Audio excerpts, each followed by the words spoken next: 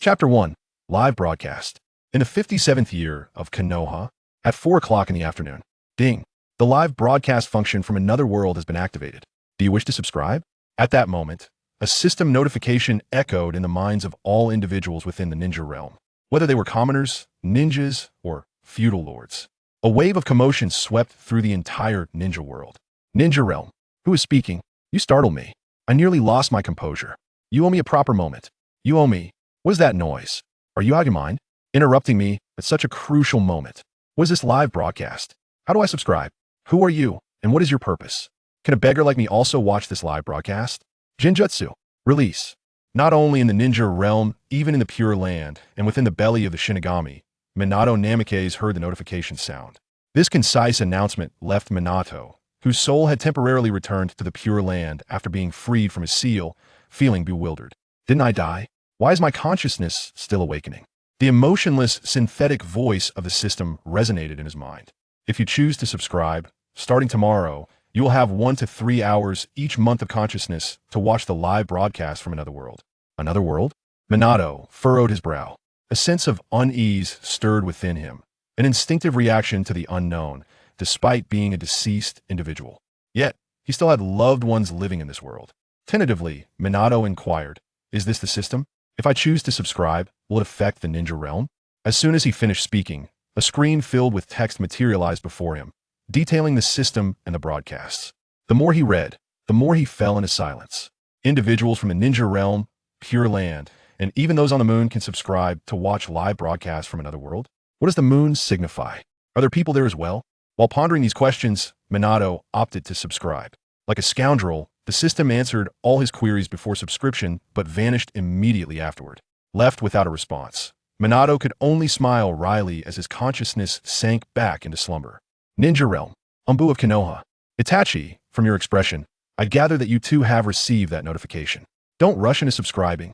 I was about to subscribe first and gradually understand the system's information, but as soon as I did, the system vanished outright. Now, all the information about the system rests on your shoulders. Uchiha Itachi nodded solemnly. Leave it to me. Moments later, Itachi's pupils suddenly constricted as if he had seen something shocking. Kakashi, standing beside him, asked, "Is there something wrong with the system?" Itachi opened his mouth, momentarily at a loss for how to articulate his thoughts. What he had just witnessed was overwhelmingly astonishing. After collecting his thoughts, Itachi explained to Kakashi, "It pertains to the world where the broadcaster resides. There are no ninjas there, only ordinary people. Yet they possess a force they are unaware of, known as willpower." Pausing for a moment, Itachi continued, "Willpower can create anything, even deities that exist solely in myth. Everything about our ninja realm, including its history, is merely a narrative in the broadcaster's world, existing solely because of willpower." Kakashi, who had been expressionless, was momentarily taken aback, then incredulously remarked, "Are you saying that the ninja realm we have lived in our entire lives, along with the flesh and blood individuals, are merely a story created by this force? How can that be?" It was indeed difficult for him to accept. Kakashi gazed at his hands, lost in thought. If all of this is true, then the people of the broadcaster's world must be our creators? Itachi shifted his gaze, continuing to read. Upon reaching a certain point, he spoke. Indeed, the introduction states that they are the creators of our ninja realm. As he spoke, Itachi hastily finished reading the remaining details, seemingly anxious that the system would disappear, and unhesitatingly chose to subscribe. He clenched his fists tightly. The live broadcast from the world of the creators might offer him a way to prevent the impending family coup.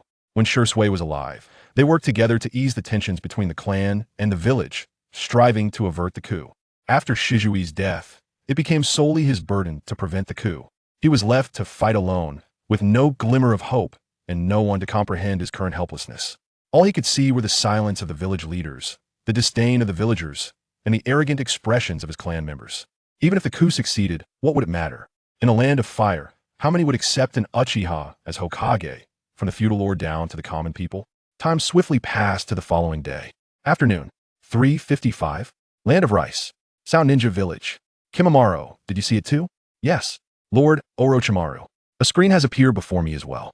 Orochimaru licked his lips, his pupils widening as he fixated on the screen, his voice becoming hoarse with amusement. A live broadcast from another world? How intriguing. He commanded, "Kimimaro, Go find Kabuto and have him document everything observed from the broadcast today. It may contain information we require. Yes, Lord Orochimaru. Kimimaro, disregarding the screen before him, bowed and swiftly made his way toward Kabuto's location. Meanwhile, on the moon, a white-haired woman wore a sorrowful expression. Upon closer inspection, tears glistened at the corners of her eyes. Kaguya gazed toward the ninja realm, her view obstructed by the screen before her. The emotions she had been nurturing were abruptly stifled. With a furrowed brow, Kaguya sat down despondently, watching the screen with a pained expression, murmuring Kurizetsu. I wish I could leave this moon for even a moment. Unbeknownst to her, the white horizontal bar and the nail-like button beside it were controls for adjusting and fixing the screen's position. Moments later, a white light illuminated the bottom right corner of the screen, drawing her attention. There, a strikingly handsome youth, seemingly around 17 or 18, appeared. At that moment, Qiuli sat at his computer desk, looking perplexed as he gazed at a small creature floating in the air. Though he had previously agreed to participate enthusiastically, feeling that the live broadcast was harmless, when it came time to turn on the camera, Qiuli found himself at a loss. The small creature was only the size of an adult's palm, entirely black, with two small horns on its forehead and a pair of tiny black wings on its back, resembling a little demon. Fortunately, only subscribers and the host could see it, or it would surely cause an uproar in that science-believing world. A voice emerged from the screen. Dabai, what should I do next? Dabai flew toward the dining table, pulling out the plastic fork stuck in a small cake, striking a charging pose. Go for it, host. First, perform a talent show for them. How about dancing to Pure Land? It was hard for the people of the ninja realm to fathom. This little creature, is it truly the same system that appeared cold and aloof yesterday? Qiuli responded decisively. I don't know how to dance. Dabai discarded the fork, stroking its chin in contemplation. Dancing to Laser Rain is also an option. It doesn't require much skill. Qiuli's expression darkened. Dabai, if you keep being mischievous, I want to help you with the broadcast. Chapter 2. Short videos from the modern era. If Dabai were not the companion that had grown up by his side, with whom he shared a deep bond, he would never agree to assist in its live broadcast task. He detested the feeling of being in the spotlight. At present, he didn't even know whom the broadcast was intended for, only that they were not from this world. Dabai insisted on keeping his secret, promising to reveal the details when the time was right. Due to his social anxiety, Dabai had even disabled the live comment feature, resulting in viewers discussing the broadcast content only offline. Of course, this was what Dabai had told him. Whether Dabai had ulterior motives remained unclear to Qiuli. Gaga, I was just joking with you. You can broadcast however you like, do whatever you want, they won't mind. You needn't be anxious. Host, they are a harmonious bunch. Qiuli nodded, pulling out his phone. Then I'll just use my phone to scroll through short videos during the live broadcast. After all, it's only for less than 3 hours, and ITLL passed quickly. On the moon, Kaguya watched as the handsome youth took out his phone, causing the entire screen to illuminate. With the language translated by the system, she could easily comprehend their previous conversation. Kaguya fell into contemplation, analyzing the situation in her mind.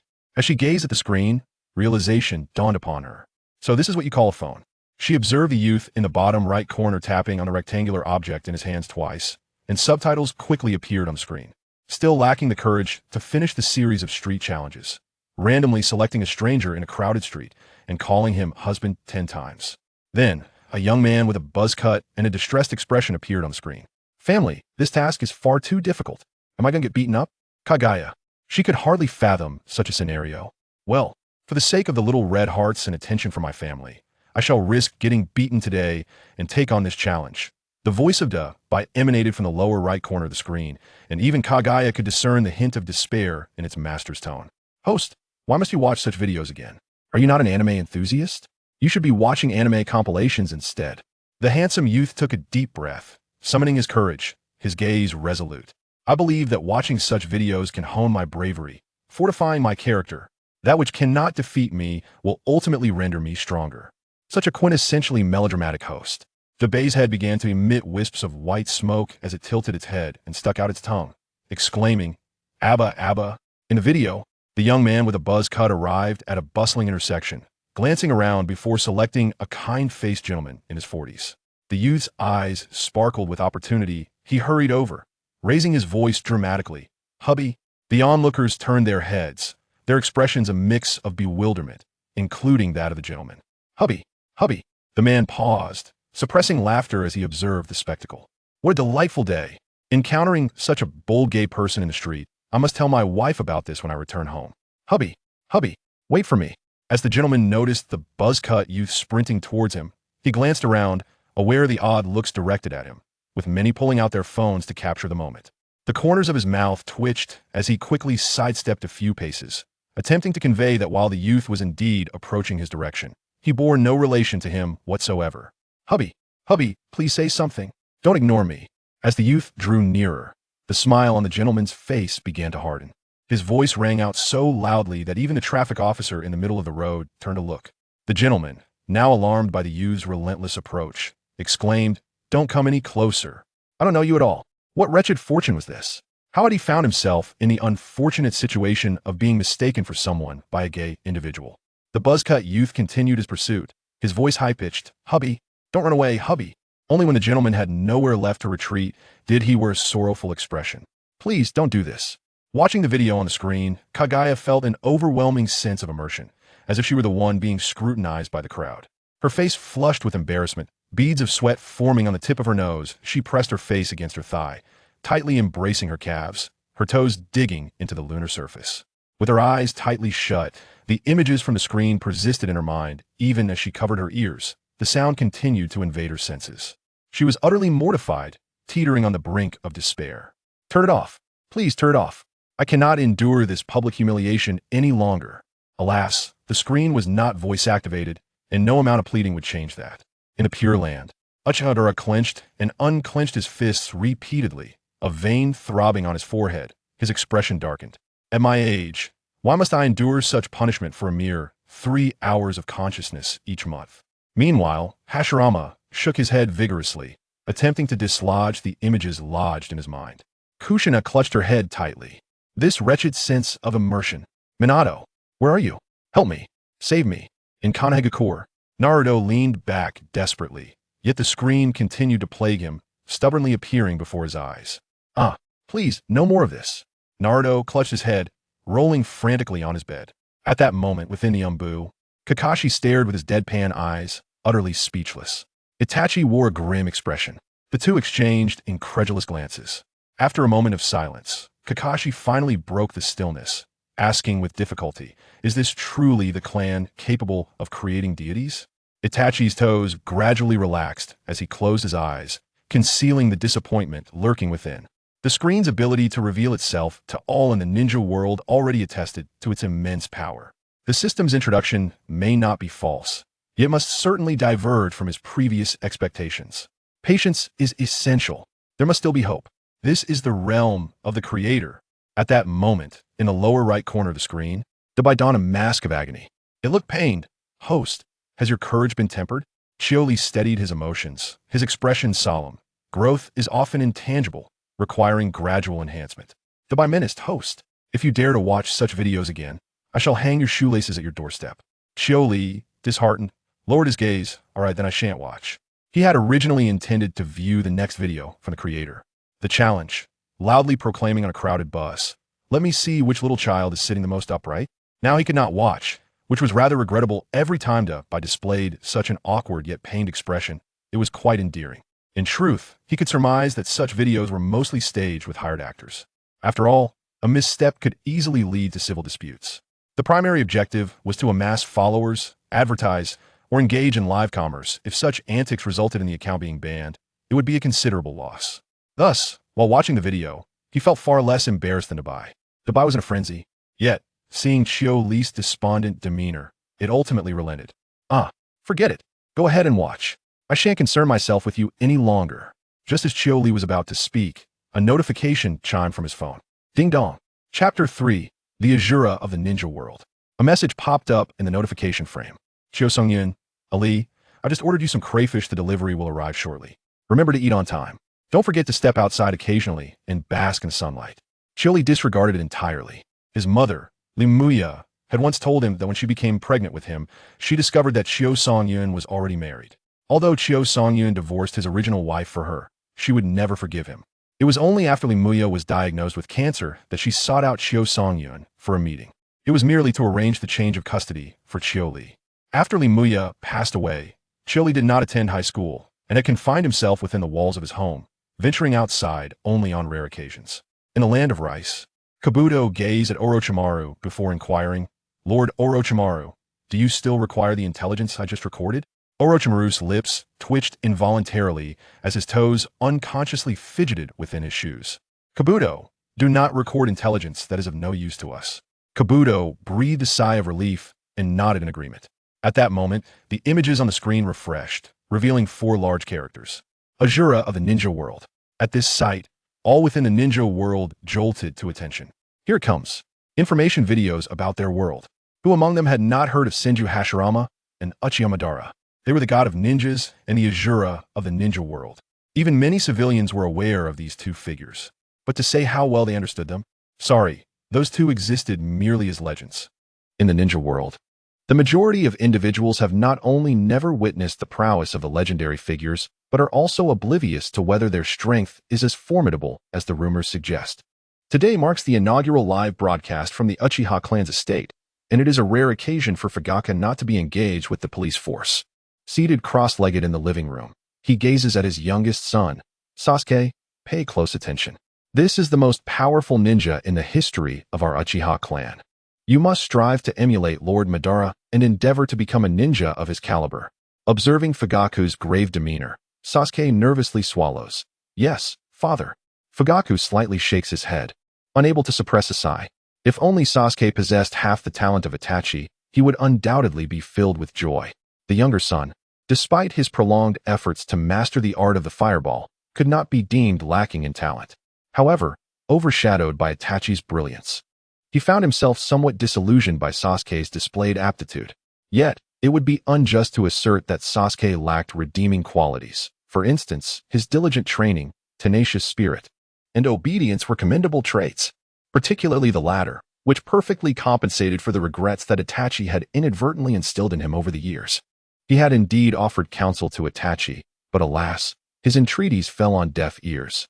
Many clan members remained steadfast in their belief that the village's elite and the ignorant villagers feared the Uchiha Sharingan, leading to their ostracization. Simultaneously, in the land of Earth, Inoki could not suppress a twitch upon hearing the name Madara. He reminisced about his childhood admiration for his second teacher, who had been utterly powerless before Uchiha Madara. Does the Akatsuki organization possess any intelligence regarding that masked man? Pain, with his eyes glowing with a haunting purple light, was intensely focused on the screen before him. He was the prophesied child capable of altering the fate of the ninja world, having awakened the Rinnegan. It remained uncertain whose power surpassed the other, his or that of the masked man. He hoped the live broadcast from this creator's world would unveil the answer. This will determine his future attitude towards the masked man. In the Pure Land, Obito crossed his arms over his chest, disdainfully remarking, "Is this live broadcast meant to expose my intelligence? Humph. So what? Aside from Hashirama, everyone in the ninja world appears to him as mere insignificant creatures. What does it matter if they learn of his intelligence? As long as Nagato employs the Rinne rebirth technique to revive him, no one in the ninja world can impede his path." Nevertheless, a flicker of curiosity ignited within Obito's heart. "This is the first time I have witnessed information regarding the inhabitants of the ninja world during a live broadcast. Aside from him, there will undoubtedly be intelligence concerning other ninjas in the future, perhaps even that of Hashirama." In the next moment, a photograph appeared on the screen. This photograph is extraordinarily stunning, profoundly reshaping the perceptions of everyone in the ninja realm, causing nearly all to gasp in astonishment. Is this the legendary Shura of the ninja world? Madara gazed at the screen, where a version of himself clad in a revealing maid outfit, with an alluring figure, was displayed.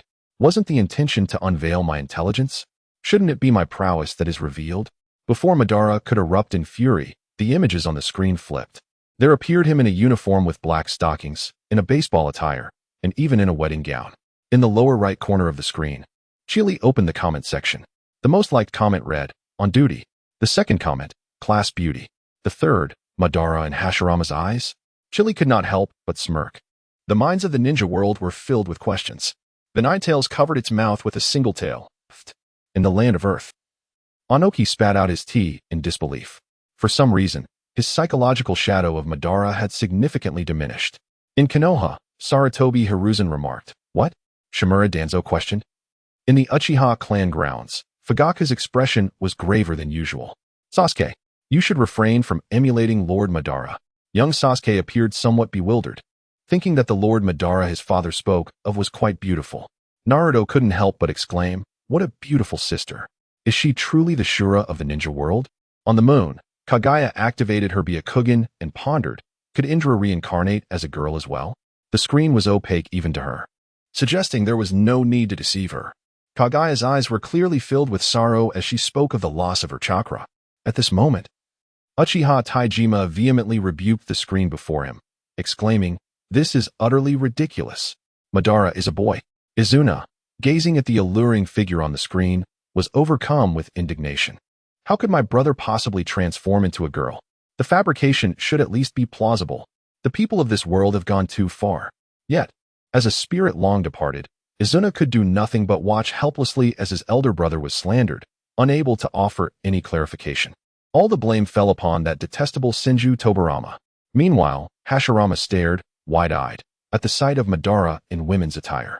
His heart was in turmoil, unable to find peace. There was no mistaking it. Even if Madara were to turn to ashes, Hashirama could identify him. With disbelief, he exclaimed, "This cannot be real. Madara. Oh, right. Madara stands to urinate. How could he possibly be a girl?" Hashirama felt a surge of injustice for his dear friend. Isn't this just slander? Given Madara's temperament, he must be enraged to see such fabrications of his likeness. Fortunately, he was clever and quick to react. Had he delayed, Madara might have become an unattainable ideal for him.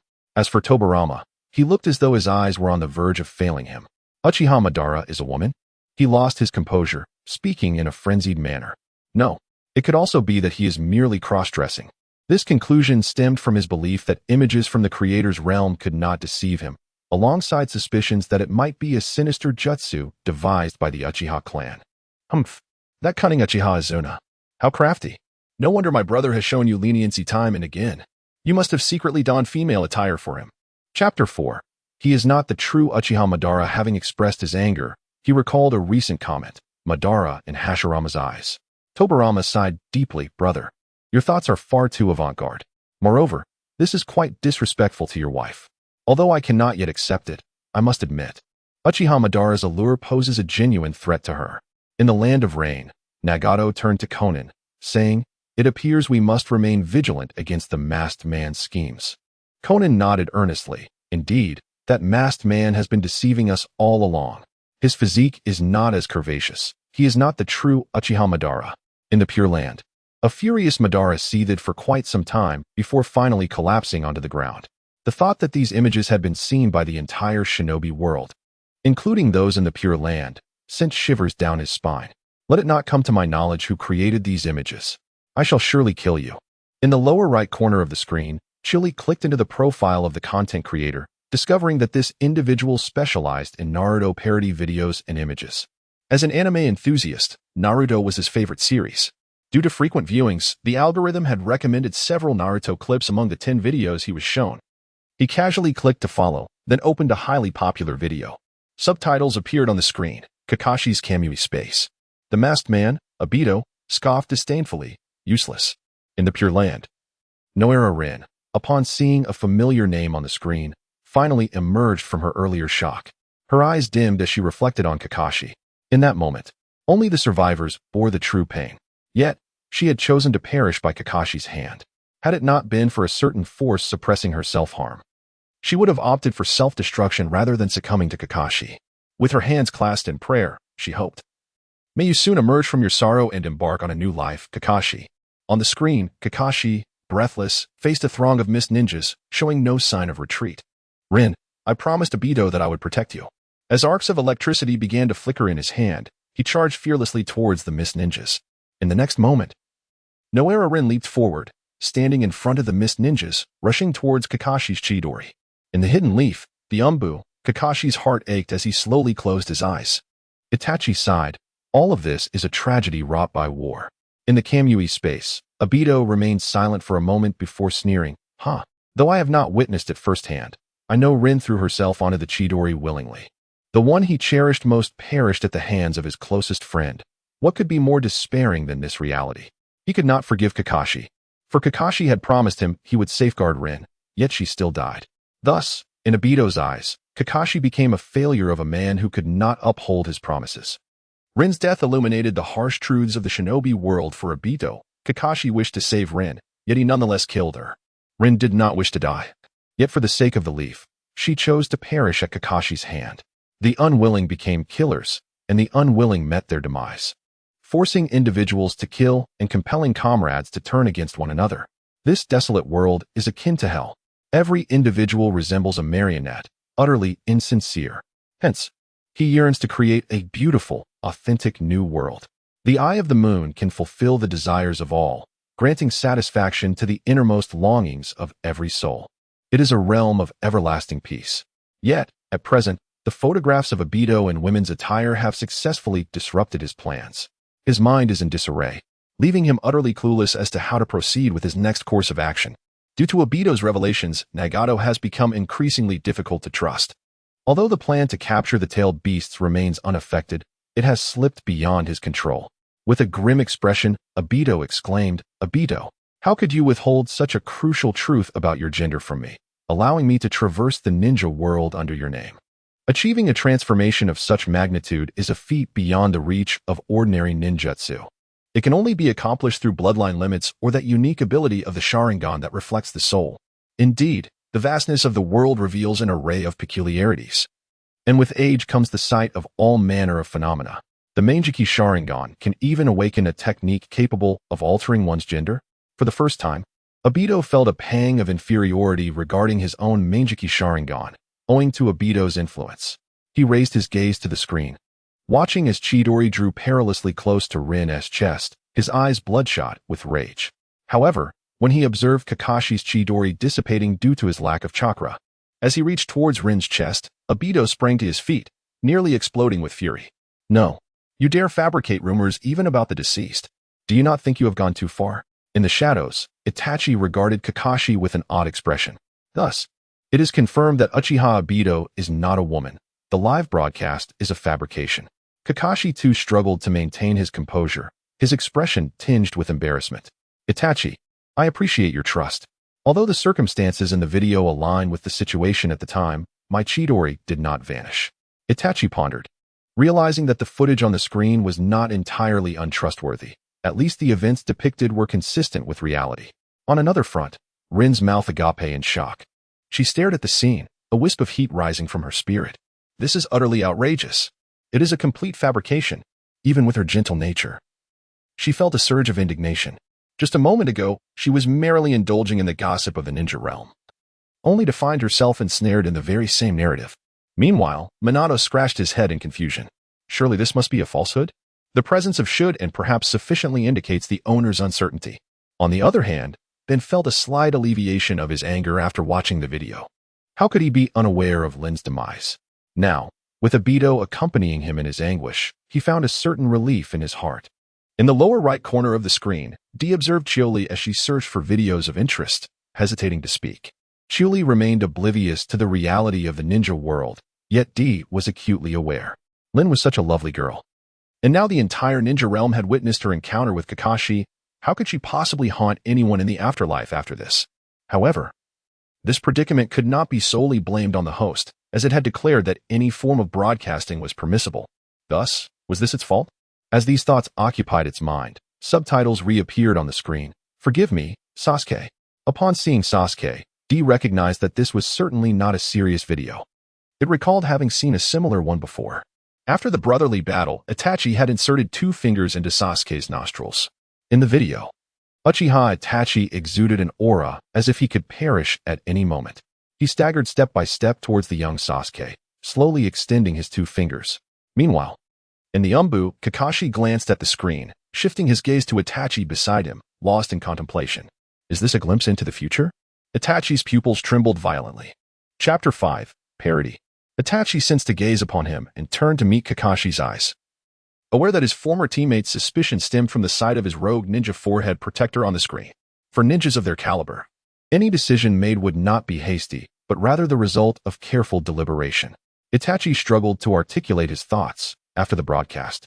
"I will seek an audience with the Hokage to clarify the situation." Kakashi nodded slightly.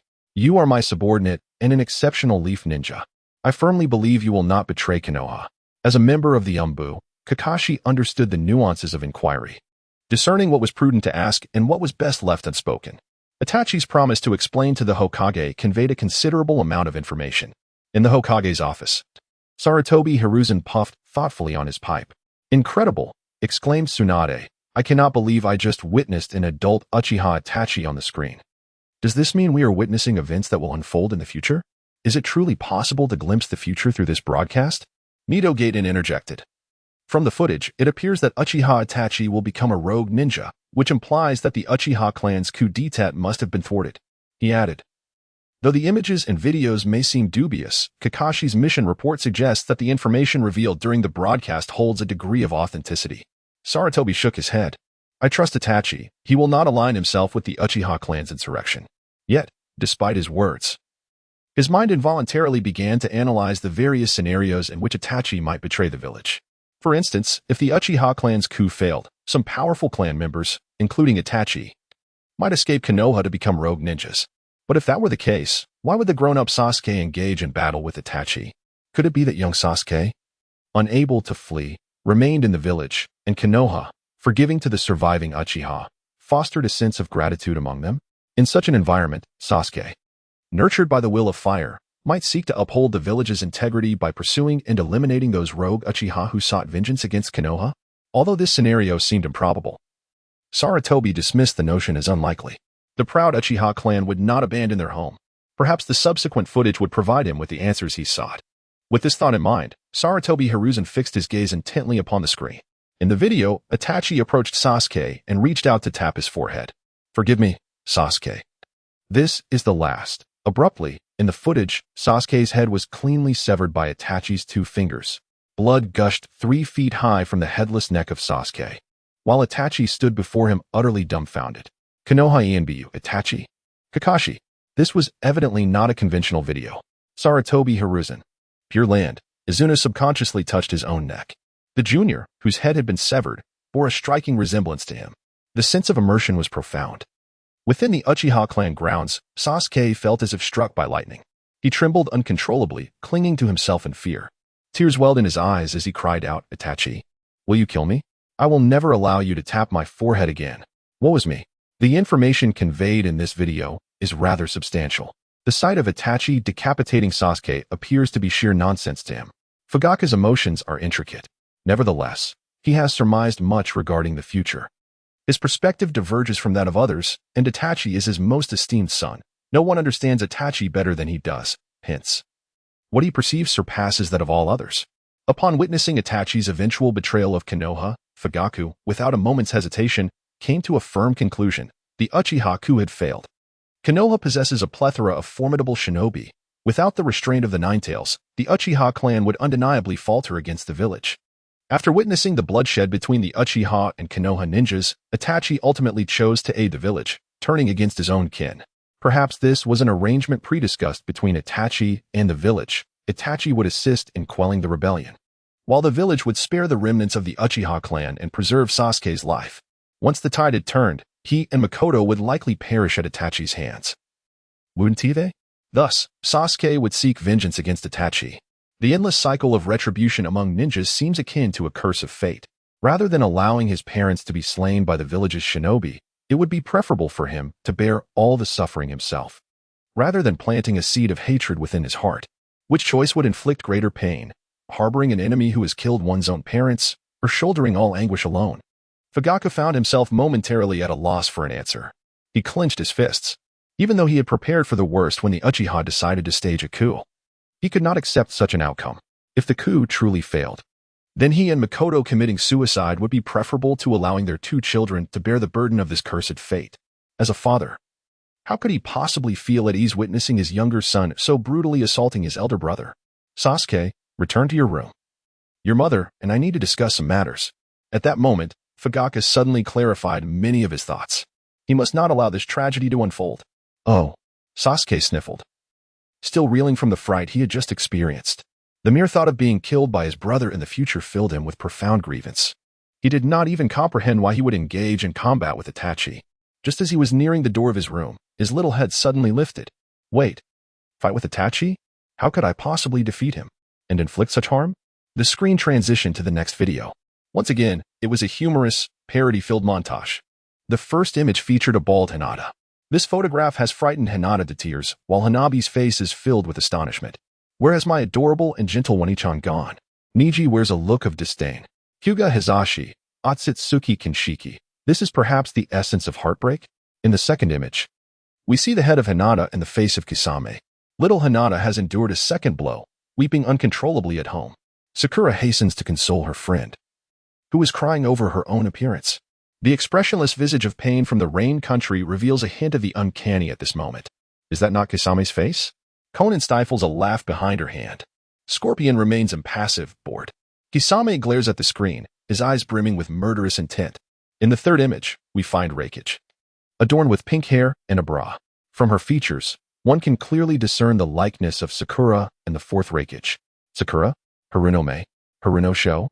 Naruto wears a conflicted expression. Is this what Sakura looks like as an adult? In the Hidden Cloud Village, the fourth Reikage smashes his desk with a fist, exclaiming in exasperation, "Ah, you worthless scoundrel." Killer Bee, taken aback, remarks, "Yo, did you see that? That's your brother." Haha. Darui clutches his face, suppressing laughter. I must not laugh. This is the Reikage, after all. At this moment, most ninjas in the ninja world begin to feel a chill of dread, with few relishing the spectacle. The total number of prank photos in this live broadcast remains a mystery, turning it into a public spectacle akin to execution. What if this fire spreads to them? That would be premature amusement indeed. After viewing these three images, the majority of the ninja world comes to a realization. Chapter 6. Derivative Stories. So, the photos of Uchiha Madara were also fabricated? Indeed, that is correct. But why do you appear so disappointed?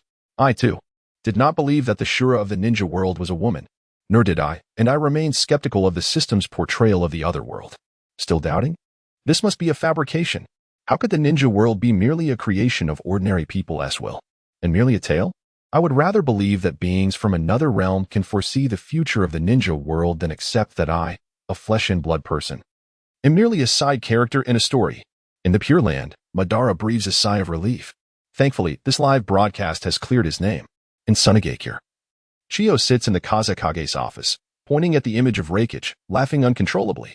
Is she not afraid of laughing too soon? Chiyo is unbothered, having lived a long life. She has become quite indifferent to such matters. On the screen, the fourth photo appears. Chiyo in a swimsuit. Chiyo's body trembles, her laughter abruptly ceasing. Ebi. Rashi. Scorpion. Grandma, you certainly maintain a youthful spirit. In the short book street, Tsunade sees her old rival in a swimsuit and can no longer contain herself, erupting into laughter. The fifth photo features Kisame, puffing out his cheeks, lips firmly shut, his head slightly tilted back, revealing two large nostrils. His face appears round and oversized. In the land of water, Kirigakure, the laughter rings out. Ha ha, this Kisame is adorably hideous. Mei Terumi's eyes crinkle with laughter, forming crow's feet. The sixth image, the dog llama. The explosive nature of this photograph is hardly inferior to that of the feminine-clad figures. It features a dog that bears a striking resemblance to the nine-tailed fox. Both Whirlpool Mito and Kushina found themselves struck by humor, utterly breaking down in laughter. Particularly Kushina, who lay on the ground, clutching her belly, unable to cease her mirth. Haha. Ninetails, you bear an uncanny resemblance to this canine. In Sunagakure, Gaara shouted in exasperation, covering his ears, "Stop laughing. Ha ha ha, you little brat. Who are you to dictate my laughter? I shall laugh. Ha ha ha ha." The Ninetails often employs its tails to delineate the strength of tailed beasts. Naturally, one-tail Shikaku is the least fond of the Ninetails. Now, upon witnessing this canine, its mocking laughter is the loudest of all. In the ceiling space, the Ninetails flailed wildly in agitation. Just then, a knocking sound echoed through the screen. In the lower right corner of the screen, Qiuli rose to the door to retrieve a large takeout order. The barbecue restaurant was conveniently located at the entrance of the community, and the delivery was prompt. "Dabai, it's time to eat." Qiuli had attempted to resist, urging Chiyo Song-yun to cancel the order, even going so far as to refuse to answer the door. However, if he did not collect the food, Chiyo Song-yun would come personally to deliver it. Should he refuse to open the door, he would resort to calling a locksmith to gain entry into Qiuli's home. Chiyo Song-yun, who runs a hotel, had a habit of sending varied dinners each night, and they were not inexpensive. After discarding a few meals, Qiuli began to feel a twinge of regret, accompanied by a hint of guilt. Such waste of food seemed a sin. Even when Li Muya prepared dishes that were less than palatable, he would make sure to finish every grain of rice in his bowl. He genuinely yearned to distance himself from Qiu Songyun. Li Muya was entirely blameless, yet Qiu Songyun's original wife was equally innocent. Such a scoundrel. Even if he were her biological father, Qiuli would prefer to keep her distance. Who could possibly know whether Qiuli also views himself as someone who could be easily replaced? Of course, Qiuli is not devoid of merits. He possesses a profound self-awareness, recognizing that Qiuli finds him bothersome. Thus, he seldom intrudes upon her unless absolutely necessary. Qiuli placed the takeout box on the dining table and turned to fetch her phone from the room, while Dabai eagerly opened the lid. Wow, it smells divine. Dabai's eyes sparkled with delight as drool dripped from its mouth. As a tangible entity, it does not experience hunger, but it indulges in meals purely out of craving. And how intense is that craving? It has even sneakily sampled the unused cat litter at Qiuli's home. When Qiuli returned to the dining table with her phone, Dabai had already seized a small crayfish and was devouring it. Each time they dined, Qiuli would immerse herself in novels or music, not only during meals, but even while washing clothes, cleaning, or going out. She would always have earbuds nestled in her ears. The denizens of the ninja realm exhaled a collective sigh of relief as the footage on the screen was cut. While the images were amusing, they feared becoming the subject of public ridicule themselves. The keywords displayed on the screen from the ebook store astonished many. Naruto, the multiverse of Konoha. Starting from Naruto, what are these books? Why do they all pertain to Konoha and Naruto? Wasn't it said that our world is merely a narrative spun by the streamer? Could these be derivative stories? Do these derivative tales truly exist in other realms? It is astonishing. Who would have imagined that the ninja world harbors such spin-offs? This streamer's family must be quite affluent, as even dinner is delivered by servants. In the bottom right corner of the screen, Qiuli scrolled through and discovered a book titled The Immortal Emperor Descends to the Ninja World. Upon entering the details page, she found it to be a book with 0 negative reviews, albeit with only a handful of evaluations. A 5-star recommendation from a decade-long reader. This is a work worth staying up all night to read. It is the best fanfiction I have encountered. Another 5-star review. It's captivating. It made me weep. The writing is exceptional. A third 5-star commendation. Both the character design and plot are ingeniously crafted. This is an extraordinarily enjoyable novel. As she perused further, the comments continued in a similar vein. The youthful Qiuli activated the audiobook feature and set her phone aside. The Immortal Emperor Descends to the Ninja World? Upon seeing the title, the denizens of the ninja realm were taken aback. The story begins with a grand battle between deities and demons. The protagonist, Xiao Fan, is ambushed and gravely wounded, teetering on the brink of death, filled with resentment. How could it be that I, Xiao Fan, have endured countless hardships to ascend to the realm of the Immortal Emperor, only to be betrayed and attacked by my own partner today? Am I to perish in this divine conflict? Following this, there is an extensive introduction detailing the Immortal Emperor's state of eternal life, the ability to obliterate life within a 1,000,000-mile radius with a mere gesture, the power to kill from 1,000 miles away with a thought, and the capacity to annihilate with a single glance, among other extraordinary abilities. This introduction left the people of the ninja world in a state of astonishment. Such formidable abilities were simply unprecedented. Immortality? To annihilate others from such a vast distance merely by thought? This celestial emperor, Xiao Fan, though his name is peculiar, possesses terrifying strength. With a mere flick of his hand, he can devastate an area spanning 100,000 miles. Hashirama's eyes nearly bulged out. Is this the immortal created by the world of the creator? To eliminate an adversary with just a glance? How magnificent! How desirable! Minato also widened his eyes, bewildered, exclaiming, truly impressive. Madara furrowed his brow. Is this celestial emperor truly so powerful? Chapter 7. Sisters and brothers from this perspective. Even if he were to become the Ten-Tails Jinchuriki, it would seem that he is far from being a match for Xiao Fan. Should Xiao Fan descend into that ninja world, would it not disrupt the Moon Eye plan of that realm? It appears that my counterpart in another world has indeed met with failure. In the Hokage office of Konoha, Sarutobi Hiruzen, puffing on his pipe, pondered. Why does it all pertain to Konoha? Won't this expose the intelligence of our ninjas? Tsunade, standing nearby, expressed her concerns. If it truly gets exposed, it would spell disaster. If any intelligence regarding a Konoha ninja were to be revealed, it could lead to them being specifically targeted by enemy ninjas or rogue ninjas during their missions outside the village. After a brief moment, the narrative on the screen finally unfolded. Xiao Fan was struck down by an unexpected blow, his soul drifting into the ninja realm.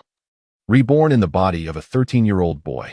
What followed was a description of the boy's appearance, which could be succinctly summarized in one phrase: though merely 13, he was undeniably handsome. In a small tavern on Tongzi Street, Tsunade curled her lips in disdain. Jiraiya's writing is far superior to this. Beside her, Shizune vigorously nodded in agreement. Indeed, Lord Jiraiya's tales of the gallant ninja is truly inspiring. Tsunade, with a puzzled expression, queried, "What is this tales of the gallant ninja?" The story on the screen continued. The place of Xiao Fan's rebirth was known as Tongzi Street, and a thought crossed his mind. Is Tsunade here? He first ventured to the casino, where he fortuitously encountered Tsunade and Shizune. Placing reverse bets, he managed to win a considerable sum from the unsuspecting patrons. Later that evening, he again stumbled upon Tsunade in a small tavern. In the lower right corner of the screen, Qiuli began to sense that the situation was not as straightforward as he had initially imagined, particularly regarding Xiao Fan's endearing manner of addressing Tsunade as Sister Tsunade. With words dripping with affection, the character's facade has crumbled, rendering it utterly unbearable to witness. It is evident that he has been deceived by the book's favorable reviews. Qiuli gazed at her greasy hands, a faint smirk gracing her lips. Never mind. I shall continue listening. At worst, I will waste a bit of time. And after finishing my meal and washing my hands, I will remove this novel from the shelf. Jingyin looked at her with admiration. Truly, Lady Tsunade is remarkable. Even figures as exalted as the Sage of Six Paths address her as sister. Tsunade's popularity in this alternate realm must be immense, as it is clear they hold her in high regard, especially the author of this book. Tsunade took a swig of alcohol, her complexion slightly flushed, suppressing her pride. She raised an eyebrow and remarked, "That may be true, but our location has been revealed. It seems we must vacate Shortbook Street for a while." Just as Tsunade and Jingyin were rising to leave the tavern, the story on the screen once again shattered their perceptions. Jiraiya could hardly believe his ears. What was this? On the first day, he was called sister, and by the second day, he was being referred to as Tsunade's younger brother? And there was physical contact? The pace of developments was astonishing. Jealousy twisted Jiraiya's features. What? Is it truly so easy to win over the legendary Tsunade of the Leaf? By the third day, he was already calling her darling, solidifying their relationship. This Xiao Fan is indeed the Sage of Six Paths. By the fourth day, he had captured one of the legendary Sannin. What sage? This is not his previous life. Has he not lost all his powers? He must start his training anew.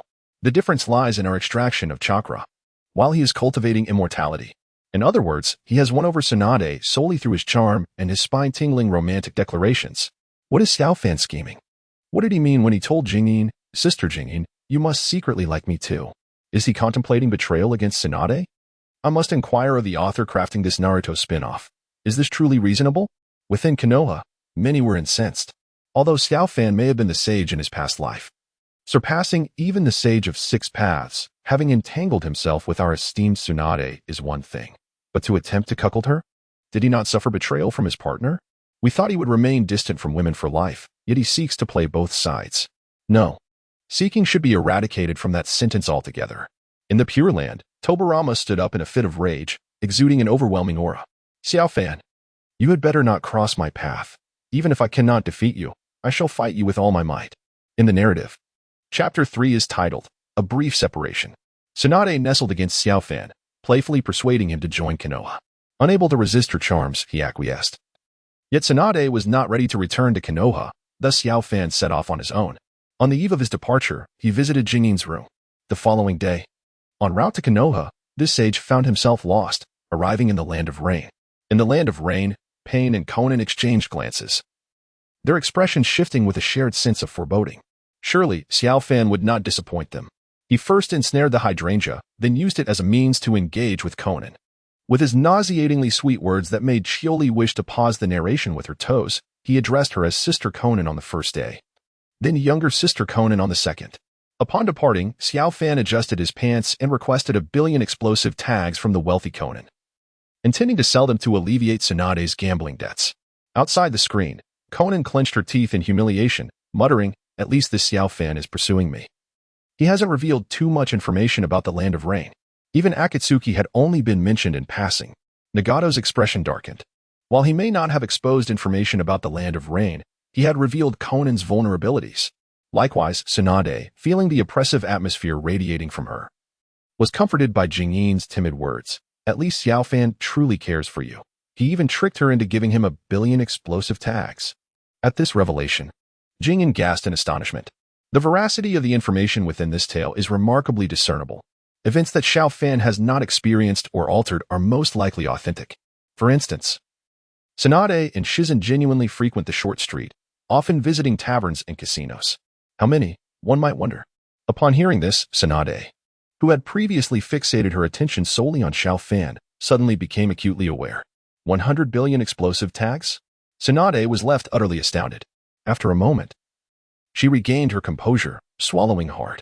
Does the entire ninja world even possess a stockpile of 100 million explosive tags? 100 billion explosive tags, what an astronomical value that must hold. The potency of a single explosive tag is comparable to a ninja unleashing a jutsu. And in critical moments, they can be life-saving. Their price is certainly not trivial. 100 billion explosive tags would be more than sufficient to obliterate a major ninja village. Surely, one could devise a method to accomplish this with ease. For instance, one could partition the 100 billion explosive tags into 1,000 bundles, with each billion tagged with a summoning seal, and then employ a flying summoning beast to soar over a ninja village, systematically releasing the prepared explosive tags in droves. Chapter 8. The wealthy lady. Which ninja village could withstand such an onslaught? The vicinity of the ninja village would be left in utter ruin, especially during times of war.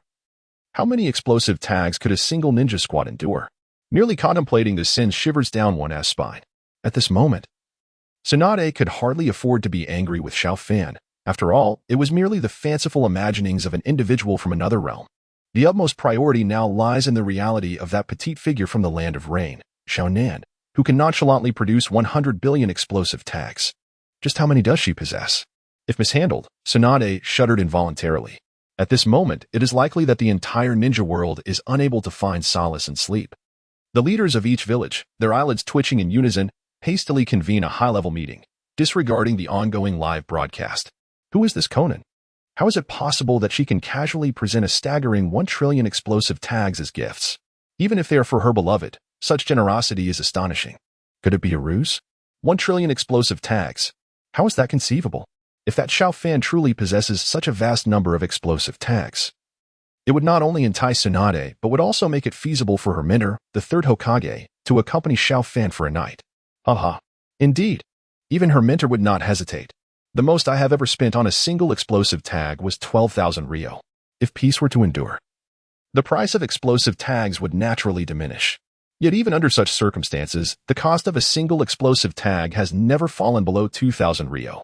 Tomorrow, I shall venture to the entrance of the Rain Country. The woman chosen by Xiaofan must be an exquisite beauty, unparalleled across the entire ninja realm. If I were to win her favor, fortune would surely smile upon me. Hee, I will accompany you tomorrow. Alas, I shall refrain from competing with you all. Given my appearance, tomorrow, I shall seek out a capital city of a great nation to purchase a finer pillow, hoping to frequently dream of my goddess, Conan. If any of you encounter the goddess Conan, please do me the favor of stealthily capturing a photograph. Otherwise, I shall be devoid of material even for my dreams. The term wealthy lady carries an inherent allure, especially when it pertains to a woman of striking beauty. In the black market, Kakuzu, clad in a dark outfit adorned with red clouds and bearing the lifeless body of a companion, felt as if struck by a bolt of lightning upon receiving this news. He lingered at the entrance of the exchange for a considerable time. Where could Conan possibly acquire 1 trillion explosive tags? Such wealth is unattainable even after a lifetime of bounty hunting.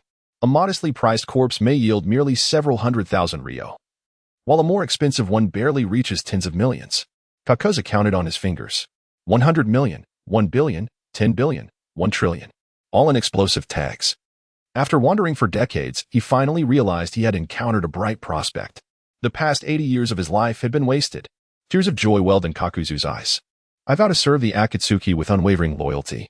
Jiraiya, still traveling through the ninja world, smiled. Indeed, Conan has blossomed into a beautiful young woman. Her mastery of paper jutsu has also developed remarkably over the years. It is a pity I have not heard any news of Nagato and Yahiko. Moments later, Jiraiya suddenly looked up. Of course, how did I not think of this before? A young and beautiful wealthy lady makes for an excellent subject. Ahahaha. Truly, I am remarkable. The tale on the screen continues. However, the title of this chapter is Kushina and Makoto. Konoha, in the dark corners of the village. Itachi and Kakashi felt an unmistakable surge of murderous intent as they gazed at the screen. Uchiha clan. Fugaka slammed his hand on the table in anger. What does this title signify? What are you planning? Huh? The 6-year-old Sasuke, still naive to the intricacies of the situation, sensed the ominous tone of his father's voice outside and understood that something unfavorable was about to unfold. His small face puffed up in indignation as he glared at the screen. Makoto, in the Kamui space, Obito clenched his fists, veins bulging from his arms, teeth gritting audibly. You have truly gone too far. While he could ruthlessly extract the Nine Tails, it did not imply a lack of respect for his mentor. Once the Eye of the Moon plan succeeds, all those who perish due to him would be revived. Just as the story depicted Xiao Fan strolling along the streets of Konoha, unexpectedly encountering Kushina and Makoto shopping for groceries, the narrative reached a pause. In the lower right corner of the screen, Aki and Bai, having finished washing their hands, breathed a sigh of relief. Thankfully, they devoured the crayfish quickly. Otherwise, they would have been subjected to hearing Sister Kushina and Sister Makoto. This immortal emperor is simply outrageous. Qiuli picked up his phone and looked at Dabai with concern. Are you all right? Do you need me to cleanse your mind? Dabai nodded weakly and struggled to speak. It feels like I've been force-fed a pile of excrement. The Ninja World spectators. Is that description serious? Qiuli's lips twitched. Well then, let's mutually torment each other. The next moment, I've dried my silence. Regret burns with impulse. Hearing the familiar melody. Dabai paled in horror. Stop. Enough. That's enough. My mind is already cleansed.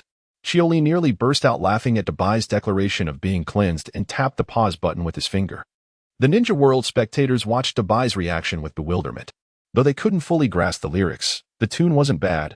Was the system overreacting? They had no idea. The first time Qiuli and Dabai encountered that blue man's video, they had been tormented all night. An entire night of tossing and turning, unable to sleep. Their minds haunted by that blue man's hip swing. Utterly addictive. Dabai exhaled in relief. Host, I thank you for your concern. Thank you. Qiuli raised 3 fingers solemnly. It's 3. Thank you. Dabai scoffed. You, a failing student, teaching me English? The parrot outside the convenience store knows more words than you. Nonsense. I scored over 30 in English. TCH. Without multiple choice and true-false questions, could you even hit 30? Qiuli fell silent. Guilty as charged. His former English teacher once remarked. Every time I finish a lesson, I can see in Qiuli's eyes that pristine clarity, utterly untainted by knowledge. Qiuli felt he knew more Japanese than English, and that was only from watching anime. Truly, interest is the best teacher. After years of being a shut-in, the English words he still remembered were few. For example, yes, no, iPhone, seen MD, emo. If Dabai knew his thoughts, it would surely scoff. Him, knowing more Japanese? Wasn't he the one who once searched for a tragic Japanese drama, only to realize halfway through when a character suddenly cursed in Korean that he'd picked the wrong film? As if struck by a thought, Qiuli reopened the novel app and left a 5-star review for Naruto. The Immortal Emperor descends upon the ninja world. Review. The goods arrived, and I couldn't wait to open them. The flavor matches the seller's description perfectly, fragrant, soft, and sticky. Great value, fast shipping. Arrived in 2 days. 5 stars. Dabai. Ninja World spectators. After leaving the review, Qiuli opened another short video app. Chapter 9. A tough guy's hobby. Personalized video recommendations are cultivated by one's own viewing habits. The more you watch a certain type of content, the more it gets pushed to you. Take, for example, the account of one of Qiuli's former classmates. Daytime, nothing but beauties and legs. Nighttime, nothing but food and horror. When Qiuli opened the app, the first video featured an adorable kitten. His expression stiffened. This is being live-streamed right now. Better not let anyone discover this tough guy's soft spot. After enduring for 5 seconds, he reluctantly swiped away, then immediately swiped back. Long pressed the video and selected Reduce Similar Recommendations. The second video, more Naruto content? Ninja World, Konoha Ambu. Kakashi stared at the meme on the screen. His expression complicated. The upper half showed young Obito pointing at the Hokage monument with his thumb, captioned, "Just you wait. One day, my face will be carved on these rocks." The lower half? Obito, crushed beneath a boulder, only half his face visible. Though it was just half his face, and not even the rock itself, Obito had technically fulfilled his wish. His face was now pressed against stone. Itachi massaged his temples in exasperation. Obito was a hero of the village. Why is this live stream filled with such videos and images? This feeling resembles the disheartening experience of witnessing a cherished youthful hero, whom one has long revered, being subjected to the mockery of beings from another realm. Kakashi sighed, suppressing the painful memories that threatened to surface. What could be done? We find ourselves powerless in this situation. Having chosen to subscribe, we must naturally follow whatever the broadcaster presents. For these ninjas, intelligence surpasses all else. In their relentless pursuit of information, they endure even the most intolerable scenes displayed during the live stream. This is the who endures what cannot be endured. Itachi gazed at the radiant smile of his comrade Obito on the screen and reflected, I have heard the villagers speak of Obito, mentioning that he was a person who greatly enjoyed assisting others. Alas, he sacrificed himself. A hint of melancholy shadowed Itachi's eyes. Had Obito not perished, he would surely have aided Shursui and me in reconciling the relationship between the village and our clan. The village had indeed offered the Uchiha clan opportunities to ascend to the position of Hokage. The second Hokage had once taken Uchiha Kagami as his disciple, while Obito had become the pupil of Minato Namikaze. These are the signals indicating that the Uchiha clan could ascend to the position of Hokage. Yet, why is it that the clan members fail to perceive this? Although the true instigator of the Nine-Tails rampage remains unknown, it was indeed the Sharingan that controlled the beast at that time. The turmoil caused by the Nine-Tails resulted in substantial losses for the village, leading to animosity from certain villagers and wariness from the village's higher-ups towards the Uchiha. From their perspective, such apprehension is not entirely unfounded. Were they in positions of authority? It would be challenging to place trust in the Uchiha, and they would likely resort to dispatching Anbu to surveil the clan. Nonetheless, this situation has bred discontent among some clan members, who contemplate a coup. It is a notion that Itachi finds difficult to accept. The current peace within the village is a testament to the sacrifices made by all the shinobi and clans of Konohagakure. The shinobi protect the village, and in turn, the village safeguards its shinobi and clans. The clan of guardians and the guarded naturally includes the Uchiha. The Uchiha coup will undoubtedly shatter this hard-won peace. Fortunately, the third Hokage adopts a conciliatory stance towards the Uchiha's insurrection. His current directive is to delay the coup for as long as possible. The reason so few are privy to the events of the Nine-Tails incident is due to the third Hokage's strict prohibition on villagers discussing the matter privately. He has even imposed severe penalties on those who dared to breach this order, fearing the villagers might learn that the Nine-Tails was controlled by the Sharingan. The villagers already harbored resentment towards the Uchiha due to the law enforcement attitudes of the security forces. Should they discover that the Sharingan was responsible for controlling the Nine-Tails, the consequences would be dire. Speaking of which, I owe the preservation of this eye to your father, Itachi. As Kakashi spoke, he instinctively covered the forehead protector that shielded his eye. Upon hearing Kakashi's words, Itachi recalled the incident. When Obito fell, the clan demanded that Kakashi return the eye that belonged to the Uchiha. It was his father who urged the clan not to cause a scene, thereby allowing Kakashi to retain his left eye. His father, who was inherently averse to conflict, why then did he support the clan's coup? Is the honor of a clan truly so paramount? Upon viewing the photograph, Rin initially felt a pang of sadness, but as the implications dawned on her, that sadness morphed into speechlessness. How outrageous. Meanwhile, observing the Uchiha youth aspiring to become Hokage, Hashirama wore a look of satisfaction. His smile revealed that this was undoubtedly a child with a heart full of kindness. Regrettably, the youthful desire for sincere connections and mutual understanding appears yet to be fulfilled. Even Tobirama found himself somewhat admiring. He had never encountered an Uchiha who exuded such a bright and cheerful demeanor. It is hoped that once the Sharingan awakens, he will not become too extreme. In Tobirama's eyes, the most radical among the Uchiha was none other than Madara. After much effort, he had managed to defeat and persuade Madara to help establish Konoha. Yet, inexplicably, upon returning from a journey, Madara sought to obliterate the village. Not only Tobirama, but many others at the time found Madara's behavior perplexing. Nevertheless, even so, Madara's contributions cannot be overlooked. It was the god of ninjas and the Shura of the ninja world who united to bring an end to the chaos of the Warring States period, establishing the Hidden Leaf Village, allowing children to be spared from the battlefield. Tobirama understood that Madara must have had his reasons for his actions, yet he remained irked by him. Such behavior was hardly worthy of the sacrifices his elder brother made for peace, bowing his head to the other four Kage. In the Kamui dimension, Obito wore a blank expression as he observed the absurd portrayal of himself on the screen. How'd all the images flickered past? Moving on to the next video, a compilation of unfortunate mishaps. A chubby child at home was flailing about as if practicing martial arts. A clumsy punch was followed by a kick, resulting in a painful thud as his toe collided with the corner of a table. On the moon, Kaguya instinctively recoiled her foot. In the streets of Shortbook, Tsunade gasped in disbelief, wincing at the sight. Ino watched the unfortunate souls on screen, some being chased by dogs, running without daring to stop, while others were being pulled along by dogs, unable to halt. There were those who stumbled over a resistance band, receiving a painful blow to the groin, and others who tripped and fell in a most undignified manner. The video, spanning over 4 minutes, was accompanied by cheerful background music, immersing the viewer in an exhilarating experience. This video has successfully brought laughter to many. As one unfortunate soul stumbled down the stairs, landing in a dramatic split, Tsunade chuckled, remarking, "If future broadcasts feature such videos, it wouldn't be so bad." As for the intelligence regarding the ninja world, it is known by all. Can it truly be considered intelligence then? Chapter 10. Young Sasuke. If everyone is aware of future information, wouldn't that lead to chaos in the ninja realm? Of course. While that is a valid concern, it would be disingenuous to claim one is entirely devoid of curiosity about the future. Shizen observed the emotionless face in the lower right corner of the screen, puzzled. Why isn't he laughing? Does he find it amusing? In the Pure Land. When Hashirama witnessed someone being struck in a sensitive area, he instinctively closed his legs. On the moon, when Kaguya saw a caretaker feigning unconsciousness before a Siberian husky, expecting it to become anxious, she was taken aback when the dog simply raised its hind leg and urinated on her face. A slight smirk graced Kaguya's lips.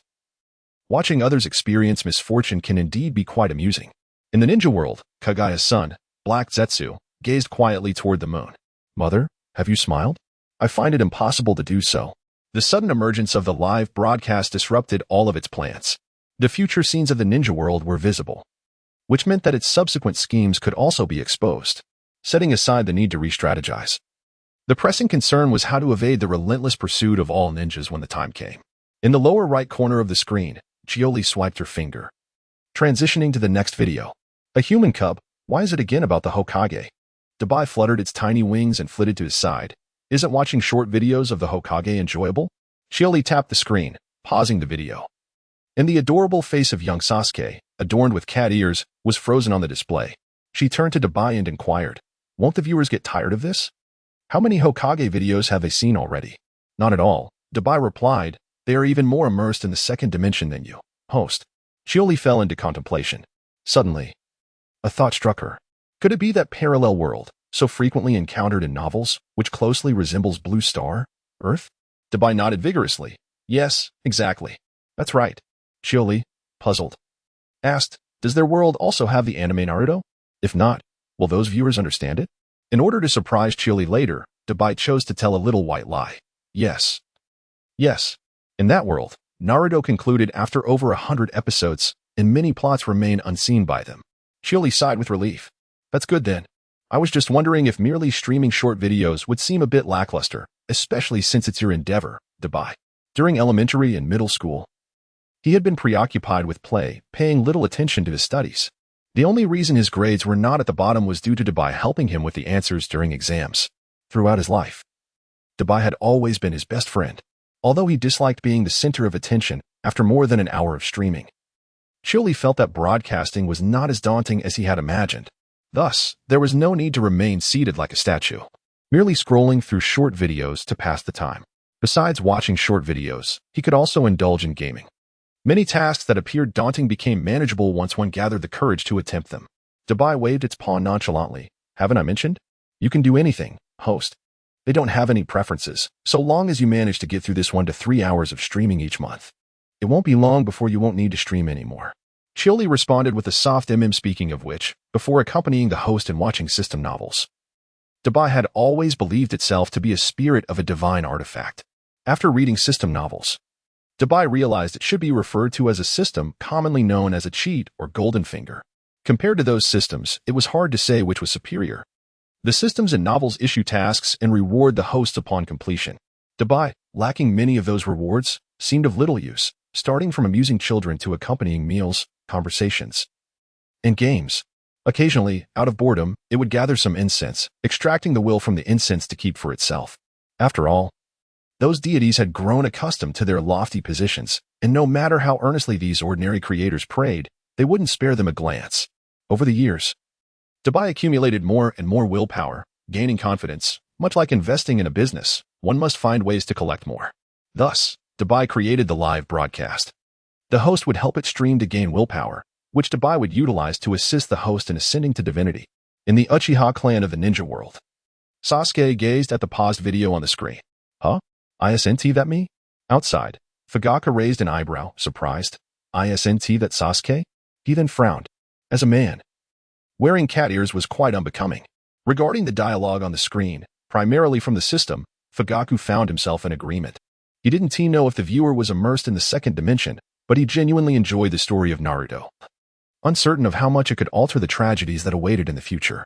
Aside from listening to the novel segment, Fugaku was deeply grateful for this live broadcast, as it allowed him to glimpse into the future.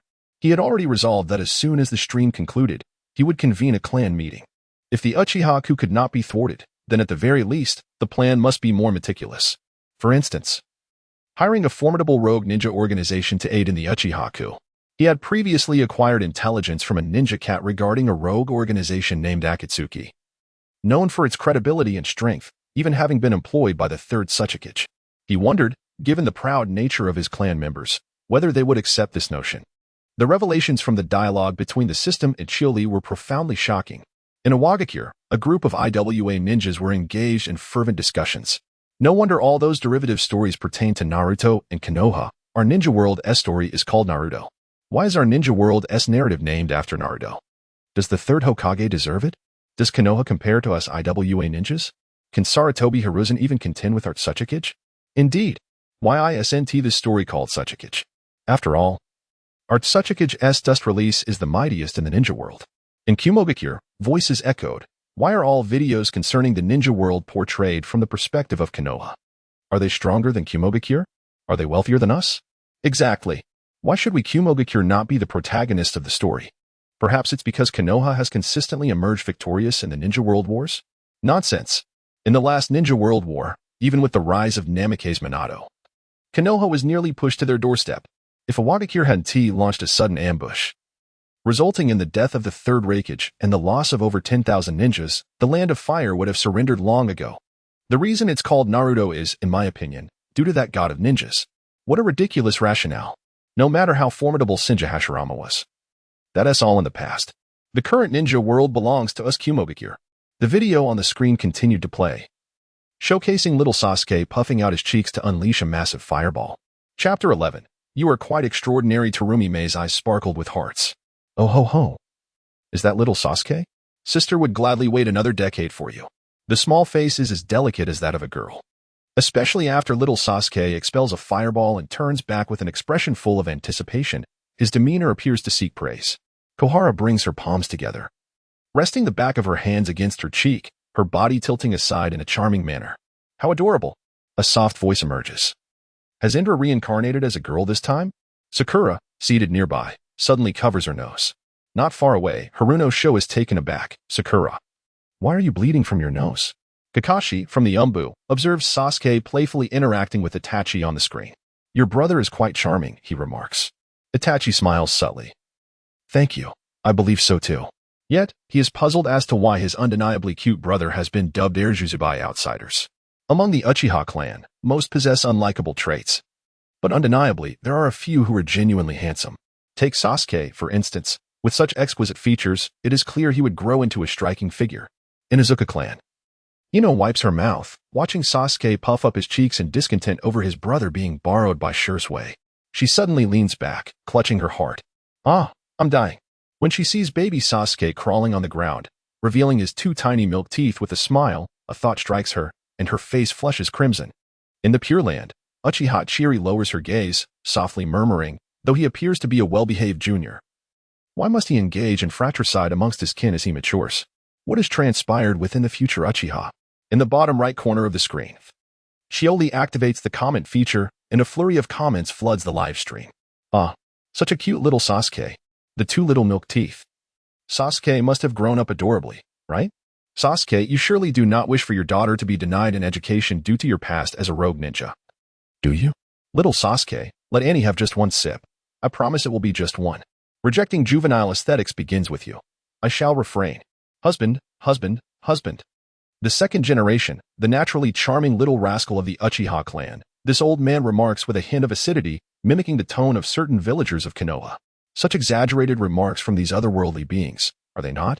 Indeed, superficial. As the dense barrage of comments floated past, Itachi, utilizing his Sharingan, adeptly captured several rather disturbing messages. His expression filled with exasperation. Sasuke, he is still but a child. Kakashi could not help but facepalm. The creators of these dubious video reports seemed to be rather, less than serious. Itachi, with a worried expression, hoped that Sasuke would not come across those comments. Otherwise, he feared Sasuke might develop psychological scars regarding girls. However, Sasuke's daughter? In the Uchiha clan grounds, Sasuke sniffed himself, pondering, there is no sin at all. Why does this ant want to take a sip from me? Across the entire screen, every comment he glanced at was a compliment, causing his face to flush slightly. He had never received such affirmation from anyone before. Especially not from so many. Somewhere in the ninja world, Jiraiya clutched his chest, overwhelmed with sorrow. Let him be. He is still a child. If you have the capability, come at me instead. The video on the screen continued. Little Sasuke paced back and forth at the doorway, his small eyes constantly darting towards Itachi, who was putting on his shoes, preparing to leave. He muttered softly to himself. Every time he claims to be busy, brother, is he actually annoyed with me? Indeed. He must surely despise me. This endearing display of pride caused Itachi from the Umbu to involuntarily chuckle softly. This passage indeed recounts events that have transpired. On the screen, Itachi affectionately beckons to Sasuke. Do not utter such words, Sasuke. As Sasuke, who is pacing restlessly, catches a glimpse of Itachi waving at him. The proud demeanor he once wore transforms into a radiant smile, and he rushes toward Itachi. Itachi, almost as if he can foresee the moment, gently places his fingers on Sasuke's forehead after uttering the words, "Forgive me, Sasuke." The gesture is executed with remarkable finesse. In the ensuing scenes, Sasuke follows Itachi like an eager shadow, trailing wherever his brother goes. The barrage of comments floods the screen with fervor. Ah, so sweet, so sweet. Blogger, you have utterly overwhelmed me. Who could resist a delightful little shadow? My heart is overwhelmed with adoration. I yearn for a small Sasuke of my own. How adorable. Help. I am enraptured. This has locked me in. I have swallowed the key. The preceding remarks are rather absurd. Those who can access such videos and reach this point are predominantly fans enamored with Sasuke's appearance. Qiuli stands as a rare exception. Although he harbors a fondness for Sasuke, he is not merely captivated by his looks. Rather than merely appreciating Sasuke as a character, it is more accurate to say he admires his unwavering spirit. At the tender age of 12 or 13, he boldly sought power from Orochimaru, the very man who had just slain the third Hokage, fully aware of Orochimaru's lustful intentions towards him. This is akin to a miner venturing alone into a perilous foreign land for the sake of education. As they gaze around, they are surrounded by unfamiliar faces and an alien environment, with the ever-present specter of danger looming. The profound sense of solitude is a feeling that can only be truly understood through personal experience. In fact, many highly popular characters in Naruto are not without flaws. Sasuke himself has his share of dark moments. For instance, in his quest to eliminate Danzo, Sasuke pierced through both Danzo and Karen with his Chidori, only to later deliver a fatal blow to Karen. Upon Sakura's arrival, he stated that should she choose to slay Karen with her own hands, he would acknowledge her and allow her to assume Karen's role as the medical ninja of Team Taka. Following this, he showed a lack of respect for his teacher, disparaging Kakashi as a boastful outsider flaunting his eye. Upon uncovering the truth about Itachi, Sasuke exhibited signs of madness. In the Uchiha clan's territory within the Hidden Leaf Village, as he observed the screen filled with praises for Sasuke, Fugaku's stern facade finally shattered, revealing a look of pride as he remarked, "He truly is my son." Mikoto's eyes twinkled with a gentle smile. It seems that Sasuke is quite popular in the realm of creation. Fugaku nodded in agreement. This indicates that Sasuke has a promising future as a ninja, perhaps even surpassing Itachi. It appears he must now afford Sasuke greater attention. As for the video he had previously seen, he had long believed Itachi had only exerted half of his strength in the fight against Sasuke, which explains Sasuke's apparent advantage. However, it now seems that may not be the case.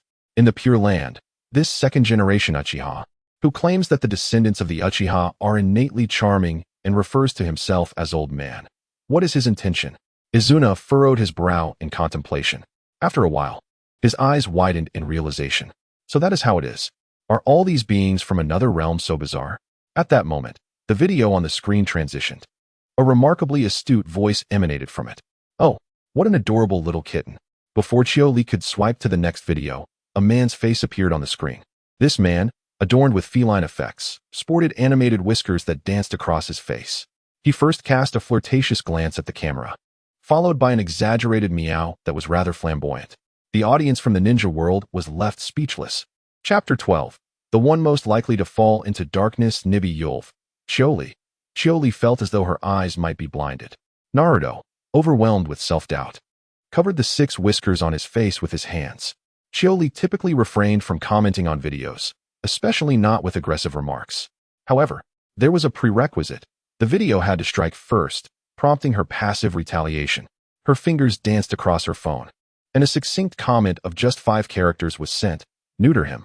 In the ninja world, a significant portion of the audience expressed their support for the broadcaster's suggestion, particularly Yulv, who raised all 4 paws in agreement. The subsequent video also featured animals, though it was not focused on pets. Qiuli relished watching such videos, her enjoyment rivaling that of watching speed bumps. The essence of this video revolves around a scruffy stray dog being adopted by a compassionate individual. Over time, the once disheveled pup transforms into a clean, adorable, and obedient companion. Perhaps it is the heartwarming metamorphosis of these small creatures that resonates deeply with viewers, igniting a sense of joy and empathy, which explains the popularity of such videos. In contrast to human interactions, Qiuli finds solace in the company of animals, as they offer a simplicity and emotional fulfillment that human relationships often lack. Qiuli follows the content creator, intending to leisurely explore more of their videos before drifting off to sleep. With a gentle swipe of his finger, he moves on to the next video. The most unlikely villain saves the entire shinobi world. Qiuli holds a particular fondness for Naruto, as the character brings him immense joy while watching the anime. It is difficult not to love this character, despite the numerous flaws perceived by many. He possesses an inherent ability to forgive, allowing him to absolve anyone of their transgressions. In the Hokage office of Konoha, seated at the high-level conference table, Sarutobi Hiruzen pondered, darkening. Is it not synonymous with succumbing to darkness? When one mentions the ninja world, it naturally pertains to those connected to their realm. Mito gazed at the screen before him, contemplating. Does the title imply that a person destined to fall into darkness ultimately saves the entire ninja world? My curiosity about this individual is piqued. Danzo cast a sidelong glance at Mito and remarked nonchalantly, even those ensnared in darkness can redeem the ninja world. The title itself suggests that this person has endured considerable injustice and grievances, yet has not succumbed to the shadows. Danzo felt a twinge of regret in his heart. Even if such a fool could one day salvage the ninja world, he would find it difficult to admire them. Mito lowered his head in contemplation. What, then, does the number in parentheses signify? Shikaku instinctively analyzed. Given the progress bar shows only 2 minutes and 30 seconds, it likely indicates incompleteness. There should be parts 2 and 3, representing the narrative arc of this ninja's life. His reasoning was sound, proving his astuteness. Danzo lowered his gaze, concealing the envy in his eyes. While they too could arrive at such conclusions, their minds were not as quick as Shikaku's. He was unsure how many times he had requested a member of the Nara clan from Hiruzen, yet Hiruzen had never acquiesced. What a pity. In the land of water, Minato found himself inexplicably reminded of Jiraiya's indomitable spirit. Could it be Naruto? He must have endured considerable hardship over the years. Minato's expression grew complex. As the 4th Hokage, he understood the tribulations faced by a Jinchuriki, especially given that his own wife was one. Despite his status, he could not alter the villagers' attitudes toward Kushina. He hoped that Naruto's identity as a Jinchuriki would garner the villagers' recognition, allowing them to regard him as the hero who sealed the 9 tails within himself. Even if circumstances unfolded unfavorably, he wished for Naruto to emulate the protagonist of Jiraiya's tale, overcoming all obstacles through sheer determination and ultimately emerging as a remarkable ninja. Yet, as Naruto's potential plight loomed before him, he found himself reluctant to witness it. At that moment, as the ninja world beheld the title, a wave of excitement surged. Some expressed confusion. A savior of the ninja world? What does darkening signify? Others voiced their concerns. Does this imply that the ninja world will face a cataclysmic blow? Why else would someone be needed to save it? Some individuals were electrified.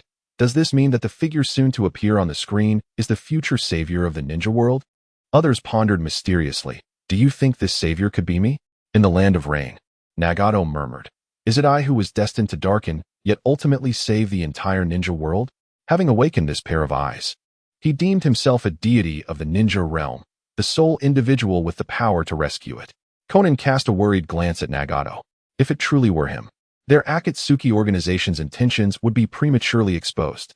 Nagato, with an expression devoid of emotion, stated, "It seems prudent to prepare for contingencies." Their Akatsuki's mission was to capture the tailed beasts and bring peace to the ninja world. However, before the genuine crisis unfolded, no ninja village would tolerate Akatsuki's plans, as it infringed upon the interests of the 5 great ninja villages. Should circumstances worsen, Akatsuki might find itself facing a collective onslaught from these villages. In the Kamui dimension, Obito furrowed his brow. It was conceivable to save the ninja world, yet the one who should truly darken was clearly not him. Could it be Nagato? Madara seemed unlikely. This is certainly not good news for him. He is all too aware of Nagato's intentions, gathering all 9-tailed beasts to create a weapon capable of obliterating a nation with a single strike. Should any great power dare to instigate war, it would be annihilated, instilling fear in all countries of the ninja world to prevent them from easily provoking conflict. Although Obito believes this plan could indeed usher in peace for the ninja world, it pales in comparison to the Eye of the Moon. As long as there are human beings, there will be desires and wars. Only by satisfying the desires within people's hearts can everlasting peace be achieved in the ninja world. However, if Nagato truly saves the ninja world, it would signify the failure of his Eye of the Moon plan. Or perhaps, in the narrative of Naruto, the Eye of the Moon plan is not the optimal choice? At this thought, Obito shuddered. No, the Eye of the Moon plan is the best choice. Otherwise, what does all he has done amount to? Rubbish? He has no other options left. The Eye of the Moon plan must succeed. In the ninja world, although Black Zetsu's visage is shrouded in darkness, White Zetsu can still discern that his expression is rather grim. This cannot possibly be the ultimate meaning of the story, can it? White Zetsu gazed at Black Zetsu in shock. Does this imply that Kagaya, who wishes to reclaim all chakra from the ninja world, has been sealed away by someone? Thus, the ninja world is saved? Upon hearing White Zetsu's words, Black Zetsu's countenance darkened further. What greater crisis could there be in the future than Mother wanting to reclaim all the chakra of the ninja world? On the screen, a ball rolled to the feet of young Naruto, who crouched down to pick it up. Just as a smile emerged on his face, he overheard the murmurs of the villagers. Ah, it's that child, I assenti it? Quite unsettling.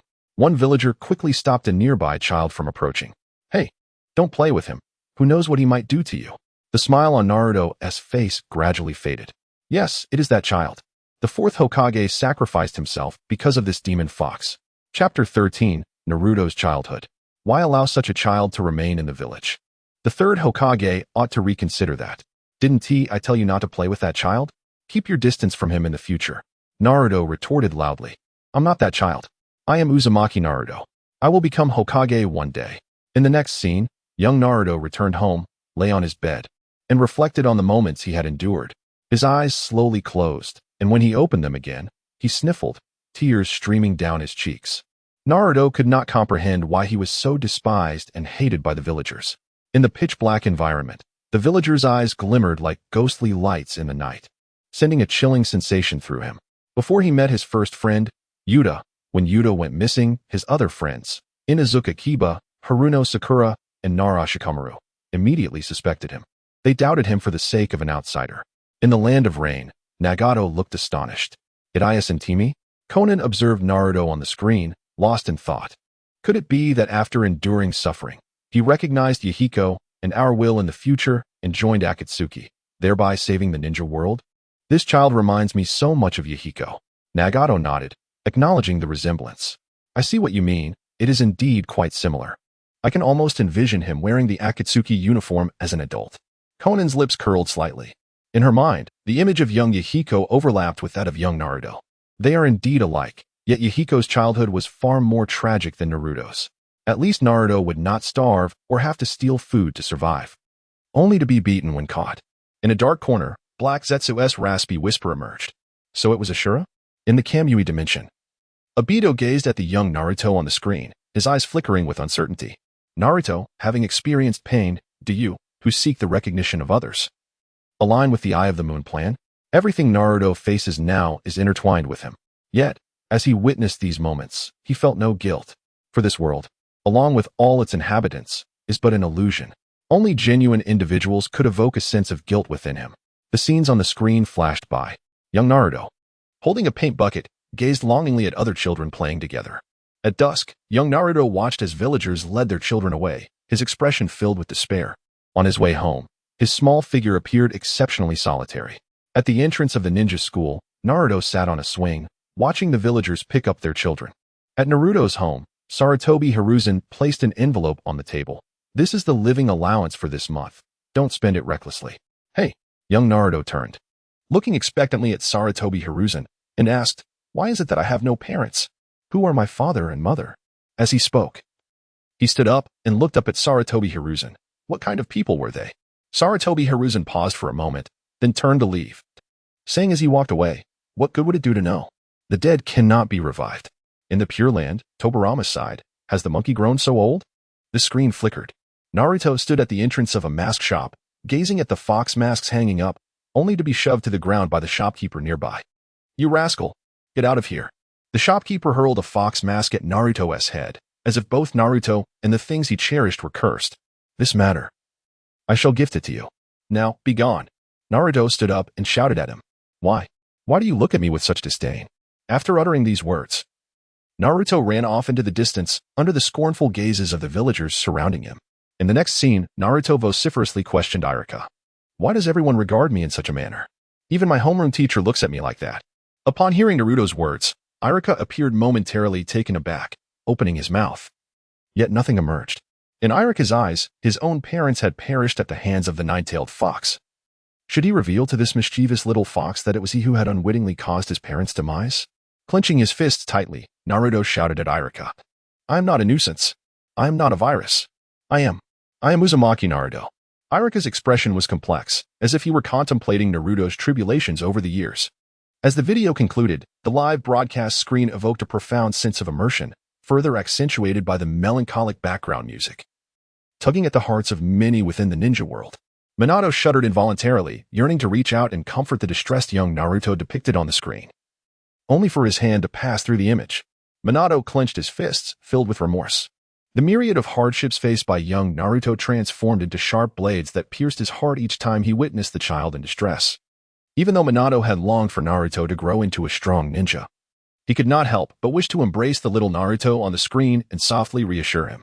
He would tell him that he had parents who loved him dearly. Profoundly. Although the father's love was simple, subtle, and deep, such words were typically reserved for Kushina to express. Kushina felt as if her heart was being tightly gripped by an invisible hand. I regret it, Minato. Perhaps I should not have heeded your advice. Believing that Naruto would overcome everything, nor should I have entrusted my imagined future to him. As a spirit, she could neither breathe nor weep. Yet she felt an overwhelming sense of suffocation, tears streaming uncontrollably down her cheeks. If Naruto had endured such treatment over the years, I would prefer him to achieve nothing. To not be the hero who saves the ninja world. All I wish is for him to grow up safely and happily. Kushina bit her lip, allowing her tears to fall freely. I am sorry, Naruto. I truly wish I could accompany you as you grow. Due to cognitive biases, a significant portion of the ninja world found Naruto's treatment by the villagers inexplicable. Many easily deduced Naruto's identity as the Jinchuriki. Alas, although he is a Jinchuriki, this child is terribly unfortunate. It was he who approached them, and the village's higher-ups should have been more vigilant, should the tailed beast run amok.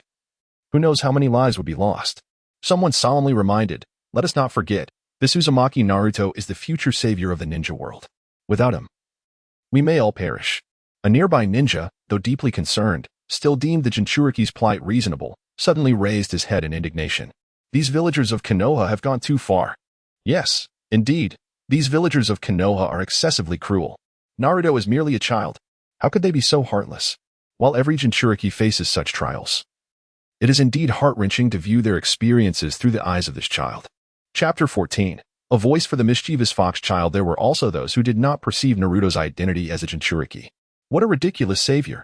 If I were Uzumaki Naruto, once I gained strength, I would certainly disregard those villagers of Konoha. If I had endured what he has, I would use illusions to make them feel the pain I once suffered. Growing up in such an environment, how could Uzumaki Naruto possibly save the ninja world? Konoha does not deserve a savior of the ninja world. How could a group of adults treat a child in such a manner without experiencing it firsthand? It is nearly impossible to comprehend that feeling. The people of the ninja world were granted a first-hand experience card of Naruto's childhood, leading many emotional individuals to weep openly. Yuning, I believe in him. He will surely triumph over adversity and earn the villagers' entailed beast recognition, just as I conquered you with my rap, Xiaoba. In the ceiling space, the Eight-Tails, Gyq, exhaled 2 puffs of hot air through his nostrils. If you keep speaking in that annoying tone, I might just hit you. Meanwhile, on the other side, the wood ninja wiped away tears from his eyes. Naruto, your suffering is even greater than mine. Suna, is he really the same as Amaki Naruto I know? If I were to kill you.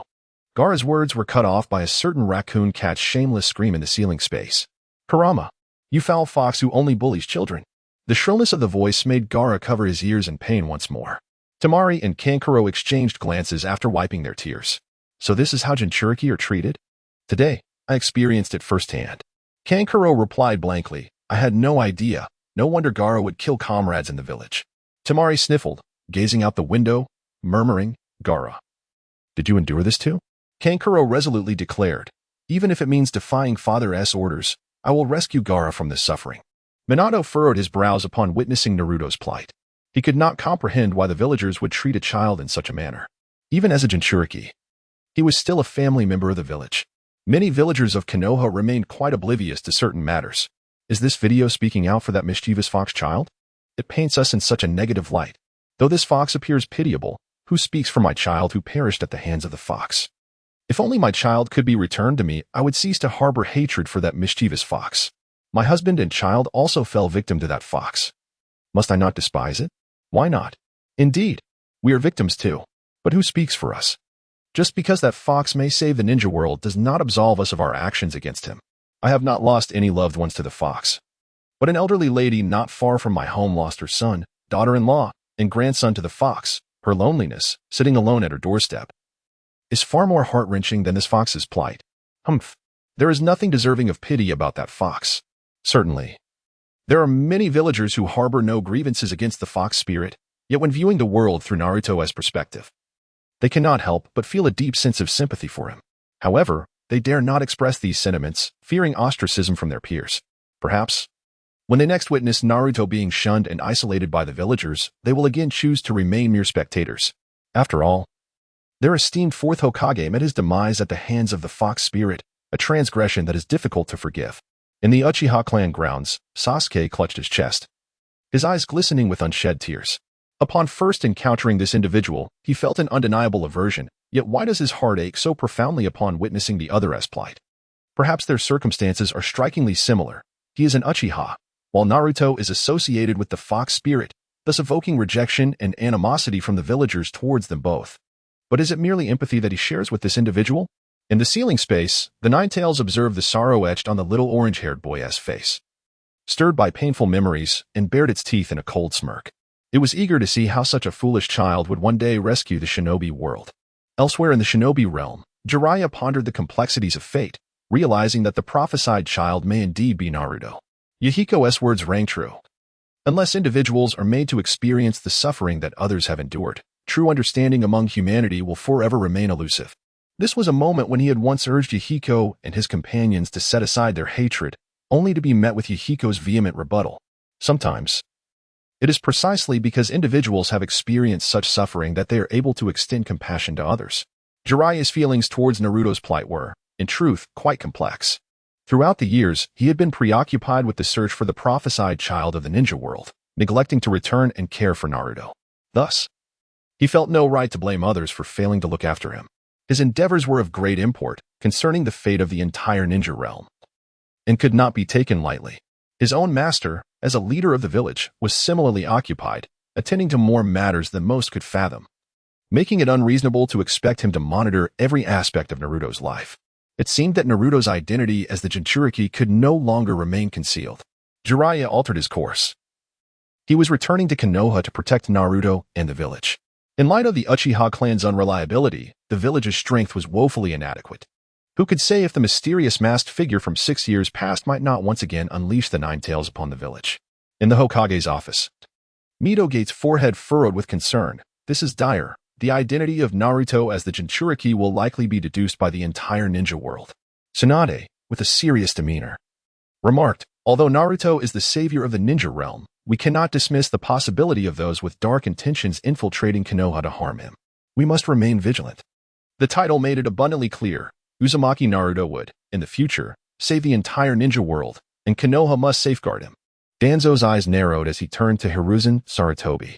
Years prior, Uzumaki Kushina had been abducted by the Umbu of the Cloud Village. And with the events of the Hyuga incident 2 years ago, it was indeed a formidable task for the village to maintain constant vigilance. Perhaps it would be prudent to entrust Naruto's protection to the Root organization. However, Hiruzen Sarutobi interrupted Danzo's train of thought with a wave of his hand. This matter is not open for debate. I will increase the Umbu personnel assigned to protect Naruto.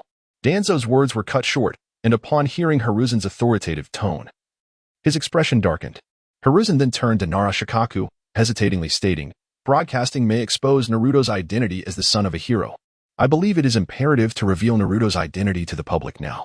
Even if the Umbu ninjas tasked with protecting Naruto would report to him, they would not relay every minute detail of Naruto's daily experiences. Yet, he was aware that Naruto had been facing rejection and isolation from the villagers. However, he had not anticipated the severity of the situation. Hearing about, witnessing, and personally experiencing Naruto's perspective were altogether different feelings. Chapter 15. The Transformation of the Ninetales. Although this was an ordeal that all Jinchuriki must endure, Naruto's experience was undoubtedly more tragic than that of most. Ultimately, it stemmed from the fact that he had paid insufficient attention to Naruto. Each month, even when considering the allowance he provided, he hardly saw him. Few people take the time to consider the feelings of others from their perspective. Now, however, Naruto's plight lay starkly before Hiruzen, compelling him to intimately understand Naruto's experience. This revelation compelled Sarutobi Hiruzen to realize that decisive action was necessary. As an adult, he found it profoundly distressing to confront such circumstances. How much more so for a mere child? The two elder advisors instinctively opposed the notion. Absolutely not. The identity of Naruto as the son of a hero must not be revealed at this moment. Hiruzen exclaimed. If the live broadcast inadvertently exposes Naruto's identity, it would simply be Konoha's misfortune, but we must never take the initiative to disclose it ourselves. Furthermore, we must prepare countermeasures in advance. Kakashi and Hiruzen could not help but turn their gazes toward Danzo, who had raised his voice the loudest, eager to hear his rationale.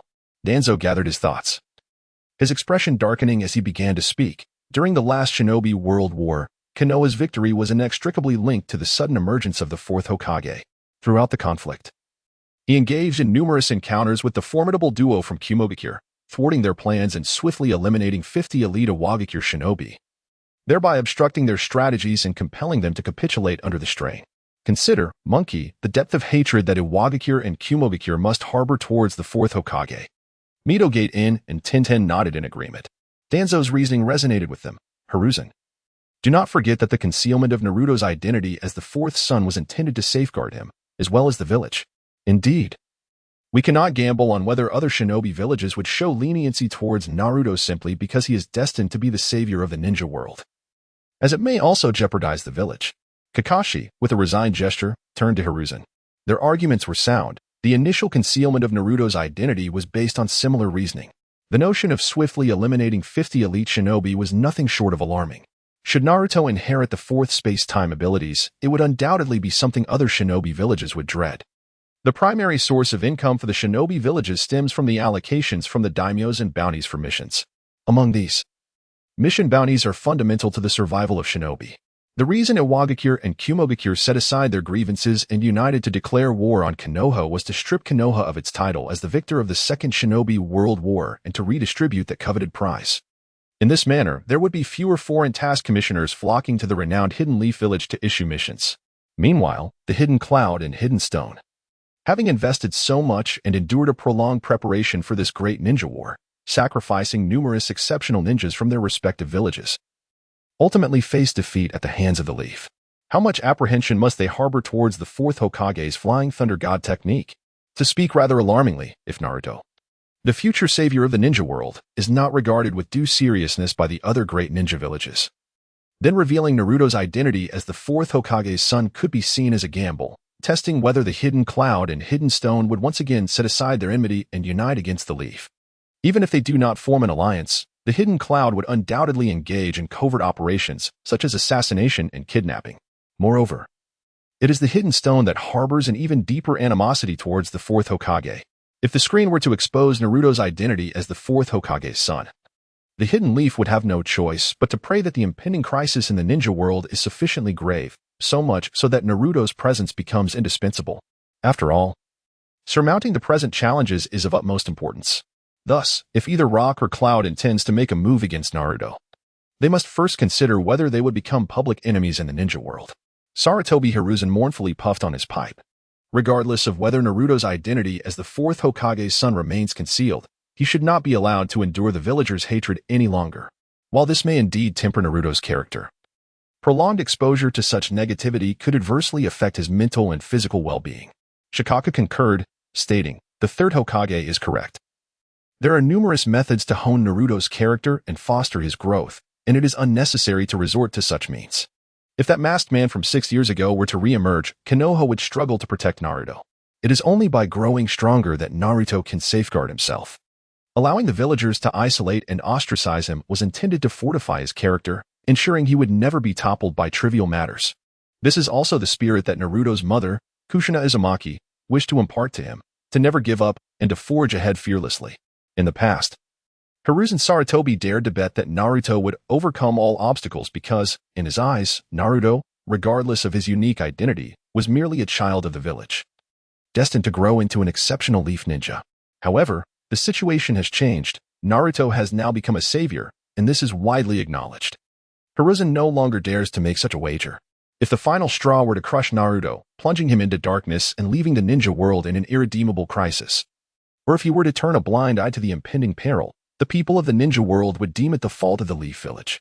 Jiraiya gazed at the members of the office, all of whom were looking at him with unwavering eyes, and could not help but let out a bitter smile. This is about finding a way to alleviate the villagers' animosity towards Naruto. After a moment of silence, Fukaka slowly began to speak. From what I understand, the villagers treat Naruto as the embodiment of the demon fox, rather than the Nine-Tails Jinchuriki. If they were to realize that Naruto is merely a vessel sealing the demon fox, their attitude towards him would likely soften. When Danzo noticed Fukaku's peripheral glance towards him, he instinctively averted his gaze. After a brief pause, he raised his head again, expressing his confusion with a simple, "Oh?" If that Nine-Tails brat were to succumb to darkness due to these experiences, joining his root organization would be most fitting. In the future, he might acquire a powerful space-time ninja with immense chakra, even if he lacks natural aptitude for space-time techniques. The Uzumaki lineage combined with the identity of the Nine-Tails Jinchuriki would still yield benefits with some effort. However, Naruto has never plunged into darkness. At this moment, Danzo, embodying the role of a master thespian, furrowed his brow tightly. So, the villagers mistakenly believe Naruto is the demon fox's incarnation. And later this notion was spread by someone, leading all the villagers to think the Jinchuriki is merely the demon itself? After speaking, he wore an expression of sudden realization, saying, "No wonder the villagers treat Naruto in such a manner." Observing Danzo's theatrical performance, Fukaka felt a twitch at the corner of his mouth. It should indeed be so. He had an intuition that the rumor of Naruto being the demon fox's avatar was propagated by Danzo in the shadows. Yet, he possessed no evidence. And Danzo's argument was quite plausible. Many rumors spread in this way. One depicts the Jinchuriki as an innocent vessel merely sealing the tailed beast, while the other presents the demon fox as the harbinger of destruction during the Nine-Tails turmoil, causing countless villagers and ninja to lose their loved ones, including the sacrifice of the fourth Hokage and his wife. It is no surprise that the villagers and certain ninjas harbor animosity towards Naruto. Chapter 16. Perhaps it is time to have Madara captured. Sarutobi Hiruzen cast a glance at Danzo, harboring his own suspicions regarding him. Yet, he too lacked evidence. After so many years, where could one seek proof? Sensing the skepticism in Sarutobi Hiruzen's gaze directed at him, Danzo felt a surge of anger within. This monkey. He shows kindness to everyone, yet he can only bully this dark realm of the ninja world. Now, he even harbors distrust towards him. Danzo inhaled deeply. His gaze fixed intently on Hiruzen Sarutobi and spoke in a grave tone. "Hiruzen, what do you mean with that look in your eyes?" The term Jinchuriki is strictly forbidden in all ninja villages possessing tailed beasts. Over time, the villagers have come to believe that Jinchuriki are merely vessels for the tailed beasts, which is a reasonable assumption. According to intelligence relayed by root spies, both the Jinchuriki from Sunagakure and Kumogakure have been targeted for assassination by their fellow ninjas and villagers. This indicates that they too regarded the Jinchuriki as mere embodiments of the tailed beasts, seeking to eliminate the beasts to avenge their families. Although there may be some exaggeration, it is a fact that Killer Bee and Gaara have indeed faced attempts on their lives. Most information within the ninja world is collected by root, and it is not something that can be fabricated on a whim. Even if exposed, it could simply be attributed to a mistake made by the root spies, having no bearing on Danzo Shimura himself. Yet, Hiruzen Sarutobi genuinely believed it. A flicker of guilt arose within him, causing him to instinctively avert his gaze.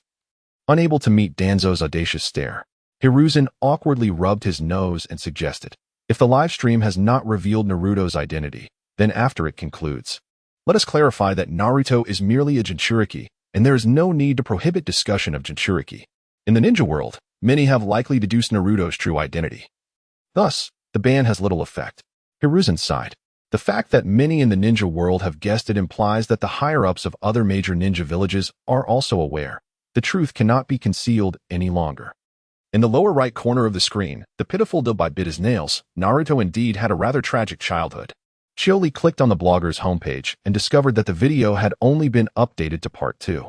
Habitually, he scrolled down and found another video. The cover depicted Uchiha Madara standing atop a rock, gazing at the Nine Tails with his crimson Sharingan.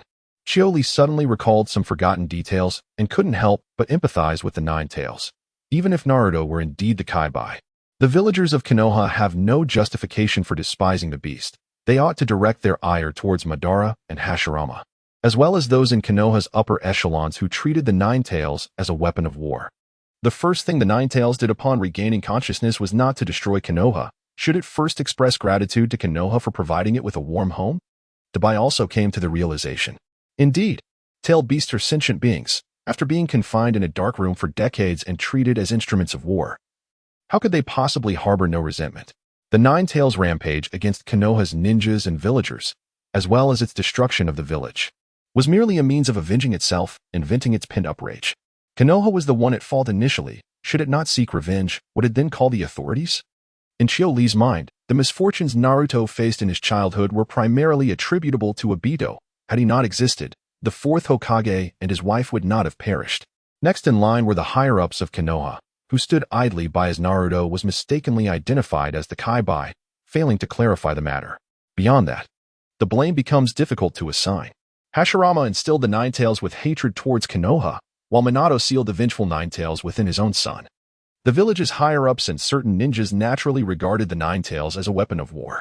In the events surrounding Naruto's childhood, they share a measure of accountability. The fourth Hokage, who sent his own son into peril, embodies a father's longing for his child to achieve greatness, which is understandable. Hashirama's decision to brutally subdue the Nine Tails and subsequently confine it in a dark room is also justifiable, given the beast's potential danger to Konoha. However, he also captured the remaining tailed beasts, excluding the One Tail, and later sold them to other ninja villages. This is utterly unreasonable. If he were to embody the archetype of an idealistic villain like Madara, it would be somewhat acceptable, but the persona of Daju should compel Madara to take action. Let Tobirama handle the selling. Qiuli was not in a hurry to watch episode 2. Instead, he clicked on a video featuring Madara and the Nine Tails. The title read, "Kurama, Naruto is still gentle." In the first scene, the imposing voice of Uchiha Madara resonated from the video. "Kurama, you are merely a fragmented portion of power, an unstable creature devoid of wisdom. Only Uchiha can guide you. You tailed beasts are destined to be subservient to the wielder of the Sharingan. Submit." As he spoke, a mesmerizing crimson light flickered in Madara's eyes. The Nine Tails let out an enraged roar, but in an instant, the shape of Madara's Mangeki appeared in its eyes. In the Pure Land, Uchiha Taijima, upon witnessing the video of Madara, was filled with delight and could not help but laugh heartily. "Huh? My son Madara has awakened those eyes. Tobirama Senju. I shall see how your clan withstands the might of my son's Uchiha lineage." On one side, there is a 2G network, while on the other, a 3G network. A smile graced the face of Quan Nai. The shape of my elder brother's eyes has transformed, and his strength has become remarkably potent. After acquiring my eyes, he is surely capable of vanquishing that fellow, Senju Hashirama. Before the establishment of Konohagakure, The Senju clan must have suffered greatly under the leadership of my brother, Uchiha. Therefore, after triumphing over the Senju, the Uchiha clan, alongside those Senju who had been defeated, ultimately brought an end to the turmoil and founded this ninja village. With such thoughts, Izuna's heart swelled with pride. As for why his elder brother did not eliminate Hashirama, but instead allowed him to become the Hokage, Izuna could comprehend this. In Izuna's eyes, his brother, Uchiha Madara, was the true embodiment of love within the Uchiha clan. His brother placed great importance on emotions. The Warring States period differed vastly from times of peace.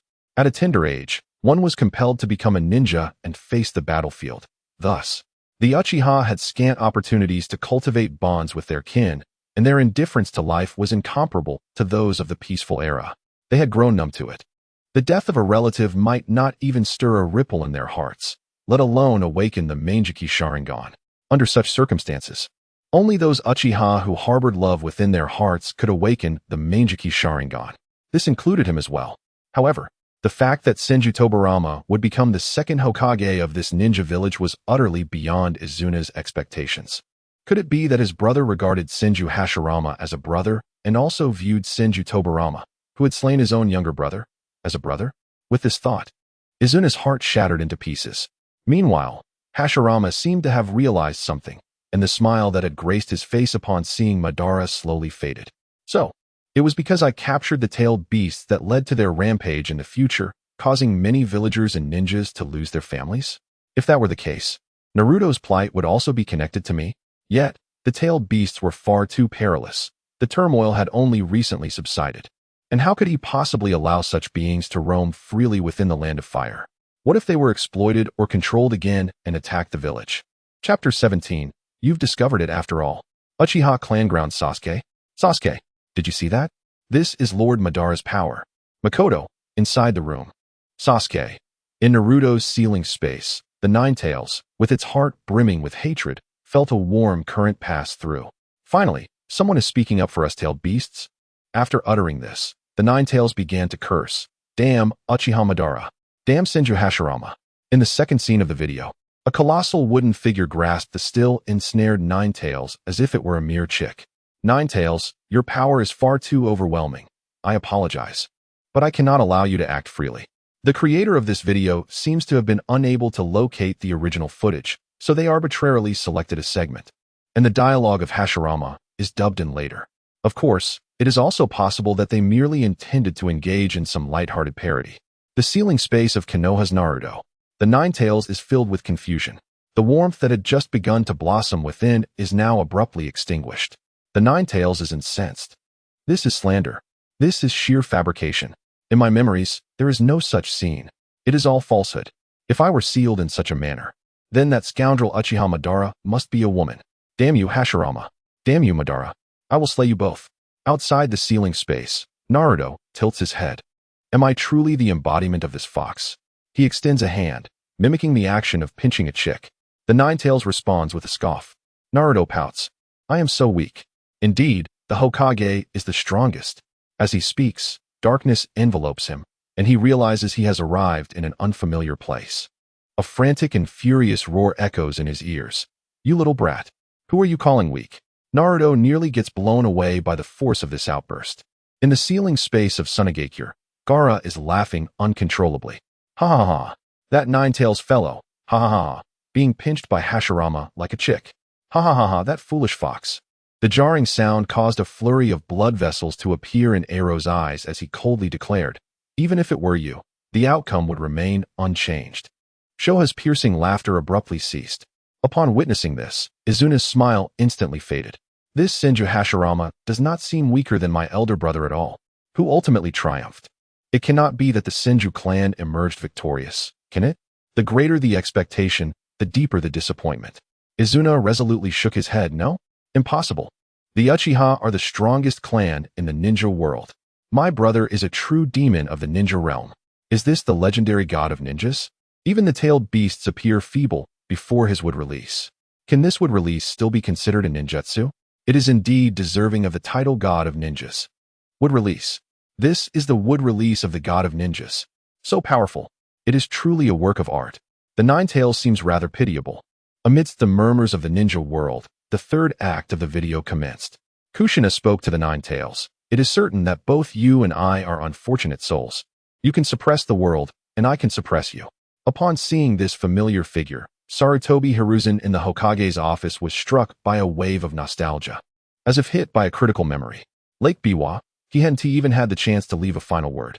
Asuma had also been blaming himself for the death of Biwa.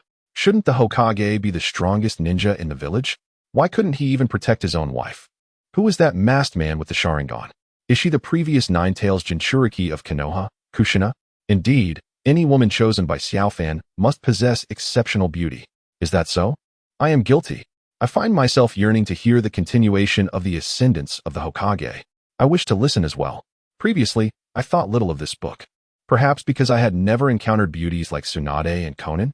Now that I hear it, I surely feel an overwhelming sense of immersion. System? Are you present? Can you allow the broadcaster to continue listening to the ascendance of the Hokage? You fool. Get away from me. Do not let others gaze at me with lecherous eyes. Kushina is the former Nine Tails Jinchuriki of Konoha, the wife of the fourth Hokage, and it is said that she has already passed away. Ah, I remember now. Perhaps it is best not to listen any longer. After all, we must respect the deceased. Is that so? I initially thought of using it as material for bedtime stories. But perhaps I should refrain. Let us honor the dead. Sigh. I shall continue to indulge in fantasies about the goddess Konan. Tsunadeheim is not off the table either. And what of Mikoto? Pervert. Go away. She is already married. In the land of rain, Nagato and Konan fell into deep contemplation simultaneously. Nagato mused, is this the fate of the tailed beasts? They are sentient beings, and their suffering is no less than that of humans.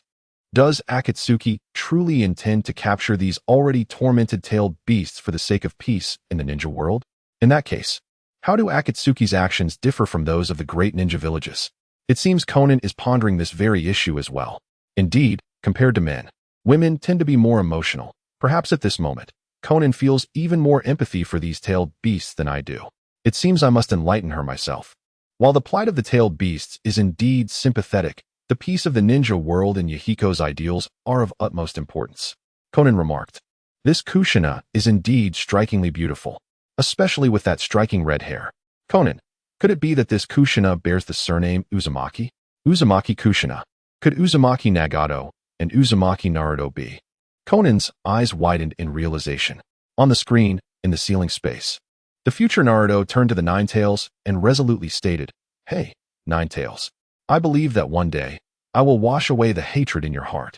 In the ninja realm, within the ceiling space, the Nine Tails, baring its teeth, quivered slightly. Its gaze towards young Naruto grew complex. However, young Naruto was oblivious, his attention fully captured by the screen. Wow, this person looks so much like me. Could he be my father? The Nine Tails. At this moment, the Nine Tails' gaze grew more intricate. It looked at young Naruto, donning an expression of melancholy. I never anticipated that you would uncover this secret. Young Naruto seemed to grasp something. Huh, do I truly have a father? Am I not your embodiment? The Nine Tails vehemently shook its head in denial. No, you are not my embodiment. Then, Great Fox, are you my mother? The Nine Tails responded with a roar directed at Naruto. Listen carefully to the voice of this old man. Does it resemble that of a mother? In the Hidden Leaf Village, many villagers stood in bewilderment upon witnessing this scene. What is happening? Isn't this little demon fox supposed to be the embodiment of the fox spirit? Contemplating the words spoken by this little demon fox, one might consider that perhaps it is merely a benevolent manifestation, and the true malevolent entity lies within the original fox. You make a compelling point. Is it possible that this little one is not a demon fox at all, but rather a Jinchuriki, akin to the wife of the fourth Hokage? After these words were spoken, a moment of silence enveloped the surroundings. Chapter 18. The friendship between Shikamaru and Ino. Some were reluctant to accept the truth. Could this really be? Others, losing their composure, questioned, if this is the case, what do our previous actions signify? They made the demon fox aware of our disdain for it. The individual who had previously lost their composure remarked, as for the dialogue between Qiuli and Dabai. Many villagers began to realize the implications. Although the first Hokage's actions incited the demon fox's animosity towards the village, Naruto remains blameless. Yet, the demon fox is not without fault. It is a fact that the demon fox took my family from me. Indeed, regardless of the reasons, my family fell victim to the demon fox's wrath. How could we harbor resentment towards the first Hokage, were it not for his establishment of the ninja village? Would we enjoy the peace we have today? He captured the demon fox, and the village's leaders regarded it as a weapon of war, all in an effort to safeguard us. What justification do we have to resent the first Hokage or the esteemed leaders? Then, who should we blame? The demon fox. Iruka stared blankly at the screen before him. Did he despise the demon fox? It was the demon fox that robbed him of his parents. How could he not harbor animosity towards it? Yet, as he witnessed Naruto's earnest inquiries directed at him on the screen, a tumult of emotions surged within him. Even in its transformed state, Naruto was merely a child, oblivious to the complexities of the world, seeking attention through mischief. But now, he comprehended the entire narrative. The first Hokage sealed the demon fox to protect the village, which in turn fostered the demon fox's hatred towards the village, leading to its eventual release in the ensuing cycle of vengeance that precipitated a series of tragic events. This matter is intertwined with many individuals, yet it bears little connection to Naruto, whom the villagers have harbored animosity towards for several years. Naruto merely serves as the vessel that seals the nine-tailed fox within his own body. There are indeed many within the ninja world who share this perspective. The villagers of Konoha exhibit a profound lack of reason. How could they treat an innocent child in such a manner? Enough of this unwarranted vilification. The villagers of Konoha were initially unaware of the truth. Even if they had known he was a Jinchuriki, Naruto's treatment would scarcely have improved. Konoha is exceedingly malevolent. I believe they should liberate the Nine Tails and restore its freedom. Naruto, who sacrifices himself to seal the tailed beast, is undeniably a small hero in the eyes of Konoha. It is my hope that after today's broadcast, those villagers who have previously misunderstood Naruto will come to treat him with greater kindness. In the bottom right corner of the screen, Qiuli swiped upwards twice, returning to the initial position. The one deemed most deserving of vilification ultimately becomes the savior of the entire ninja world. The duration of this video exceeds that of the first by more than threefold. Autumn Lee has watched numerous short clips featuring Naruto, and it is evident what the content of this particular video entails. It is either a tale of fervor or redemption. The reason Autumn Lee continues to watch is to satiate a modest desire to share. The anime Naruto from the Other World concluded after just over 100 episodes, leaving many storylines unexplored. It took Autumn Lee over 3 months to complete the 720 episodes of Naruto, with live streaming sessions only lasting 1 to 3 hours each month. Rewatching Naruto for this group of otherworldly beings is undoubtedly impractical. Thus, it is left to fate, with limited time remaining in the live stream. Today will be solely dedicated to Naruto. As the video commences, at the dining table, Shikamaru queries his father, Narashikaku, while he serves himself. Why is everyone isolating Naruto? Did he do something wrong? After a brief silence, Narashikaku responds, Shikamaru, what is your perception of that child? Contemplating for a moment, Shikamaru replies, I have no strong opinions. Although he is foolish, he is quite amusing. While I don't particularly wish to befriend him, I wouldn't go so far as to ostracize him. Shikaka chuckles, is that so? Then simply act in accordance with your inclinations. The scene shifts to the Ninja Academy, where Naruto appears to be engaging in a conversation with Shikamaru and Choji, the three of them laughing heartily. Suddenly, Iruka's stern voice interrupts. Naruto, Shikamaru, Choji, you three go stand in the corridor. At the classroom entrance, Naruto stands with Choji to his left and Shikamaru to his right, his head bowed in shame. I've angered Iruka-sensei again, he mutters. Choji whispers, Naruto, I have some snacks. Want some? Shikamaru leans against the wall, a slight smirk forming at the corners of his mouth. After a while, Iruka steps outside. Well, have you three reflected on your actions? He is met with the sight of 3 small figures asleep on their feet. Iruka, exasperated, remarks, you all truly excel at this. After uttering this, he closes his eyes, takes a deep breath, and a mischievous grin spreads across his face as he approaches the slumbering Naruto and shouts, Ah? Naruto jolts awake, startled. Iruka's prank has succeeded, and he bursts into laughter. After school, on the streets of Konoha, Choji turns to Naruto and asks, Naruto, want some snacks? Young Naruto graciously accepts, thank you. As they walk, Naruto spots Iruka surrounded by 3 beautiful ladies. Hey, look at that. Iruka-sensei is quite the ladiesman. Shikamaru leans in, his expression serious as he proposes, Naruto, use that technique. Naruto's demeanor shifts to seriousness as he quietly asks, are we being serious? Shikamaru, along with the goofy Choji, nods in agreement with a mischievous grin. Naruto dashes up behind Iruka, calling out, "Irika-sensei." Irika, blushing slightly, turns around. "Isn't that Naruto? Out and about so late." Without further ado, Naruto exclaims, "Sexy jutsu." With a resounding pop, a stunning blonde girl with twin tails appears, shrouded in mist that obscures her figure. Irika's eyes widen, his pupils constricting to pinpricks as he struggles to contain himself, ultimately unable to hold back as torrents of blood gush from his nose. As dusk falls, the three bid farewell, Shikamaru and Choji waving to Naruto. "Goodbye, Naruto. See you tomorrow." Young Naruto watches their retreating figures, waving back, "See you tomorrow." From a distance, Shikamaru's voice calls, "See you tomorrow." Irika ponders, "So, does this mean I have come to accept Naruto, even though I have always believed him to be the demon fox that killed my parents?" Moments later, the complexity in Irika's gaze dissipates, and he mutters in discontent, "Am I really that much of a lek?" This video is as absurd as that woman from the shinobi world. In the Pure Land, Madara sneezes disdainfully, observing Naruto on the screen and contemplating, "Could this brat, the Jinchuriki, ultimately foil my Moon Eye plan? No, it cannot be. This child is the savior. If he were to thwart my plan for the sake of the shinobi world, what then would the Moon Eye signify? A plan for annihilation?" Narrowing his eyes, Madara muses. So, did Uzumaki Naruto willingly relinquish the Nine Tails for the sake of peace in the shinobi world?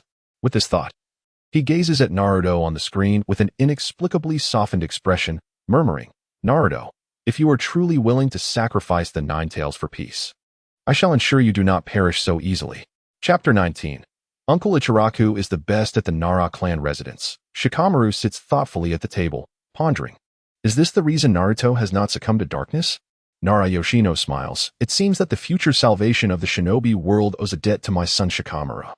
"Ah, but I do not yet know Naruto," he replies. "No worries, you will meet him eventually." Shikamaru scratches his pineapple-like hair, uncertain if he will witness a glimpse of his future self in today's livestream. In the Hokage's office, Sarutobi Hiruzen wipes away a trickle of blood from his nose. Unfazed by the embarrassment, he chuckles. "I never imagined Naruto possessed such formidable secret techniques." A bead of sweat rolls down the backs of the heads of those present, collectively thinking, "We never expected you to be the third Hokage in this manner." Within the ceiling space, Naruto beams with enthusiasm, joyfully exclaiming to the Nine Tails, "Look, great fox. These are the friends I will have in the future. One day, I will become Hokage and earn everyone's acknowledgement." The Nine Tails, lethargically gazing at Naruto, had initially intended to frighten him. However, upon witnessing Naruto's exuberance, it questions whether scaring him would be utterly nonsensical.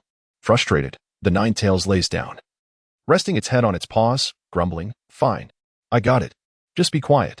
The scene shifts to Ichiraka Ramen's entrance, where a tiny Naruto, drenched from the rain, clings to the doorframe, watching the uncle inside. The ramen chef notices the little Naruto and waves him over.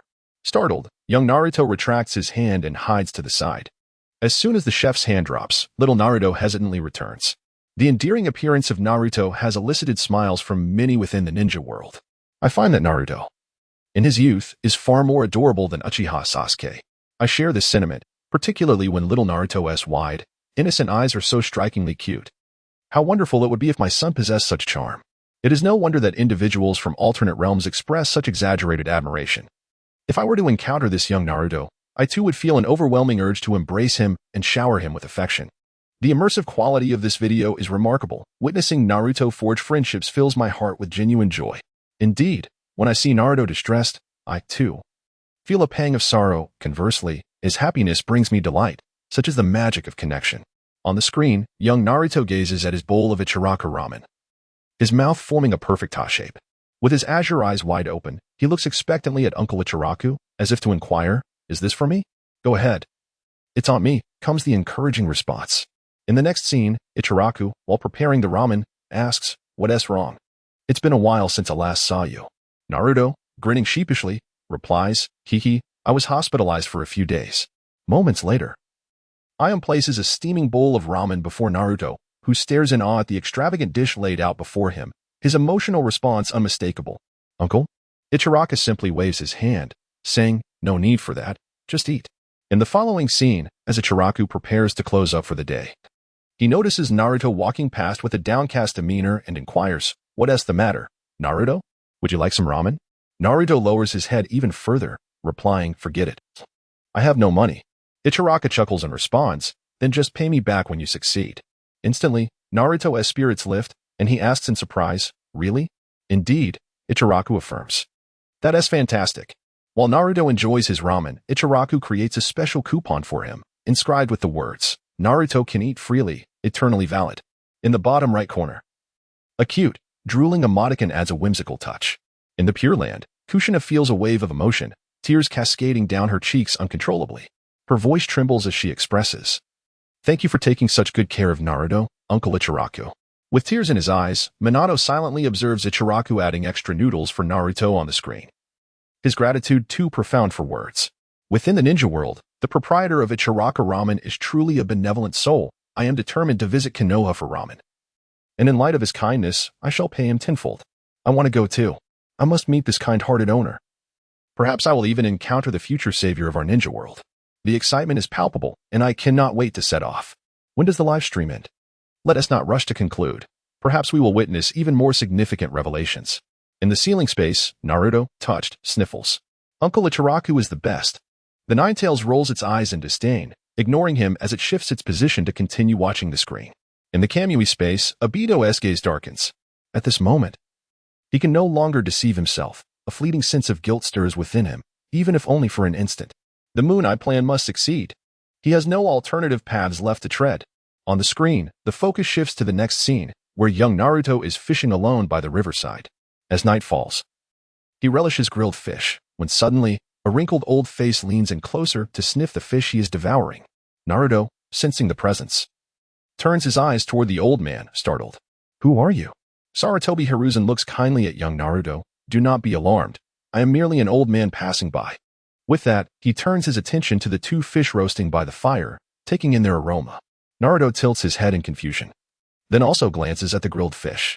At that moment, the stomach of Sarutobi Hiruzen let out a perfectly timed rumble. A smile appeared on Naruto's face, and he could not help but burst into laughter. Sarutobi Hiruzen was also affected by the young Naruto's laughter and joined in. Amid their laughter, a grilled fish was presented before him, accompanied by a tender voice saying, "Grandpa, here is something for you." Without hesitation, Sarutobi Hiruzen accepted it. It looked quite delectable. "Thank you," he said. After taking a bite, he praised, "This is truly delicious." Gaining his approval, Naruto proudly cleared his throat and declared, "I caught this fish. Of course it's tasty." After finishing the meal, Sarutobi Hiruzen gazed up at the sky. "Look at those stars. Each one is just like the sun in our world." Upon hearing this, Naruto lifted his head. Sarutobi Hiruzen asked, "What do you think?" "Quite an impressive number. Isn't it? The sun. Is that the enormous fireball during the day?" Sarutobi Hiruzen sighed. "Yes, this world is indeed vast." Naruto, filled with admiration, remarked, "Grandpa, you know so much."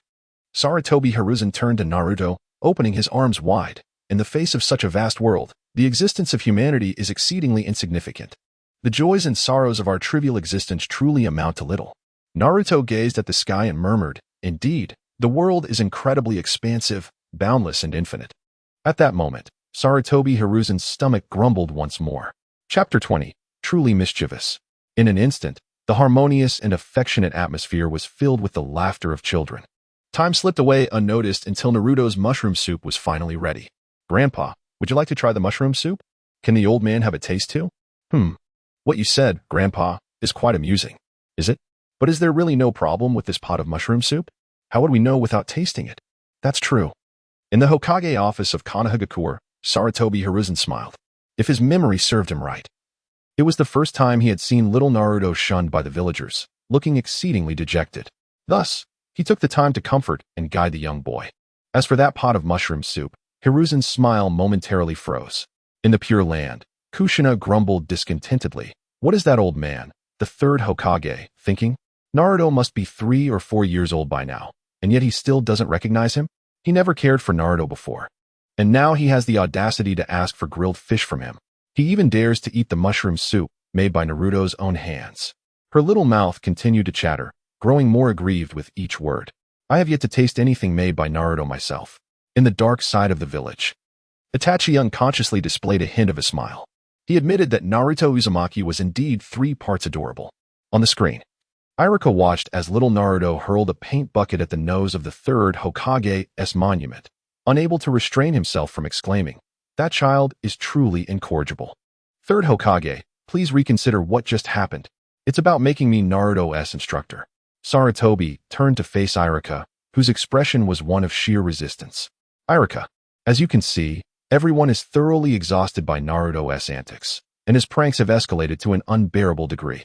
While I believe a teacher's duty is to discover the strengths of their students, if Naruto cannot graduate from school, he will never become a ninja and will forever remain a little delinquent in the village. Iruka hurriedly replied, "Wait, Third Hokage. I believe there are surely others who can." Hiruzen interrupted him, saying, "If Naruto lacks a guiding teacher, then I have no choice but to expel him from the ninja academy." Upon hearing this, Iruka slowly lowered his head, uncertain of what to do. If he did not become Naruto's instructor, would he ruin the boy's life? Sarutobi reassured him, "Relax, if you take on the role of Naruto's instructor, no one will blame you. Even if he does not graduate from the ninja academy, it will not be your fault." Iruka sensed that something was amiss, his face full of resistance as he exclaimed, "Please wait." The old man feigned ignorance with a grin. "What? Have you accepted?" Iruka was taken aback. "Huh?" The old man's childish demeanor resembled that of a mischievous old rascal, and he chuckled. "Is that so? Iruka, you truly are Naruto's savior.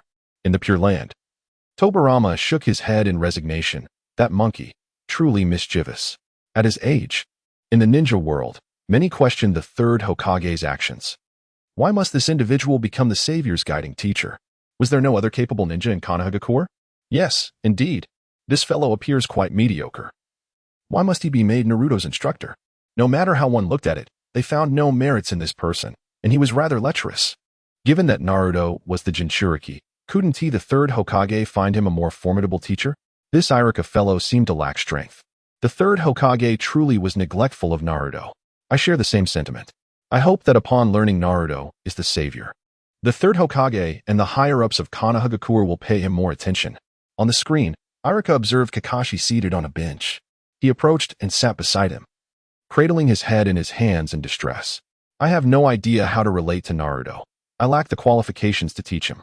"I see," Kakashi remarked, his words laced with implication. "So you've resigned yourself to that fate?" Iruka was taken aback. Kakashi reminded him, "Your eyes." Iruka fell into reminiscence. "I wish to impart the will of fire I learned from the third Hokage to future ninjas." When he spoke those words, Iruka's eyes sparkled. "But now, yes, my eyes have dimmed." After becoming Naruto's guiding teacher, Kakashi cast a sidelong glance at Iruka and said in a calm tone, "If you do not open your heart, neither will he. Surely, you haven't forgotten such an obvious truth?" Iruka sighed, sharing his reasoning. "Naruto is the embodiment of the Nine Tails, the enemy who killed my parents. During the Nine Tails incident, he was cheering for his parents. Witnessing their fearless backs, I naively believed they would be able to defeat the destructive Nine Tails. Yet, to protect the village, to safeguard everyone, my parents never returned." Iruka continued, "Whenever I see him before me, the images of the Nine Tails force their way into my mind. So," he spoke softly, "I doubt Naruto would ever open up to someone like me." Kakashi looked at him and said, "Only you can unlock Naruto's heart." As Kakashi's voice trailed off, he rose and turned to Iruka, stating, "Your trial awaits. Strive to meet the expectations of the third Hokage." Upon hearing Kakashi's words, Iruka was once again engulfed in memories. In his recollections, he stood before the gravestones of his parents, a young boy with tears streaming down his face. Calling out to the third Hokage, "I refuse to feel sorrow. My parents protected the village from the clutches of the nine-tailed fox. I am the son of a hero. Even if I am left alone, I shall not succumb to sadness. These are also tears of joy for me." Upon hearing Iruka's words, Sarutobi Hiruzen suddenly embraced him, softly reassuring, "Do not say that.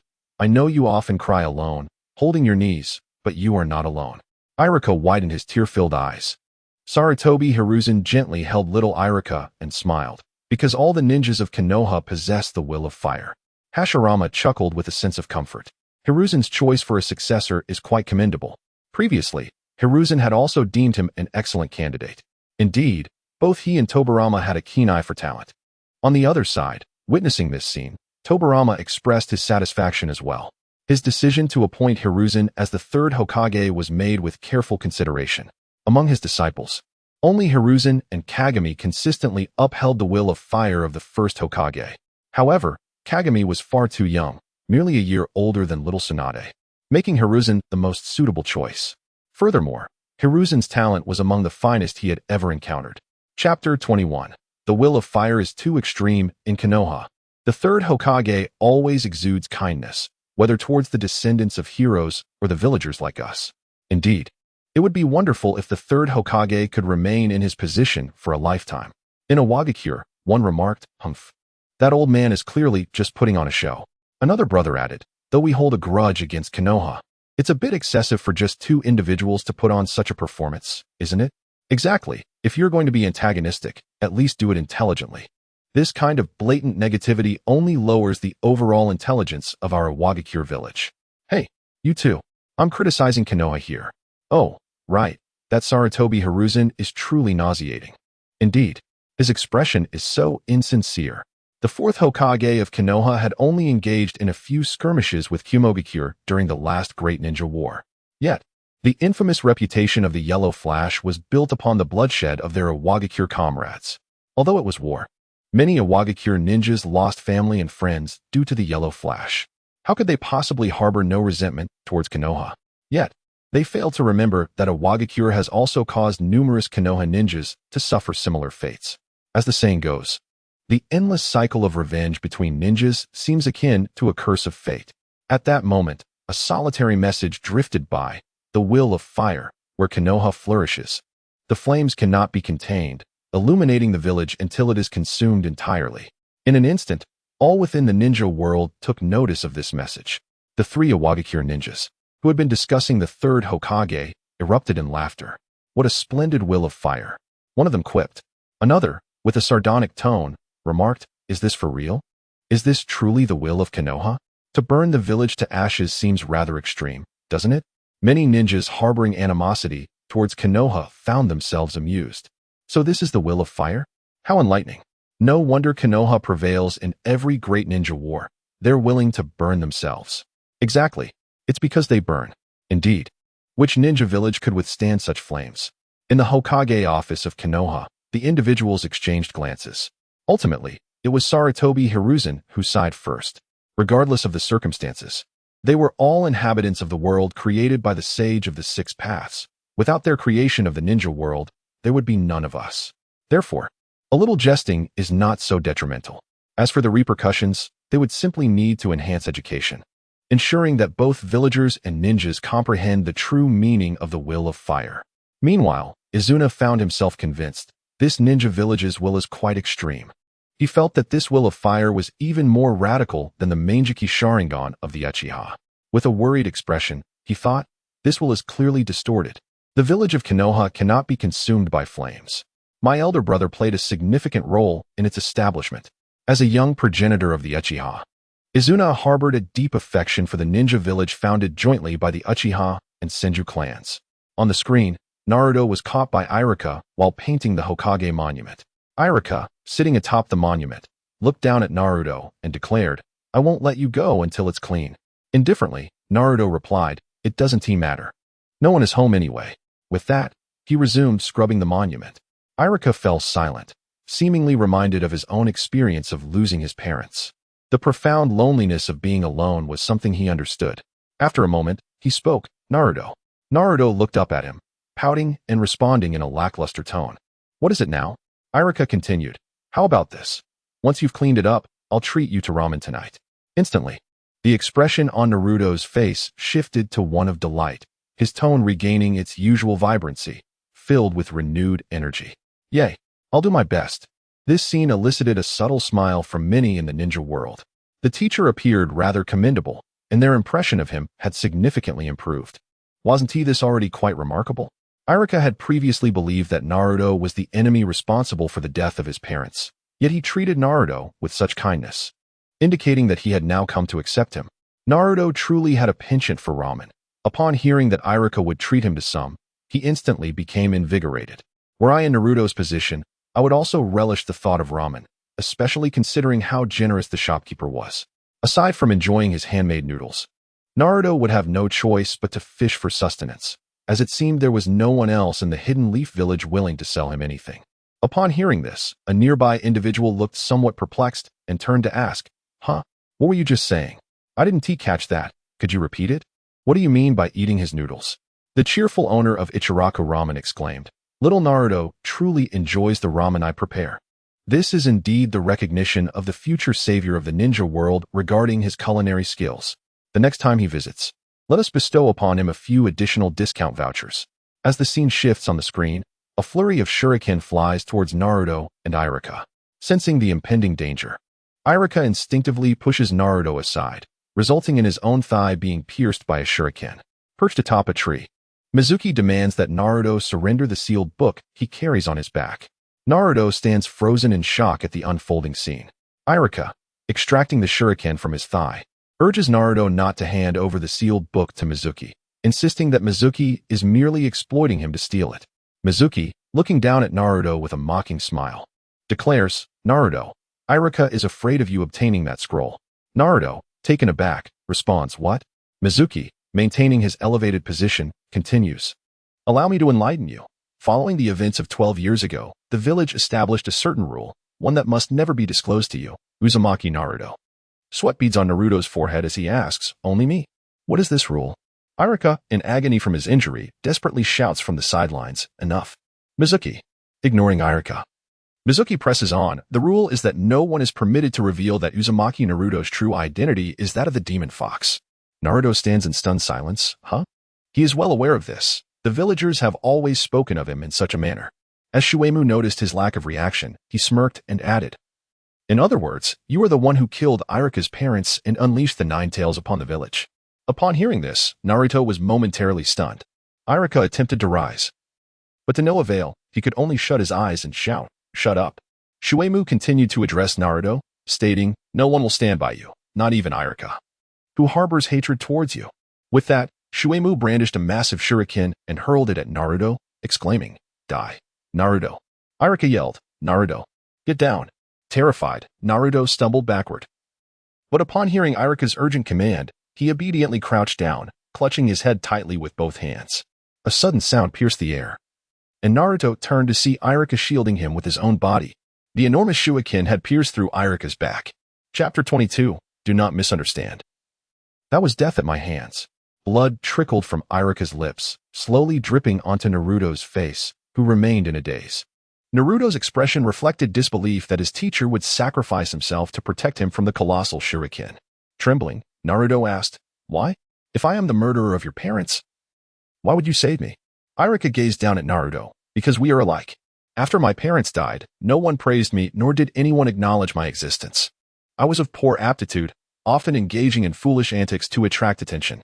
Even when excelling, I remained unnoticed, which led to my constant folly. It was truly painful." Tears streamed down Iruka's face as he spoke. "Isn't that right, Naruto? You must feel lonely, must feel pain, mustn't you?" "I am sorry, Naruto. If I had been more reliable, you wouldn't bear such memories." "How absurd." Shuemu, perched in the tree, sneered at Naruto. "Iruka has always despised you. The one who killed his parents. Everything he said was merely to retrieve the scroll from your hands. If heartbreak had a sound, everyone would hear the shattering of Naruto's heart at that moment." Naruto pouted in grievance, withdrawing his gaze from Iruka. If little Naruto's sorrowful expression was heart-wrenching, then the sorrow of young Naruto was utterly devastating. With a determined force, he propelled himself forward, sprinting into the distance. Iruka, neglecting to wipe away his flowing tears, extended a hand and called after Naruto's retreating figure, "Naruto." In the Hidden Leaf Village, Sarutobi Hiruzen suddenly stood up, his face contorted with fury. There was no need for further contemplation. Shuemu was undoubtedly a spy planted in Konoha by another village, with the objective of stealing the sealing scroll. This aside, he nearly plunged Naruto into darkness.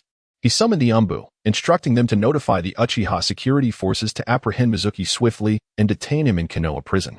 "Yes, Lord Hokage." Just as the Umbu were about to depart, Danzo hastily called them back. "Wait." He then turned to Sarutobi Hiruzen and said, "Hiruzen, the Uchiha cannot be trusted at present, especially since they remain under Umbu surveillance. I believe it would be more prudent to send either the Umbu or Root." Sarutobi Hiruzen disregarded Danzo's words, glancing at the Umbu and stating, "Proceed with the notification." Danzo's expression darkened as he retorted, "Hiruzen, are you not concerned that the Uchiha might secretly release Mizuki? If Mizuki is a spy from Sunagakure, the Uchiha could covertly use him to contact Sunagakure's higher-ups, defecting from Konoha to join them. Have you considered the ramifications of such an outcome?"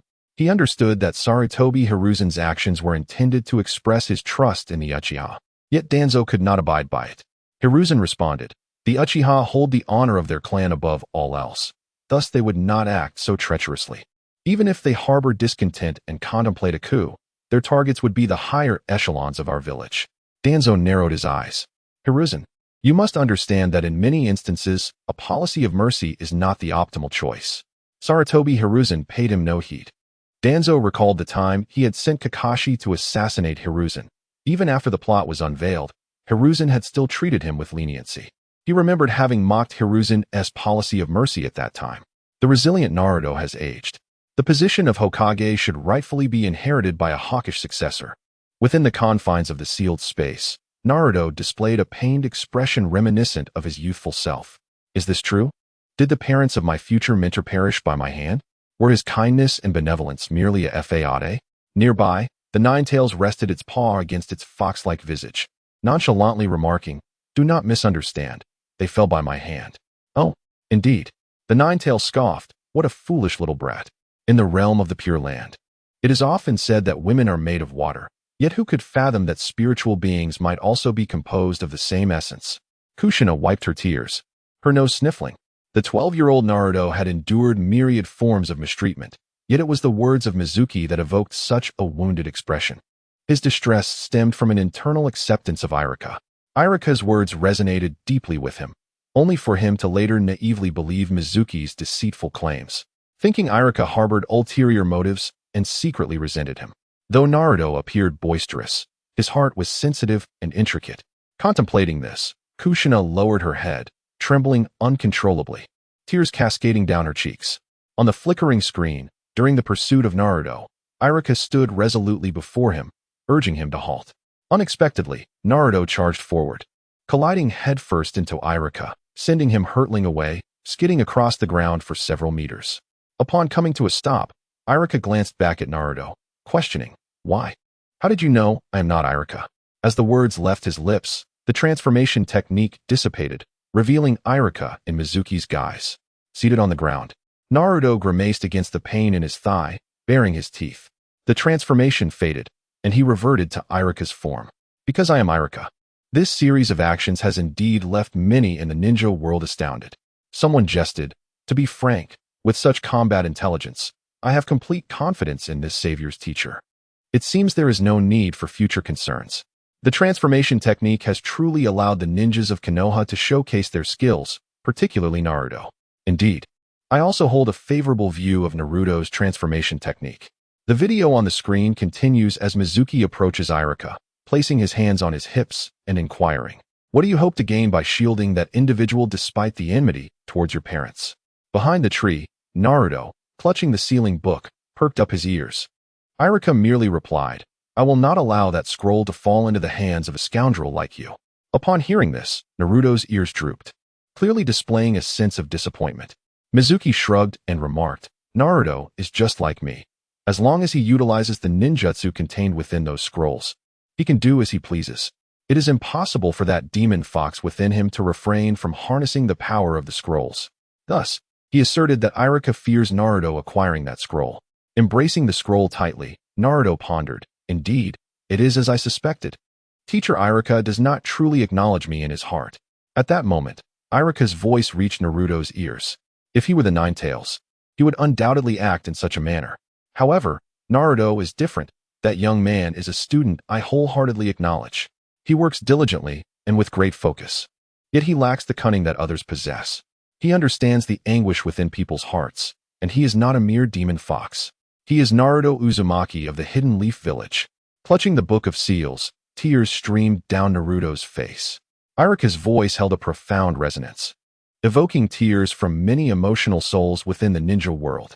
It appears that Iruka is indeed Naruto's finest mentor. Truly, Iruka is an exemplary teacher. His unwavering support for Naruto reflects the purity of his heart. Chapter 23. Stains that cannot be cleaned. I must apologize. I once perceived Iruka as somewhat of a lecher, only to find myself humbled by Naruto's transformation jutsu. However, after gaining a deeper understanding of this individual, I realized my previous misconceptions were egregious. Iruka is destined to become a remarkable teacher in the future. In the Hokage's office in the Hidden Leaf, Sarutobi Hiruzen chuckled. Why does everyone gaze upon me so? Hiruzen. Someone remarked, I was curious as to why you insisted Iruka guide Naruto, but now I see there is no one more suitable than him. Sarutobi nodded sagely. Indeed.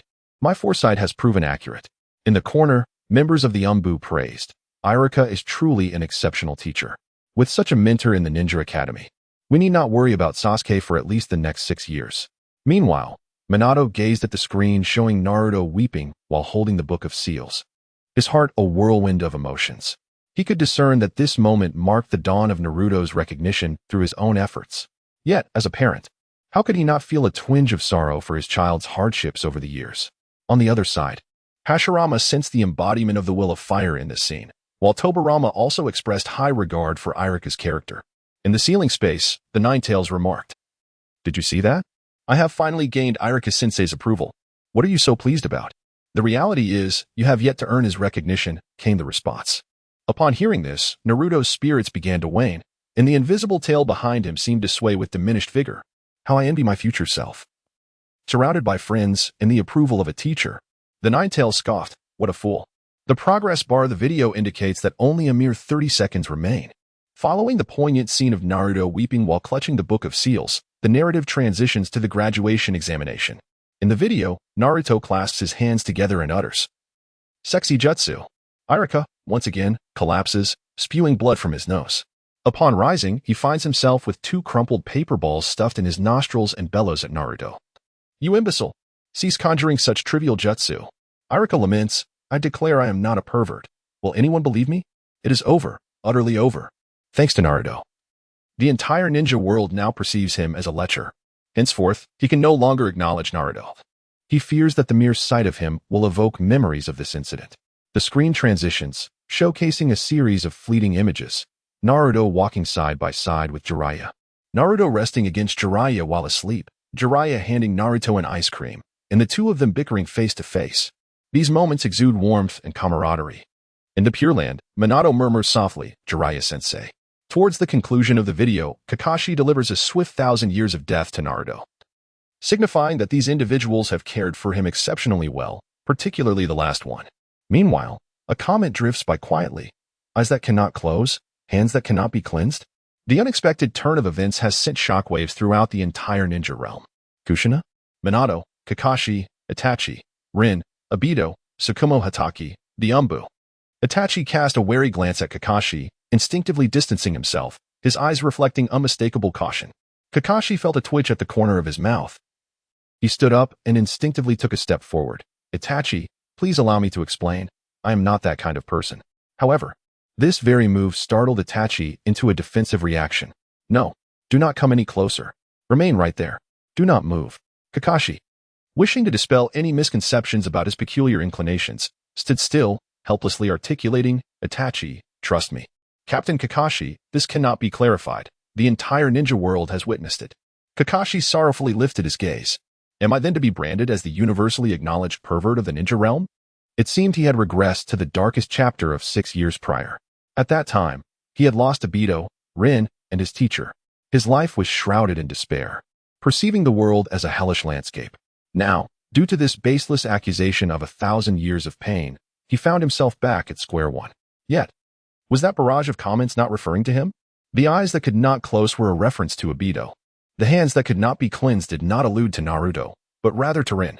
Iruka, upon witnessing this, found himself inexplicably comforted. Perhaps this was the essence of mutual understanding among individuals? In the Pure Land, Kushina gritted her teeth. Minato, look at the kind of student you've raised. Meanwhile, Minato, with a hint of nostalgia, remarked, Kakashi has undergone a significant personality transformation over the years.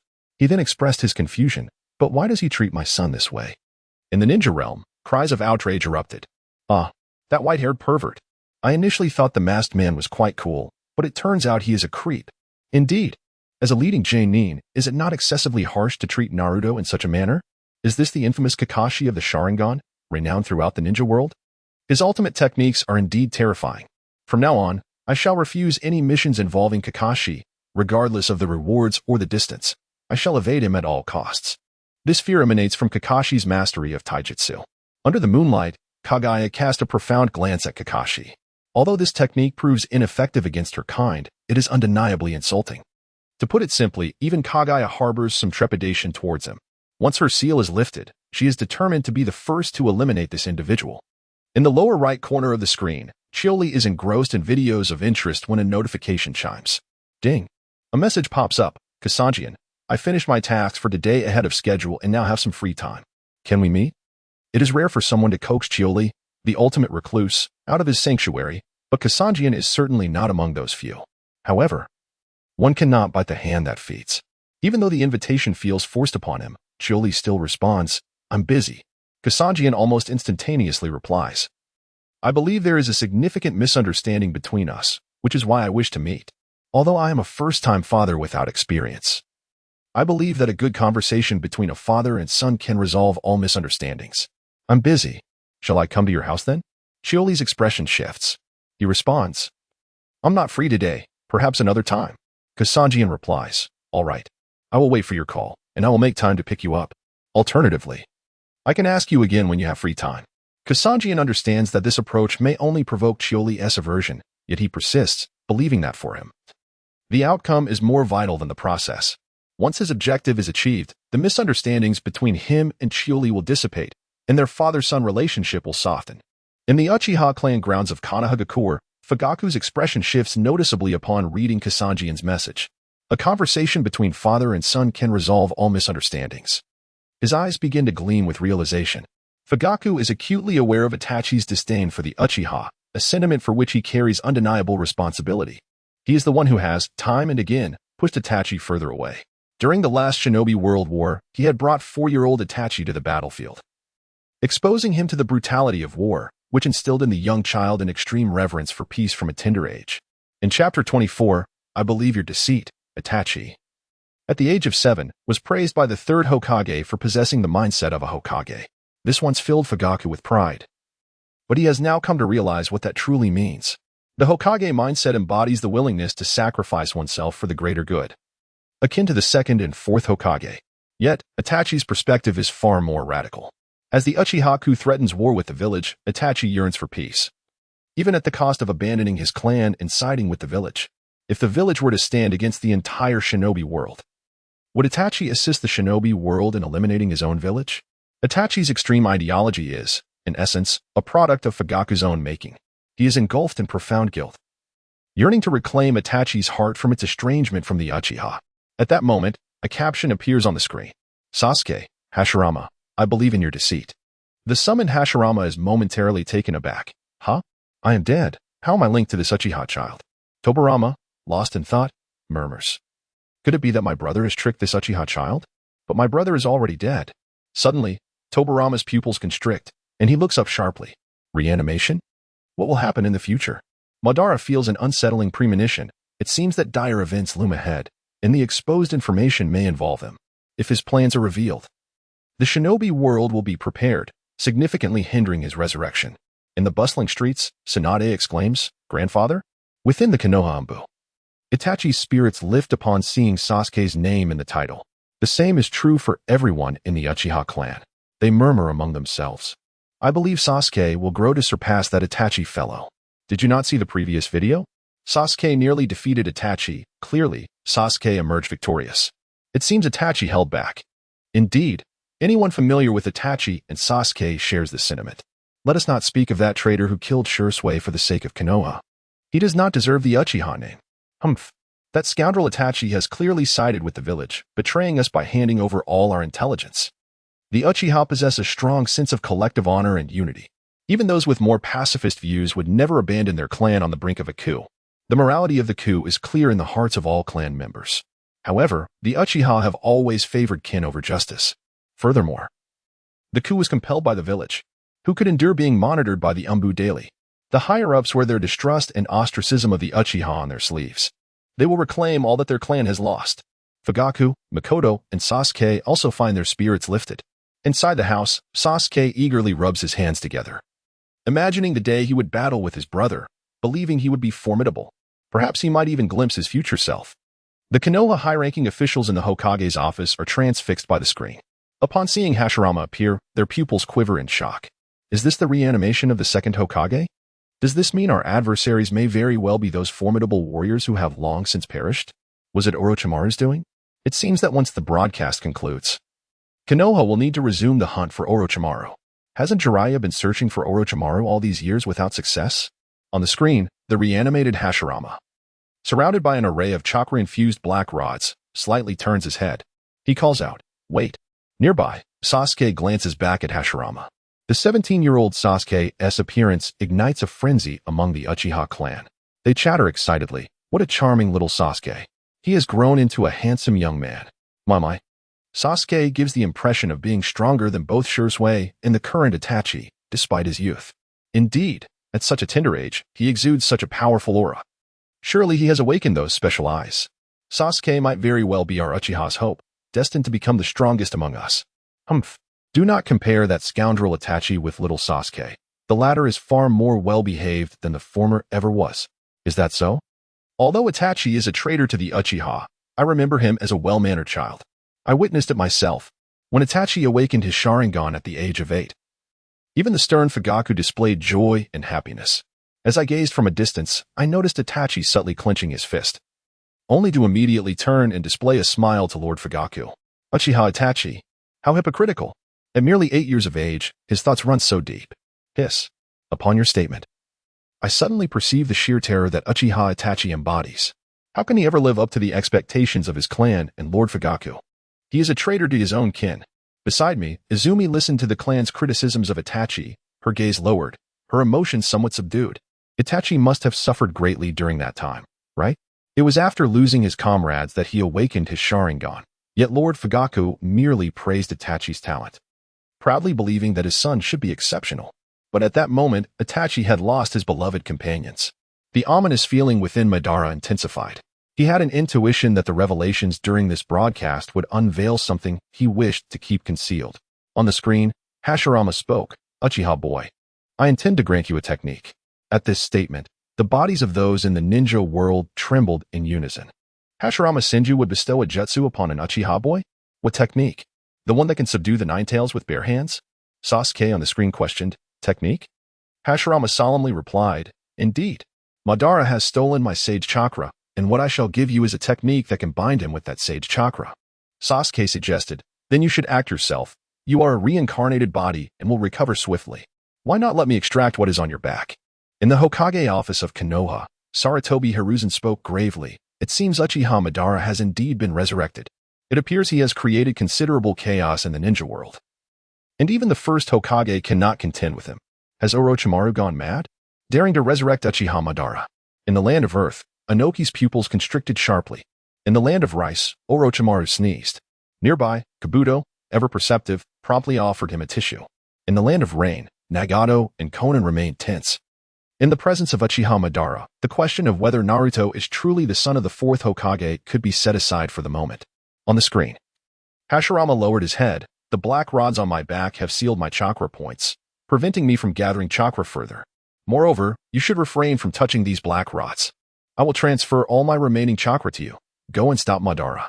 In the Pure Land, Tobirama was taken aback. Huh? Even my elder brother cannot stop Madara?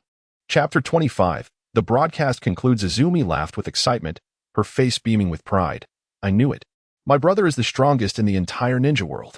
What could a mere wood user like Hashirama do to stop my brother?" Madara felt a sense of relief within. If it were merely this, then there was no need for excessive concern. It was not a significant issue. As long as he was resurrected, he could resolve all troubles. To him, ninjas were but a bunch of insignificant beings, entailed beasts, mere animals. Black Zetsu had stored his cells. Reviving him would not pose a challenge. "Izumi, you must be watching too, right? Then witness the magnificent figure of my brother as he gazes down upon the entire ninja world." A smile graced Madara's face as he envisioned Izumi's expression upon seeing his Rinnegan. On the screen, Sasuke inquired, "As a member of the Uchiha clan, why am I chosen?" Hashirama smiled, "Because you resemble Madara's brother, Uchiha Izumi." "And so what? How does that relate to stopping him?" Hashirama explained, "Madara was originally a kind-hearted individual. He cherished his brother greatly and was both faithful and devoted, thus he bestowed upon you the chance to live." Upon hearing this, Sasuke fell into reminiscence. In his memories, he pierced Madara's shoulder with a blade. Madara, eyes closed, grasped the blade's tip. Madara showed no signs of anger. calmly stating to Sasuke, "It would be a pity to kill those eyes. Instead, let us join forces as survivors of the Uchiha clan." Many in the ninja world found themselves somewhat breathless under Madara's overwhelming presence. They swallowed hard, holding their breath as they continued to gaze at the screen. Some questioned why Madara lacked eyes. Others worried about where his brother's eyes had gone. Hashirama addressed Sasuke, "Should you go, perhaps you could use non-violent means to stop Madara." In the Pure Land, the ominous feeling within Madara surged once more. He sensed he might kill this Uchiha descendant. Izumi pondered. "Merely resembling me is not the same as being me. If it were I could undoubtedly use non-violent means to stop my brother. But this Uchiha Sasuke certainly could not. Yet, given his striking resemblance to me, my brother might show him some mercy, right?" The 5 great ninja villages were solemn expressions. Why was Naruto not stepping forth to halt Uchiha Madara? Shouldn't he possess considerable strength? Was Madara's power truly so exaggerated that even the god of ninja could not stop him? The scene on the screen shifted. Sasuke grasped the Kusanagi sword, charging toward Madara below. A perfect opportunity. But before he could strike Madara, his body was ensnared midair by a crystalline formation, the Kusanagi sword falling to the ground. Madara retrieved the Kusanagi sword from the earth, slowly approaching Sasuke. Itachi, concealed within the umbu, clenched his fist tightly. As Madara stood before Sasuke, he spoke, "To protect certain things, one must inevitably sacrifice others." With that, he raised the Kusanagi sword, aiming it at Sasuke's heart. Pinned to the ground by several black rods, Tobirama shouted, "Stop, Madara." Madara ignored Tobirama, continuing, "Whether that person is a close friend, a brother, or even one's own child." At that moment, with a swift motion, the Kusanagi sword pierced Sasuke's heart, causing him to cough up blood. Tobirama's skin, composed of Edo Tensei, tore away in several places as he cursed, "Madara, you bastard." Izumi? Initially, she was elated to see her brother's Rinnegan. Tobirama, Hashirama, the Uchiha clan, Fugaku, Makoto, Sasuke, Itachi. In the umbu, Itachi's Sharingan widened in disbelief as he leapt to his feet, allowing his chakra to erupt. He gazed at Madara on the screen, his eyes filled with a violent killing intent. At this moment, Kakashi, disregarding the shock of Madara's Rinnegan, hurriedly rose to calm him. "Itachi, stay calm. These events have yet to transpire. We have acquired the information, and in the future, we can surely prevent this from occurring." Itachi focused on the 7 bold characters that appeared on the screen. This broadcast has concluded. His mind was in turmoil, and he no longer resisted Kakashi's approach. With a blank expression, he stood up. A new objective had emerged within him, to kill that masked man, Uchiha Madara. Sasuke moved, even knowing he could not defeat him. He would still strive to kill him. As for Madara's right eye, he suspected it was obtained by Madara in the future, thus leading him to replace his own right eye. In the Uchiha clan grounds, had Sasuke truly perished at Madara's hands? And what of the Rinnegan in Madara's eyes? What exactly was going on? A grave situation has arisen. The final crisis of the shinobi world is none other than Lord Madara. He appears to be the very embodiment of life itself. Could he have been lurking in some shadowy corner of the shinobi realm all along? Yet, how could he possibly retain such youthful vigor? Is he truly coming to seek trouble with us? After all, it was the Uchiha clan that betrayed Lord Madara in pursuit of peace and stability. Alas, has young Sasuke truly met his demise? Not yet, it seems. Speaking of which, Senju Tobirama's demeanor towards Sasuke appears rather peculiar. Could it be that our coup d'etat has failed? Surely, Senju Tobirama must be unaware of our intentions. If the coup had indeed failed, how could young Sasuke still be alive? Alternatively, it may be that our coup was successful, leaving Senju Tobirama with no choice but to accept the situation, and his attitude towards Sasuke merely reflects his resignation. Your reasoning holds merit. Haha. The final video of this live stream has left countless souls in deep distress. The young figure of shinobi world, with the Rinnegan, raises many questions. The origin of Madara's Rinnegan remains a mystery, yet the grim reality is undeniable, making it difficult to remain hopeful. Moreover, in the future, even those long deceased have returned to battle. Are the legendary figures of the shinobi world unable to thwart Madara, who wields the Rinnegan? Thus, the savior Naruto seems to become their last beacon of hope. In despair, Madara cries out, "No, Izuna, do not trust this video.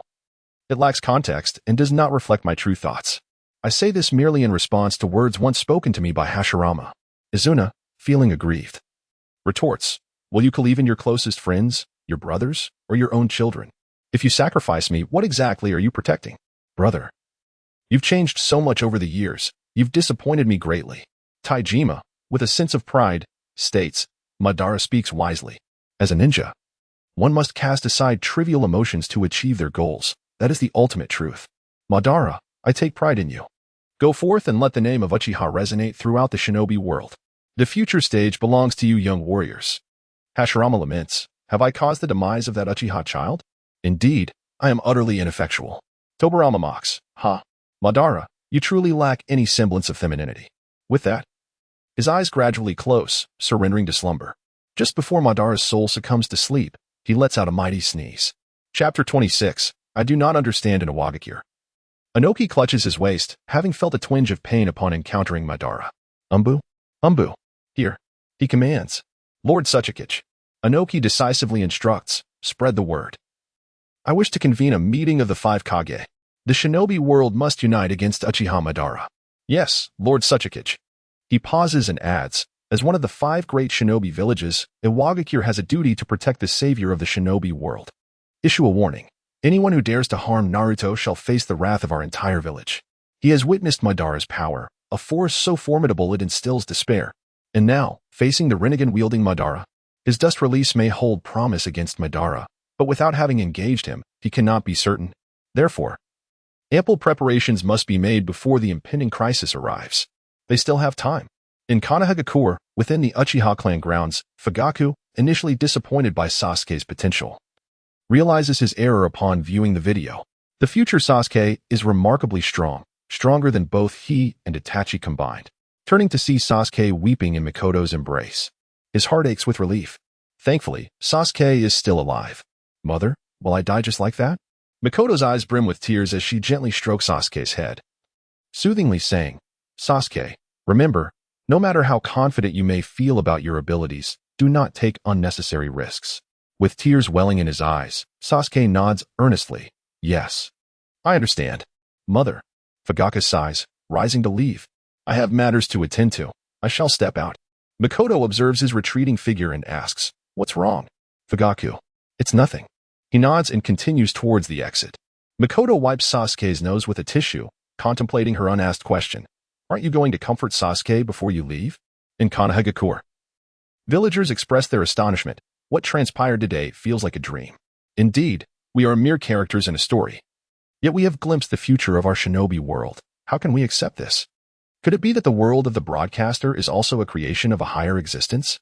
Their history and culture might merely be a narrative to those superior beings? In the Hokage's office, Sarutobi Hiruzen puffs thoughtfully on his pipe, stating that the future Sasuke does not wear the leaf headband. I believe he is Uchiha worthy of our trust and cultivation. The headband may simply have been lost in battle. After all, those resurrected by Edo Tensei are not limited to just a few. The future Sasuke, who dies fighting to protect the shinobi world, is a hero, and his character is undoubtedly trustworthy. Following this declaration, Kakashi prepares to speak, but Hiruzen quickly adds, this is evident in the way the first and second Hokage regarded Sasuke, demonstrating their high regard for him. Mito Uchiha concurs, acknowledging, you are correct, Kakashi, the first Hokage's sentiments are understandable.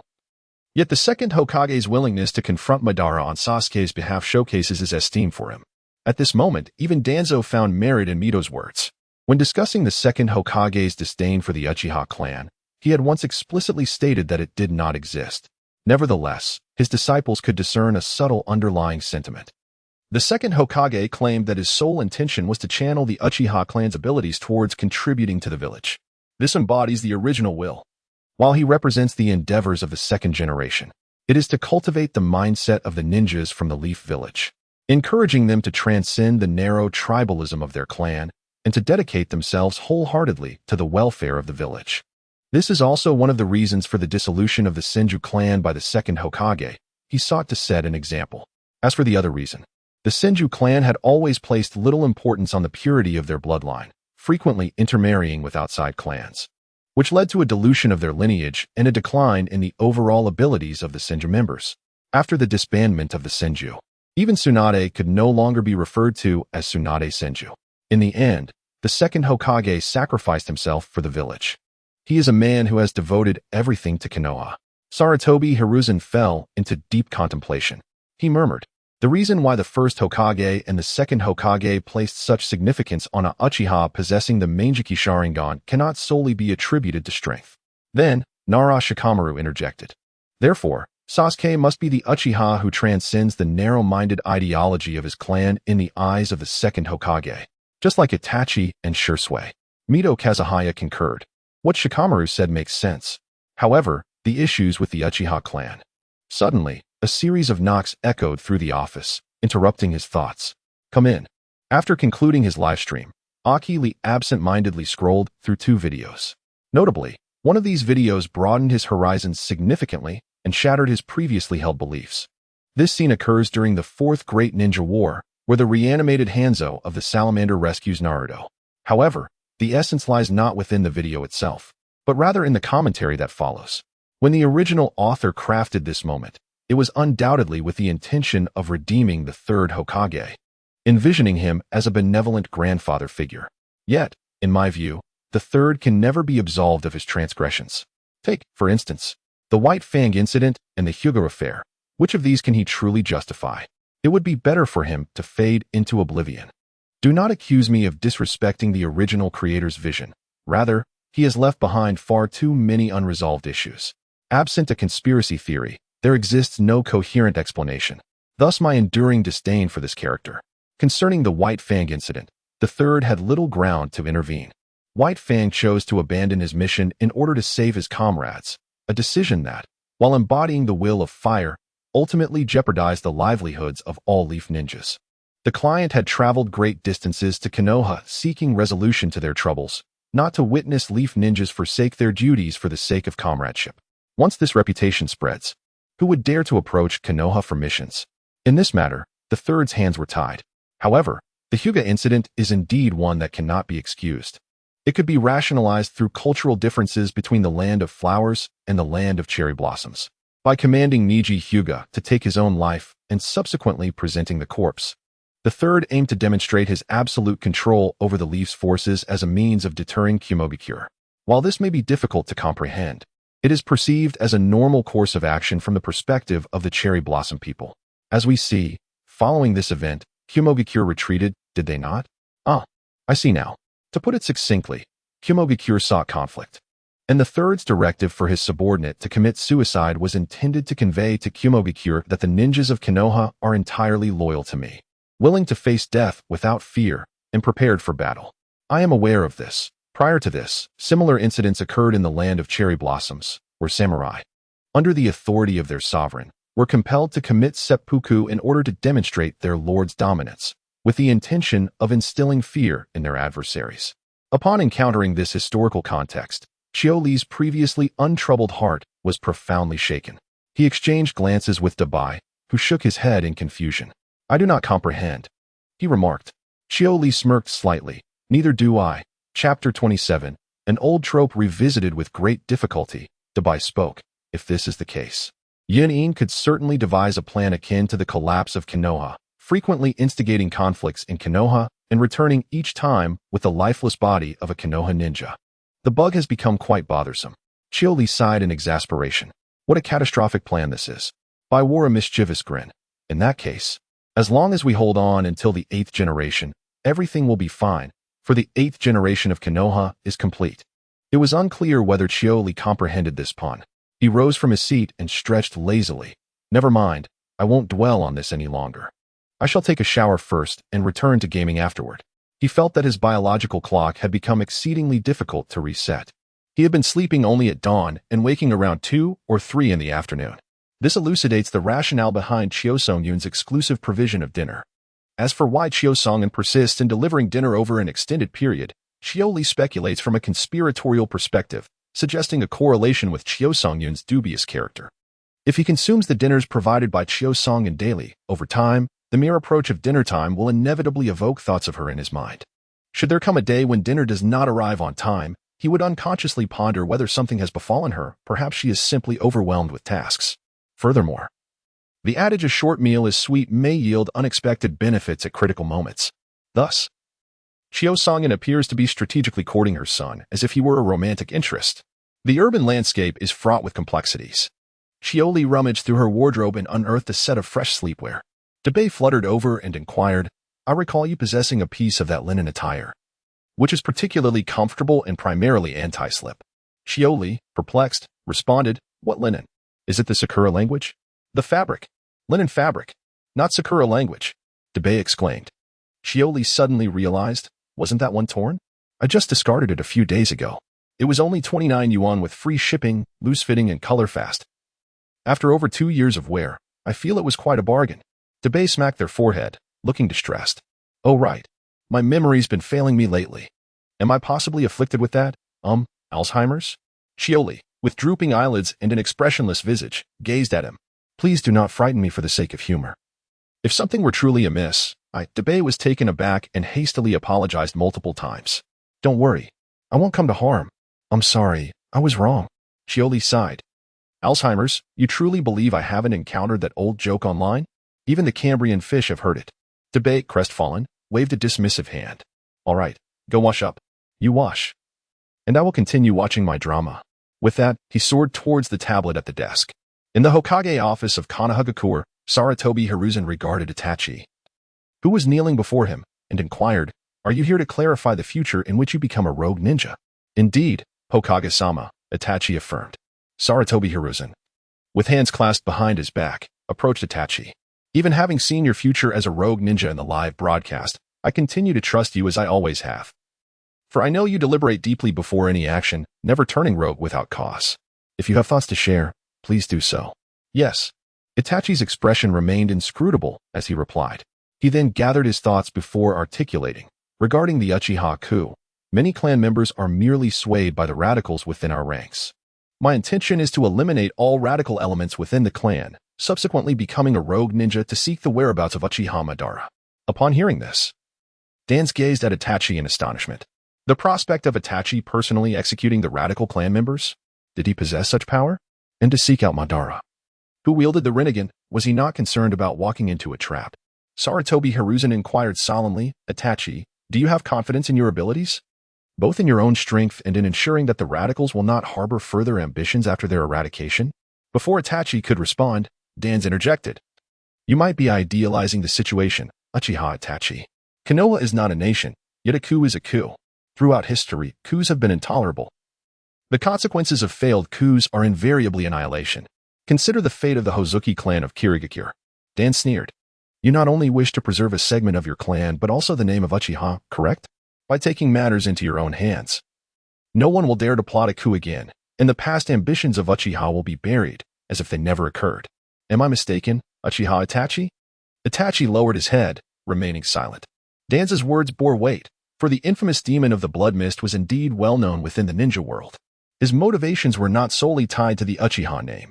He possessed an instinct that the events surrounding the Uchiha coup would inevitably be exposed through the live broadcast.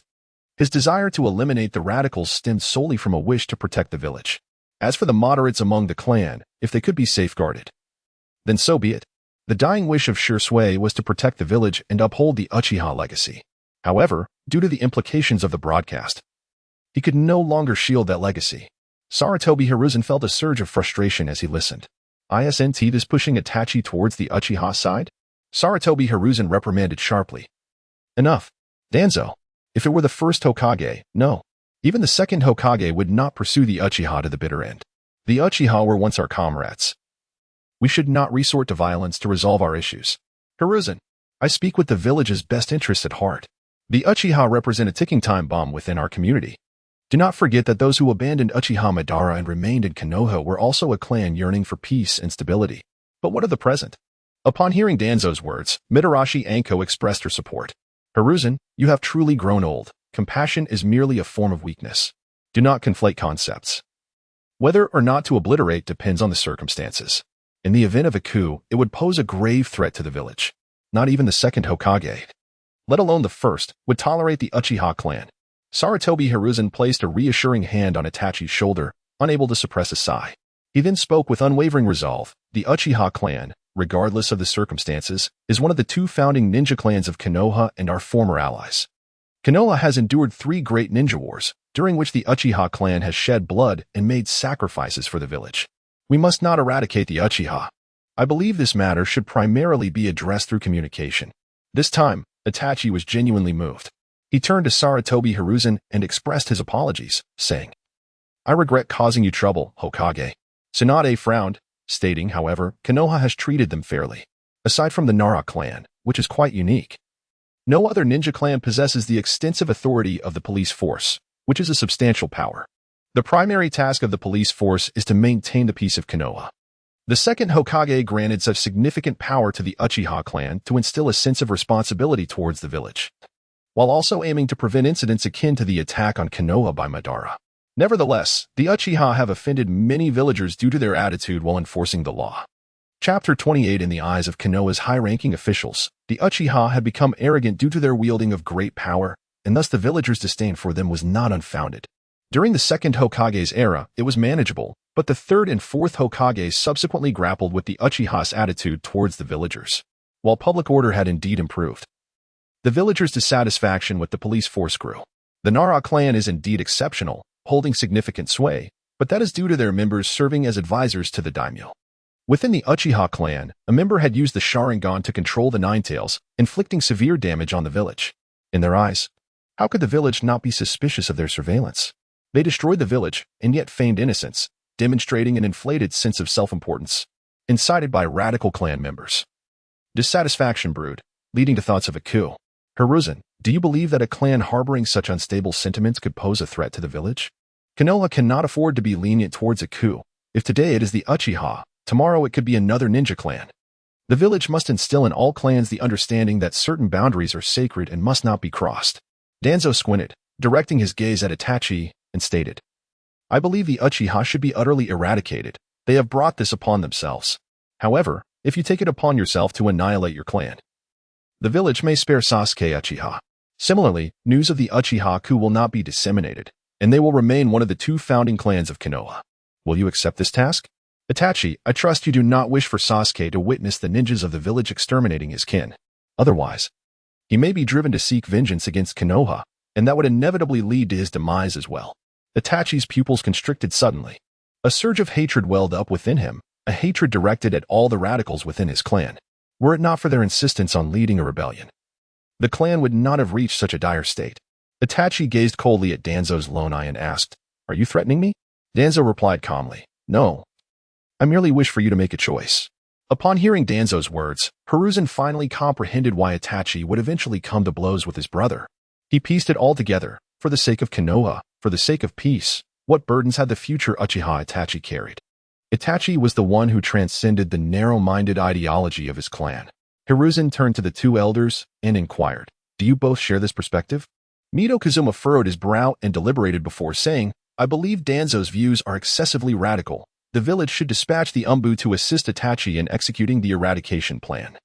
Tsunade shook her head, asserting, Danzo's approach contradicts the will of fire. The village must not resort to such measures. Danzo, incensed by their responses, slammed his cane forcefully against the ground. Kakashi dared not voice his thoughts. Forcing someone to annihilate their own clan. How fitting it was to call him a shadow of the ninja world. If Itachi truly possessed the strength to eliminate the radicals within his clan, the village would not require any sacrifices to quell the rebellion. Hiruzen regarded the three elders with an authoritative tone. Since Itachi claims he has the power to eradicate the radical Uchiha, so be it. If the Uchiha were to stage a coup, how many sacrifices would the village endure in the absence of Itachi? Itachi's actions were for the village's sake. Demanding him to annihilate all Uchiha was an excessive request. This was undoubtedly the most advantageous course of action for the village. The Uchiha clan might pose a threat to him, but for the next Hokage, they could be fully integrated into the village. What he needed to do was place his trust in the future Hokage. Moreover, should Konoha lose the Uchiha, its strength would undoubtedly diminish significantly. The complete eradication of the Uchiha was an outcome I wish to avoid, yet it is precisely what other great nations desire. I cannot allow the other ninja villages to have their wishes fulfilled. Additionally, let us not forget that the future of the ninja world holds crises awaiting us. Retaining the Uchiha clan members would provide the ninja world with additional strength to confront future adversities. The three elders exchanged concerned glances. Hiruzen made a decisive ruling. For the time being, this would suffice. Itachi, await the opportune moment to act. Should you encounter difficulties, communicate with the village. Itachi felt a slight sting in his nose. Perhaps this is the delightful surprise of regaining what was lost? At this moment, he is enveloped in an almost surreal sensation. In truth, if there were no alternatives, he would still eradicate all within his clan for the sake of peace. Thank you, Lord Third. Rika raised an eyebrow. The third's method of winning hearts is indeed formidable. Itachi confidently asserted that he alone could eliminate the radicals, which undoubtedly indicated his immense power. He had even awakened those fabled eyes. The three elders spoke with great reason. Yet their every word and action seemed to nudge Itachi towards the Uchiha side. Should Itachi have a change of heart, it would undoubtedly be detrimental to the village. Ultimately, the third's divine intervention swiftly brought Itachi back. Danzo snorted disdainfully, remarking, once again, the cursed policy of mercy. Hiruzen, you will regret this. Hiruzen Sarutobi, unfazed, waved his hand dismissively, signaling him to leave. You all may go, Itachi and Riku will stay. Danzo, receiving no response, felt as if he had struck a punch into cotton. His expression darkened ominously, and with a heavy huff, he stormed out. Moments later, the vast office of the Hokage was left with only 3 individuals. Hiruzen Sarutobi inquired, Itachi, what do you mean by seeking out the traces of Uchiha Madara after eliminating the radicals? Do you possess some intelligence? Yes, Hokage-sama. Not long ago, a masked man claiming to be Uchiha Madara approached me, inviting me to join an organization. Hiruzen's pupils constricted. A man claiming to be Uchiha Madara? Indeed. So, does that mean his right eye is the Rinnegan? No, his right eye is a Mangekyo Sharingan. Hiruzen and Riku exchanged glances. Riku analyzed. If he truly is the rumored Shura of the ninja world, he may not be hiding in the shadows, yet it's hard to say.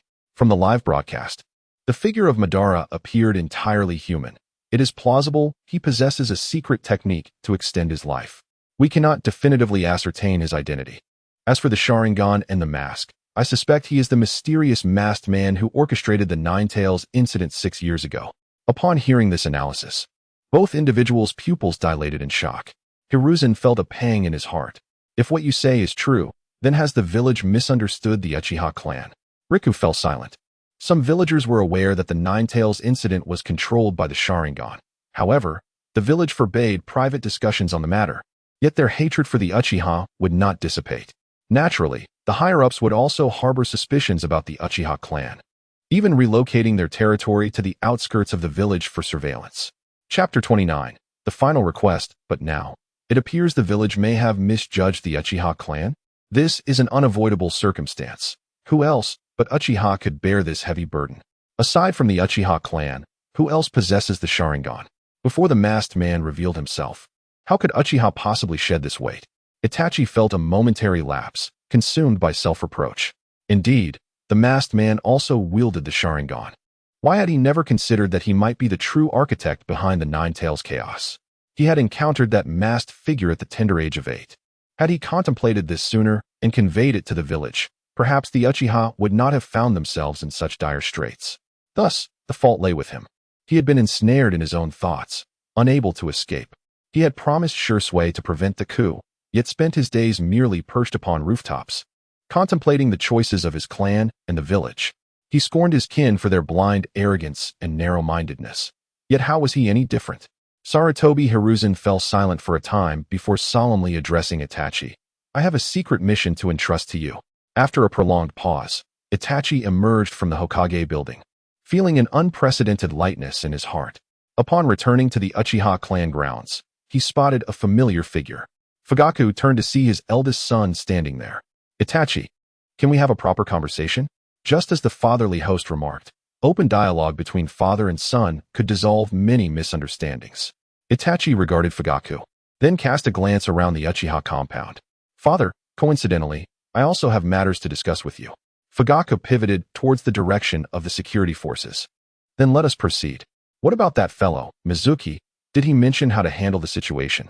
No, Fugaku replied casually. Let's just keep him detained for now. In the security forces building, father and son exchanged glances for an extended period before Fugaku broke the silence. Itachi, you are my most cherished son.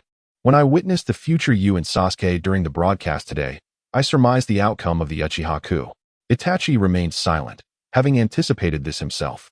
Hence his attempts to negotiate with the higher-ups to safeguard some of their kin rather than waiting until the coup was imminent to report the situation. Fortunately, the outcome had not disappointed him. Fugaku continued, I have even foreseen that both I and Mikoto shall ultimately fall by your hand. I believe that if you truly stand with the village, in the end, I would not wish to harm my own son. At this, he shook his head. Deriding himself, I am neither a competent clan leader nor a fitting father. The tremor in Itachi's pupils was palpable. The reason I sought you today is to share the Uchiha's plight and to hear your thoughts regarding your final choice. With that, Fugaku ceased speaking and produced a scroll, offering it to Itachi. Observing Itachi's puzzled expression, Fugaku calmly explained, "Do not open this just yet. It is a letter prepared by your mother and me today. Open it only after the coup has failed." Itachi's mind erupted with a thunderous realization, akin to a bolt from the blue. He could easily surmise the purpose of this letter. Noticing Itachi's expression, Fugaku continued, "This is my last request for you to assist our clan. The consequences of a failed coup, I believe you are well aware. Thus, Fugaku implored, I hope you will aid the Uchiha in this endeavor." Itachi stared blankly at the scroll, offering no response. "I understand that you might refuse me, yet I hope you can view certain matters from the clan's perspective." After a brief pause, Fugaku spoke earnestly. As one of the two founding clans of Konoha, the Uchiha have never held the position of Hokage, not for the first, nor the second, and even the third and fourth were not from our clan. Every shinobi world war has witnessed the bloodshed and sacrifice of the Uchiha. As for the security forces, do not assume that the clan members are oblivious to the fact that the second Hokage targeted the Uchiha. Nonetheless, they have consistently performed their duties with diligence and precision. Since the Uchiha took charge, Konoha has faced no turmoil. Yet how does the village treat our clan? With slander, defamation, forced relocation, the Umbu's constant surveillance. At this juncture, Fugaku inhaled deeply. Throughout, you have shown little affection for the clan. Have you ever considered the injustices we endure? Have you ever sought to feel the clan's indignation and grievances? He implored Itachi. Do not forget, you bear the name Uchiha. Itachi, chastised as if he were a mere child, kept his gaze lowered in silence. The atmosphere thickened with prolonged stillness. After an indeterminate time, Itachi hoarsely articulated, "Father, you have stated that you are not a competent clan leader. If that is the case, allow me to assume that role. Upon becoming the clan leader, I shall engage with the village's higher-ups to reclaim all that the Uchiha once possessed." Fugaku, the words of this filial son left Fuyue's mind swirling with questions. Was I merely being modest, and you took it seriously? You rebellious child, do you aspire to usurp my position as clan leader? Fuyue felt that Itachi's thoughts were overly naive. You wish to assume the role of clan leader? Do you truly believe anyone in the clan would acknowledge you in that capacity? I do not deny that you are currently the only Uchiha capable of speaking in high circles. But how can you be so certain that your communication with them will restore all that our clan once possessed? Itachi countered. Does father believe that anyone in the village would recognize the Uchiha as Hokage? Fuyue was momentarily speechless. After a brief pause, he shook his head in disappointment. Itachi, it seems you have chosen the village. Has father considered that, should the bloodless revolution fail, the clan would inevitably descend into a brutal conflict with the village's ninjas? How many of our comrades would perish? If you were a leader of another ninja village, would you let such an opportunity slip away? Would the fourth great ninja war commence? Would Konoha face annihilation? How many innocent civilians would suffer as collateral damage? This premise hinges on the failure of the bloodless revolution. With your involvement, the success rate of our clan's bloodless revolution would increase. Itachi tightened his grip on the scroll. But I will not choose the clan. Hearing this, Fuyue sighed. So, when the clan's coup occurs, you will assist the village in slaying your own kin, will you? Yes. Itachi's tone remained resolute. For the sake of Konoha. You would forsake your own people, is that correct? Yes. Itachi's affirmation was unwavering. Then, if one day, the village and the ninja world must choose one to perish, would you choose the destruction of the village for the sake of peace in the ninja world? Itachi hesitated, then, without a moment's thought, he tossed the question back. And what would father choose in such a situation? Fuyue. He suddenly realized that no matter how he chose, it would be wrong. Choosing Konoha would make him a murderer of the ninja world. Choosing the ninja world would betray his own faction, rendering him a villain against the village. Fuyue appeared utterly disillusioned with Itachi, letting out a deep sigh. Chapter 30. I will not let you down for reasons unknown. Tears glimmered in Itachi's eyes as he asked, must the clan really resort to a coup? Has father considered that a coup might set a terrible precedent? Who among the shinobi of Konoha would recognize the Uchiha as Hokage? Even if the coup succeeded, what would it matter? Has father thought about how other ninja clans might emulate the Uchiha's coup out of discontent? Itachi's soul-searching questions left Fuyue at a loss for words. Setting aside whether other ninja clans would acknowledge the Uchiha's coup, what would happen if the Uchiha truly succeeded? If you rebel, others will rebel too. At that point, would Konoha even exist? All the tragic consequences would stem from the Uchiha's dissatisfaction and desire for a coup. Do you remember? When I was 4, you brought me to a battlefield strewn with corpses. It was my first experience of killing, and I was terrified. Yet, you commanded me to remember the brutal scene before me. Since that day, I have carried that vision with me, but why does my choice still disappoint you? Fuyue was stunned, somewhat lost in thought. Itachi's tone grew heavier as he recalled his 4-year-old self, and Fuyue realized that Itachi had been merely a child then. At 4. After training, Itachi could reflexively retaliate against the ninja who ambushed him. At 5, during the Nine-Tails incident, he survived amidst the ruins, and he assured Itachi, who had narrowly escaped death, I knew you would be fine. At 6, he applied for early graduation from the Ninja Academy and proudly declared, just like my son. At 7, he endlessly lectured Itachi on politics, the Uchiha stance, and the day they would reclaim what was rightfully theirs. At 8, after losing a comrade, he awakened his double Tomo Sharingan and joyfully praised Itachi's strength, exclaiming, just like my son, followed by expressions of pride. Then he admonished Itachi, do not be arrogant. You must continue to strive. In the end, he reaffirmed Itachi's diligence and self-discipline. Regardless of Itachi's achievements, his message was clear. You succeeded. It was expected and not surprising. If you failed, that would indicate a disparity and would be disappointing. Itachi's current character was shaped by Fuyue's influence.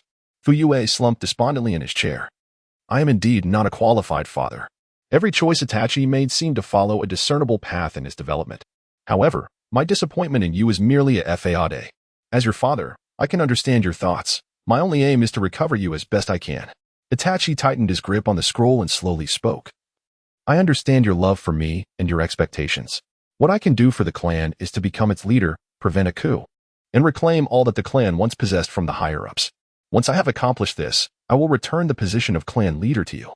Yet, there remained a troubling issue. The clan's condition would not bode well once the live broadcast exposed their intentions for a coup.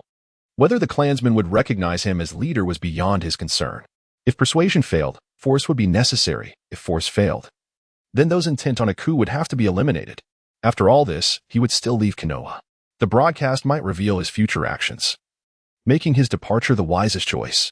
Itachi, do you truly believe you can achieve all that? Itachi did not answer, simply allowing his 3 tomo to converge into the shape of a kaleidoscope.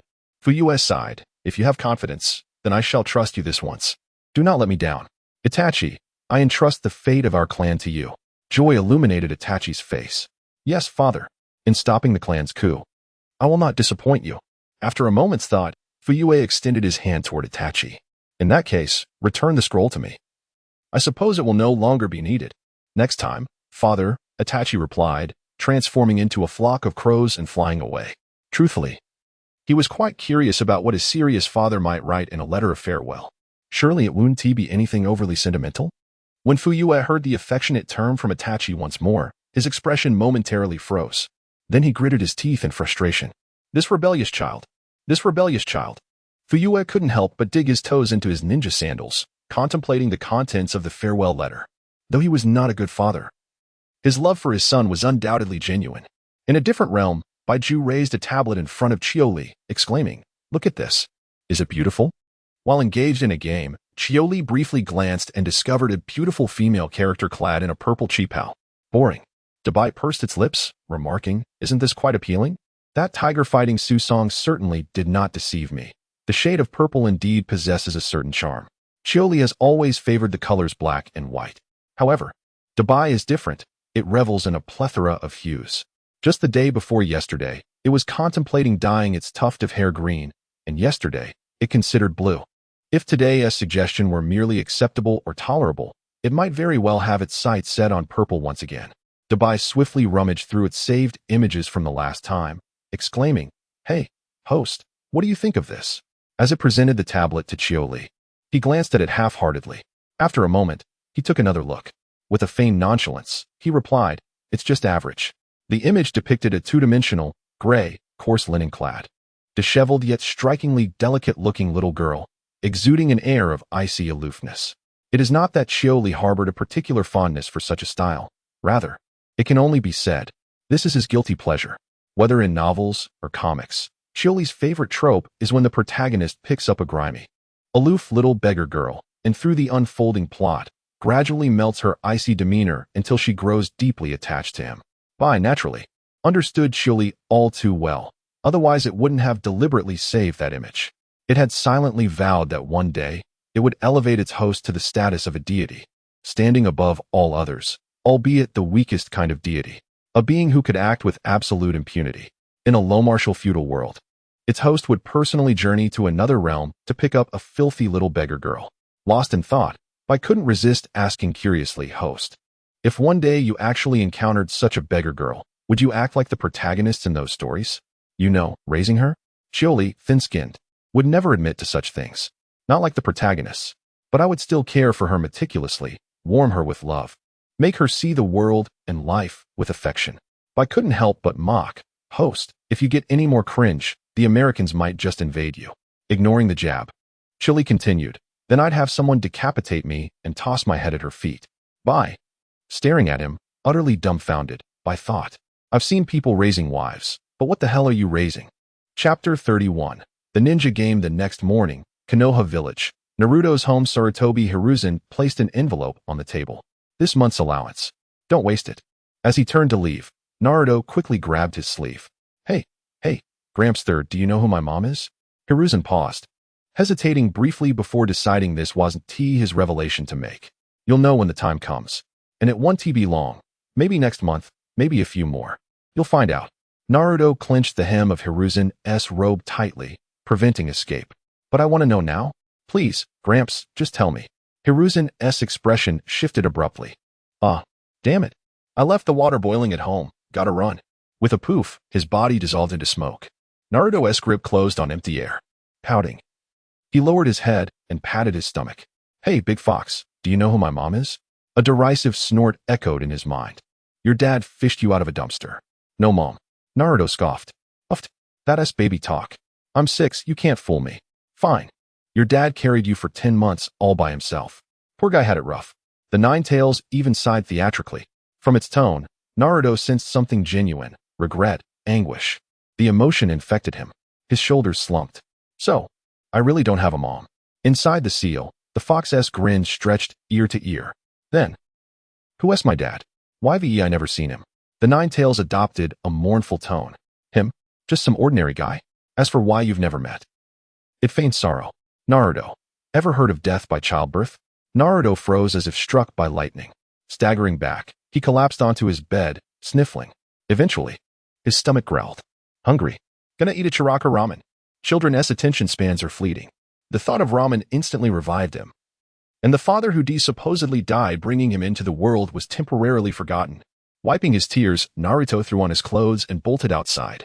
Striding through Konoha's streets, he glanced around, sensing something different. The villagers no longer glared at him with hatred. Yet when they saw him, their gazes weren't kind, nor apologetic.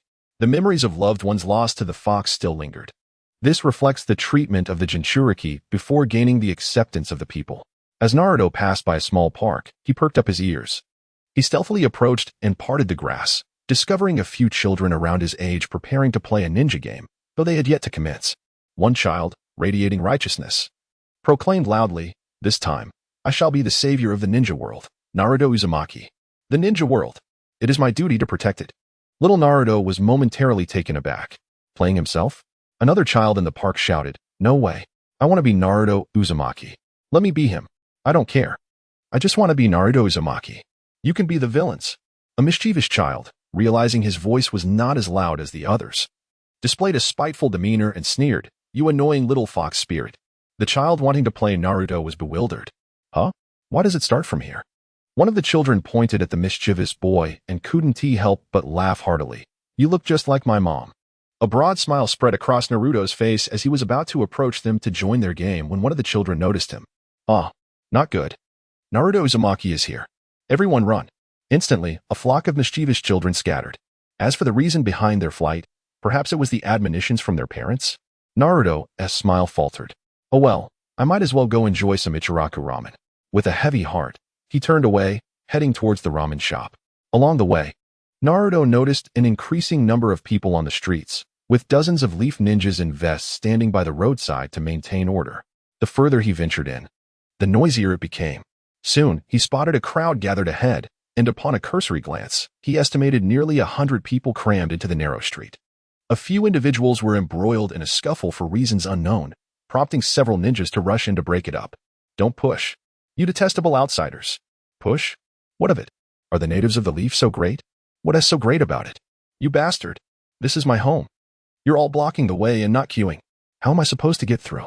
How am I supposed to go home? Cursing at me. Huh? I'll let you curse me. I've long been displeased with how you leaf villagers treat Naruto. Just wait until I beat you up. Damn it. Don't you ninjas have any responsibility?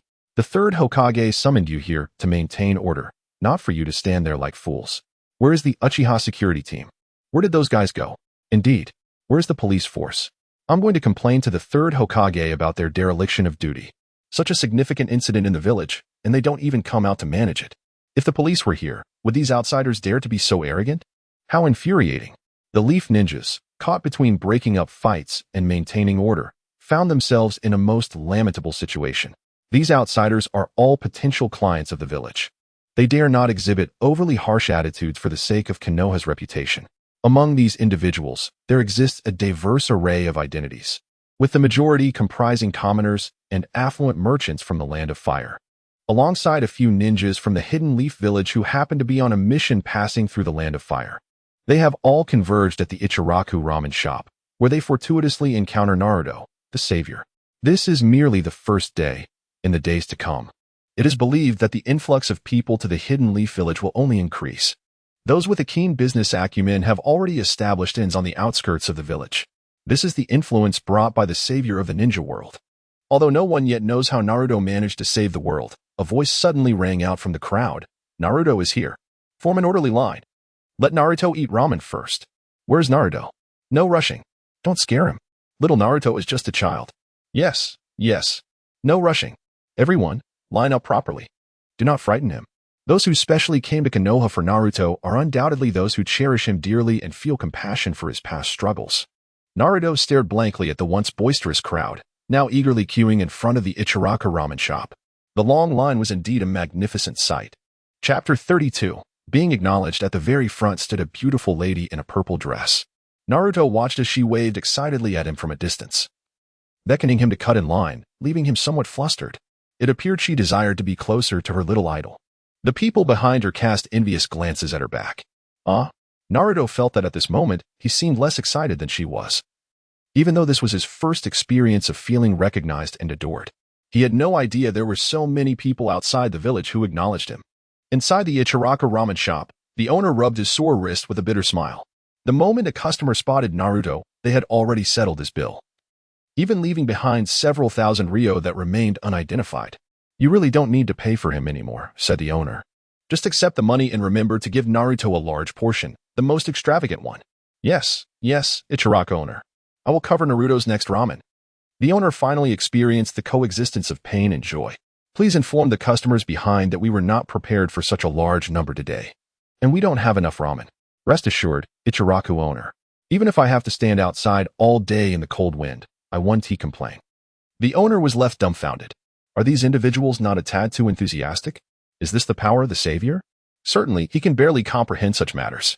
If the future savior of the ninja world were to manifest in another ninja village, even he would be compelled to suspend his operations for a few days to catch a glimpse of that village. This is indeed the future that will save them in the entire ninja realm. If the savior endures hardships or faces adversity, it is only fitting for one who requires salvation in this ninja world to extend a helping hand. Meanwhile, Kakashi walked along the path to the Hokage building. An invisible barrier seemed to isolate him from those around him. Both ninjas and villagers deliberately maintained a certain distance from him. With his exceptional hearing, even the faintest whispers of the villagers reached his ears with clarity. It's that guy, isn't it? The white-haired freak. How could he do such a thing to the nine-tailed fox? Yes, it's that white-haired ninja from the village. Better keep your distance. Who knows what he might do? This scene feels oddly familiar. A river of sorrow flows within Kakashi's heart. These days have become truly unbearable. Irika, everyone knows, is a notorious lecher. Yet, despite this, he still carries the esteemed title of a good teacher. On the other hand, Kakashi, the famed user of the Sharingan from the Umbu of Konohagakure, and future J-nin leader of Naruto, lacks any commendable labels. He is merely an eccentric white-haired ninja with remarkably peculiar abilities. In a casino located on a certain street in the Land of Fire, the atmosphere was electric. Big, big, big. Small. It's small. I'm striking it rich. Haha. Suddenly, a gambler approached Tsunade, hesitating slightly before gathering his courage, as his lustful intentions began to overshadow his reservations. He turned to Tsunade and ingratiatingly exclaimed, "Sister Tsunade?" Inwardly, Shizen mourned for him for a brief moment. This is already the fifth one. Tsunade clenched her fist, veins bulging on her forehead. With a thunderous crash, a figure smashed through the casino wall, leaving a human-shaped hole in its wake. This distressing live broadcast. No, that derivative story is truly vexing. After the live stream concluded, Tsunade was harassed that very night. She is utterly exasperated with that derivative tale. The eager gamblers within the casino fell silent, suddenly daunted. They silently expressed gratitude to the valiant warrior who had been sent flying. It was that indomitable warrior who revealed to them that the Tsunade of reality is not so easily conquered. In the land of wind, Sunagakure, stop. Gaara, please, cease this. A series of bone-cracking sounds echoed.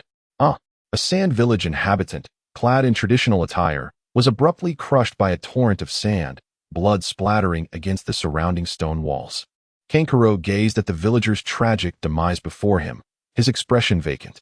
Is this truly his brother? No. This is clearly a remorseless demon. Temari angrily questioned Gaara. Didn't I tell you to stop? Gaara's eyes glinted with a chilling resolve. He attempted to assassinate me, but he merely threw a stone at you. I protested. I have stated that he seeks to take my life. However, Gaara impatiently interrupted, silence, or I shall kill you. Temari trembled in fear at his words. Kankuro swiftly pulled Temari behind him. Gaara, what are you doing? My sister and I came to find you in secret, only to protect you.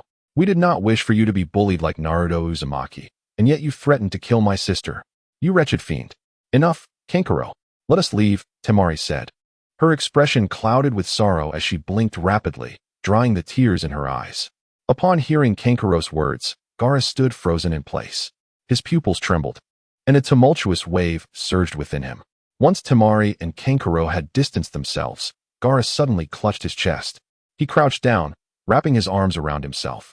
The small silhouette, burdened with a gourd, appeared profoundly lonely. I am destined to be solitary. I am the weapon of the village, a solitary weapon, devoid of heart. Yet I am Gaara. I love only my own Shura, and I fight solely for myself. Is that not so, Yashimaru? Gaara's gaze returned to its icy demeanor, yet his restless heart remained tumultuous. He rose to his feet, a swirl of fine sand enveloping him, and in a flash, he vanished. Afternoon, land of fire, Konoha village. Naruto, clutching his round belly, beamed foolishly as he waved to everyone. Today's experiences felt even more surreal than the day of his live broadcast. He had finally grasped the true essence of being cherished. He had expressly stated that he bore no grudge against the villagers. They were unaware that he was not the nine-tailed fox, and they too were victims. Yet, the fans outside the village cared little for such nuances, rallying to defend Naruto, criticizing the villagers of Konoha for their ignorance. They claimed that since the villagers did not know Naruto wasn't the fox, they could only blame their own foolishness. Their ignorance, coupled with their unreasonable anger directed at a child, was nothing short of absurd. Upon returning home, Naruto plopped onto his bed, grinning foolishly for quite some time. Moments later, he sprang up. The Nine-Tails thought Naruto had finally recovered. To its surprise, Naruto leapt onto the bed, exuberantly rolling about. Hee. Finally, someone acknowledges me. So many people like me. It was as if a surge of energy had coursed through him, releasing all the pent-up grievances within as he bounced on the bed, pounding the quilt and pillow with fervor. The Nine-Tails, observing Naruto laughing and crying simultaneously, appeared utterly speechless. Chapter 33, The Exceptional Scroll. On Blue Star. Qiuli listened to a novel while taking a bite of the pizza in his hand. Today, he was engrossed in a fanfiction about Naruto, where the protagonist became the father of Conan, later adopting the three little ones from the Land of Rain, ultimately defeating Hanzo the Salamander and becoming the leader of the Land of Rain, unifying the entire ninja world and bringing peace to it. It was a heartwarming, daily life, and somewhat exhilarating Naruto fanfiction, particularly captivating at the outset. The author of this work, titled Yu Tiao, appears to be exceptionally ambitious. It opens with the line, "Father, look." In the comments section, there are an overwhelming number of enthusiastic responses. Little Nan, merely 3 years old, is dashing towards the protagonist, clutching a flower crafted from paper in her tiny hands. Among the myriad of comments, one particularly noteworthy remark stands out. "Stop dashing. My sister possesses a Gatling gun that emits blue flames." By the time Qiuli finishes his meal, The protagonist has already established an organization known as the Akatsuki with 3 little ones who have now grown. As the leader of this organization, he has laid down a rule that all members must adhere to. Under no circumstances may they remove their black and red cloud cloaks. It is evident that he is deeply invested in the well-being of the Akatsuki. The organization's rule regarding attire is one to be taken seriously. It is better to believe in its validity than to dismiss it. Due to this novel, Qiuli refrained from playing games or scrolling through short videos this evening. In this novel, he read until dawn. It is noteworthy that the protagonist's methods are exceedingly ruthless. Numerous negative reviews within the book are directed at his actions. While showcasing talent, his behavior is remarkably inhumane, and his methods are quite extreme. In the hearts of many, this undoubtedly constitutes a significant flaw.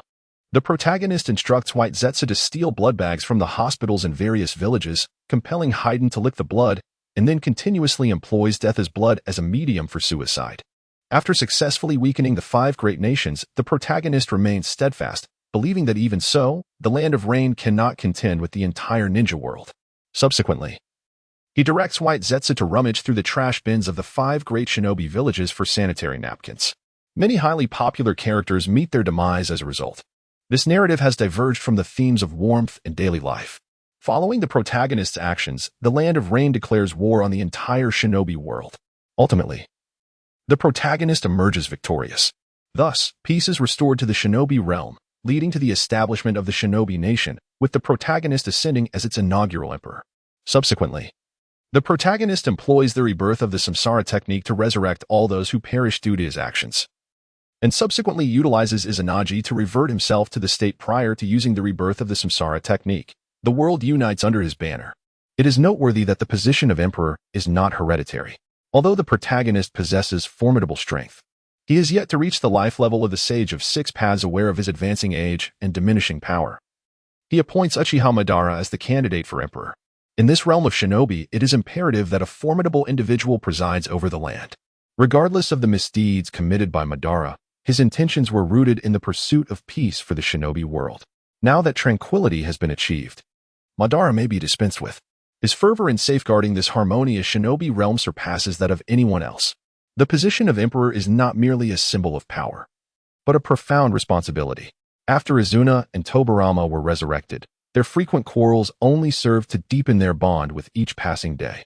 Consequently, Madara gradually relinquished his biases against Tobarama. 5 years later, upon realizing the encroachment of age and a decline in his faculties, Madara appointed Tobarama as the emperor of the shinobi nation. In turn, Tobarama named Uchiha Kagami as the candidate for emperor. At the story's conclusion, the retired Madara occasionally engaged in leisurely pursuits such as playing chess, sipping tea, and fishing with the aging protagonist in Hashirama, enjoying a serene existence.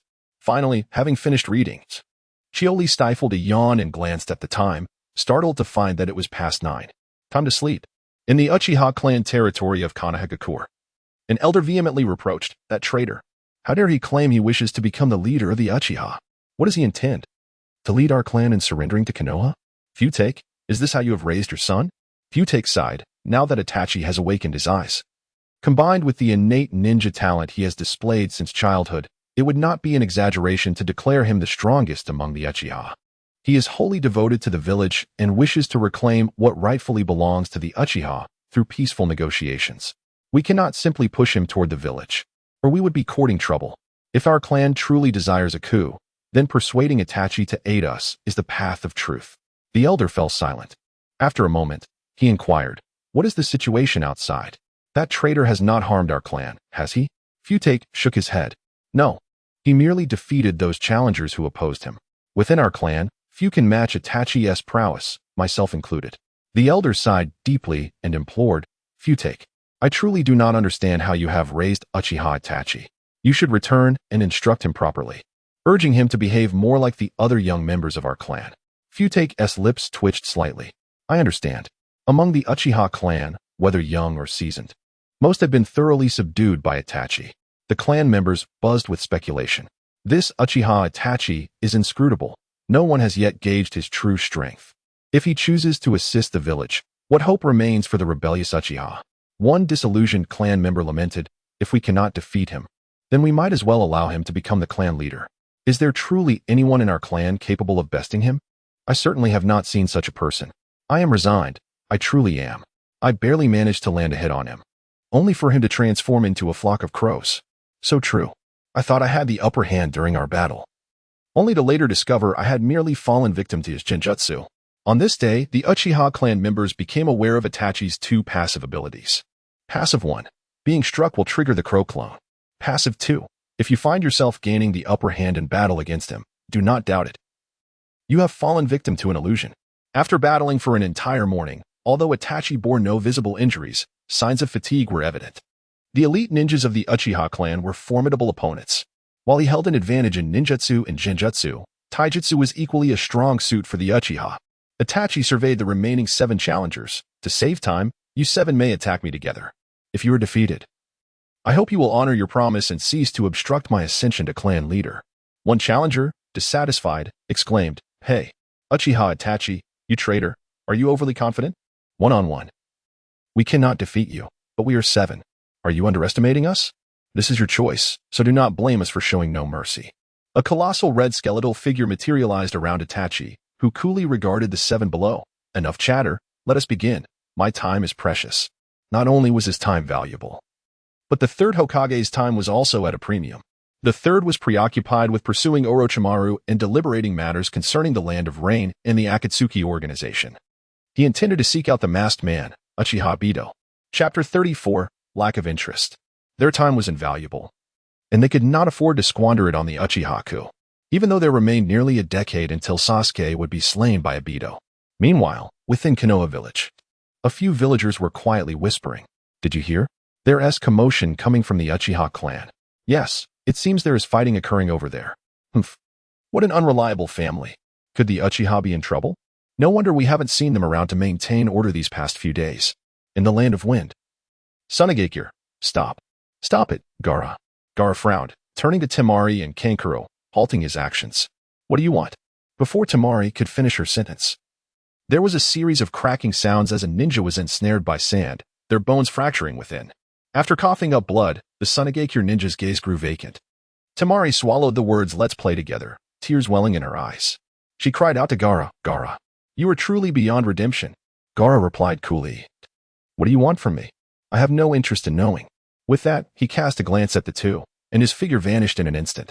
Kankuro clenched his fists, realizing this man had just killed a comrade from their village. As Temari lowered her head, she turned to leave when Kankuro's voice rang out in surprise. "What is that?" "Sister, look." Following Kankuro's pointing finger, Temari's eyes widened in shock as she saw a shuriken in the hand of the Tsunagakure ninja. An overwhelming sense of dread washed over her. Could it be true? Was Gaara right?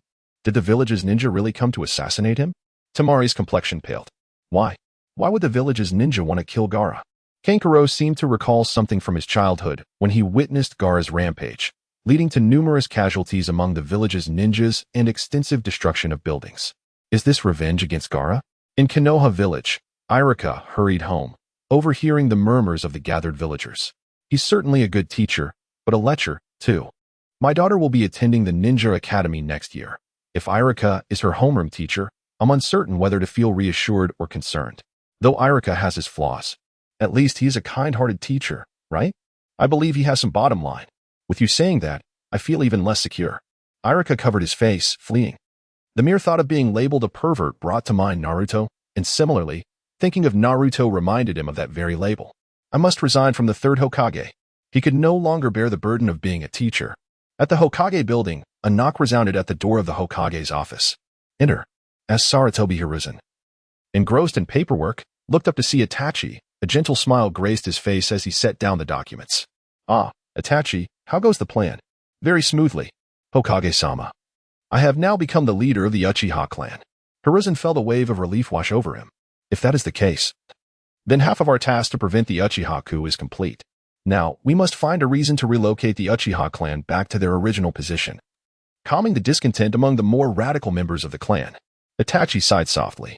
Sensing his unease, Hiruzen inquired, "What troubles you? Are there further concerns?" Itachi, wearied, nodded and candidly replied, "Hokage-sama, the primary reasons for the Uchiha clan's desire for a coup are threefold: the relocation of their clan grounds, the surveillance they endure, and the villagers' treatment of them. I have a foreboding feeling that one day the truth about the Uchiha's intentions will be revealed. When that time comes, the villagers' disdain for the Uchiha may intensify beyond measure. Last night, he pondered for hours, unable to devise a suitable solution. Hiruzen's hand trembled, nearly dropping his pipe. He had never considered this possibility. If the truth of the Uchiha's past ambitions for a coup became public, how would the villagers perceive them? Would the Uchiha, in response to the villagers' treatment, once again be driven to seek a coup? Hiruzen rubbed his temples in contemplation. How should this be handled? The village has indeed misunderstood the Uchiha clan, yet the true instigator of the Nine-Tails incident did possess the Sharingan. There is still no suitable candidate for Hokage, and he cannot bear the entire burden of responsibility alone at this moment. Itachi, please help me buy some time. Once a candidate for Hokage has been confirmed, I shall take all the blame upon myself. At that point, I will explain to all the villagers that it was my negligence that led to the Uchiha's misunderstanding, and that I implemented various policies against them, which incited the wronged Uchiha to harbor thoughts of rebellion. Itachi's pupils trembled violently. No, this is not your fault. After the Nine-Tails incident, anyone would suspect the Uchiha, unless the mysterious masked man, Uchiha Obito, reappears. Otherwise, the Uchiha cannot possibly clarify why the Nine-Tails was controlled by the Sharingan back then. Sarutobi Hiruzen waved his hand, interrupting Itachi's attempt to continue speaking. There is no need to say more, Itachi. I am also doing this for the stability of the village. As long as the villagers understand that the Uchiha have faced great injustices that led to their desire to resist, then when the broadcast reveals the Uchiha coup, the villagers will not harbor such hatred towards them. Sarutobi Hiruzen looked at Itachi, who stood frozen in place, and smiled, saying, just as I told Irika in the live broadcast, the ninjas of Konoha all possess the will of fire. As Hokage, I have long been prepared to sacrifice for the village.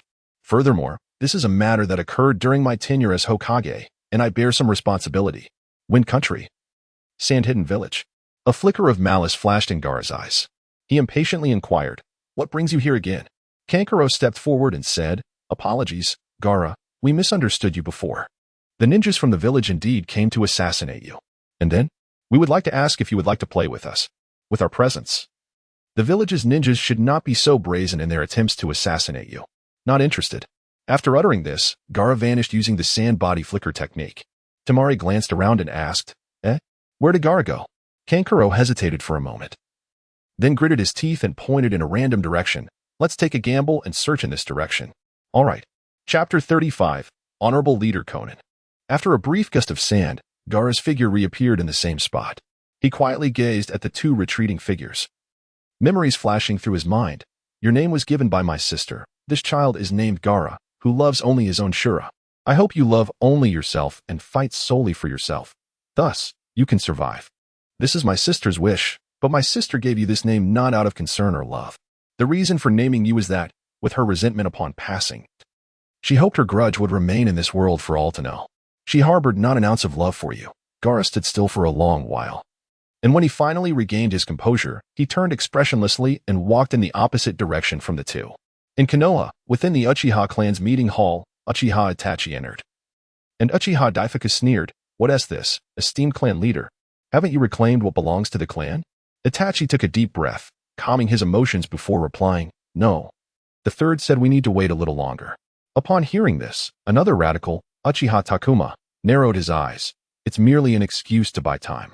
Perhaps the village elders intend to launch a surprise attack on the Uchiha during this period of delay. An elder of the clan slowly spoke. Takuma is correct. I too suspect the village wishes to catch us off guard and seize us completely. Uchiha Taikatsu scoffed. The village is aware that we are planning a coup. How could they possibly show us mercy? Fujimoto remained silent, listening intently. Itachi, you have also grown up on the clan's resources. It is unreasonable for you to aid Konoha in tarnishing the clan's reputation. Now that you possess those eyes, why not lead us in rebellion against Konoha? We can act tonight, and by tomorrow morning, you will become the 5th Hokage and help the clan reclaim what we have lost. Indeed, Itachi. If you can successfully lead the clan's coup, you will forever be our most respected leader. Itachi furrowed his brows and coldly replied, have you considered the consequences of a failed coup? Not everyone in the clan desires rebellion. Just because you wish to vent your frustrations, must you gamble with the lives of all clan members on the success of a coup? Uchiha Takuma sneered. Have you considered that Konoha may have targeted the Uchiha first? The Uchiha clan is the most powerful family in the ninja world. As one of the two founding clans of Konoha, why should we endure the village's slander? Itachi inquired. How can you be certain it is slander? What if there were indeed members of the clan who controlled the Nine Tails with the Sharingan back then? How can you be sure that the Sharingan in question wasn't taken from a clan member who sacrificed themselves to protect Konoha during the war? Indeed, Brother Hakadai is right. Moreover, while the price of Sharingan in the black market is high, there are plenty who can afford it. Who knows if that rogue controlling the Nine Tails had acquired their Sharingan from the black market? Merely suspecting that the clan's territory has been shifted to the village's outskirts is enough. How can the Uchiha not rebel against such treatment? The Uchiha clan is one of the two founding clans of Konoha. Konoha already owes us a Hokage, since they refused to provide one. We shall reclaim what rightfully belongs to us. Listening to the commotion, Itachi could not help but rub his forehead. At this moment, the village once again finds itself in debt to the Uchiha clan for a Hokage. It seems more practical to eliminate these hawkish individuals directly, compared to the hawks. The doves are evidently far more amenable. Itachi, have you made a decision? Will you lead us in a coup, or stand against our clan? Aiding the village and extinguishing our kin who aspire for revolution? Itachi sighed. Let us deliberate on this matter in a few days. For now, we shall await the third's response. Rest assured, should the village initiate an assault, I will stand in front of the Uchihas to shield them. Conversely, if you instigate a coup, I will assist the village in quelling it. As he spoke the latter, a kaleidoscopic pattern flickered in his eyes. Damn it. I knew you would still lean towards Konoha. Just wait. The day will come when I too awaken those eyes. Itachi dismissed them, casting a glance at his father Fugaku, who was meditating before heading home. If it were merely a battle of words, he could certainly hold his own against these radicals. Those within the clan are aware of their own history.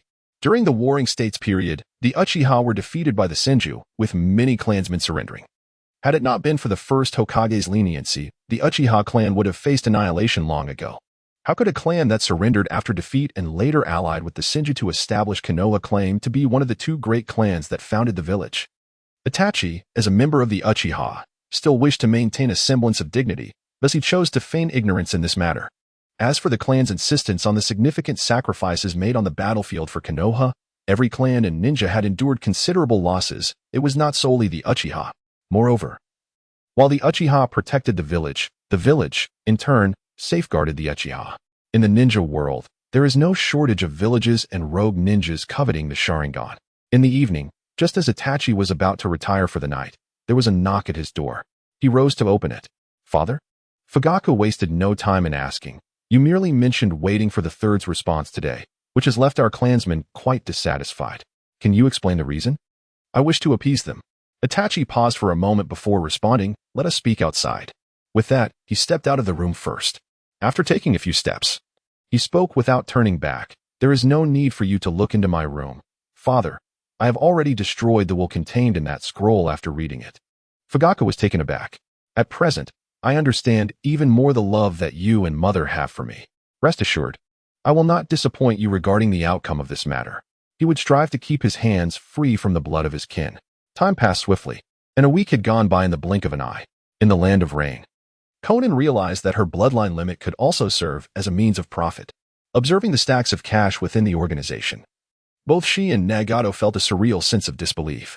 Earlier that morning, representatives from various ninja villages had arrived in the land of rain. The earth and wind countries sought to procure explosive tags at the price of 500 ryo each. The fire country offered 600, and the lightning country proposed 800. Amidst a flurry of competition and heated negotiations, the final price was settled at 1,000 ryo, buy if you wish. The sentiments among the major ninja villages were quite complex. While they harbored apprehensions, they were unwilling to pass up a bargain. This price is significantly lower than what could be obtained from the supplier of ninja tools. Xiaonan looked at Jiaodu, who was engrossed in counting money, and couldn't help but sigh. Is it necessary to count each bill? It's over 6 billion ryo. How long do you intend to keep counting? Jiaodu removed his mask, took a sip of water, spat on his fingers, and continued counting while saying, necessary? Of course it is. Honorable Leader Xiaonan, I must confess, this is my greatest passion. Chapter 36. The meaning is implied. Xiaonan, at a loss for words, replied, forget it. Just don't let this interfere with our tasks. As you command, my esteemed leader Xiaonan. She thought, bemused. It was amusing that he still referred to her with such respect. Previously, they could have sold 7 million explosive tags, but a representative from a minor country had foolishly uttered Sister Xiaonan? Upon witnessing Xiaonan's fury, the envoy was promptly expelled from the land of Rang. In the Hokage Tower, a voice resonated from the Hokage's office. Jiraiya, now that you have returned, do not depart again. Stay and become the 5th Hokage of the village. Master, please seek someone else for the Hokage position. I have my own matters to attend to and cannot remain in Konoha indefinitely. Sarutobi Hiruzen looked at Jiraiya with a pained expression. What matters could possibly be more pressing? The child of prophecy you have long sought is none other than Naruto. Now that you have found him, what reason do you have to leave the village? Have you not long proclaimed your desire to be Hokage? I am old and my energy wanes. Do you wish to exhaust me to death in this position? Are there not enough talented individuals in the village to succeed as the 5th Hokage? Let them take the role. Seeing Jiraiya's nonchalant demeanor, Hiruzen inquired, who, besides you, do you deem suitable? Jiraiya paused, contemplating. After much thought, he realized that there were indeed few suitable candidates. What about Kakashi? How would he fare as the 5th Hokage? Sarutobi raised his hand and formed a tiger seal, shaking it slightly. The implication was clear. Kakashi's current reputation was far from favorable. Jiraiya's mouth twitched. You truly have a sense of humor, old man. As his mentor remained silent, Jiraiya pondered further and suggested, if all else fails, we could consider a member of the Uchiha clan. This would prevent them from attempting a coup.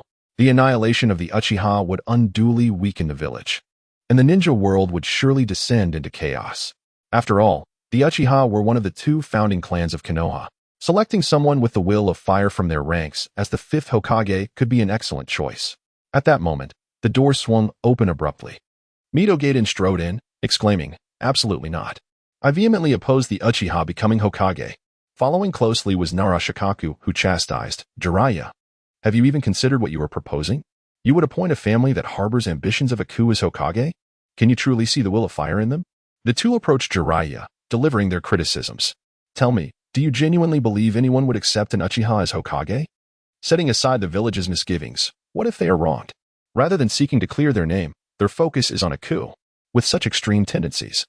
Are they fit for the role of Hokage? Do you regard this position as merely a park bench that anyone can occupy? If it weren't for your mentor's restraint, the village would have dealt with the Uchiha long ago. If they were to become Hokage, would the village ever know peace again? Jiraiya stared, dumbfounded, at the 2 elders. Just how much disdain did they harbor for the Uchiha? Surely it was not that severe. On the battlefield, the Uchiha had always been reliable allies. Had there recently been an exceptional Uchiha, Itachi, who had proven himself? Before the 2 advisors could continue, Sarutobi interrupted impatiently, enough. Both of you. Put down the documents and step outside. Jiraiya and I have pressing matters to discuss. The 2, irate, slammed the papers on the table. No matter the circumstances, the Uchiha must never become Hokage. Otherwise, Konoha would surely fall into ruin at their hands. After their departure, Sarutobi returned to his desk, lighting his pipe and taking a deep breath. You heard their arguments. No Uchiha is suitable for the position of Hokage. As he spoke, a figure flickered in his mind. In Itachi's heart, the village undoubtedly took precedence over his clan, yet Itachi had not trusted him enough to reveal the truth of Shirsui's death. Itachi's thoughts were too convoluted, eluding even his experienced grasp. Was Itachi concealing the truth out of fear that he would shield the true culprit? As Hokage, such treachery was beyond him. Thus, Jiraiya, the most fitting candidate for the position of Hokage is you. Only you possess the unwavering commitment to prioritize the village above all else. You are my disciple, and I have faith in you. Sarutobi's gaze burned with intensity upon Jiraiya. The latter felt a chill run down his spine, particularly with the documents left by the 2 advisors piled at his ankles. How long would he have to endure should he become Hokage? I refuse. I will not take on the role of Hokage. Perhaps I could assist you in bringing Tsunade back? I believe she would be a more suitable candidate for the position of 5th Hokage. Rejected once more. Sarutobi appeared to age a couple of years. He sighed. Time may be running short. Jiraiya's expression turned grave. Master, is something amiss in the village? Is it related to the Uchiha? If that were the case, he could not leave Konoha just yet. He must wait until the Uchiha issue was resolved. Sarutobi explained the situation, detailing the origins and implications of recent events. Essentially, he had discovered that the village might have misjudged the Uchiha. The matter is quite straightforward. Had the Uchiha possessed another pair of Manjiki Sharingan, they would have undoubtedly initiated a coup long ago, rather than allowing the situation to linger until now. The true instigator of the Nine Tails turmoil is likely to be Uchiha Obito. At present, Itachi has assumed the role of clan leader to avert the Uchiha coup, diligently buying time as he awaits a response from the Uchiha. His duty now is to swiftly identify a candidate or acting Hokage, subsequently shouldering all the blame and stepping down from the position of Hokage amidst public scorn. During this period, he has considered numerous candidates suitable for the role of Agent Hokage. Narashikaku and Yamanaka Inoichi are currently the most appropriate choices. Initially, he was still in a state of indecision until Jiraiya returned to the village. Taking a deep breath, Jiraiya remarked, "Is that so? I shall hasten to find Tsunade and persuade her to return to the village as the 5th Hokage. Subsequently, I will embark on a quest to trace Uchiha Madara's whereabouts. After all, that individual is the principal architect of my disciple's demise. Jiraiya, do not act rashly. How could you possibly contend with Madara? Of course, I am well aware of that. My intention is merely to uncover his trail. Should I obtain any valuable information, I will relay it back to the village. If there is nothing further, I shall set off to find Tsunade. You must endure for a few more days, sensei." Sarutobi Hiruzen quickly called out to the departing Jiraiya. "Wait." As Jiraiya turned back from the window, he inquired, "Is there something else, sensei?" Chapter 37. To each their own indeed. There is one more matter of great significance. Sarutobi then proceeded to discuss with Jiraiya the situation concerning Konan. Jiraiya looked at Sarutobi in disbelief. "Sensei, are you serious? You want me to ask my disciple to procure supplies at the lowest possible prices? Am I to sacrifice my dignity as one of the legendary 3 ninjas of Konoha?" Sarutobi's face flushed with embarrassment. "Ahem, it is unavoidable. You know, Jiraiya. The village is impoverished. At 1,000 ryo per explosive tag. Even the land of fire cannot stockpile many." Jiraiya gazed skyward in exasperation. Could he refuse? No.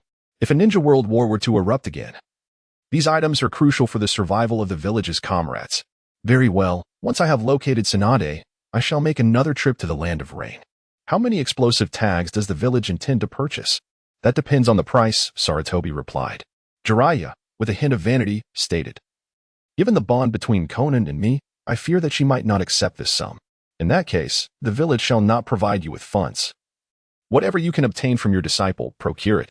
As Jiraiya beheld Sarutobi's shameless demeanor, he stood in stunned silence. "Sensei, if I possessed your audacity, Tsunade would already be expecting her 3rd child, and the name Naruto would never belong to Minato's offspring." Sarutobi awkwardly rubbed his nose. "To each their own. Your words are rather audacious as well." Jiraiya clasped his hands in a gesture of respect. "I concede. I am still somewhat inferior to you, sensei." "Not at all."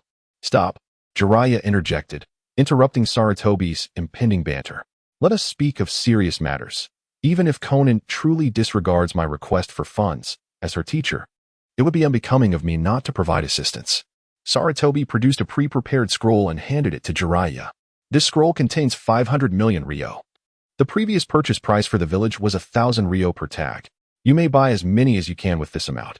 Currently, there exists no ninja village that does not regard Konan with trepidation. Sarutobi had calculated in the Hokage office that there are 31,536,000 seconds in a year. At 23 years of age, Konan has lived for 702,532,800 seconds, dividing 100 billion by the seconds she has experienced. Even if Konan were to forego food, drink, and sleep, devoting her every moment to the crafting of explosive tags, she could produce 138 tags every second. This is merely a conclusion drawn upon learning that Xiaonan possesses 1,000 billion explosive tags. Who can ascertain the total number of explosive tags she holds? To so effortlessly bestow upon her man 1,000 billion tags, who would believe her claims of scarcity? In a grove within the Uchiha clan's territory, Sasuke cast a glance back at Fugaku, who stood behind him. Ever since his elder brother ascended to the position of clan leader, their father's guidance in his training had markedly increased. This brought great joy to Sasuke, who harbored a secret known only to his mother. This time, he was determined to surprise his father. Fugaku crossed his arms and nodded slightly. Mastering the art of throwing was a fundamental skill that every exceptional Uchiha ninja must acquire. Let us begin. Sasuke flipped his palms, revealing 3 shuriken in each hand, and forcefully hurled them toward the target on a distant tree. As anticipated, they all struck the bullseye. Fugaku's expression revealed little surprise. Sasuke's talent still paled in comparison to Itachi's. At that moment, Sasuke turned his head, and in his eyes gleamed a pair of single-tomo Sharingan. He attempted to maintain a facade of indifference, but the smile at the corner of his lips betrayed him. Upon witnessing Sasuke's eyes, Fugaku's gaze widened in astonishment. What? For a moment, he could no longer maintain his serious demeanor and hurriedly approached Sasuke, scrutinizing his eyes intently. At 6 years old, his second son had awakened the Sharingan. It is truly difficult to fault him for his excitement. Among the clan, who else awakened their eyes at the tender age of 6? It is no wonder that Sasuke, awaited praise from Fugaku with a proud demeanor. Yet, to his surprise, Fugaku's words trailed off, leaving the last 2 words unspoken. Sasuke gazed at Fugaku with eager anticipation. Father, please continue, he implored silently. Fugaku's expression turned pained as thoughts of Itachi crept into his mind. The exhilaration that once filled his heart waned, overshadowed by a burgeoning sense of guilt. He resolved not to place undue pressure on Sasuke, deciding instead to revel in his son's achievement privately upon returning to his room. Thus, the final 2 words were swallowed back down. Fugaku's countenance regained its equanimity. Well done, keep striving. Today's training concludes here. Let us return for dinner. Sasuke, like a neglected pup, appeared crestfallen, responding with a lackluster "oh" and trailing slowly behind Fugaku. Upon their return home, Fugaku sat at the dining table and cast a discontented glance at Makoto. Such significant news, and you did not inform me? Makoto, noticing the barely contained mirth on Fugaku's face, explained, Sasuke wished to surprise you and implored me to keep it a secret. Fugaku glanced once more at Sasuke, who was brimming with anticipation for praise, before turning his attention back to Makoto. Just as a smile began to blossom on Sasuke's face, Fugaku inquired, Is it true that you awakened your Sharingan after witnessing your own demise during the live stream?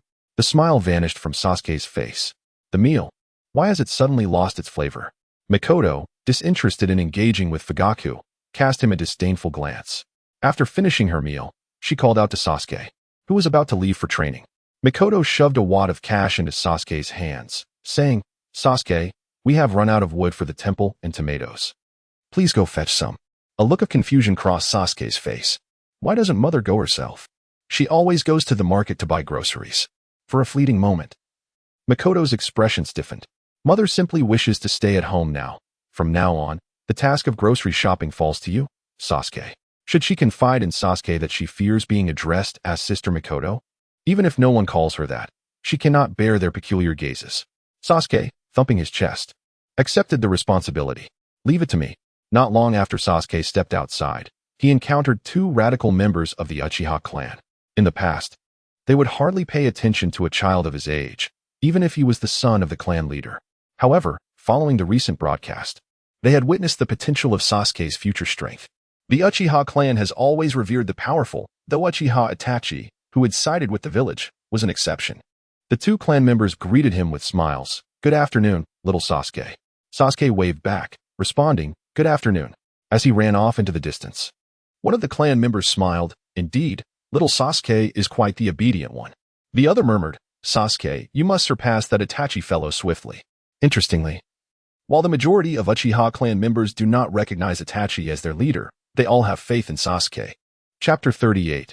We have grown accustomed on a street in Konoha. Several Uchiha ninjas stared with their Sharingan at a group of outsiders. The Uchiha ninja at the forefront spoke coldly. A bunch of outsiders, daring to bully the villagers of our village? Take them away. Yes. The Uchiha quickly moved in to apprehend the individuals, using their Sharingan Jinjutsu to subdue those who resisted. In a matter of moments, over a dozen outsiders were restrained. The native villagers of Konoha watched the scene unfold, their faces lighting up with satisfaction. The security forces had finally accomplished something commendable. Not bad, not bad. It's the first time I've found the Uchiha so agreeable. The unruly outsiders began to shout in protest. You're arresting us? We are guests of Konoha. With your attitude, it's no wonder the villagers dislike you. Hey, I didn't cause any trouble. I was merely here to observe.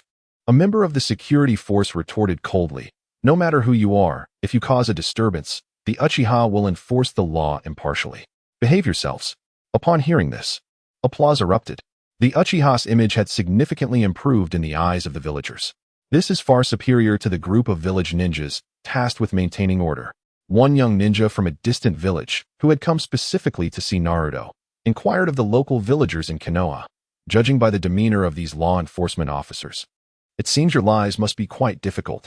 A fellow villager concurred. Indeed, There is no room for negotiation, regardless of how trivial the offense. Or even if one has committed no wrongdoing, individuals are taken away for interrogation. Who can endure such a police force? A nearby villager chuckled.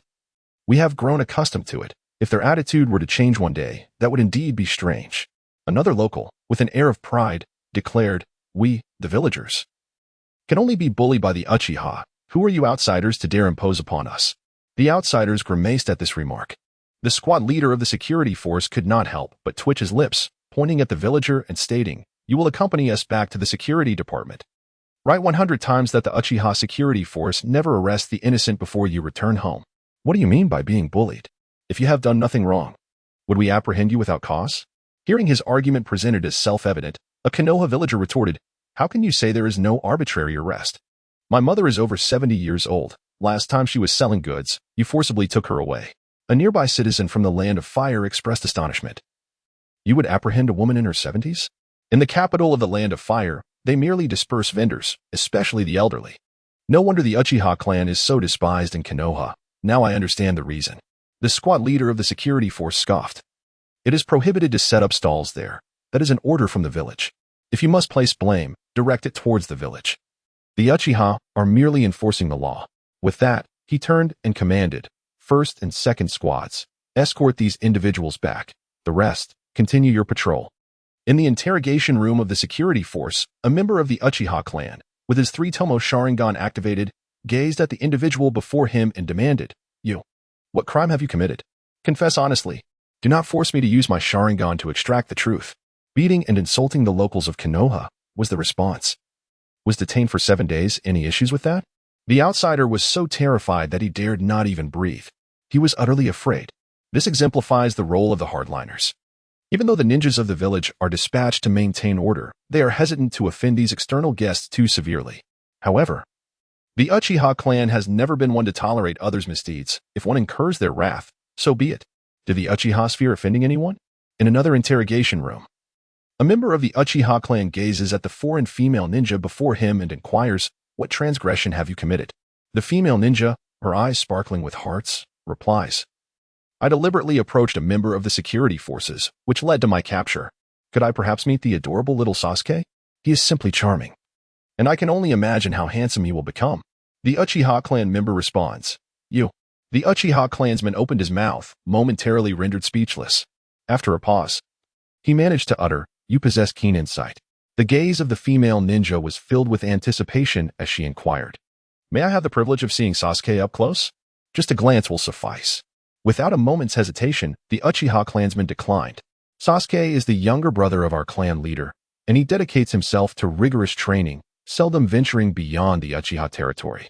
If all goes as expected, you shall not encounter him. Best to abandon hope. The female ninja felt a sense of disappointment. Is that so? Then I shall seek Naruto instead. After all, Naruto is more approachable. Just yesterday, I witnessed an outsider patting his head. With a stroke of luck, perhaps I could do the same. On the streets of Konoha, Sasuke stood before a stall, pointing at the dwindling tomatoes and inquiring, I will take all these tomatoes. How much do they cost? Why, you are Uchiha Sasuke? And if I am, what of it? The vendor's gaze fixated on Sasuke, causing an unsettling sensation within him. Nevertheless, Sasuke held his head high, prepared for the disdainful glares of onlookers. The vendor cheerfully declared, since you are Sasuke, whatever you choose to buy, I shall offer you a 70% discount. This offer is valid indefinitely. From now on, whenever you come to my stall, even at a loss, I will sell to you. Huh? Why is that?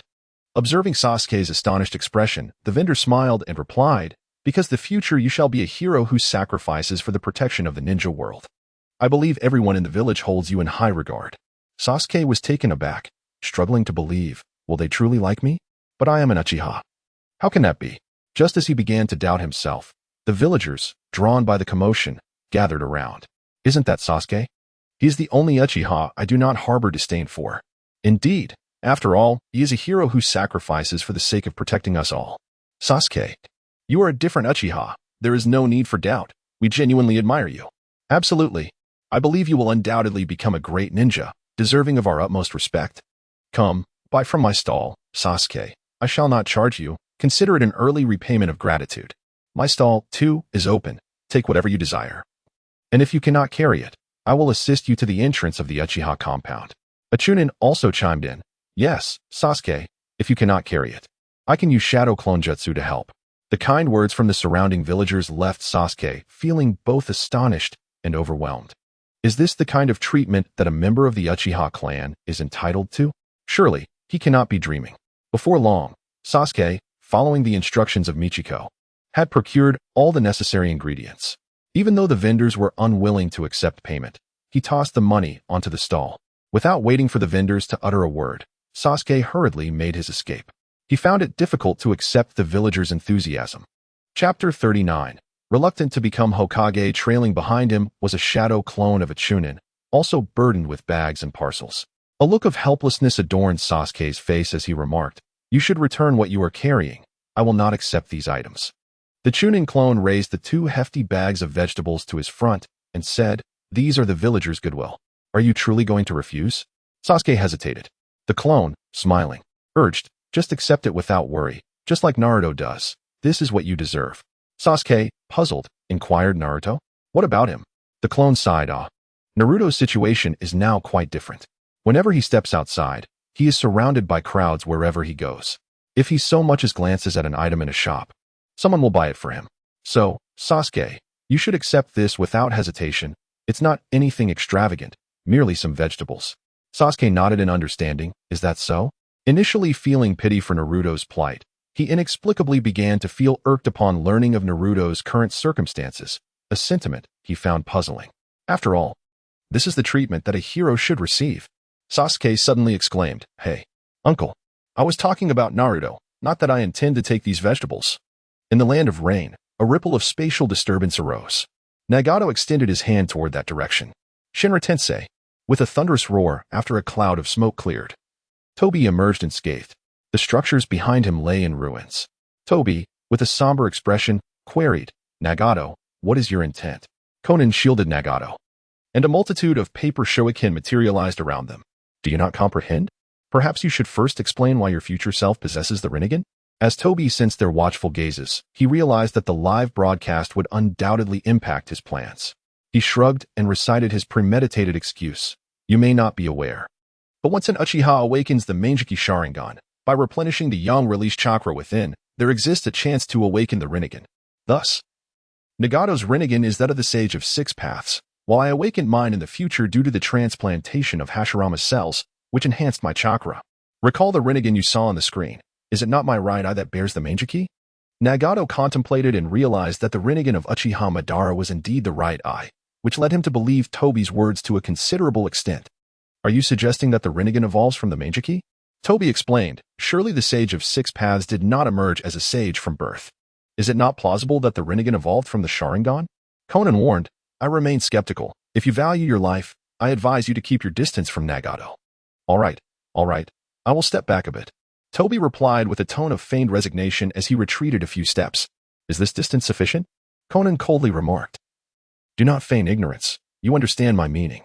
Her implication was clear. The masked man, Tobi, should not approach Nagato again. Nagato, in a detached tone, asked Tobi, "What is your purpose in seeking me?" Tobi sighed dramatically. "Surely you have noticed that this broadcast is not in our favor. According to the information relayed by White Setsu, Anoki of the Stone Village has issued a call for a summit of the 5 Kage to discuss countering my plans. As I have yet to awaken the Rinnegan, I lack the strength to confront the entire ninja world. If next month's broadcast exposes the Akatsuki's plans, it will spell trouble for us, so we must devise a strategy." Nagato and Konan shared their concerns. Nagato inquired, "Do you have a plan?" Tobi narrowed his eyes. "My plan is to seek an opportunity to capture Naruto Uzumaki, the savior of the ninja world, and entrust him to you for training. He is at an age where he is most malleable. If you instill your ideals of peace in him, he may become a valuable ally in the future." Nagato pondered thoughtfully. "Konan and I have contemplated this matter as well. Naruto's current situation is likely far improved compared to the past, as the people of the ninja world now understand the pain he has endured. Even the villagers of Konoha should no longer treat him as they once did." Konan concurred. It seems likely that Naruto will join the Akatsuki in the future, having grasped this truth in his quest to bring everlasting peace to the ninja world. As the savior of the ninja world, his power will naturally be formidable, perhaps even surpassing the destructive capabilities of the tailed beast weapons we sought to collect. This likely elucidates their future decision to abandon the pursuit of tailed beasts, entrusting everything instead to the nine-tails Jinchuriki, Naruto Uzumaki, especially after learning of Naruto's potential connection to the Uzumaki clan. Nagato felt a profound affinity for the boy he had never encountered. Obito turned to leave, aware that, given the current circumstances, abducting Naruto would undoubtedly pose a significant challenge. However, he resolved to seek out an opportunity. 3 days later, in a tavern within the Land of Fire, Tsunade and Jiraiya sat across from one another. "Stop thinking about it. I will never return to be Hokage," Tsunade declared. Jiraiya took a swig from the sake bottle before swallowing, then earnestly reiterated, "I've said all that needs to be said. You understand the old man's current predicament. You can't just stand by and watch the Uchiha coup unfold, can you?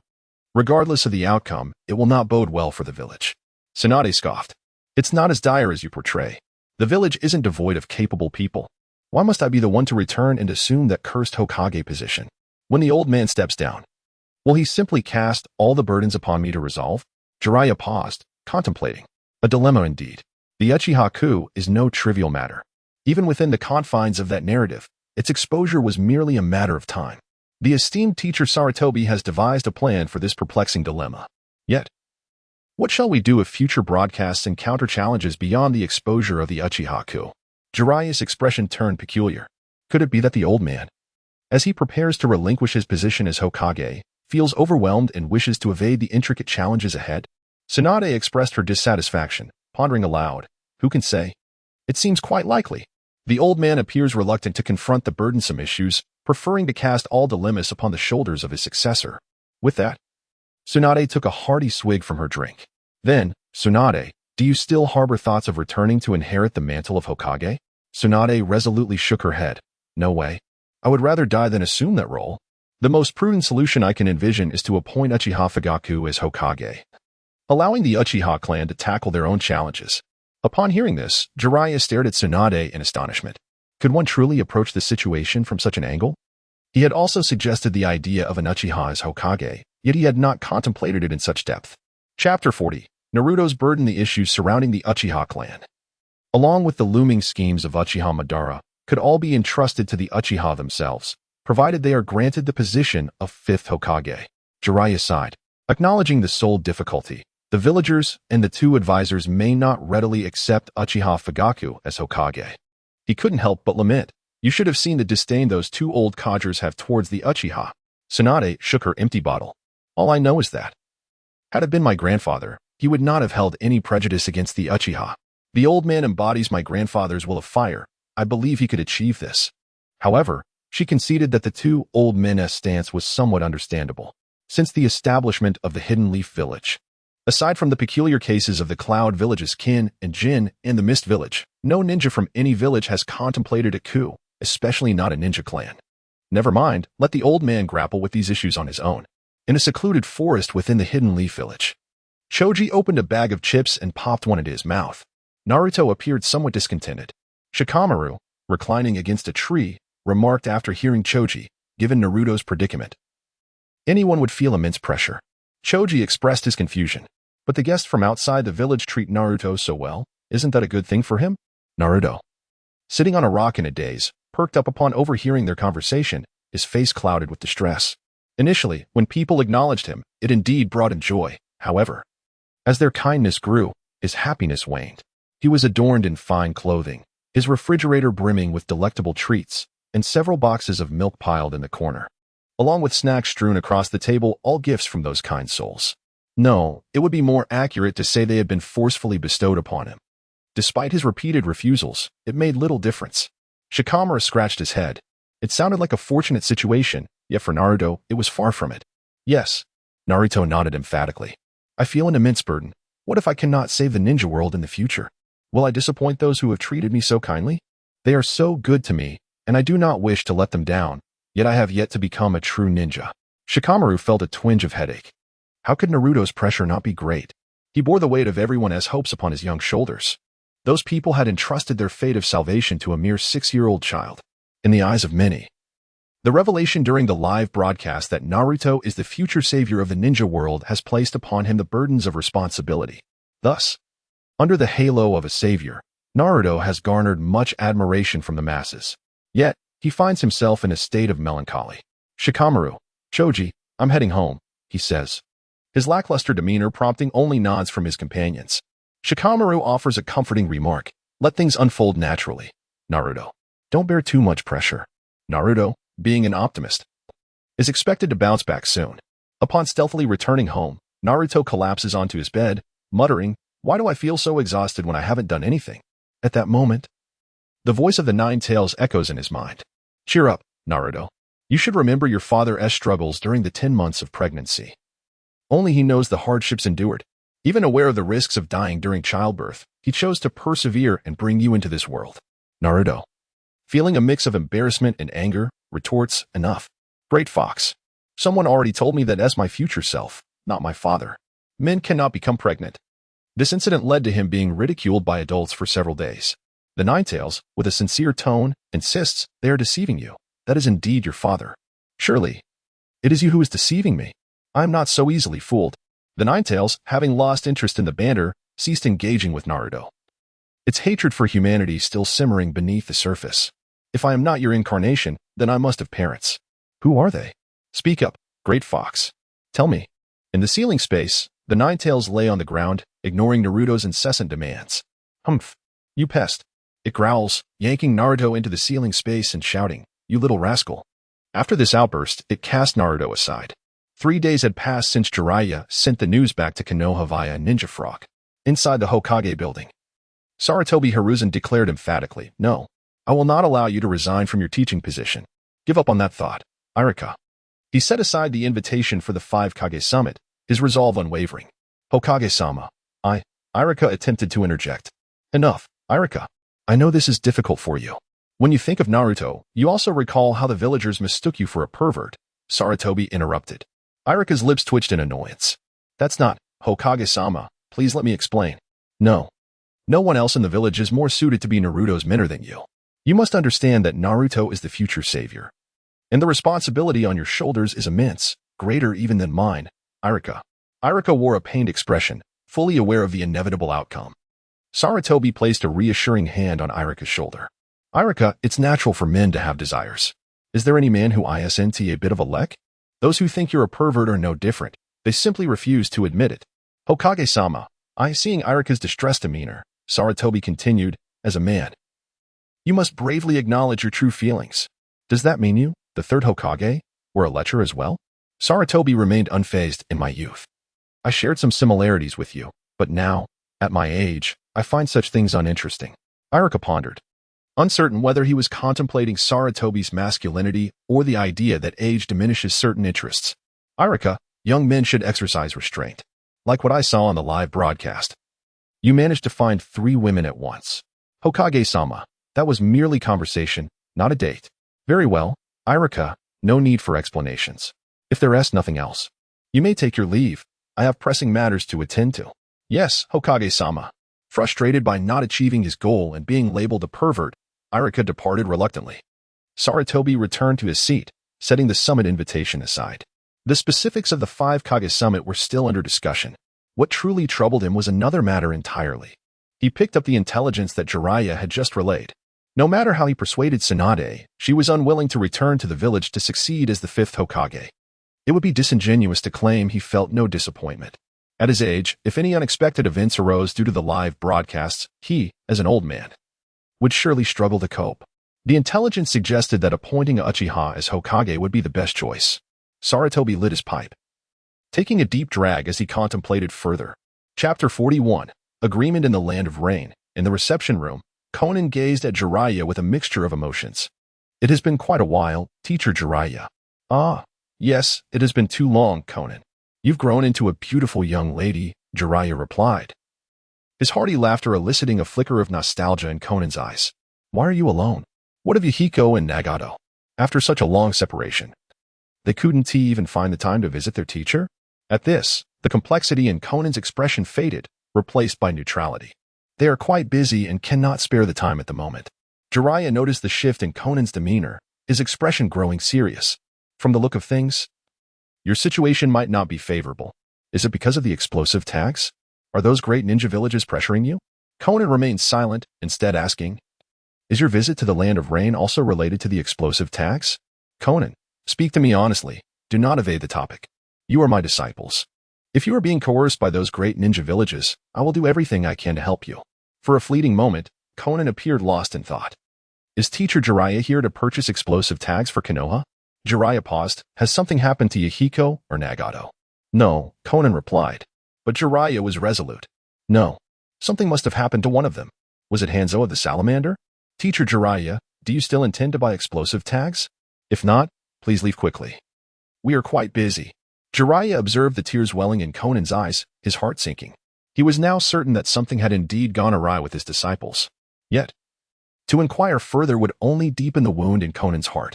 Yes, I am here to purchase explosive tags for Konoha. I have brought 500 million ryo. Conan retrieved a scroll and placed it on the table. Within this scroll are 100,000 explosive tags. Consider them a gift for my teacher. As this unfolded, Conan's form transformed into a multitude of paper fragments. After securing the scroll, she bid Jiraiya-sensei farewell. With a sigh, Jiraiya remarked, "Must even I, your teacher, be kept in the dark?" Conan offered no reply, her silhouette vanishing entirely.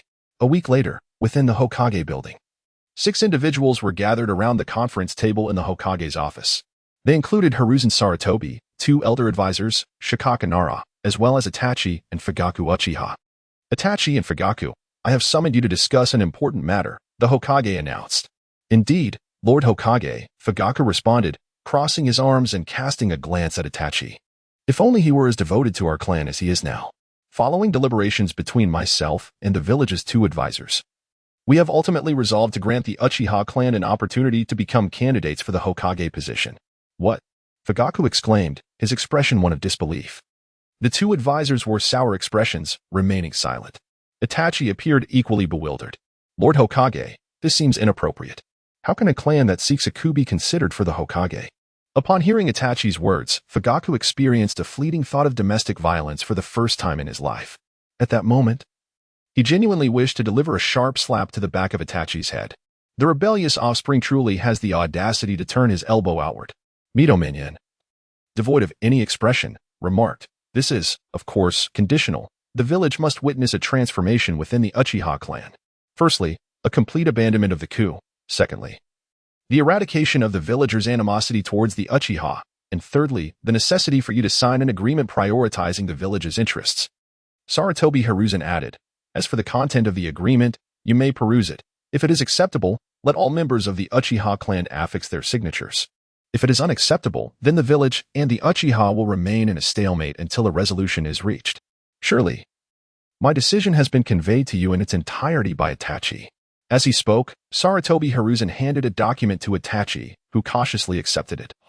As if fearing that any abrupt movement might shatter the opportunity to entirely thwart the clan's coup, Fugaku nodded and took the agreement from Itachi's hands. Opening it on the table, he remarked, "Itachi has shared much with me. Viewing the Qiuli incident from the perspective of the village and from that of the Uchiha indeed yields different insights. I sense your desire for peace and stability within the village through Itachi's words. However, this requires understanding from you high-ranking officials. The Uchiha have done nothing wrong. A fact that the 3rd Hokage has already acknowledged. I hope you can also consider the treatment the Uchiha have endured over the years." Tika Shikamaru furrowed his brow and said, "Hiruzen has indeed informed us that the village has misjudged the Uchiha over the years. But there is no definitive evidence to absolve them of suspicion. As long as the masked man, Uchiha Obito, who attacked Konoha, remains in the shadows, the Uchiha will always bear this suspicion. I hope the Uchiha can also contemplate the village's perspective." Sarutobi Hiruzen, who had just taken a puff from his pipe, nearly choked and, disregarding his discomfort, hastily interjected, "After tomorrow, I shall publicly acknowledge this matter to the villagers, admitting my oversight, and subsequently resign from the position of Hokage. The duties of the acting Hokage will temporarily fall to Kakashi." Kakashi elucidated, "At present, the only individual aspiring to become Hokage is Yumeka Inoichi from the Yamanaka clan. If the Uchiha do not sign this agreement, then the 5th Hokage will be appointed from the Yamanaka clan. This presents an opportunity for the Uchiha clan, contingent upon their willingness to fundamentally transform themselves for the position of Hokage." Fugaku turned to the next page of the agreement laid upon the table. "Does this imply that even if the Uchiha were to lose the Hokage election to Yameka Kainin, this agreement would still hold validity, and the Uchiha would be bound to adhere to it?"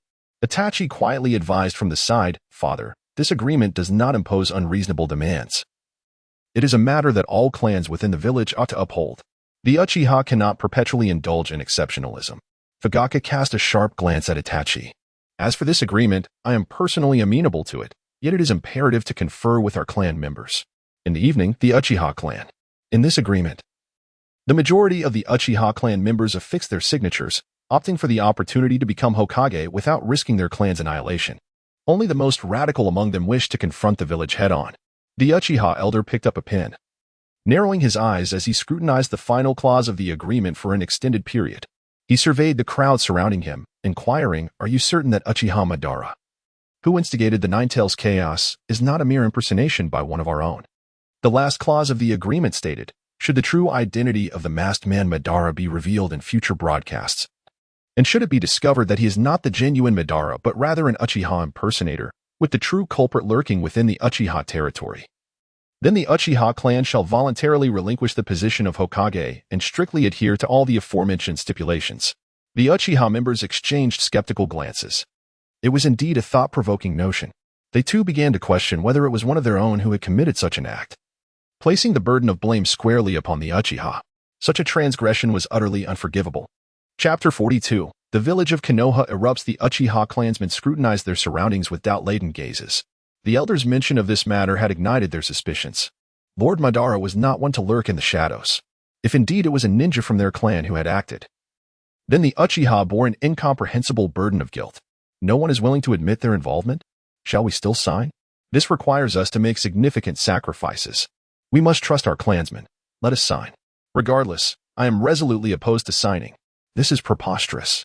The agreement stipulates that each of us must prioritize the village and its inhabitants, implying that even if the villagers insult us, we cannot retaliate?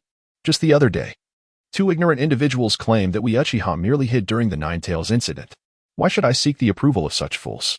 Gaining their recognition is worth less than staging a coup and seizing power from the upper echelons. You must sign today. Are you intent on dragging all clansmen down with you? For the sake of our clan, I implore you to sign your names. My child is only 4 years old. If the coup fails, he too will suffer the consequences. I no longer wish to gamble with you. Apologies, but I do not wish to meet my demise. Late at night, in the Sarutobi clan, a flock of crows soared overhead. Inside a room, Sarutobi Hiruzen, troubled by countless thoughts, suddenly opened his eyes wide. Before him appeared a pair of Sharingan eyes. Do not resist the Genjutsu, third Hokage. I shall reveal to you the truth behind Shirsue's death. Upon hearing the familiar voice, Sarutobi felt a wave of relief wash over him. It seemed that his actions had garnered the other party's complete trust. Within the Genjutsu, Sarutobi discovered he had assumed Itachi's perspective. In a dense forest, the masked Itachi leaned against a massive boulder. At this moment, a sudden commotion echoed through the air. Sarutobi Hiruzen, filled with uncontrollable confusion, murmured, "Is it Shisui?" Above, only two succinct words resounded. "Come here." Sarutobi, unable to resist, removed his mask and squinted his eyes, his body instinctively following suit. The two arrived at the edge of a precipice. With his back turned to Hiruzen, Shisui spoke. The Uchiha coup is now inevitable. Once Konoha engages in civil war, other nations will undoubtedly exploit the chaos, making war unavoidable. I had intended to use Kodo Amatsukami to prevent the coup, but Danzo stole my right eye. At this point, Shisui turned to face him. He does not trust me. He is determined to protect the village in his own way. I fear he will not spare my left eye either. Before that happens, I entrust this eye to you. Hiruzen gasped. Shisui then extracted his left eye. I can only rely on you, my dear friend, to protect the village and the Uchiha name. A raven swooped down from the sky, grasped the eye with its claws, and transformed into a flurry of black feathers before vanishing. Itachi inquired, I accepted. What do you plan to do? If I perish, the situation should change somewhat. As he spoke, Shirsue's body leaned backward toward the abyss. If you are still my friend. Hiruzen jolted in shock, a mix of anger and fear washing over his face. Danzo, this is your doing.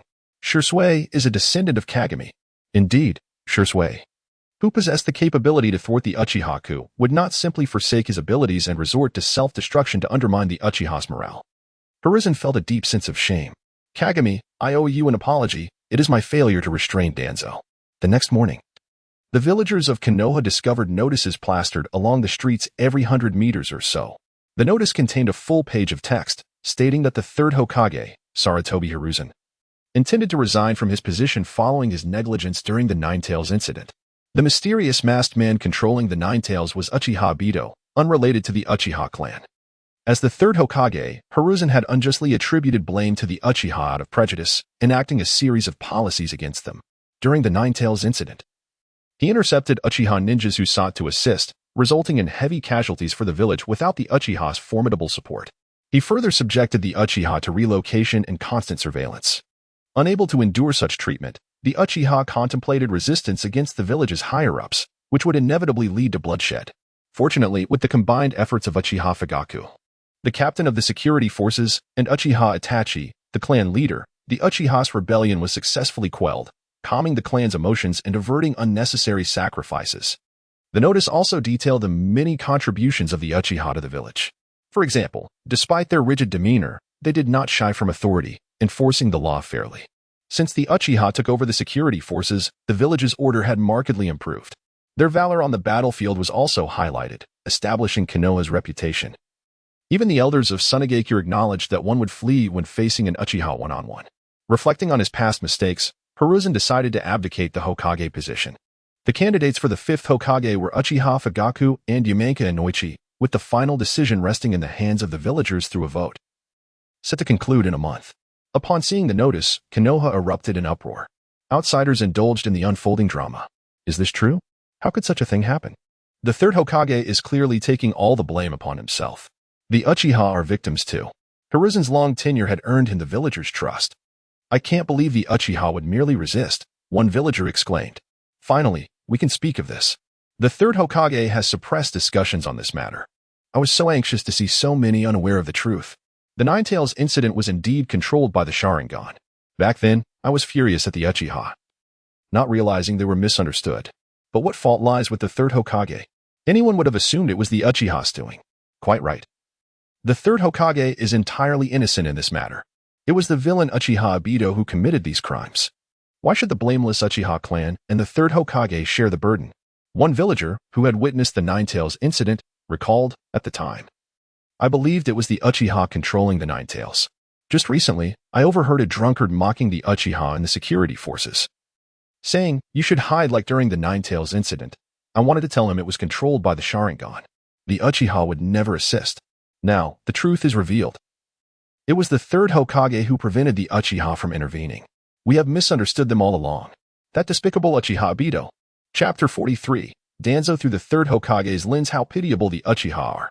Those in the know believe the Ninetales was controlled by the Uchiha. Those unaware think the Uchiha are cowardly and merely hide away. How can you say that? One villager chuckled. I find myself somewhat amused by their predicament. Another chimed in. They think they can seize power from the third Hokage? Do they truly believe we Konoha ninjas are inept? We would never allow an Uchiha to become Hokage. I'm off to vote for Yamaika Inoichi. The Uchiha truly are unfortunate. I shall cast my vote for the Uchiha. Am I the only one who does not wish for the third Hokage to step down?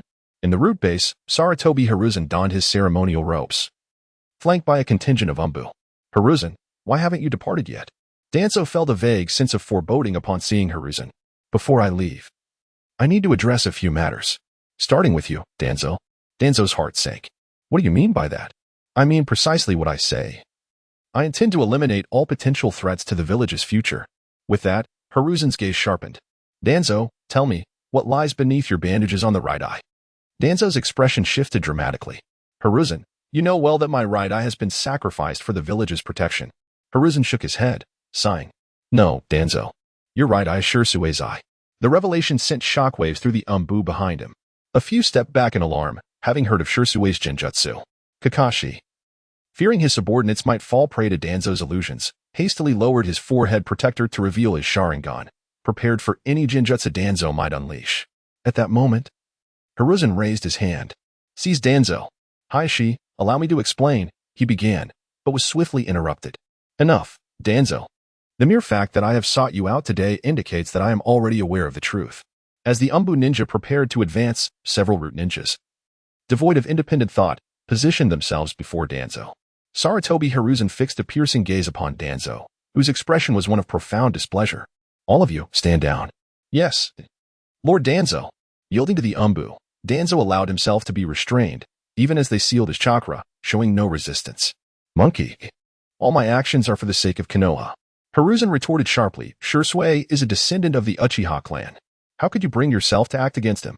Danzo bellowed in response. Shursui, the foremost Uchiha, is the very cornerstone of the Uchiha coup. With his demise, no matter how tumultuous the Uchiha become, they would not dare to revolt. Only in this manner can the village retain its control. This is but your perspective, without your interference. I firmly believe Shursui could have resolved the Uchiha coup on his own, preventing the situation from escalating to this point. With that, Sarutobi Hiruzen solemnly commanded, "Remove Danzo's right eye and place it in a vessel for preservation." As the Umbu began to unwrap the bandage from Danzo's eye, he exclaimed in desperation, "Hiruzen, the village cannot be without a hardliner." Ignoring him, Hiruzen replied, "Danzo, you will come to regret this. I am still the Hokage," he asserted, "in the land of fire." The Umbu ninja observed as Sarutobi Hiruzen walked and inadvertently collided with a tree, a faint smirk betraying his lips. Ahead, the dazed Hiruzen regained his focus. He understood that all of Danzo's actions were in service of Konoha, yet his own decisions were made to preserve Danzo's life. In doing so, he had unwittingly taken the blame for it all. During the Ninetales incident, he had sent agents to intercept Uchiha ninjas who sought to assist. This was indeed orchestrated by Danzo. Regrettably, his attempt to shoulder the blame is of little consequence, for the live broadcast is likely to unveil the dark deeds he has committed. At that juncture, Danzo would not merely face imprisonment in the Hozuki Castle of the Land of Grass. He would likely be sentenced to death. Danzo concealed numerous heinous acts, including the transplantation of the first Hokage's cells, clandestine human experimentation, and the ambush on Shursui to seize his Sharingan. He dispatched Root Ninja to capture the war orphans of the shinobi world, mirroring the blood mist policy, which led these unfortunate children to turn against one another. Furthermore, Danzo once allied with Hanzo of the Salamander, which ultimately resulted in the demise of one of Jiraiya's disciples in the Land of Rain. Many of these revelations came to light only recently to Hiruzen Sarutobi, acquired through the memories of Root Ninja and documented within the intelligence archives of Root. Should the other clans of Konoha become aware of Danzo's covetous gaze upon the Uchiha's bloodline limit, it is certain that the clandestine and reclusive clans would unite to pressure the Hokage for action against him. Although many of Danzo's deeds are devoid of humanity, they are undeniably executed with the purported intention of safeguarding Konoha. His ambush on Shursui was designed to undermine the Uchiha's capacity for rebellion. Capturing the orphans of war, mirroring the policies of the Blood Mist, alleviated the village's concerns regarding the manpower of the Root, which, indeed, comprises a cadre of highly effective tools.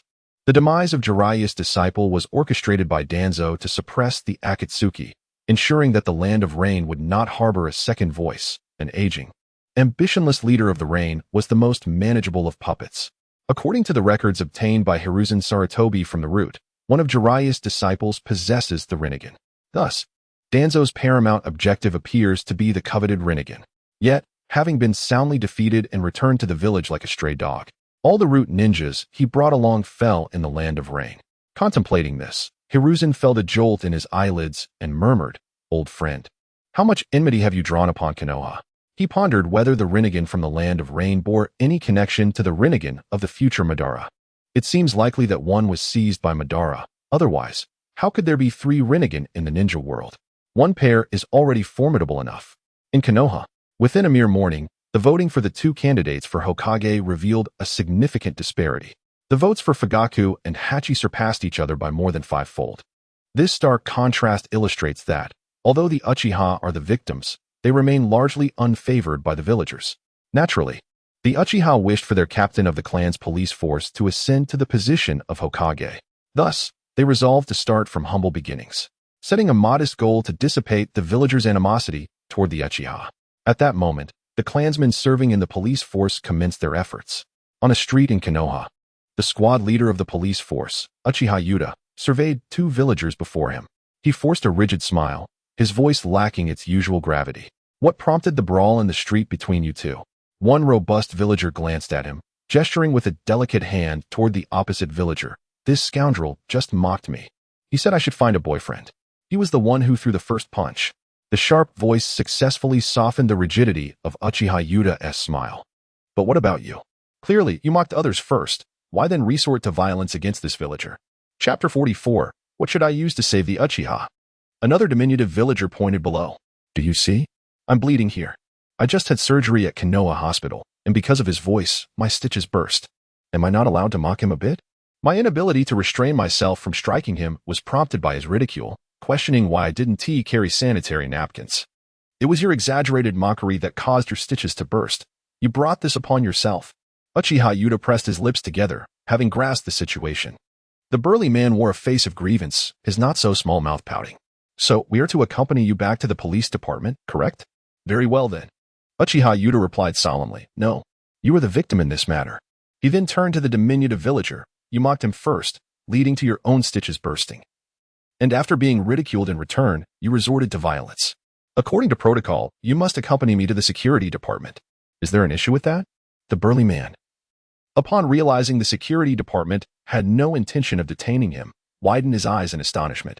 Fortunately, the diminutive villager, recognizing his fault, sighed, no problem, it's my mistake. Uchiha Yuta nodded and stated, in that case, I will first take you to Konoha Hospital to have your stitches properly reattached. The two villagers trembled in disbelief as they looked at Uchiha Yuta. The burly man, with a complex expression, said, I apologize. I previously misunderstood your Uchiha clan. Indeed. I feel the same, replied the diminutive villager, attempting to bow in apology, but grimacing in pain halfway through. The friendly demeanor of the two villagers left Uchiha Yuta somewhat taken aback. It was his first encounter with villagers showing such amiability towards them. Misunderstandings are just that, misunderstandings. Now in the past. Also, don't forget to cast a vote for our clan leader, please. The diminutive villager inquired curiously. I recall your clan leader Isnt running for Hokage, right? Uchiha Yuta was momentarily taken aback. My apologies, I misspoke. I meant our captain. The villagers exchanged awkward glances. The diminutive villager said, I sincerely apologize. I voted for Yamashiro Hachi when he just announced his candidacy. The burly man also expressed regret. I encountered him right after casting my vote for Yamashiro Hachi, and he mocked me. Uchiha Yuta's expression darkened. The diminutive villager nodded. Yes. He was shouting in the streets, urging everyone to support Yamashiro Hachi. I merely laughed at his high-pitched voice, which led me to mock him. Uchiha Yuta pondered. What should I use to save the Uchiha? On another street, Uchiha Takuma gazed at the hunched figure in the distance, wrestling with tumultuous inner conflict. Unable to reach a resolution, he continuously offered himself reassurance in his mind. All of this is for the Uchiha, to ensure that the head of the clan can become Hokage. In a flash, Uchiha Takuma appeared before the elderly woman. Startled, she recoiled a step back. What are you doing? I haven't done anything wrong. Uchiha Takuma forced an unpleasant smile. Dear lady, may I assist you across? No, do not touch me. If you dare lay a finger on me, I will fall to the ground. Uchiha Takuma thought to himself. Indeed. Engaging in such acts is more disheartening than taking a life. His face flushed, he fled in embarrassment. Upon returning to the clan grounds, an elder of the Uchiha inquired. Takuma, why have you returned? I shan't go back. There are enough others from the clan. My absence will not be missed. The sting of rejection was unpleasant, particularly given the humiliating circumstances he had just endured. He had developed a psychological scar from the experience. The elder sighed, seeing you in this state. One need not guess what you have faced. You have been rejected and despised, have you not?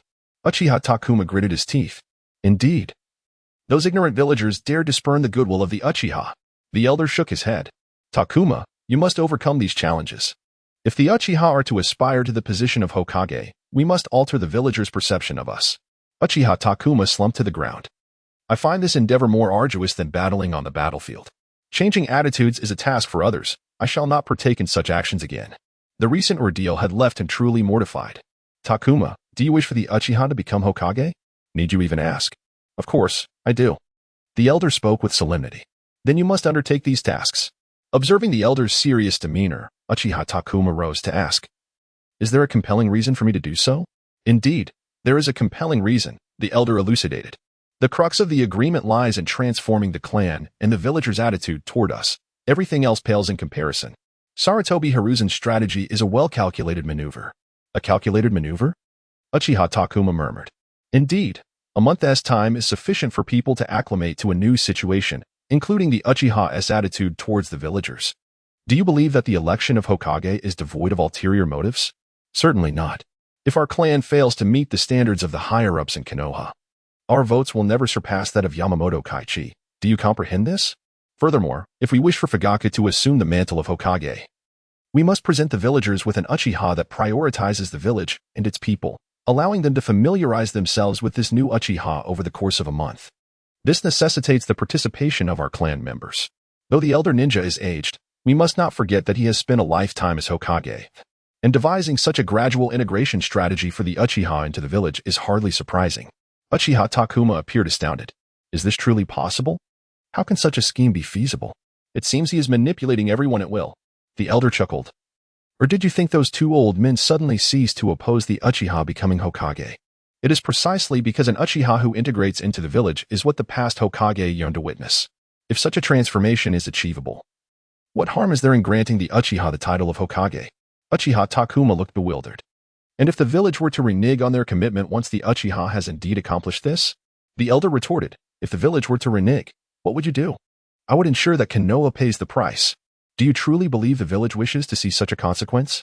At this moment, Uchiha Takuma experienced a profound revelation. Over these days, I have come to comprehend many matters. If the Uchiha clan does not integrate into the village, they shall not earn the recognition of others.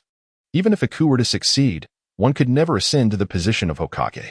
Therefore, compel yourself to undertake those actions which you are reluctant to embrace, Takuma. Once you have taken that arduous first step, you will discover that the reality is far simpler than you had envisioned. As Itachi articulated, the discontented and radical clansmen seeking a coup would inevitably drag all their kin into the abyss of their grievances.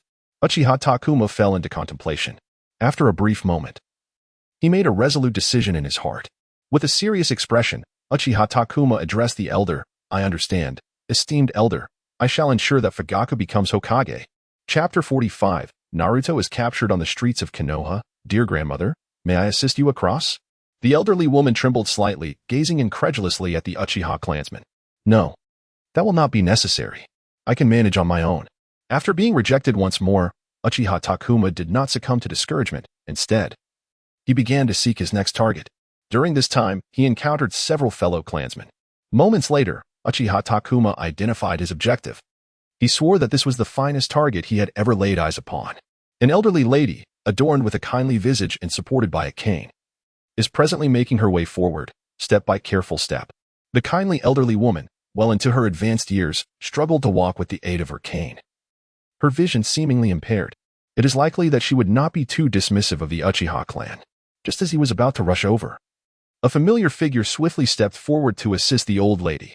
Grandma, allow me to carry you home, said Uchiha Takuma, leaving Uchiha Te thunderstruck. Gritting his teeth, he exclaimed. Uchiha Te, I saw her first. That little rascal. Uchiha Te completely disregarded him. The old lady scrutinized Te before her face brimming with hope as she inquired. Is it little Obito? Uchiha Taku's steps faltered for a moment. They are deceiving me, aren't they? You truly did not sacrifice yourself at all. Uchiha Te parted his lips, yet ultimately chose silence. After a brief pause, the old lady, seeing his lack of response, fell silent as well. A fleeting shadow of desolation crossed her face. But she soon smiled and said, Then I thank you, child of the Uchiha. The child of the Uchiha clan left both of them momentarily stunned. Is this true? Are there truly villagers who harbor goodwill towards the Uchiha clan, treating the young Uchihas as if they were their own children? Uchiha Tetsuhan seemed to be greatly encouraged. He hurriedly approached the elderly woman, carefully bending down, fearful that he might inadvertently bump into her. His demeanor brought a smile to Uchiha Takamitsu's face. Observing Uchiha Tetsuhan carrying the old lady, he quickly followed suit. Curiously, he inquired, Grandma, given your advanced age and the apparent difficulty you have with mobility, why are you resting at home? I ventured out for little Obito to cast my vote for the Uchiha, she replied. Uchiha Takamitsu stood frozen in place, gazing blankly at the elderly woman on Uchiha Tetsuhan's back, his pupils trembling in astonishment. Is this the feeling of being acknowledged by the villagers? The old woman's words pierced through the darkness of his secluded world, allowing warm, gentle sunlight to stream in. In this moment, his heart, which had been deeply wounded by the villagers today, is gradually being healed. At that moment, a thought suddenly emerged in his heart. Everything he had done today, every choice he had made, was indeed worthwhile. It was all because he had encountered this kind-hearted old grandmother. The intense emotional fluctuations made him feel as though his ocular powers had strengthened. He cherished this sensation deeply. In his heart, he vowed to earn even greater recognition from the villagers. Time passed swiftly, and soon it was the eve of the scheduled broadcast. Hokage Building III certainly picked an opportune moment to resign, Nara Shikaka remarked with a wry smile. Kohara Udatane chuckled lightly. It couldn't be helped. We're old now, and our minds aren't as sharp as you youngsters. This broadcast will focus primarily on Konoha, which isn't necessarily favorable for the village. There are too many complexities for us elders to navigate. Our thoughts often lag behind. It's better to leave these challenges to the younger generation. Shikaku massaged his temples. And what are the Uchiha? Have they caused any trouble recently? Everything is progressing positively. The daily tally of villagers' approval and the votes garnered for Fugaku Uchiha have fostered a competitive spirit within the clan. I believe the first and second Hokage would be deeply gratified to witness this. Just then, knock, knock, knock. A frantic rapping at the door. Enter. Acting Hokage-sama. The masked man, Uchiha Madara, has appeared. Using unknown methods, he abducted Naruto while he was playing with Shikamaru and CHG. One of the 4 ANBU guarding Naruto was impaled by the masked man's would release, killed instantly. What? Shikaka shot to his feet. Mobilize every shinobi. We must locate the masked man and retrieve Naruto at all costs. And alert the Uchiha clan. Have them assist in the search. Though he was deeply concerned for Shikamaru and CHG's safety, the urgency of the situation and the weight of his responsibilities prevented him from voicing those worries. The skies above Konoha darkened as countless shinobi swarmed like locusts. Yet their hopes of recovering Naruto were likely in vain. Obito had already spirited the boy far beyond the village's borders. Gathered at the village gates. The Konoha shinobi stood in disarray, swords drawn but directionless, their hearts clouded with uncertainty. Late night, Hokage building conference room. The room was packed as heated discussions erupted over Naruto's abduction, whether to disclose the incident to the wider shinobi world. The masked man's use of would release, and more. Silence, everyone. The acting Hokage's command hushed the room. Shikaka's gaze flickered between Hiruzen Sarutobi, Fugaku, and finally settled on Itachi. Have you decided, Itachi? Yes. I will retrieve Naruto from the masked man, Uchiha Madara. Leave this to me. Seeing Itachi's resolve. A shadow of complexity crossed Fugaku's eyes. Exercise caution. No matter what happens, do not act recklessly. Wait for the perfect moment. You'll be facing the mastermind behind the Nine Tails attack, someone who may truly be Uchiha Madara. Were he not embroiled in the Hokage election, Fugaku would have volunteered to infiltrate the masked man's ranks himself. But there were no what-ifs. The hopes of his clan rested on his shoulders. Hiruzen studied Fugaku before addressing Itachi. To infiltrate the masked man's ranks, you'll need to become a missing nin. Consider this carefully. The village owes you so much already. You needn't shoulder this burden. Itachi's expression hardened. Naruto's safety concerns the entire shinobi world. I've made my resolve. Then we entrust this to you, Itachi. Bring Naruto back to Konoha. The next day, Land of Rain. Naruto's Jinjutsu finally dissipated. Blinking, he took in his unfamiliar surroundings, recalling the previous night, the masked man appearing before him as he bid Shikamaru and CHG farewell, then darkness. Where am I? The Land of Rain. As the words echoed, Tendo Pain entered, followed by Konan carrying a tray of food. Naruto gulped nervously. Who are you? Why did you bring me here? Tendo Pain's voice was calm. See these eyes? They are the Rinnegan, the eyes of the Sage of Six Paths. I am his reincarnation. You were brought here so I may personally guide you to become the shinobi world's savior, to usher in an era of peace. This is your destiny and mine. Naruto stared blankly at those spiral-patterned eyes. Huh. Chapter 46. The second broadcast begins 3:55 p.m. The Pure Land. The spirits of the departed stirred to consciousness once more, their vision filling with the familiar glow of a screen. In the lower right corner, Qiuli turned to Dabai. Are you certain there is nothing else I need to do? Over the past month, Qiuli has indulged in numerous live broadcasts, ranging from dining and gaming to supernatural themes, yet she has not once succumbed to the allure of short video scrolling. However, considering the potential cultural disparities between the two worlds, it stands to reason that solely engaging with short videos could yield some semblance of live broadcast effects.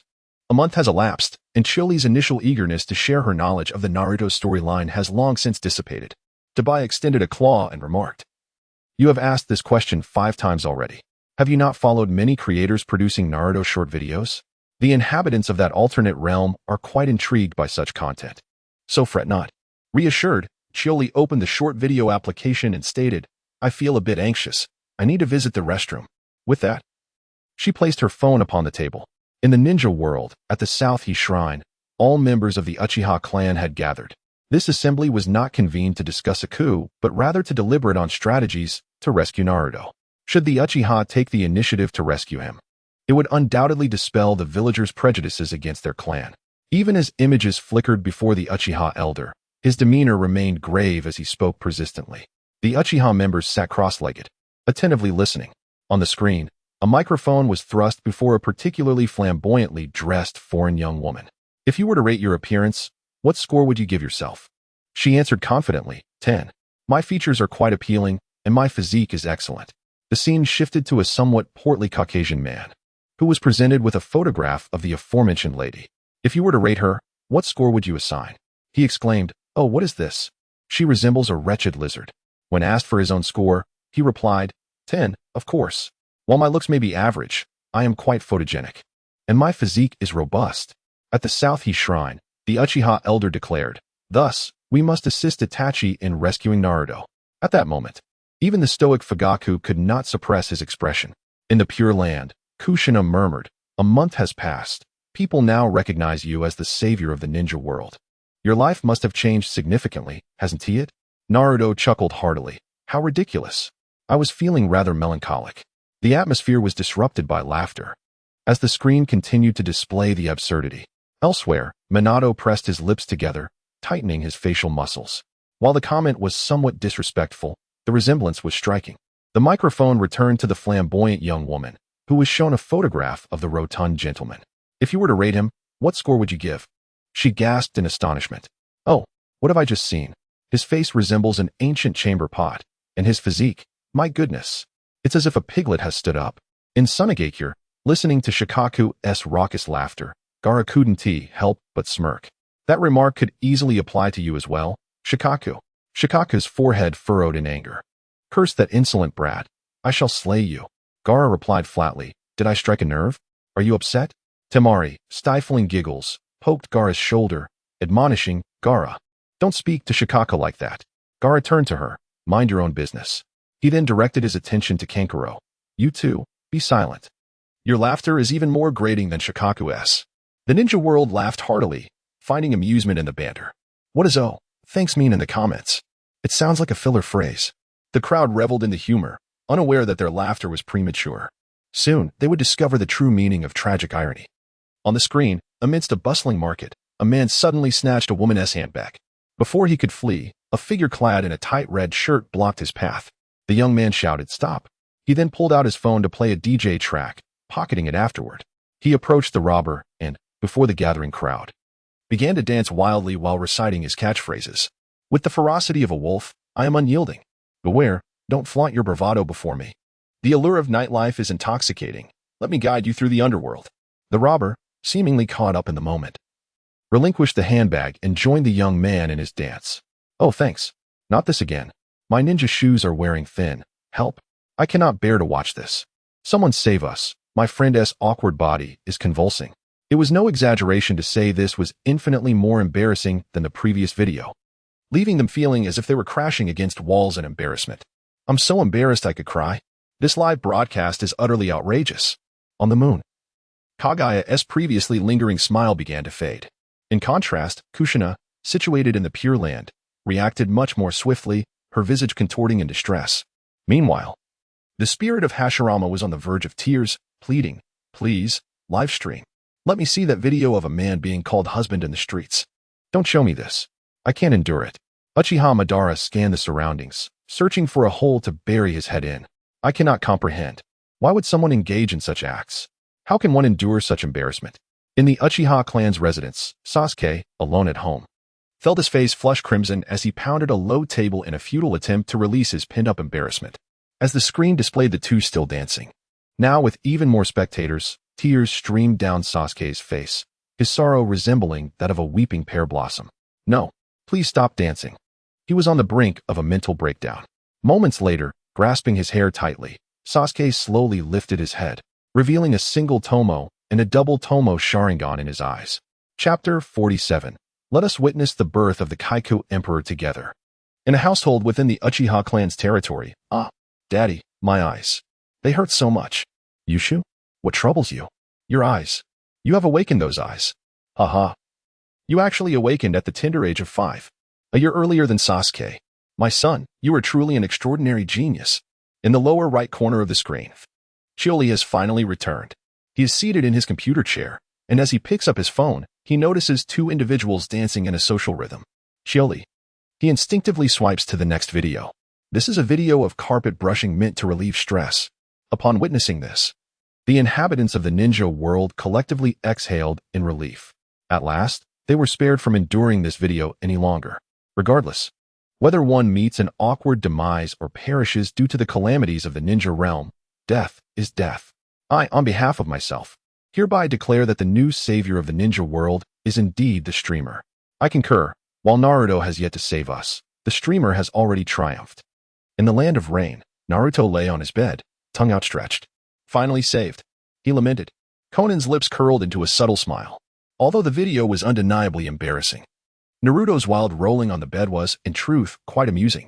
Pain of the six paths also appeared visibly relieved. In the lower right corner of the screen, Qiuli glanced at the options for following, recommending, and local connections, and clicked on the follow option. These are the bloggers he has been following this month, featuring various edited videos of Naruto. Let us witness the birth of the illustrious Might Guy. On the screen, a 6-year-old Might Guy rides on his father Might Dewey's shoulders, fervently searching for his name on the list of successful entrants to the Ninja Academy. Not there, not there, not there, he exclaims, beads of sweat trickling down his face amidst the chatter of other children. Found it. There I am.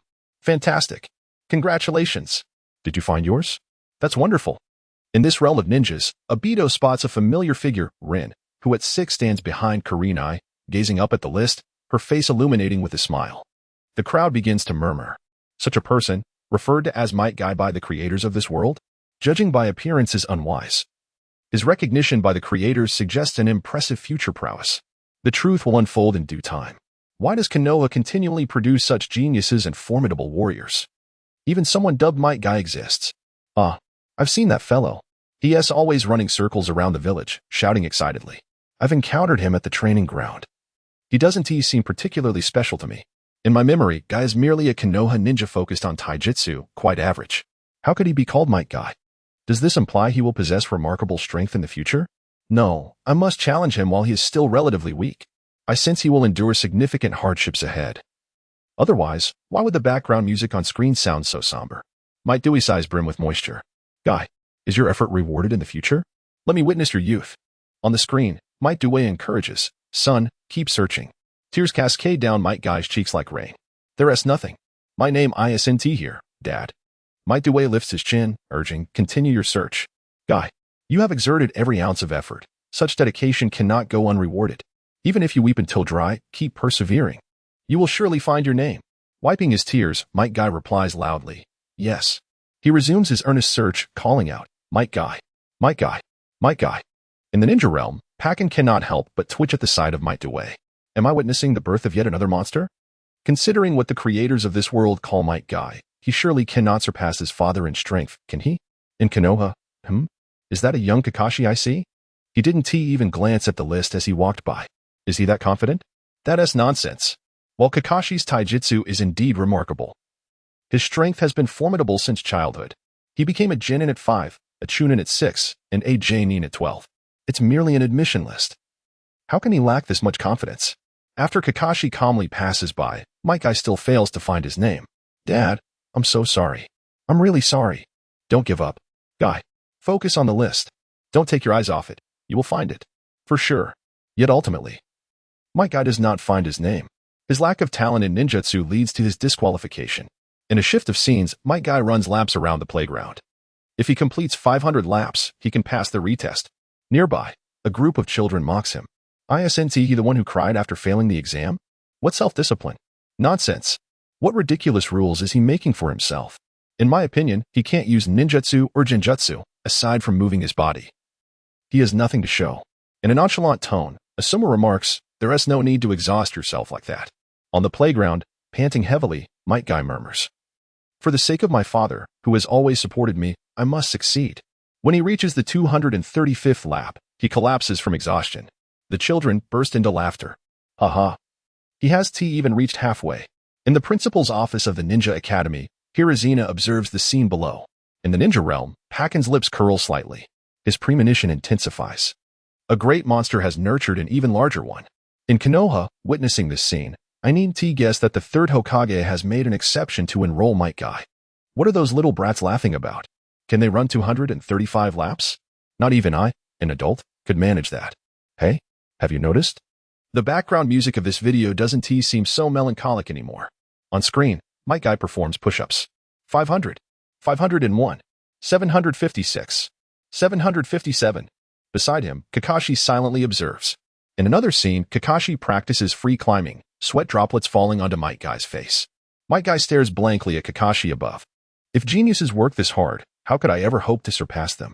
The scene shifts again. If I can run 5,000 laps around the playground, I will challenge Kakashi. Might Due beams with pride. Well said, my son.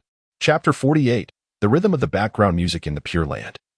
Minato watches Might Guy running laps around the playground, rendered speechless. Why does Guy's obsession with Kakashi run so deep? Although he has undergone training, it seems he will ultimately succeed in his goal of 5,000 laps.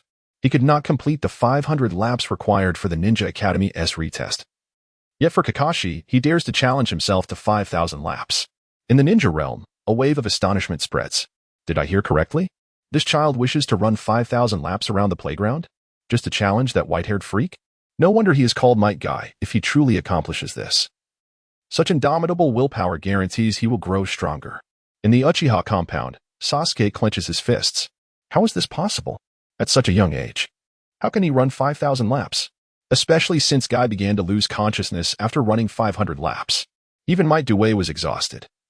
Lying on a bench after Guy reached 1,500 laps. At the Nanha Shrine, even the Uchiha clan members cannot help but feel a twinge of admiration for Might Guy. It's already dark. What an astounding will this child possesses. I never knew such a person existed in our village. As the 2,849th lap came to a close, the ever-encouraging Might Guy succumbed to exhaustion. Kakashi of the dark side found himself lost in reminiscence. So, it was like this? On the screen, Might Guy was seen trudging forward step by step, as if the silhouette of Kakashi appeared before him. Kakashi, I wish to face you in a decisive battle. He yearned to surpass this prodigy who had always outpaced his peers. Clenching his teeth, Might Guy quickened his pace under the astonished gazes of onlookers. Until dawn broke. The 5,000th lap, Guy's knees buckled, and he collapsed into Might Guy's embrace. Congratulations, Guy. You did it. In the ninja world, he truly ran 5,000 laps. He even accelerated midway, let alone running 5,000 laps. I would be out of breath after just 5,000 steps, and the further one runs, the more fatigued one becomes. This signifies that he was entirely sustained by his sheer willpower. I shall state this plainly, no matter how strong Might Guy becomes in the future. I shall no longer be astonished, for today has provided enough astonishment. Such a small child managed to run 5,000 laps on the playground. In the land of rain. Naruto's mouth gaped open in disbelief. 5,000 laps. It would take me ages just to count to 5,000. Konan, too, was taken aback, and only regained her senses upon hearing Naruto's words. If Might Guy were to stand against us in the future, he would undoubtedly become our formidable rival. Nagato of the Six Paths nodded, remarking, this fellow's willpower is extraordinary. Konan sighed. The path to leading the ninja world towards peace is indeed fraught with challenges. Nagato spoke calmly. Naruto, let us eat first. You have gone a day without food. After the live broadcast concludes, I will take you to train. Naruto pouted and turned his head defiantly. I want to eat.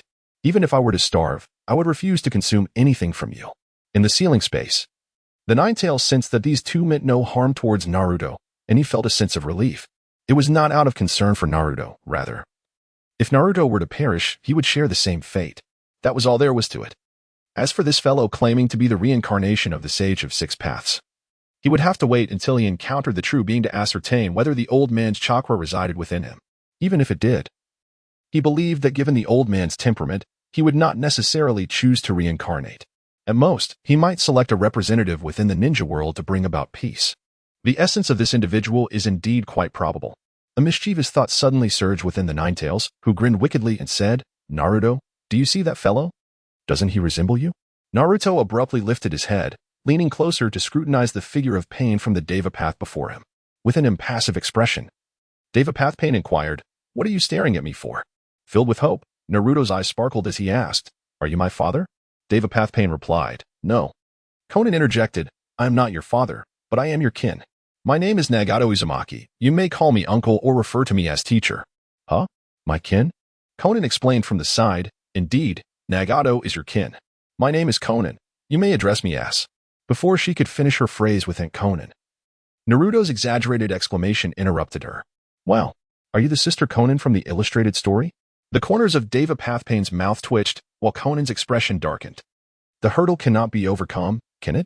Jingtu, with a sense of awe, remarked, You truly accomplished it, Kai. Tobarama expressed admiration. The descendants of this village are impressive. He will undoubtedly become a ninja even greater than I. Hashirama, filled with pride, stated, The green leaves of the village grow stronger with each generation. Izuna's eyes widened in astonishment. He temporarily set aside his minor grievances against his elder brother. He truly completed 5,000 laps.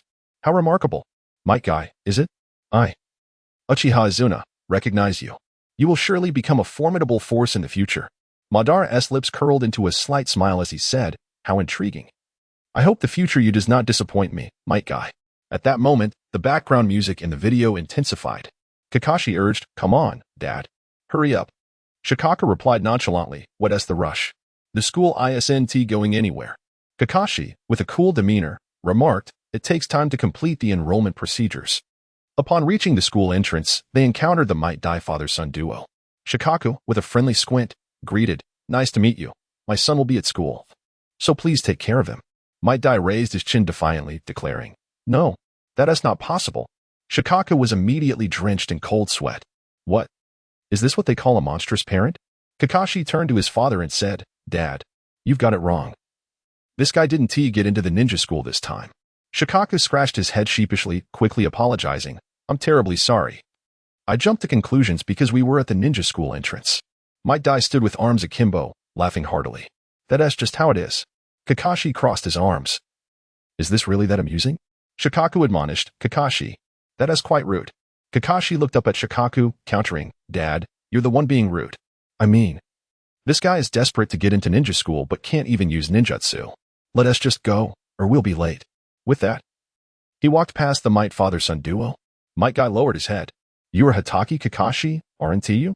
Kakashi turned around, gazing back with his deadpan expression. Might Guy gave him a thumbs up, exclaiming, Thank you for your support. Might Dai grinned widely. Moments later, Shikaku observed the retreating figures of the Might father-son duo and said to Kakashi, Kakashi, even if you get into the ninja school, do not become complacent. Kakashi, puzzled, replied. Shikaku continued, If this continues, that boy will become stronger than you. Kakashi was even more confused, asking, That guy?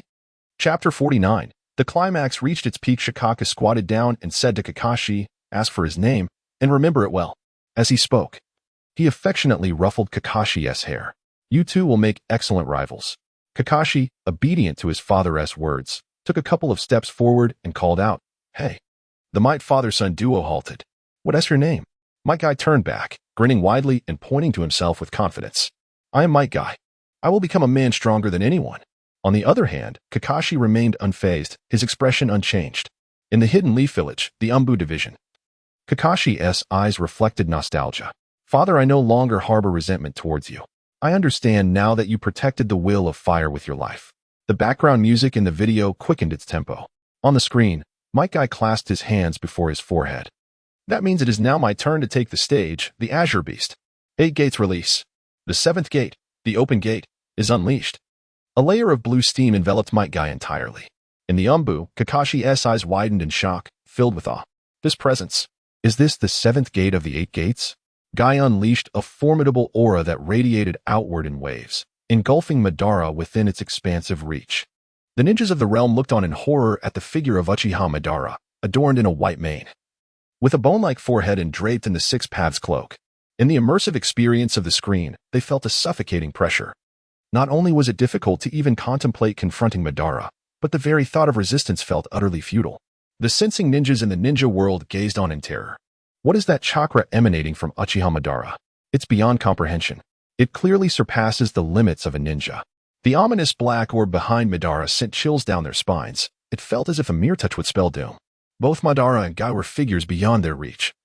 This battle was not one in which ordinary people could intervene. The future should be entrusted to Naruto. I believe that once the Hidden Leaf Village realizes that Naruto is the savior of the future, they will nurture him well. Compared to the overwhelming presence of Uchiha Madara, Might Guy's aura seemed somewhat lesser. In the ninja realm, Even the temporarily revived Three Tails stared blankly at Madara. Uchiha Madara had absorbed the Outer Path Golem into his being. No, I don't want to return to that monster again. Naruto, you must become strong quickly. The Nine Tails in the ceiling space spoke gravely. Naruto, you little rascal, as soon as this live stream ends, you must immediately follow that guy to train. Naruto's face turned pale. Is this really the enemy I'll face in the future? Conan's expression was frosty. I knew Madara couldn't be trusted. Even I can sense that extraordinary chakra from him. Pain coldly remarked, you are not mistaken, that is the chakra of the Outer Path Golem. Perhaps the guy did not expect his scheme to be exposed so soon during the live stream. Naruto, bewildered, asked, what are you all talking about? Conan patiently explained. The one who brought you here is Uchiha Madara. His plan, if I'm not mistaken, is to use us to help him capture the tailed beasts and seal them into the Outer Path Golem, ultimately reaping the rewards of victory by absorbing the golem. Which is how he became that powerful. It seems that what you said is correct, Conan. If that is the case, we must abandon the plan to capture the tailed beasts for now. Our current objective is to train Naruto. Let Naruto lead the ninja world towards peace. The Nine Tails in the ceiling space stated, Naruto, if you wish to grow stronger, then agree to his request. It sensed no malice towards Naruto from pain, which was sufficient. Since this Nagato might be the embodiment of the old man, Naruto's growth in the land of rain should be the fastest. Conan warned, Nagato, never trust Madara again. That guy speaks nothing but lies, and who knows, perhaps his Rinnegan was stolen from you. The moon, a manifestation of my despair, embodies my chakra. The space of my divine power leaves Obito in an exceedingly grim state. It seems I am destined to become a wandering soul, evading all that once was. How reckless of me. Had I known, I would not have entrusted Naruto to Nagato. He acted too hastily. Nevertheless, it is not a grave issue. If he was capable of infiltrating Konoha to abduct Naruto, he can surely penetrate the land of rain to seize him once more. In the Pure Land. Hashirama wore a heavy expression. Madara, must you truly position yourself against the entire shinobi world? Tobirama's brow furrowed in concern. Has that man, Madara, truly grown so formidable? With his acute perception, he could undoubtedly sense the immense chakra residing within Madara. This chakra surpasses that of all the ninjas he has encountered combined. Obito sighed, acknowledging that he had momentarily let joy lead to sorrow. He had not anticipated that the title the Eighth Gate of Might Guy originated from him. What was destined to come has indeed arrived. He could now only place his trust in Obito. There was no need for the rebirth of the world. Even the impure world reincarnation would suffice. He was no longer particular. As long as he could be revived, he held the confidence to achieve his ambitions. Uchiha Taijima laughed heartily, exclaiming, Ha! Powerful. Incredibly powerful. This is my son, Senju Hashirama. What can your son possibly compare to my Madara? In Azuna's gaze, admiration and pride were unmistakably evident. This is my elder brother. He is now incredibly eager to meet him and inquire how he achieved such prowess. The formidable Might Guy, who unlocked the Eighth Gate, is immensely powerful, yet cannot even graze his elder brother. Regardless of the type of attack Guy employs, his elder brother effortlessly evades every strike. It was only when Guy unleashed the daytime tiger that he managed to force his elder brother back, but it was merely a retreat. Guy nearly met his demise at the hands of that dark sphere wielded by his brother. Izuna wore a proud expression. For he was indeed the man revered as the Hokage of might, capable of repelling his elder brother so far with merely the seventh gate. He firmly believes that even if Might Guy were to employ his ultimate technique, he would still not stand a chance against his elder brother. At most, he would endure a severe beating, but the ultimate victor would undoubtedly remain his elder brother. In the Uchiha clan, Sasuke had not closed his mouth since Guy opened the seventh gate. He was oblivious to the fact that his saliva was about to spill forth. Could it be that Uchiha Madara could become even more powerful? It seems I am not so formidable after all, as I was destined to be slain by a Madara of such strength in the future. At that moment, the background music in the video surged to a crescendo. On the screen, Might Guy tilted his head. The azure beast of Konoha was no more. It was time for the transformation into the Crimson Beast. Chapter 50. This is the Hokage of Might. Suspended in midair, the sage of the six paths Madara gazed down upon Might Guy. The Crimson Steam? Is this the unique blood steam that emerges when all 8 gates are opened? However, it seems rather trivial, akin to the withered leaves falling in autumn. Below Might Guy, enveloped in crimson steam, had his eyes turning white. You are correct, but I am not merely withering away. I will transform into the nutrients for new green leaves. And when spring arrives and the green shoots emerge, That will be the pinnacle of youth, the moment when the flames burn the brightest. The ninjas of the world. Upon witnessing this, all held their breath in suspense. Just as Might Guy's words echoed, his figure suddenly vanished, appearing high in the air. He raised his fist and struck with tremendous force. A colossal shockwave erupted from his fist. Madara lifted both hands, barely managing to withstand the impact. Might Guy opened his mouth and let out a deafening roar. The pain compelled him to halt abruptly. 6 paths Madara lay disheveled on the ground, striking the air in a futile display of force, akin to an air cannon. At this juncture, the horn upon his forehead crumbled. Gradually, he rose to his feet. Should he be struck 4 or 5 times by that, the consequences would be dire. Regardless, he must evade the fists conjured by his adversary. With that thought, 6 paths Madara soared once more into the sky. A confrontation against the 8 gates formation is a rare occurrence. How fortuitous. I shall be your opponent. In the Hokage building of Konohagakure, Kakashi expressed gravely, such an assault, and yet Madara remains unvanquished? Upon hearing Kakashi's words, Sarutobi Hiruzen regained his composure from his astonishment.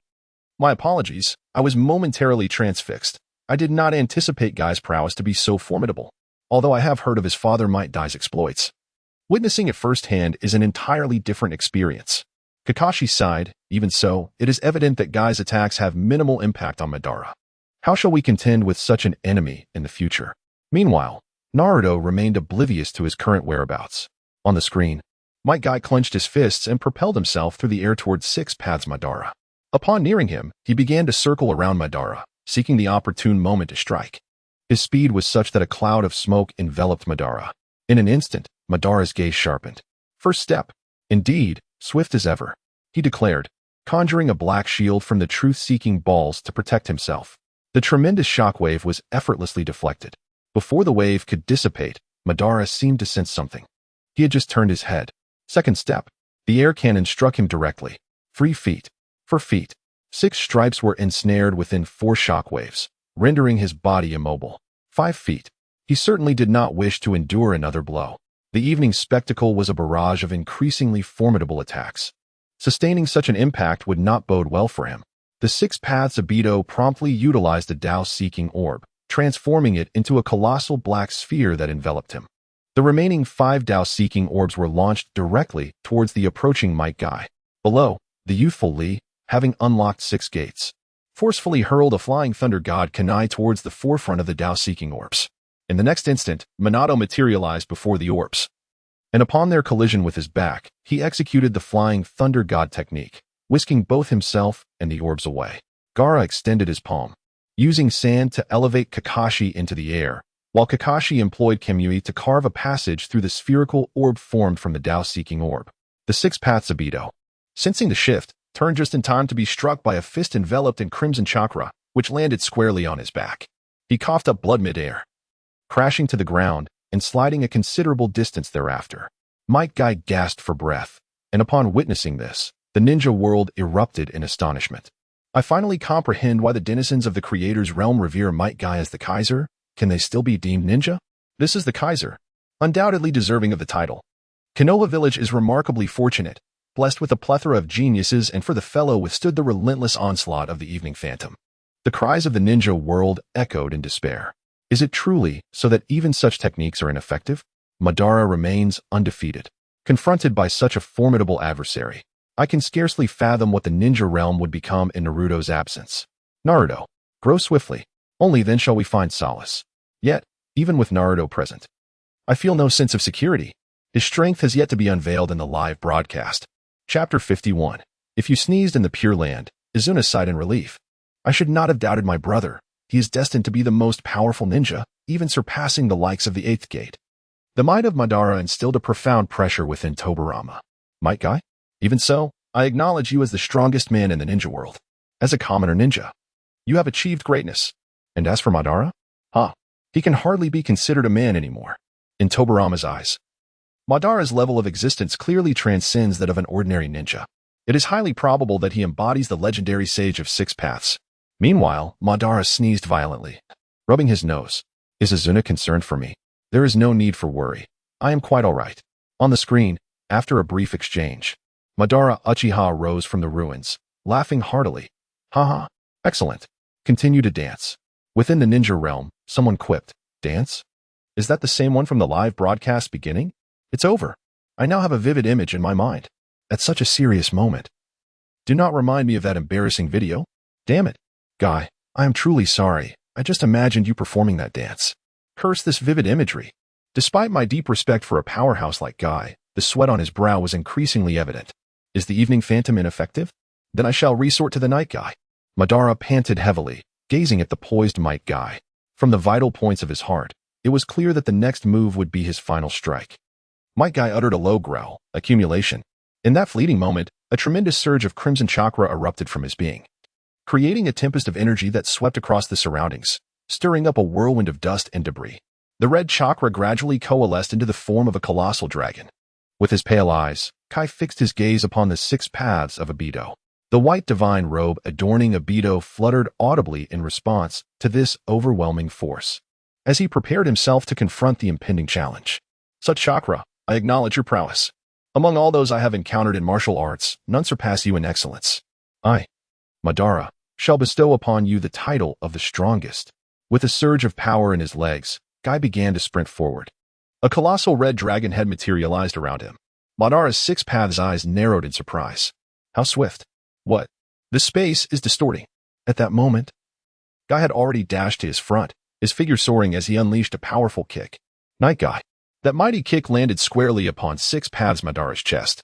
The moment it connected, his eyes widened abruptly as he coughed up blood violently, his left ribs shattering instantly. Meanwhile, Might Guy's leg bones fractured into countless pieces with a thunderous impact. The crimson dragon soared, propelled by its 6 majestic wings, traversing a distance of 1,000 meters. The tempest it conjured swept away the distant figures of Qiuli and Gaara, hurling them along with a barrage of stones. Before Kakashi, who lay helplessly on the ground, could react, he was engulfed by the swirling sands. In the wake of this spectacle, an eerie silence enveloped the entire ninja world. As the realization set in, Pipa Shirzong bellowed the exclamation he had recently learned. Oshi. Just as I anticipated, a colossal beast has birthed an even greater monstrosity. Is this real? Excitement ignited within the crowd as someone shouted, Kage, Kage, Kage. I hereby declare myself the most devoted fan of Kage. I too believe you're the strongest. My goodness. I thought the Shiyong was his ultimate technique. Knight Kage, is there anyone in the ninja realm capable of withstanding such an onslaught? Might Guy is undoubtedly the mightiest in the current ninja world. A voice of disbelief echoed. Did I just witness that correctly? A single kick that warped space itself. How could a ninja possibly execute such a technique? Ah, help. In my excitement, I accidentally crushed an egg. I can't get up now. Is there anyone? Please. Call a doctor for me. A mere civilian ninja, through sheer determination, has ascended to become the strongest, surpassing all others. Is there anyone more inspirational than Kage? Once the broadcast concludes, I must visit Konoha. I will demand an autograph from Kage. I too wish to see Kage with my own eyes. It is said that numerous merchants have established inns around Konoha, ensuring that one need never worry about accommodations, no matter when they visit. How thrilling. My body still trembles with excitement. Surely, this time, Madara must be defeated. It must be so. The point of impact from Kage's kick was none other than the heart. In the land of demons, the specter of malice swallowed hard. Is the ninja world truly this perilous? It had believed that merely reviving itself would grant it the power to annihilate the ninja realm. Now, it concedes that it had been myopic. In the Pure Land, Uchiha Taijima's eyes bulged with rage upon witnessing his son struck by Kage's blow. Madara. Could it be that his once cherished son has met his demise from such a kick? Izuna gasped in horror. Big brother. He could hardly fathom that Kage's 8th gate technique could be so formidable. Tobirama sighed in deep regret. Konoha has lost a powerful ninja. Might Dai wept profusely. I have seen your resolve to protect your comrades. I am proud of you, my son. In Konoha, no one could have anticipated that the individual who, despite facing ridicule, would only express gratitude for support, would emerge as a ninja more potent than the very embodiment of slaughter in the ninja realm. Suddenly, Kage seemed to radiate charisma. How peculiar that I once thought his appearance was rather ordinary. Today's revelations have been utterly staggering. Until now, I had deemed Kage an unremarkable ninja, lacking in ninjutsu and jinjutsu, solely relying on taijutsu. Little did I know of his true prowess. He has been so humble, I have never seen him unveil his strength. The Azure Beast of Konoha? No, you are not merely a beast. You are Kage, the Kage of Konoha. In the Umbu, Kakashi suppressed his astonishment, murmuring, Father was right. You have far surpassed me, Kage. In the Hokage Tower, Sarutobi Hiruzen reflected, today's broadcast has truly opened my eyes.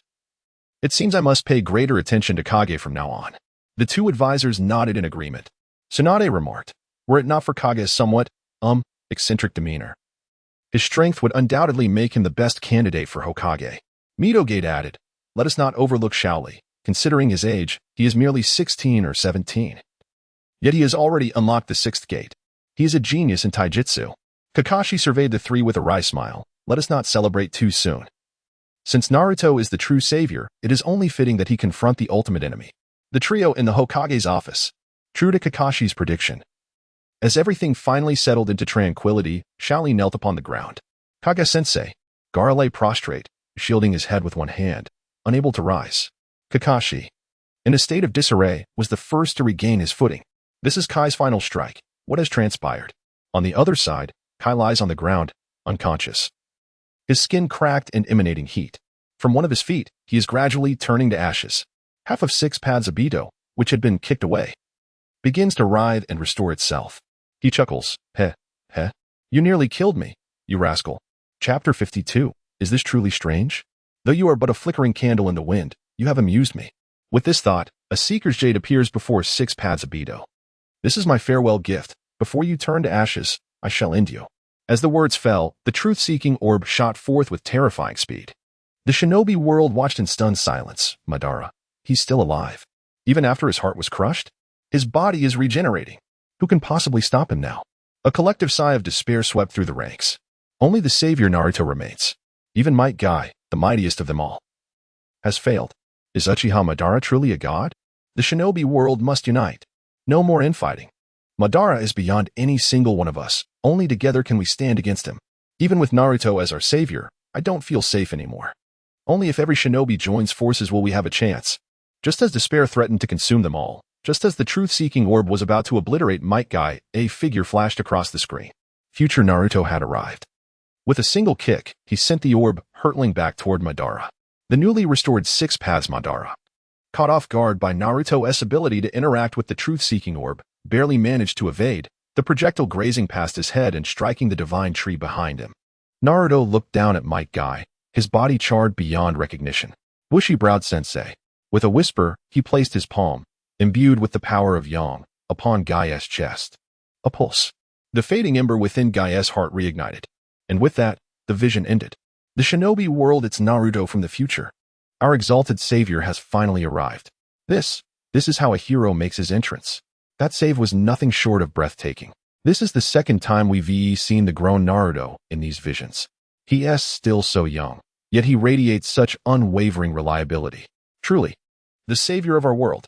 That black orb, even Might Guy in the 8th gate couldn't touch it, yet Naruto kicked it away like it was nothing.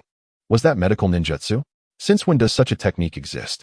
Guy was reduced to charcoal, his very limbs turning to ash, and yet Naruto brought him back in an instant. He is the savior. Of course he knows things beyond our understanding. Is that really so surprising? Naruto is so handsome, so strong. I want to bear his children. Future Naruto's heroic intervention struck like Cupid's arrow, piercing hearts and leaving countless women swooning. Finally, I can breathe again. The weight of Madara's presence was suffocating. But seeing Naruto's strength, I feel hope. Exactly.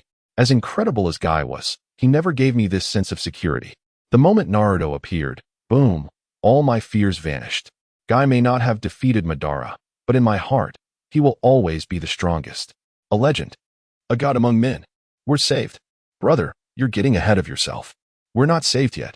This is years in the future. Right now, Naruto's just a child. He can't protect us. I hope Konoha treats him well from now on. If not, I'll protest outside the Daimyo's palace. Count me in. If the villagers dare mistreat Naruto again, I'll commission a mission to dump manure on their doorsteps.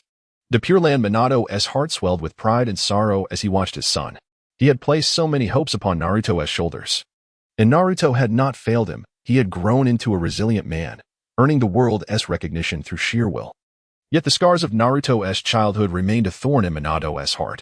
At least now, with these visions, Naruto's present would be kinder. Nearby, Kushina smiled softly. Our son grew up so handsome.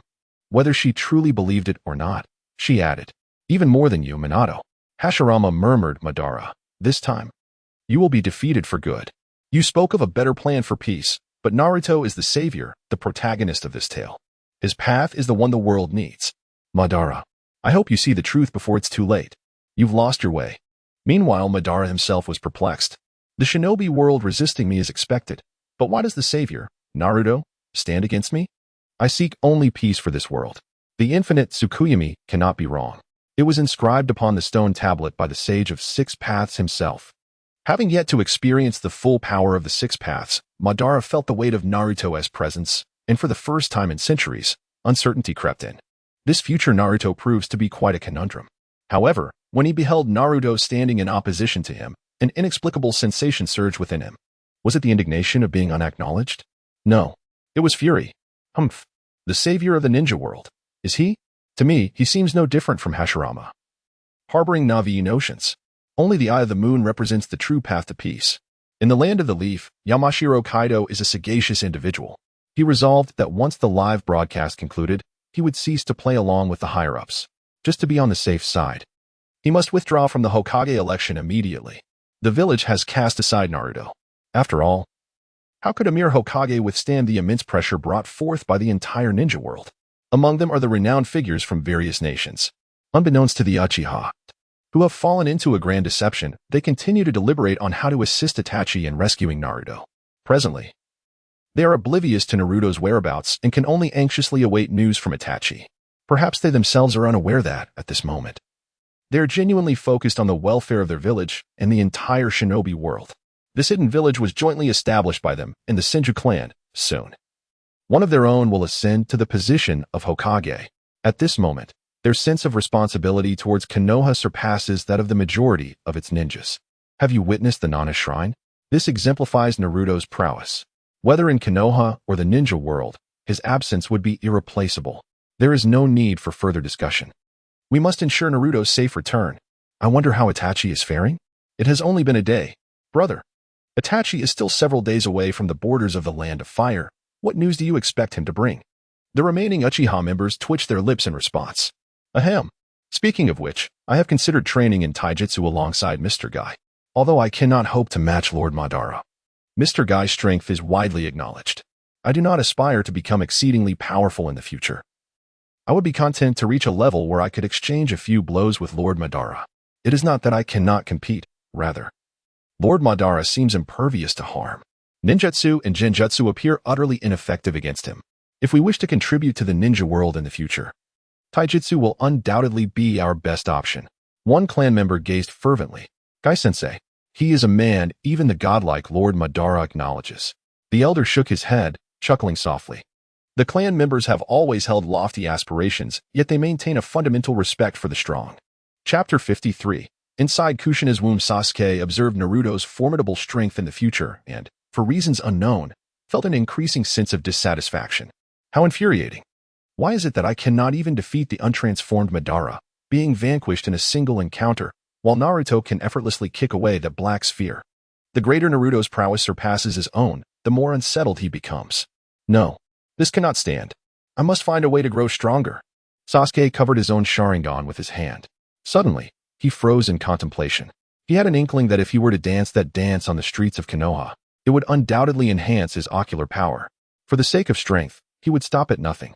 His power felt so insignificant that he could not even assist his brother. Yet even with that pair of eyes, I am no match for Madara. As it stands, will he not forever be in pursuit of Naruto's shadow? In the land of rain, Pain and Konan exchanged glances at the sight of Naruto grinning foolishly. None of them anticipated that the future Uchiha Obito would possess such formidable strength. According to the information revealed in the current broadcast, it appears that only Naruto can thwart Uchiha Obito. Pain gazed at his own hands, questioning his capabilities. Can I truly nurture Naruto effectively? Should I fail to cultivate him properly, I would not be the destined child to bring peace to the ninja world, but rather its sinner. Konan sensed the immense pressure weighing on Nagato's heart, yet she found herself at a loss for words of comfort. Pain sighed, stating that if they did not return Naruto to Konoha, they would have to train him over the coming years to meet the standards of his future potential. To be frank, he lacked confidence in his ability to accomplish this. By keeping Naruto with them, they were shouldering the responsibility for the future crisis of the ninja world. Nagato did not believe his strength could rival Obito's, even if he imparted all his knowledge to Naruto. He could not cultivate him into a warrior capable of standing against Obito, not to mention the powerful Obito. Even the Obito who had yet to absorb the outer path golem was beyond his confidence to contend with. The Nine Tails, confined in the ceiling space, called out, "Hey, Naruto. I need you to deliver a message to those two." Naruto lifted his head, his face still adorned with a silly grin. He had not anticipated that his future strength would be so great. And that ninjutsu, boom, it had revived someone. Truly remarkable. Ha. The Nine Tails wants me to pass along a few words. Pain inquired, the Nine Tails? Yes. Naruto nodded vigorously. He turned to Pain, echoing the Nine Tails' words. The Nine Tails remarked that you are likely the old man, the sage of six paths representative in the ninja world. Therefore, remaining here is the wisest choice. At this point, Naruto scratched his head. This time, as he uttered his name, an odd sensation welled up within him. Moreover, one must never seal a tailed beast within the outer demon. Otherwise, it would spell disaster for the ninja world. Much like Madara, his current state had become indistinguishable from that of the old man, collectively. The entire ninja world could not inflict harm upon him. Without the power of the Sage of Six Paths, even if one were to injure Madara, akin to Might Guy, he would swiftly recover from all wounds in an instant. The words of the Nine Tails held substantial credibility, leaving Konan and Nagato without a shred of doubt. They believed him. Nagato's mind wandered back to Jiraiya. A spokesperson, perhaps? It resonated with what Master Jiraiya once said.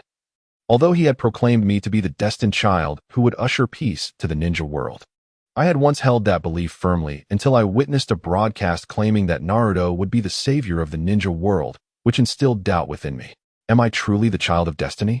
Especially after discovering that the collection of tailed beasts was merely a ploy, I felt compelled to abandon that plan. Yet, upon relinquishing this ambition, I found myself at a loss regarding how to bring peace to the ninja world. However, after heeding the words of the Nine Tails, clarity dawned upon me. I finally comprehended a vital truth. Saving the ninja world and bringing peace to it are not synonymous. As the earthly spokesperson for the Sage of Six Paths, it confirms that I am indeed the child of destiny spoken of by Master Jiraiya. My mission as this child of destiny is to convey my ideals of peace to the Savior, guiding him to construct a bridge of peace for the ninja world. After a moment of inner turmoil, Nagato ultimately resolved within his heart, since this is my responsibility, it is only natural that I cultivate the strength of the savior of the ninja world. If I fail to nurture the savior into a formidable force capable of rescuing the world, it would be my dereliction of duty. When the time comes, I shall offer my eyes to the savior, assisting him in saving the ninja world, bringing peace to it. Konan. Nine Tails. Oh, thank you. Truly. The old man did not misjudge. This truly is a representative who is willing to sacrifice everything for the peace of the ninja world, devoid of any selfish motives. I, Kurama, hold great admiration for you. Naruto, looking bewildered, comprehends only fragments of their dialogue. Nevertheless, he is aware that they all act out of self-interest. Pain. The leader of the Akatsuki stated calmly, Naruto, once the live broadcast concludes, I shall commence your training. After your training, I will impart the philosophy of peace advocated by the Akatsuki. Naruto's expression turned serious. I understand, Uncle Nagato. Konan whispered to Pain, isn't this sacrifice too great? Pain slightly shook his head. This is my responsibility as the child of destiny. There is no need for your persuasion, Konan. Konan hesitated for a moment, seemingly pondering something, then suddenly smiled. Well, if the burden brought by these eyes is alleviated, then your body should still have the potential to recover. In the lower right corner of the screen, Qiuli continued to browse a blogger's homepage. 2 videos updated in one breath? He clicked on one. The video showcased the streets of Konoha. Kushina, with a prominent belly, gazed at the baby in Mikoto's arms and could not help but exclaim in awe. Is it a girl? Mikoto gently explained, it's a boy. Kushina smiled and inquired, what is his name? Just then, a loud cry echoed from Kushina's belly. Sasuke. The boy instantly understood and couldn't help but chuckle. Qiuli also smirked slightly, evidently grasping the humor in the situation. The creator of this video indeed did not disappoint him. In the land of rain, Naruto wore a puzzled expression. This seems to be my voice, but I cannot be entirely certain. Konan, unable to grasp the humor in the video, nonetheless explained to Naruto, perhaps it is simply your voice? Naruto then asked, do you see that woman with red hair? She must be my mother. For a moment, Naruto was taken aback. He glanced at Pain. And upon receiving a nod in affirmation, he turned to the screen, seemingly trying to engrave the image of that beautiful woman with red hair firmly in his memory. This video is not only about Xiaonan, but also involves many characters from the ninja world, including the individuals directly involved, Naruto, Sasuke, as well as Makoto and Kushina, who may not fully comprehend its humor. Perhaps only in the future will they grasp the essence of this video as comedic elements. Chapter 54, Moonlight Sasuke presents the second video. Location, Konoha Village. Time, the Ninetales Chaos. The masked man gazes at the figure of Minato Namikaze, tightening his grip on the iron chains. Then, the scene shifts dramatically. The masked man, now before Minato, begins to skip rope with the chains in his hands. Qiuli exclaims, "Lin is dead. He must be performing for the fourth in honor of her, right?" Dabai chuckles heartily. This is simply delightful. In the Kamui space, Obito witnesses his antics being mocked yet again, and a smirk involuntarily twitches at the corner of his mouth. How tiresome, he muses, resembling a despondent fish devoid of dreams. Originally, he had intended to gradually persuade Naruto to accept the Moon Si plan, only to be backstabbed by Madara. In the Pure Land, Madara wishes to laugh but finds himself unable to do so, beset by irritation. "Obito, you must resurrect me promptly, preferably before Naruto Uzumaki matures. You alone cannot fulfill the Moon Si plan." Minato gazes at this figure, sighing inwardly. He cannot find amusement in this situation. "You are certainly not the true Uchiha Madara. So, who exactly are you?" Kushina bites her lip in frustration. "Madara, you scoundrel." In the Hokage building of Konoha Village, Sarutobi Hiruzen states gravely, "This mysterious masked man is Uchiha Madara. He controlled the Ninetales to attack the village years ago." Mito Minion furrows his brow. The Uchiha clan had no traitors. Can this man truly be Madara? He exudes none of the aura associated with him. Kakashi rubs his temples. "I suspect this individual is not the genuine Madara, yet I cannot discern his identity. It seems we must await the live broadcast to unveil his true face. Moreover, he is the real culprit behind the deaths of the fourth S couple during the Ninetales incident, a shadowy figure concealed behind the scenes. This is no trivial matter in the narrative. I believe the live stream will eventually reveal his masked visage. And what about Naruto? His true identity will soon be exposed as well. Although Inoki has spread certain rumors, we in Konoha must prepare for contingencies. Is Konoha Village preparing for war? There is no need. Let us observe Inoki's stance during the Five Kage Summit. I trust he would not dare to instigate war at such a critical juncture. At the Nain Shrine, an individual contemplates, is this truly Lord Madara? His physique, demeanor, and hair do not seem to align. If he is not, I must never uncover his identity. This scoundrel has tarnished our clan's reputation for far too long. I will ensure his downfall. Of course, if he is indeed Lord Madara, then that is a different matter." The next video commences. Moonlight Sasuke presents. On the screen, in Sunagakure, several meteors rain down from the heavens. Gaara stands at the forefront, extending his palm. Wind release, sand wall. The rising sand platform deftly intercepts the meteors plummeting from above, safeguarding the structures of Sunagakure. In the ninja realm, the elders of Sunagakure exchange incredulous glances. Am I mistaken? The one protecting Sunagakure on the screen is Gaara? You are not mistaken. How can this be? This is impossible. How could Gaara possibly protect the village? Even Gaara's siblings share looks of disbelief. How could I ever protect Sunagakure? Such a thing would never occur. Kankuro chuckles. Gaara, it seems you harbor some recognition for the village in your heart. Perhaps in the future, you will earn the people's acceptance. Gaara locks eyes with Kankuro, his voice laced with fury and resolve. Be quiet. I will never protect this village. Never. Kankuro, taken aback by the bloodshot eyes of his brother, quickly suppresses his laughter. Temari places a reassuring hand on Kankuro's shoulder. Perhaps the live broadcast will provide us with answers. Gaara, do not hastily dismiss this. Your current thoughts do not dictate your future. Just as you may one day assist this ninja realm, I believe your perspective will evolve. Gaara's expression returns to one of stoicism. No, I would never do such a thing. The figure on the screen is not the true me. Temari and Kankuro remain oblivious to the trials he has endured. Even if his sand instinctively shields him, he has faced near-death encounters at the hands of his own father. The fourth Kazekage. His mother despises him, believing he usurped her life upon his birth. His father loathes him, having attempted to assassinate him on multiple occasions. Regardless of how many villagers the meteors may claim, or how many lives are lost due to Madara, his heart remains untroubled. In this world, no one loves him. How could he possibly love this world? How could he ever protect this village? For the sake of peace and stability in Sunagakure, Wind Shadow will inevitably eliminate the unstable elements within his village. He has long been prepared for that day to come. Gaara's gaze was devoid of emotion. Sooner or later, I shall perish for the sake of Sunagakure. Upon hearing these words, Kankuro clenched his fist tightly. Do not utter such foolishness, Gaara. Meanwhile, in the land of mist, as the meteor soared through the sky, Materumi formed hand seals. Water release, water dragon bullet, dissolution release, dissolution technique. The calamity facing the village hidden in the mist was single-handedly averted by her. In the land of earth, Anoki soared towards the meteor, his hands aimed at it. Dust release, primitive world dissolution technique. The colossal meteor was disintegrated into atoms by his dust release. In the land of clouds, the fourth Raikage issued commands. Disperse the chakra cannon. Fire. Killer Bee eagerly pulled the lever. A massive beam of light shot forth from the chakra cannon.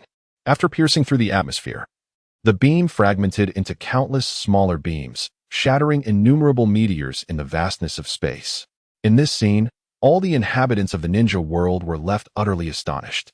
Witnessing so many formidable warriors from the ninja realm intervening to intercept meteorites, I initially believed I had already gained a wealth of knowledge today. Little did I expect to behold the secret weapon of the Cloud Village. Does the Cloud Village possess such weaponry? To effortlessly shatter numerous meteorites from outer space.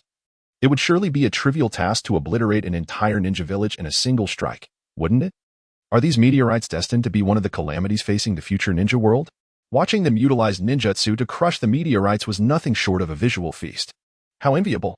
If only I possessed such strength. The Cloud Village has shattered so many extraterrestrial meteorites, evidently to safeguard the ninja realm. In an instant, I found myself fond of the Cloud Village and the Raikage. Tomorrow, I shall casually post a mission in the Cloud Village to show my support. However, amidst such a display, the other major ninja villages did not share the same sense of admiration. At this point in time, it seems not many years have passed. The Cloud Village's chakra cannon must have been under research for quite some time. The Cloud Village has been concealing such a trump card? The Raikage is truly cunning. It sent shivers down my spine. Konohagakure boasts Might Guy and Naruto, while the Cloud Village wields a chakra cannon capable of annihilating countless meteorites and possesses a perfect Jinchuriki. What are we, the Sand Village and the other two major ninja villages, to do? In Konoha Village, Haruno Sho exclaimed with the demeanor of someone well acquainted with the world. The third Raikage of your faced Iwagakure's 10,000. Before he could finish his sentence, he was interrupted by Sakura's panicked scream. Ah, Dad, you must not mention the Raikage. Haruno Sho. Haruno Sakura. Chapter 55. Minato felt a peculiar itch in his heart. On the screen, a colossal meteorite was hurtling towards Konoha Village from the 6 o'clock direction. Kakashi stood at the forefront with his arms crossed over his chest. Might Guy sat in a wheelchair, his right leg wrapped in bandages. Kakashi issued the command. Everyone. Formation of the crane wing. Understood. Lee, accompanied by several taijutsu ninjas skilled in the 8 gates technique, charged towards the meteorite suspended in the air. Lee clenched his fist, gathering strength, and swung at the meteorite. 6th gate. The gate of view. Boom. The immense meteorite was shattered in half. Debris scattered in all directions. Lee turned back to see the remaining half of the meteorite continuing its descent towards Kakashi and the others. Damn it. Kakashi's pupils involuntarily constricted. At that moment, a chirping sound echoed. A figure zipped past Kakashi with a swish. Swoosh. Boom. The remaining half of the meteorite was instantly obliterated by Sasuke's Chidori. Following that, another thunderous explosion resonated, and not even a speck of the meteorite's dust touched Kakashi. Is that you, Kakashi? Sasuke remarked, glancing back from midair. If that guy isn't here, then the only one capable of protecting the village is me. This final segment of the video sparked tremendous commotion throughout the ninja world, particularly in Konoha Village. What? Am I seeing things? Kakashi becomes Hokage in the future? My impression of him is that of a remarkably powerful white-haired ninja. And little Sasuke of the Uchiha clan is still alive. He is protecting the village. Judging solely by the potency of this ninjutsu, Sasuke's strength surpasses even that of the third Hokage. Indeed, Sasuke is stronger than the third Hokage. Did you not notice the Rinnegan in his eyes? Strangely, I found myself surprisingly unfazed by Sasuke possessing the Rinnegan. Could it be that Guy's influence elevated our standards? What to do? The existence of little Sasuke makes me genuinely want to support the Uchiha. Sasuke has evidently protected the village on more than one occasion. He truly differs from the other Uchiha. Rather than seeing an Uchiha become Hokage, I would prefer the dashing Sasuke to ascend to that position. Gentle, powerful, And handsome Sasuke. No wonder those from alternate worlds would exaggerate so. When Sasuke referred to that guy, he must have meant Naruto, right? With Naruto absent from Konoha, the only one capable of guarding the village is him. This implies that Sasuke's strength may not be inferior to that of the savior, Naruto. Even if it is, he is certainly stronger than all the ninjas in the village. Yuzuki Yuang turned to her lover beside her and remarked, Kaze, little Sasuke resembles you quite a bit. Tsukikage Kaze coughed, self-absorbed as he said, Indeed, we are equally handsome. Kaze, you are you, not someone else. Your strength is nowhere near that of little Sasuke. Tsukikage Kaze, if I am not mistaken, his strength will likely never surpass that of the future Sasuke. Uchiha clan Sasuke pinched his thigh hard. Ouch, that hurts. He looked utterly perplexed. Am I not dead in the future? My heart is on the left side. How could I still be alive?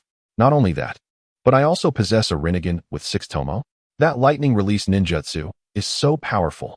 In the future, I will be able to wield such formidable techniques. I once thought I was dead, yet I am very much alive. I believe my strength to be feeble, yet it is remarkably potent. Sasuke now found himself in a state of confusion. Nain's shrine didn't I predicted all along? Sasuke will surpass Itachi in the future. Haha, my prophecy has come true. Little Sasuke not only survived, but has also become a powerful ninja. That massive half-meteorite. Little Sasuke struck it with one blow, leaving not even a trace of ash. Truly formidable. Little Sasuke used Kakashi's Chidori, didn't he? Indeed, the future Kakashi will become Hokage, which indicates he has left the Umbu.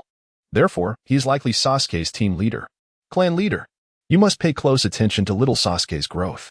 He will be the strongest in the clan in the future. Let us be a bit more confident and ensure that little Sasuke's abilities surpass those of the savior Naruto. Perhaps not.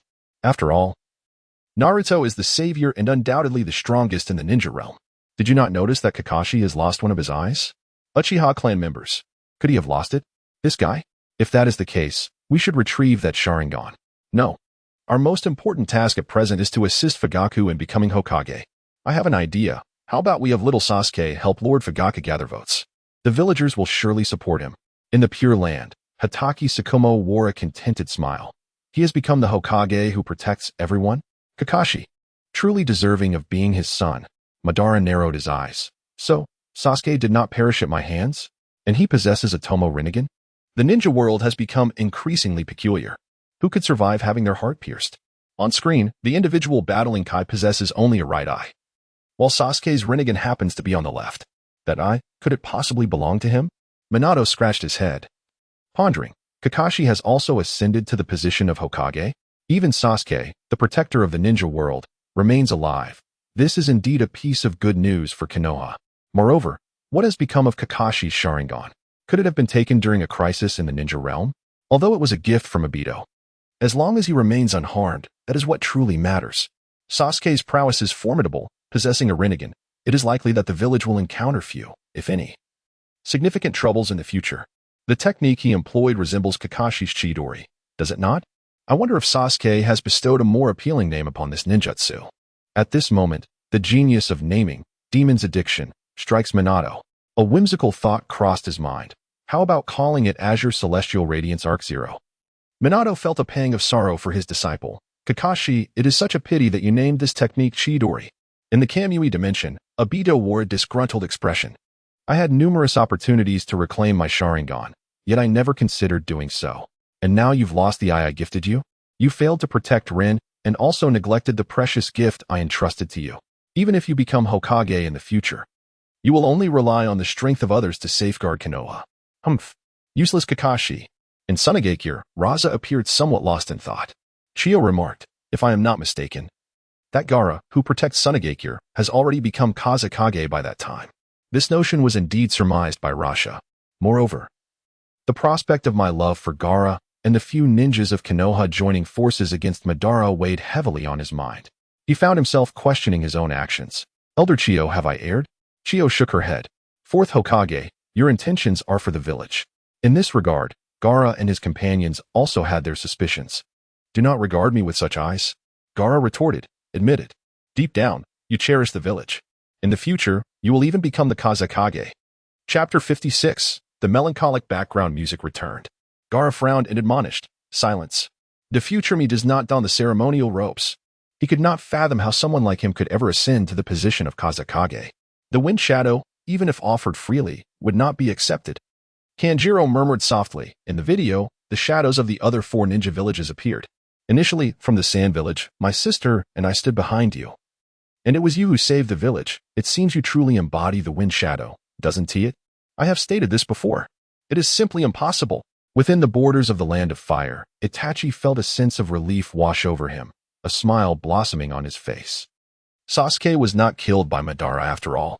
He possessed the Rinnegan. Did he seize it from someone? I wonder if he will be of assistance when the time comes to take it. The next video on the screen began. One of the iconic scenes from the Hokage, Gaara's charming strategy. The title left Gaara and the others momentarily stunned, particularly Gaara, whose mind was filled with questions. Did I hear that correctly? Gaara employing seduction tactics? Kankuro covered his mouth in astonishment, desperately suppressing his laughter, while Tamari's eyes crinkled with amusement. I knew it. Gaara. You will surely undergo a transformation in the future. On the screen, Fu flapped her wings, attempting to take flight. Killer Bee shouted at the 7-tailed Jinchuriki Fu, suspended in midair. Wait. You have your own mission. I refuse to heed the orders of other ninja from different villages. At this moment, Gaara soared through the air on a wave of sand, positioning himself before Fu, effectively obstructing her path. We are your companions, or friends, if you will. Fu gazed at Gaara, her pupils slightly dilating in surprise. Companions? Friends? A radiant aura seemed to envelop Gaara, and he spoke gently. Indeed, you are not alone. As he uttered these words, he extended his fist toward Fu. In a daze, she mirrored his action, their fists meeting in a gentle collision. A soft breeze tousled Gaara's hair as Fu, entranced, fixated on his handsome, gentle visage, her eyes sparkling with newfound brightness. Below, Naruto exclaimed dramatically. This girl named Fu actually listens to Gaara? After all that effort we put in, why is it that Gaara's mere words suffice? Killer Bee shrugged in exasperation. I cannot accept this development. Yet, I concede to the outcome. Naruto retorted, it's all your fault, old man, with your beard and sunglasses. So tedious. In Sunagakure.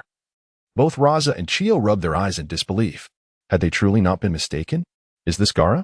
Kankuro and Temari gazed at Gaara in disbelief. Is this the audacious Ito who, in moments of disagreement, mercilessly reduces individuals to mere fragments of flesh without a flicker of hesitation? To achieve his own ambitions. He would willingly sacrifice his own allure? Gaara gazed at the image of his future self on the screen, his expression shifting between shadows of uncertainty. Kankuro observed Gaara's countenance, which fluctuated from pallor to flush, and then to a sickly green. He hesitated to even smile, fearful of his own untimely demise. Once again, we catch a glimpse of our savior in the ninja world. How exhilarating. Naruto's personality seems rather vivacious. I had anticipated a more composed demeanor, especially considering his childhood experiences and his efforts to save Guy. Nevertheless, a touch of exuberance is quite delightful, as it demonstrates that our savior remains grounded. I can hardly contain my excitement. As soon as the live stream concludes, I shall make my way to the Hidden Leaf Village. I must capture a photograph with Naruto and secure his autograph on my attire. Hiki, for the deity in my heart, the esteemed Guy. I too shall venture to the leaf. Upon my arrival, I shall also procure a bowl of Ichiraku ramen and exchange it for Naruto's signature. A friend of mine has just returned from the Hidden Leaf. He shared insights about the current state of the village and mentioned wanting to invite Naruto to dinner. But it seems you may have to wait until next year. What is the situation? Care to elaborate? In the lower right corner of the screen. After witnessing a humorous video about the Ninetales chaos, the phrase famous scenes ignited a desire for sharing within Qiuli. He made a point to search for the keywords. In the realm of famous scenes, it is imperative to include the endlessly captivating Minato and Obito. As he perused the search results, Qiuli deliberately selected a relatively longer video. Such a video is replete with intricate details. The chaos of the Ninetales. At the very beginning, it left many within the ninja world momentarily dumbfounded. This was particularly true for Naruto, who was situated in the Land of Rain, as well as the villagers of Konohagakure. On the screen, Kushina, having just given birth, gazed at the infant swaddled before her and whispered weakly, "At last, I have seen you." Beside her, Saratobi Bawako gently cradled the baby, advising Kushina, "Now, take a moment to relax." With that, she and her assistant made their way towards the door, soothingly cooing to the crying infant in her arms as they walked. The voice was gentle, causing Asuma's eyes to well with tears in an instant. I wonder if his mother, who has always been strict with him, was equally tender when he was born. Within the village of Konoha, Whether among the higher-ups or the Uchiha clan members, all conversation ceased, their eyes fixated on the screen, seemingly unwilling to miss a single detail. The masked man, Uchiha Obito, is about to make his appearance. In the ninja world, it turns out that Naruto's parents were the Yellow Flash and the previous Jinchuriki of the Nine Tails. This revelation comes as a surprise, yet I cannot help but chuckle. I am eager to witness the expressions of the villagers of Konoha at this moment. Here it comes. The poignant background music returns. We already know the outcome. The Yellow Flash and his wife will perish during the Nine Tails rampage. Surely, we will soon witness the Yellow Flash spring into action on the screen. Having only heard tales of his valor, I am finally able to behold it today. Alas, the poor savior, who lost his parents mere moments after birth. Sigh. But the tragedy extends beyond just the savior. In this ninja world, there are countless orphans. I hope that the future savior can bring peace to the ninja realm and alter this grim reality. On the screen, Minato gazes tenderly at Kushina, who lies in bed. Softly asking, "Kushina, are you all right?" With tears in her eyes, Kushina responds, "Minato." Minato gazes deeply into her eyes and replies, "Thank you. Even though you have just given birth and are in pain, we must ensure that the Nine Tails is completely subdued." He places his palm on Kushina's abdomen, preparing to reinforce the seal. At that moment, a scream from Lake Biwa pierces the air behind him. Minato turns in shock, exclaiming, "Lord Biwa, Tonlu, the fourth Hokage." Minato Namikaze departs from the Jinchuriki's side. Both Minato and Kushina look towards the source of the commotion, only to see Naruto cradled in the arms of a mysterious masked figure. Otherwise, the child's lifespan would be but a minute. Minato's gaze narrows on the masked man. How did he breach the barrier? Who on earth is this? At that moment, Kushina, due to the instability of the seal, let out a painful cry. Cold sweat began to beat on Minato's forehead. The seal of the Nine Tails is not yet complete. The masked man conjured a kunai, pointing it menacingly at the infant's head. His tone dark and foreboding.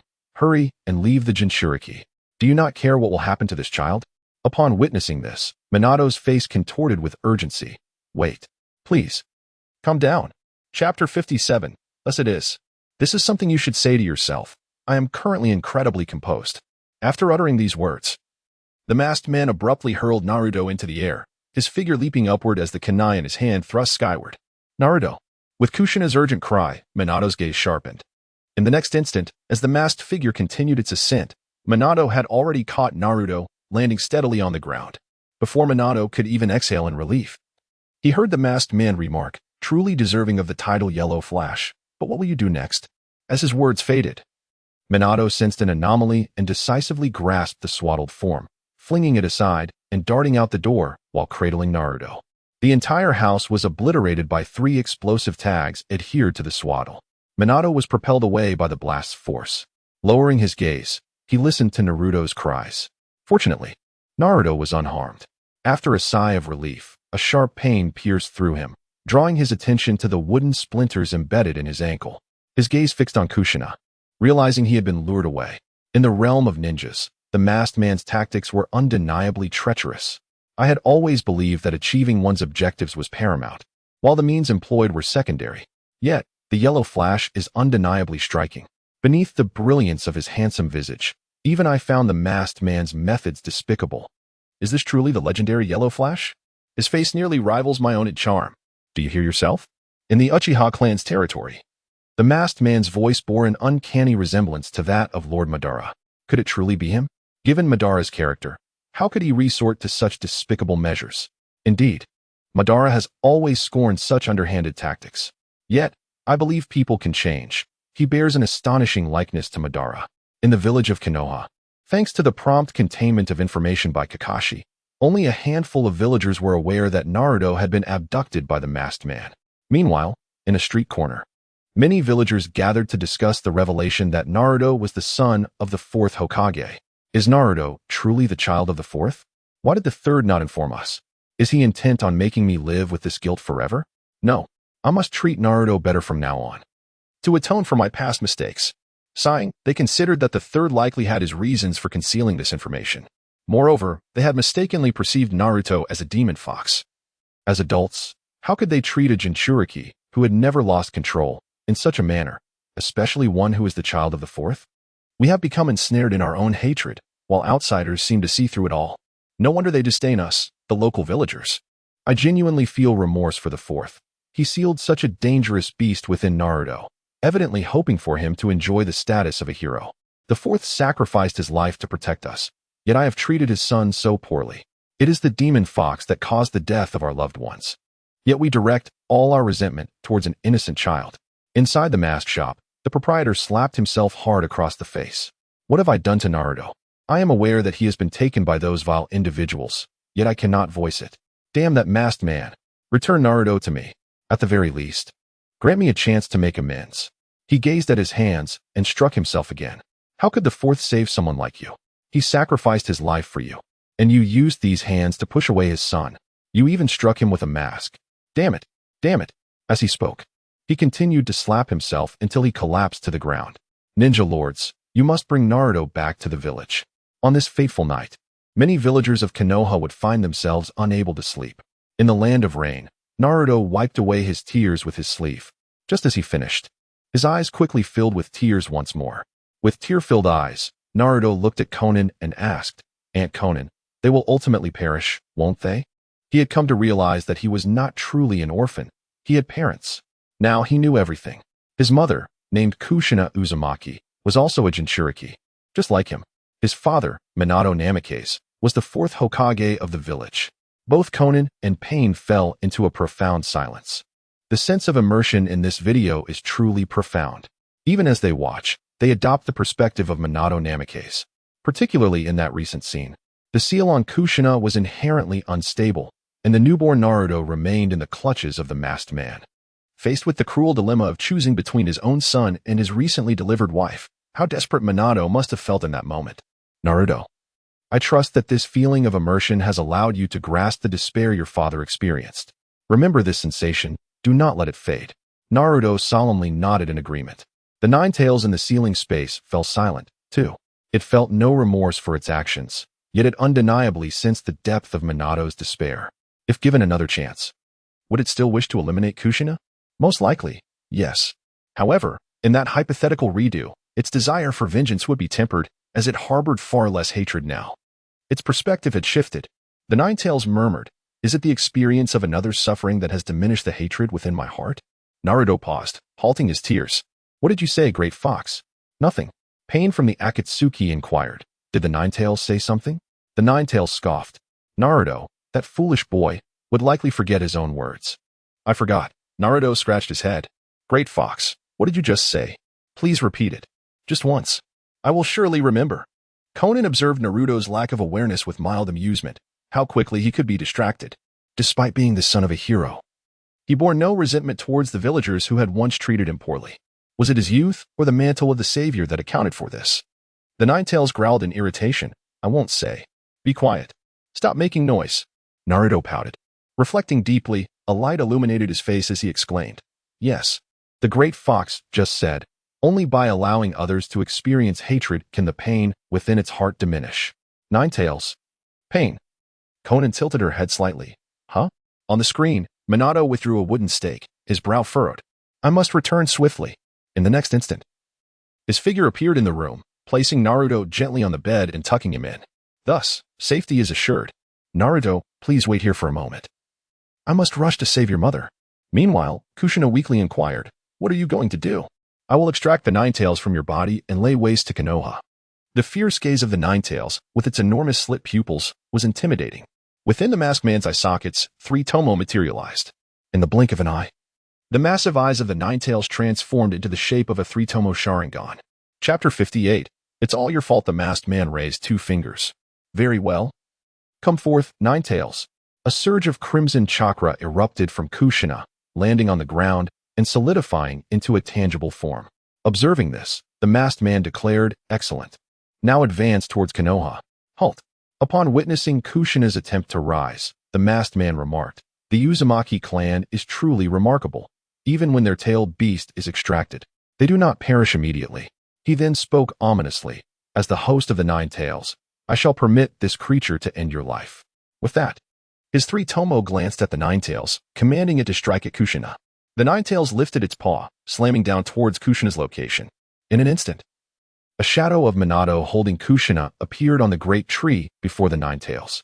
Drenched in sweat, Kushina trembled slightly and weakly asked, Minato, is Naruto alright?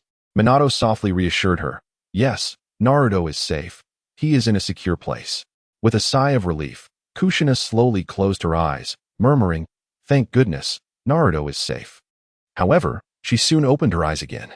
Minato, you must quickly stop that man and the Ninetales. They're intent on destroying Konoha.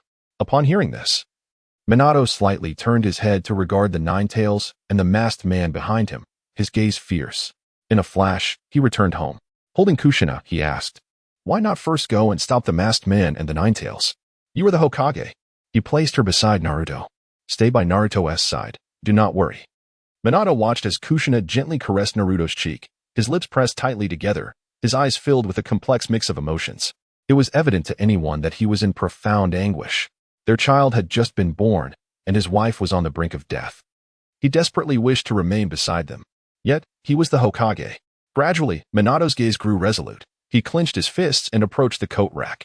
Kushina did not turn back. Be careful on your way. Minato donned his ceremonial robe. I will return shortly. In the ninja world, the ominous tone of the background music began to shift. Have you noticed? I can hear it too, although it hasn't become more intense, just a tad faster. It reminds me of that man. That man? No way. You can't be referring to him. It was so hopeless before. I hope the yellow flash can give that masked man a good thrashing. Ugh, the masked man is a villain. Indeed, he is a villain. The yellow flash is so cool. The Ninetales is about to emerge. It intends to annihilate Konoha. Yazi, where's the watermelon I bought in the capital last month? Hurry and bring it out. Quick. On the screen, at the Hokage building, Sarutobi Hiruzen felt a sense of foreboding rising within him. He took a puff from his pipe and turned his gaze to the window. Surely it cannot be. Kushina is giving birth. They have made ample preparations. So no mishap should occur. On the streets of Konoha, the masked man landed. He extended his palm and struck the ground. Summoning technique. The view swiftly transitioned through various tranquil and serene scenes of Konoha village until, boom, a massive explosion erupted, sending villagers and ninjas flying in all directions. The Ninetales slowly opened its enormous crimson eyes. What is that? One villager, drenched in cold sweat, gasped. Could it be? The Ninetales. The villagers screamed in terror, fleeing in every direction away from the Ninetales. On the streets, the masked man commanded, Ninetales, attack. In the distance, the Ninetales let out a deafening roar. It raised its paw and smashed it down, obliterating the structures before it. With a casual flick of its 9 tails, a high-rise building crumbled. As it roared again, several houses, along with their terrified inhabitants, were sent flying. In an instant, countless villagers of Konoha suffered casualties. In the ninja world, within a house, an old man stared wide-eyed in shock. Is this what it means for a tailed beast to rampage? It's utterly terrifying. Wah, I'm scared. Hearing his son cry out in fear, the old man suppressed his shock and scolded, Get out of here. You're over 40. Aren't you ashamed to say such things? I'm an old man, and I'm not afraid. What are you scared of? In Iwagakure, several ninjas who bore animosity towards Konoha clicked their tongues in disdain. Brutal. Truly too brutal. Savage. It really is savage. What a spectacle.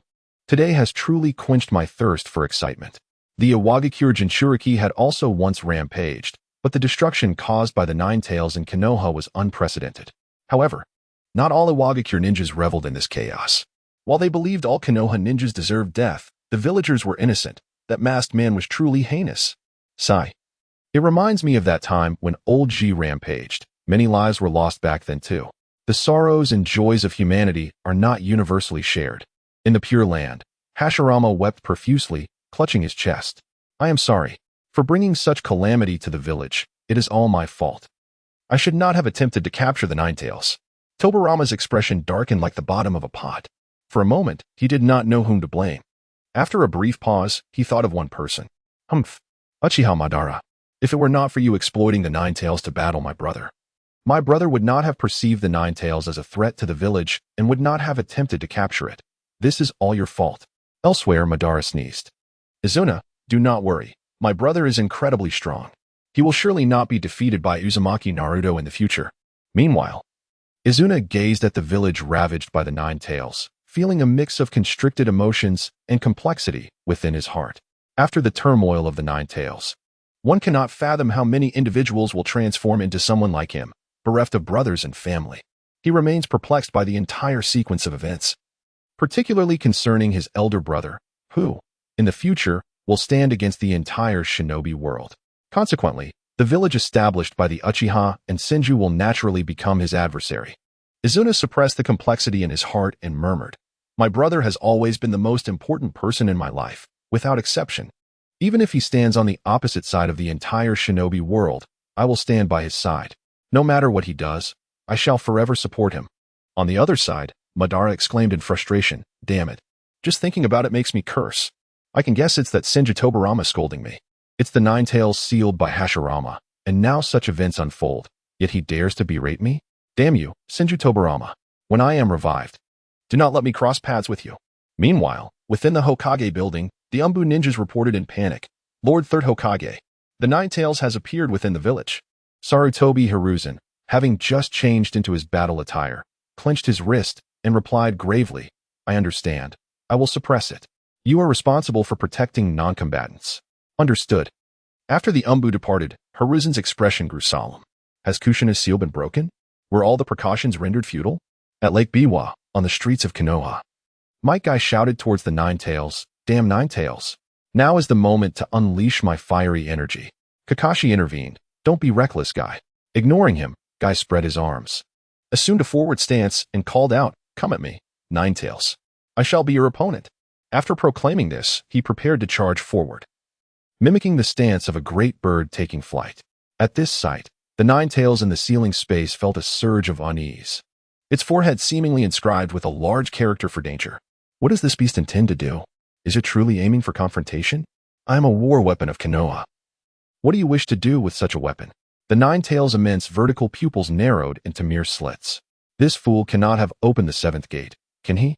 In the outside world, Konan and Nagato simultaneously regarded Naruto, whose face had gone pale from fear of the Nine Tails, then shifted their gaze towards his abdomen. They acknowledged Might Guy's formidable strength.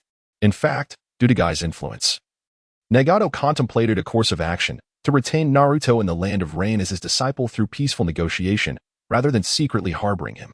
Apart from Guy's intimidating presence, another reason was that Naruto's disappearance would undoubtedly incite chaos within the shinobi world, jeopardizing peace.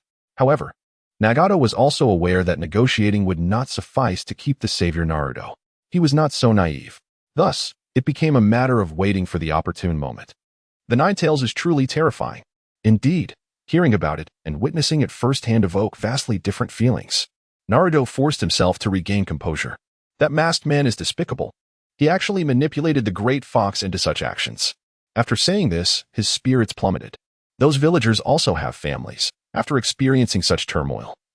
How heart-wrenching it must be for their loved ones. Upon hearing Naruto's words, the Nine Tails scoffed disdainfully, thinking this child knows nothing and is unworthy of explanation. If it were not under the control of the Sharingan, it would be even more ferocious. Nagato and Konan exchanged glances.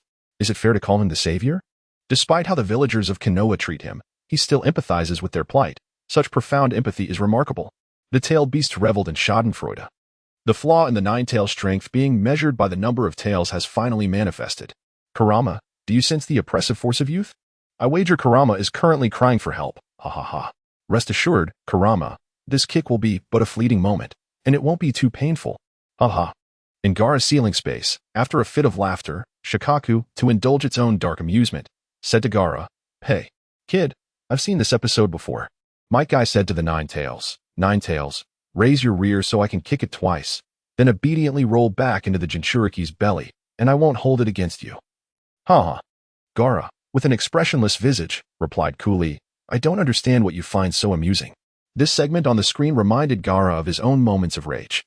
At that time, he was not in a deep slumber. Rather, it was his chaotic consciousness and emotional collapse that led to his rampage, causing significant destruction to the village, the specific details of which he could no longer recall. He only knew that the devastation he wrought that day was considerable. The immersive quality of the screen allowed him to see things from the villager's perspective, leading him to realizations. He murmured, "So this is what it feels like to view the tailed beast's rampage from the villager's standpoint? No wonder they fear me." However, it no longer mattered. He would not alter himself for the village. Konoha village.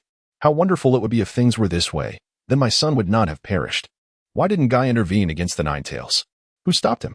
Alas, if Guy had acted, many shinobi would not have had to sacrifice themselves. On the screen, a Konoha ninja halted Might Guy with a hand. You all must gather at the assembly hall immediately. Guy, still in his poised stance, asked in confusion, why? The Konoha ninja replied sternly, this is an order from the previous generation. Guy's expression fell. Is it an order from Lord Hiruzen?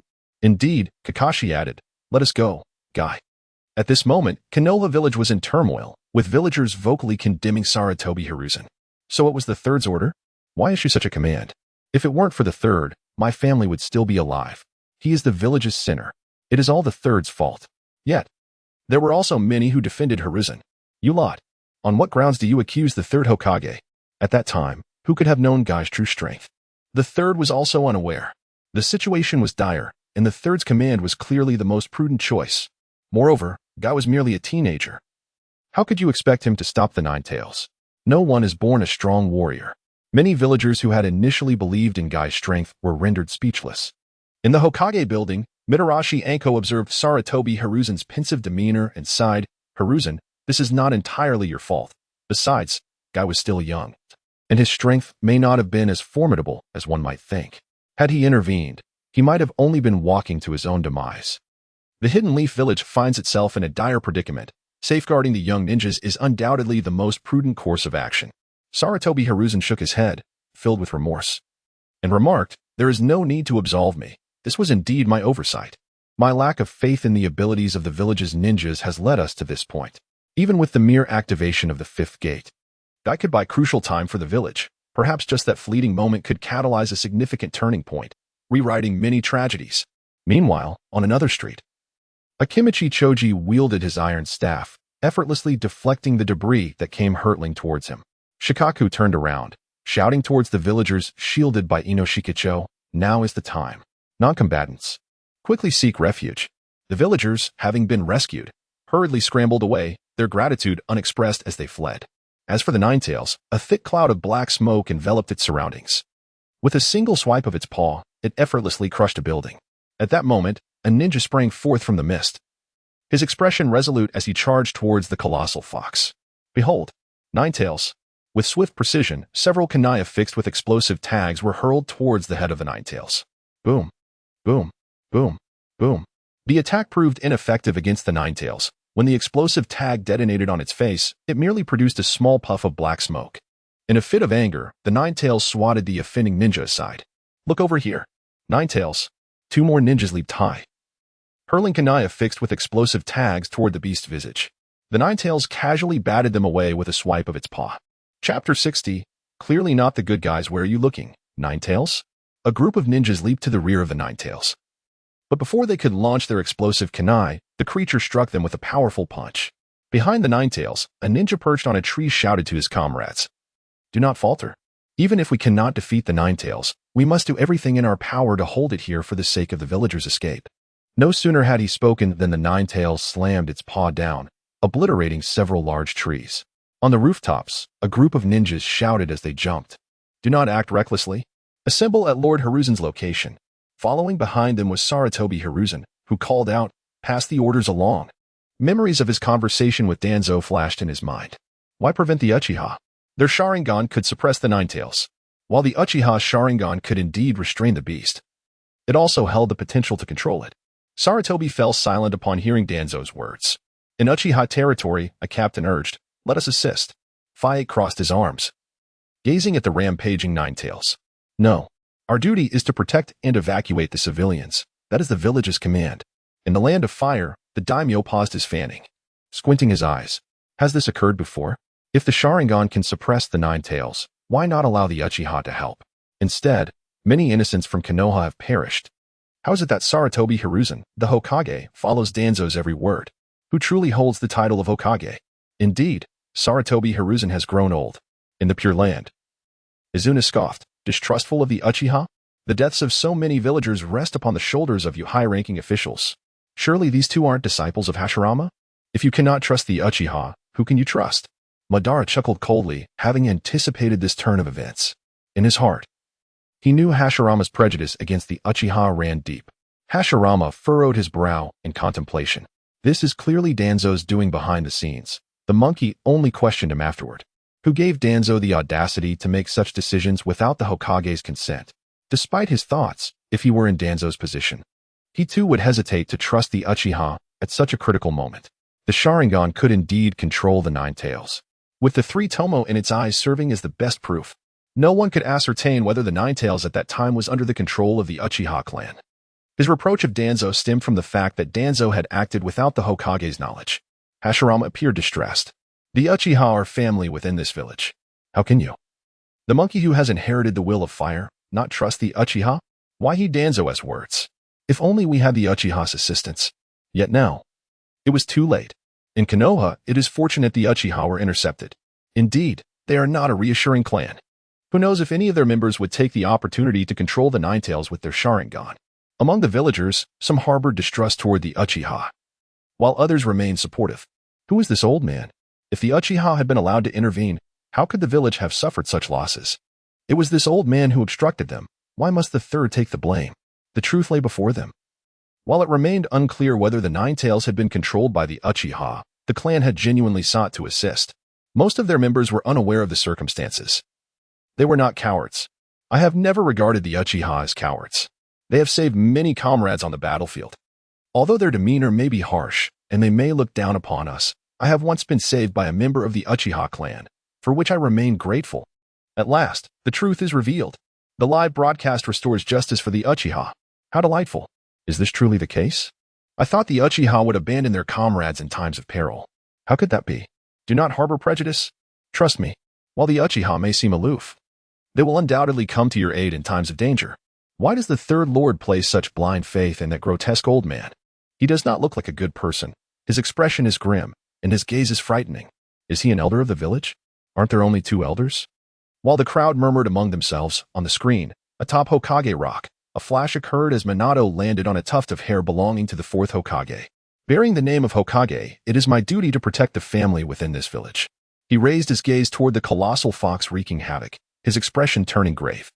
It must not be allowed to rampage any longer. Simultaneously, the Nine Tails turned its gaze toward Hokage Rock, beginning to gather chakra for its tailed beast bomb. Have you noticed me? Minato formed hand seals. Boom. You shall not destroy this place. Black characters, reminiscent of sealing techniques, began to envelop the tailed beast bomb. Gripping a trident kunai, Minato positioned it before him, utilizing space-time ninjutsu to transfer the bomb. Meanwhile, a tremendous sound erupted from the distant mountains. The overwhelming might of the tailed beast bomb illuminated the sky with a bright flash. Minato turned to the radiant light, furrowing his brow. Such a large-scale explosion? It seems I must choose the detonation point with care. Below, Akimichi chose a glance toward the direction of the explosion, remarking, "The technique used to redirect the attack is a space-time barrier." It's Minato. Sarutobi Hiruzen, observing the distant Nine Tails, declared, "Excellent. Let us join in." The many Konoha ninjas behind him responded, "Yes." On Hokage Rock, Minato surveyed the situation below, contemplating, "I must swiftly report the current circumstances to the third Hokage." Just then, a hand suddenly emerged from behind him. Minato's eyes widened as he turned, thrusting his kunai backward. To his disbelief, his kunai and hand passed directly through the arm of the masked man. "Your opponent is me," the masked figure stated, activating the ability of his right eye. "This ends here." The air warped, and Minato felt a powerful tugging sensation as space distorted. With a swish, his figure vanished without a trace. The masked man stood atop the fourth Hokage's tuft of hair, murmuring, "He flew away? Quite nimble, I must say. Next time, I must absorb you swiftly." He looked down at his hand. "In that moment of contact, I shall eliminate you." Then, he raised two fingers and vanished from sight. In a Wagakure, he actually passed through. How is that possible? What kind of technique is this? Does the masked man still possess such abilities? Is his focus solely on Konoha? Or does he intend to target the entire shinobi world? If this is indeed his power, who could possibly inflict harm upon him? It seems that Madara has replaced his eye with the Rinnegan, rendering him incapable of wielding such abilities. Fortunate that he underwent this transformation. This power appears to be even more troublesome than the Rinnegan. Even the esteemed Guy might find it futile to confront him, for it is excessively restraining. Guy is a man capable of distorting space with a mere kick. How could he possibly be incapable of dealing with the masked man? Chapter 61, Fourth Hokage Versus. The Masked Man. I can strike you, yet you cannot strike me? I have begun to suspect that the fourth Hokage did not perish in the turmoil of the Nine Tails, but rather at the hands of the masked man. The fourth Hokage being slain by a mysterious figure in a mask. How amusing that Konoha. In an effort to uphold the image of their Hokage, would soothe the villagers by claiming he died to protect the village. The fourth Hokage utilized space-time ninjutsu. Did he not? A rather remarkable technique for escape. Hey, do not rush to conclusions. Listen closely to the shift in the background music. Its tempo is accelerating. Beware of being caught off guard. That is the yellow flash. What are you all discussing? I am aware of your disdain for him. But let us not forget what we endured at the hands of the yellow flash. By belittling him. You are insinuating that our valiant comrades from Awabakure fell to nothing more than a coward who can only flee. Meanwhile, Minato's body crashed onto the grass. My attack penetrated him, and he is capable of manifesting again and intends to draw me in immediately. What technique could this possibly be? At that moment, Minato abruptly lifted his head. The space before him twisted momentarily, and the figure of the masked man reappeared. The masked man narrowed his three-tomo Sharingan, tauntingly remarking, "Where do you think you can escape to?" Minato knelt on one knee, supporting himself with his hand on his knee. This guy can also utilize space-time ninjutsu. His ability to teleport Kushina must stem from this power, right? He has the capability to annihilate the direct umbu of the third Hokage, traverse the most classified barriers, and is aware that the seal on the Nine Tails would weaken over time. He even managed to unseal and tame the Nine Tails. Moreover, the only ninja I know who can freely enter and exit Konoha's barriers is just one person. Minato stood up and inquired of the masked man, "Are you Uchiha Obito?" However, he immediately dismissed the thought. "No, it's impossible. He has long since perished." The masked man tilted his head, speaking nonchalantly, "Who knows? It may not be so. At this point, who you are is irrelevant. But why have you targeted Konoha?" Pressed to answer, he continued, "It is both a whim of mine and a long-planned strategy, aimed at both war and peace." As he spoke, the masked man raised his arm, shaking out chains from his voluminous sleeves. Minato readied himself, wielding his kunai in a combat stance. Regardless, he is no trivial adversary, possessing the ability to control the Nine Tails, along with space-time ninjutsu that surpasses even that of the second Hokage, coupled with such perilous ideologies. If we do not settle this here, the consequences could be far more troublesome than the rampage of the Nine Tails. If I were to teleport back to the village, he would undoubtedly follow, only adding to the chaos on the battlefield. Obito cannot possibly maintain control over the Nine Tails for long. For the situation in the village, I must trust the third Hokage. I must keep this man occupied here. In the Hokage building of Konoha, Sarutobi Hiruzen exchanged glances with the others. No wonder Minato had not arrived in time. He had been ensnared by the masked man. Mito Kamizuki scoffed, releasing the Nine Tails and laying waste to Konoha, and this masked man dares to claim he acts for peace? Tsunade Senju spoke seriously. Minato's analysis is quite astute. He is very likely the true Uchiha Obito. Obito's power is already formidable, and with this strange ability, he is indeed a significant threat. Minato wouldn't have sustained severe injuries back then, would he? In the ninja world, the tension heightened. The rhythm of the background music quickened. Could the masked man be Madara Uchiha? Quite possibly. Could it be? The previous video was clearly a parody. In the Land of Rain, Naruto, influenced by the music, unconsciously swayed his foot. Drawing from the information he had seen during the live stream, he shouted at the screen displaying Minato, "You're mistaken. The ninja world's Shura Madara is a beautiful lady with long hair. The masked man is not the real Madara." Conan remarked, Nagato from the eager expression on Naruto's face, it was evident he wished for the fourth Hokage to hear his words. However, this scene seemed somewhat familiar. In the Pure Land, Rin thought to herself, "Teacher, I believe you can defeat that evil masked man, Uchiha Obito." Though she felt uncertain, she encouraged herself in her heart. After all, her teacher was the Yellow Flash. Yet, he was facing the Shura of the ninja world. At this moment, all eyes in the ninja realm were focused intently. Here it comes. I am eager to see how the Yellow Flash survives against Obito. Commoners truly lack insight. Do they think that the title of Yellow Flash was given lightly? He is a master of space-time ninjutsu. Surviving against Obito would be a walk in the park. Although the masked man's space-time abilities are formidable and enigmatic, the Yellow Flash is no pushover. A clash between two ninjas who wield space-time ninjutsu will undoubtedly be spectacular.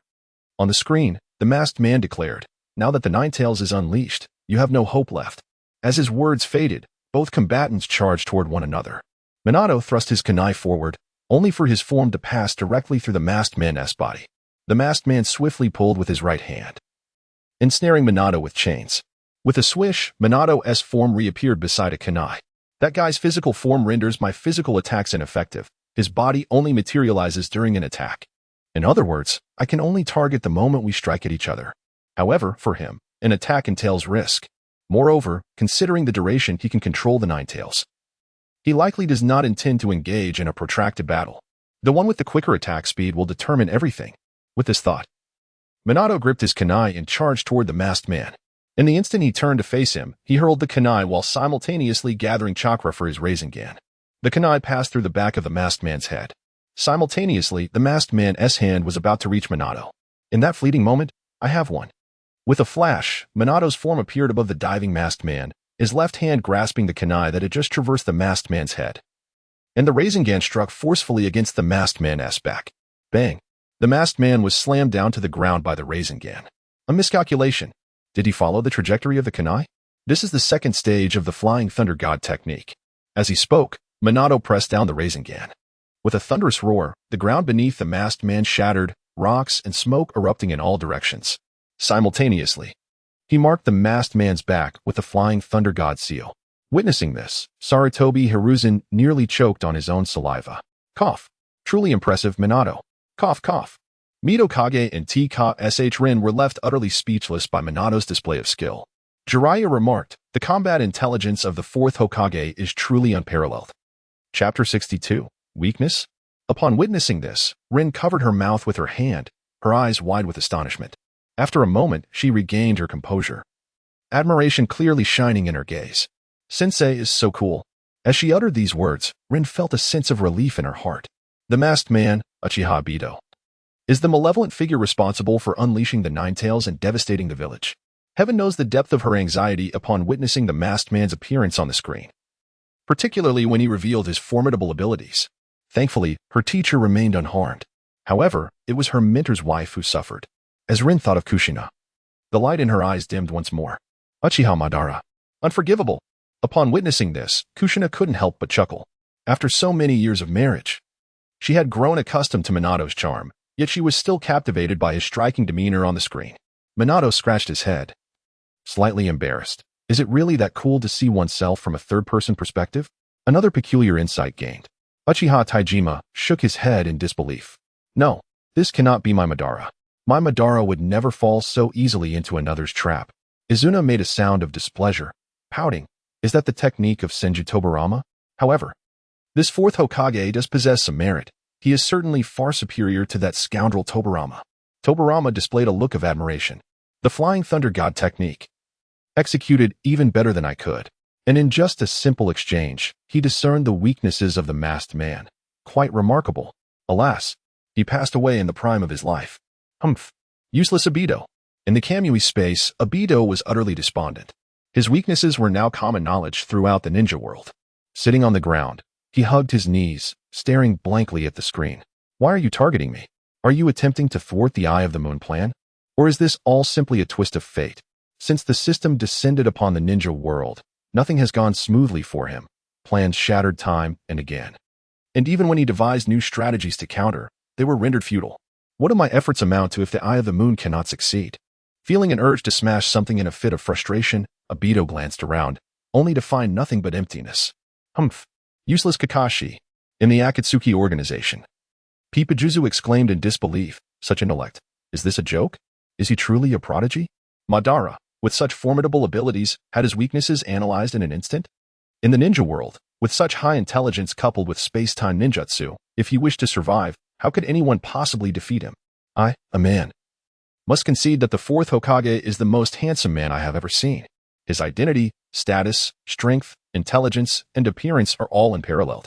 How enviable for Kushina to have such a husband. I confess, I fantasize about Kushina's husband, yet I simply cannot restrain myself. In the land of fire, a young villager remarked, unlike Kai, who is merely a powerful ninja, the charm of Minato is all-encompassing. Are you implying that my Kai's looks and intellect are lacking? I cannot endure such slander. Come, fight me. Beads of cold sweat dripped down the young villager's forehead. Hey, Kai, doesn't he even know you? Why defend him so fiercely? He is a deity in my heart. How dare you insult him? The young villager's mouth twitched. Is that so? Quickly, tell me 10 times that Kai is the most handsome.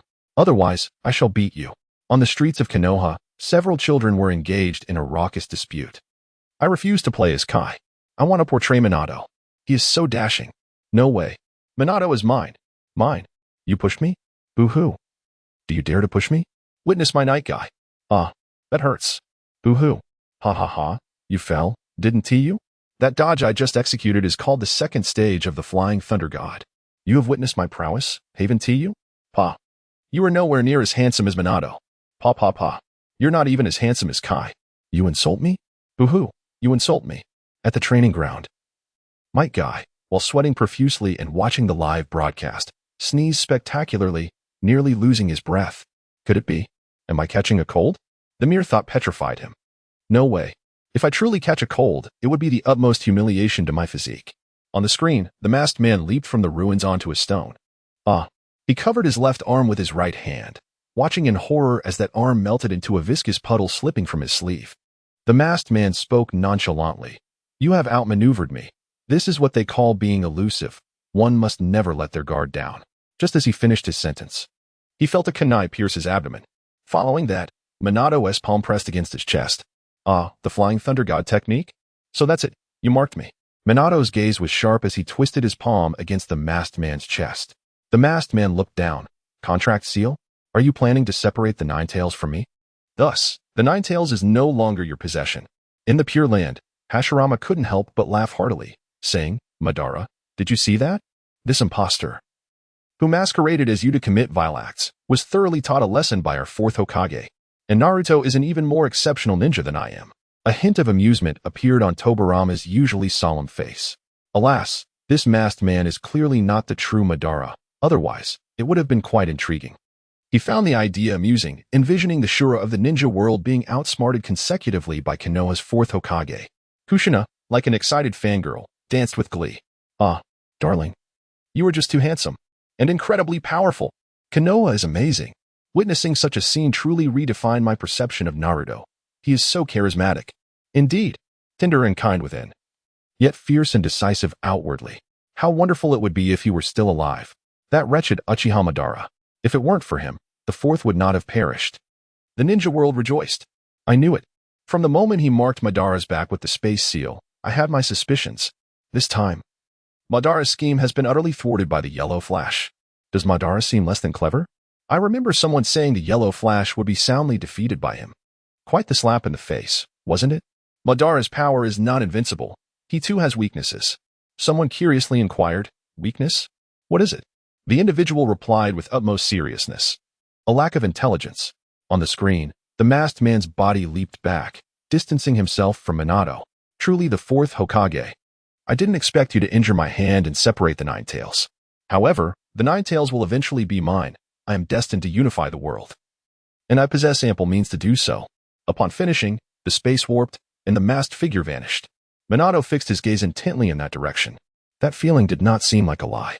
Shifting the perspective to the Nine Tails, its three tomo vanished, transforming once again into vertical slits. Yet, upon regaining consciousness, it became even more irate, violently swatting away a building, sending several villagers and debris soaring into the sky. Chapter 63. This is my intuition. A few ninjas leapt high, hurling explosive tagged kunai towards the Nine Tails. The Nine Tails ferociously punched the airborne ninjas away. One ninja lay amidst the rubble, blood trickling from the corner of his mouth as he weakly murmured, Irika.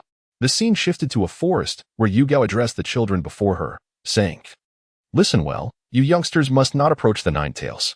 Standing beside Guy and Kakashi, Yugao inquired, What does this mean? This is not a war with other villages. The village lies in ruins. You should not gamble your lives in such a place. Waihai Kurenai gazed at her father before her, clenching her fists, and exclaimed, Do not take matters into your own hands. Beside her, Kakashi urged softly, Calm down, Kurenai. Waihai Masaki looked at his daughter and said, You are a ninja. Immortality is not your fate. However, my dear, at the very least, you must pass on the fiery will to your descendants. As your father, I wish to make this promise with you. I believe in you. Witnessing this moment, many villagers, who had previously blamed the third Hokage, began to realize the truth. I understand now. I can grasp the intent behind Lord Third's command. Alas, they are but children, the hope of the village. Thus, those ninja adults are willing to sacrifice their lives to protect them. It is unreasonable to expect a child to rescue their loved ones. Is this truly the aim of the third Hokage? To safeguard the village's green leaves? I had thought he was overly confident in his abilities, believing he could handle the Nine Tails with just himself and a few ninjas. If even the third Hokage cannot be the obstacle, what use is it for those children to intervene? One villager lowered his head, filled with self-reproach, saying, "Who are we but ordinary civilians? We cannot perceive matters from the lofty perspective of the third Hokage or comprehend his thoughts. We are merely a group of selfish victims, venting the suppressed resentment we have harbored over the years whenever we encounter those related to the Nine Tails incident. I have wronged the third Hokage, yet I cannot condone his refusal to allow the Uchiha clan to assist. Indeed, I believe that old man with the bandaged eyes is certainly not a good person." "Do not speak so. He holds a high position. His intentions must also be for the village, though we may not understand or discern his actions." What is there to misunderstand? You must learn to view issues from others' perspectives. The Sharingan in the Nine Tails' eyes is so conspicuous. If you were part of the village's elite, would you still trust the Uchiha? But that was the masked man who attacked Konoha. You know it was the masked man. You saw it during the broadcast. Did the third Hokage and the elders know at that time? So, are you suggesting that the seemingly sinister old man might actually be a good person? Precisely. That is my intuition. In the ninja world, discussions continued regarding the masked man's claim to unify the ninja realm. Madara's objective is to unify the entire ninja world. He is indeed a man of ambition. Having been defeated by my Minato, his intelligence was thoroughly overwhelmed, yet he claims to have his methods. When Naruto appears, he will inevitably be vanquished, won't he? Your Minato? That is clearly my family. On the screen, Sarutobi Hiruzen knelt partially, clutching the Rui Jingu Bang, gazing at the Nine Tails in the distance as it gathered its tailed beast ball. That fellow shows no signs of relenting. The scene shifted to Minato standing atop the Hokage rock, gazing at the devastated village, his voice trembling with emotion. It is a sight too tragic to behold. As the Nine Tails prepared to condense its tailed beast ball, he formed hand seals. Summoning technique. A colossal toad descended from the heavens, landing directly upon the Nine Tails. The tailed beast ball in the Nine Tails' mouth dissipated instantly. In Sunagakure, Shikaku laughed heartily. Ha ha ha. Nine Tails, you furry little cushion. Within the ninja world, only a select few noticed the background music in the video had significantly diminished. The astute had already surmised the impending conclusion. While the foolish continued to ask those around them, why has the background music in this video become quieter? On screen, the Konoha ninjas beheld a familiar figure standing atop the toad's head. This is the fourth Hokage. Minato furrowed his brow, recalling the words of the masked man. I am the one who can unify the world. He closed his eyes, as if having made a significant decision. Kushina. I am sorry. At that moment, the Nine Tails began to gather the tailed beast bomb anew, just as it was on the verge of completion, with a swift motion. Minato vanished along with the immense form of the Nine Tails. Sarutobi Hiruzen stood before the sole remaining giant frog, momentarily stunned, his staff frozen in place. Did Minato just take the Nine Tails away? No sooner had he uttered the thought than a thunderous explosion echoed from a distant mountaintop, illuminating the sky with a brilliant white light. Sarutobi turned to gaze in that direction. Had he gone there? In the distance, with a swift motion, Minato appeared alongside Kushina. Not far from the Nine Tails, Minato was gasping for breath. Realizing he needed to establish a barrier as quickly as possible, his chakra was rapidly depleting. At this moment, Kushina raised her gaze towards Minato. I can hold on a little longer. Minato, upon hearing this, summoned a series of chakra chains from behind her, swiftly binding the Nine Tails securely. Noticing Kushina gasping for breath and coughing violently, Minato called out urgently, Kushina. The infant Naruto in his arms, sensing something amiss, suddenly began to wail. Blood trickled from the corner of Kushina's mouth as she looked at the crying Naruto. I awakened you. I am sorry, Naruto. Minato's voice was hoarse as he replied. Kushina? Weakly, she responded, if we can restrain the Nine Tails like this, I will perish. But it will buy us some time to delay its revival. I must use the remaining chakra I have to assist you. It is the only way.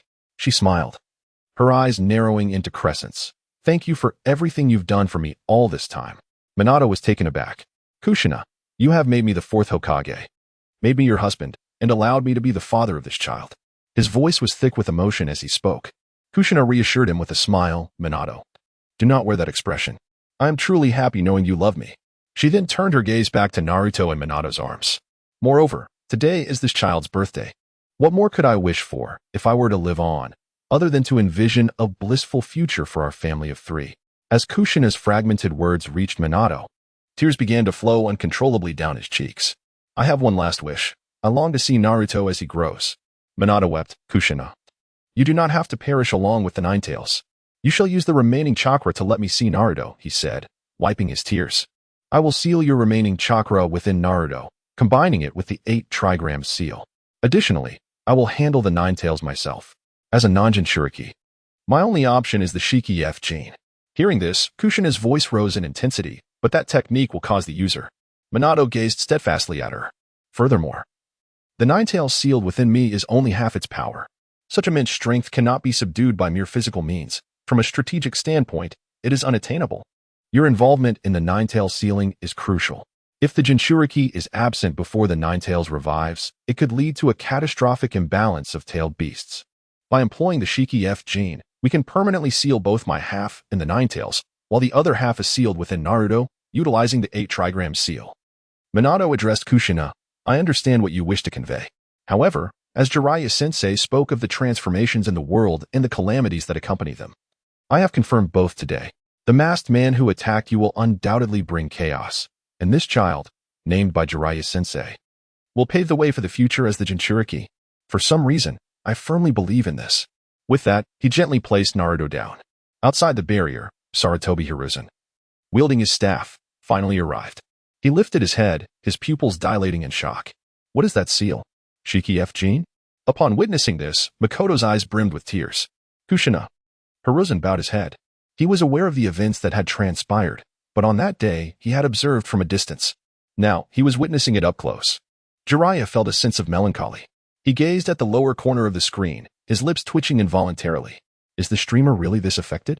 With that expression, one might mistake him for Minato's master. In the ninja world, people exclaimed, Look quickly. The streamer looks like he is about to cry.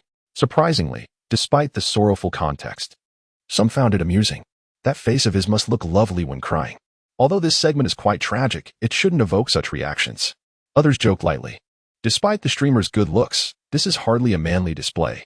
At this moment, all remained oblivious to the gravity of the situation. Within the barrier, the Shiki F gene, the specter of the death god manifested behind Minato. Trust in this child, he is our son, Minato declared. Once the Shiki F gene is complete, I will seal your chakra within Naruto, hoping that as he strives to control the Nine Tails, you can lend him your strength. Kushina's tone grew more intense. He is our son.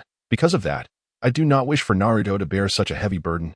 She appeared on the verge of breaking down, her voice rising in volume as she questioned, and why must it be the Shiki F gene?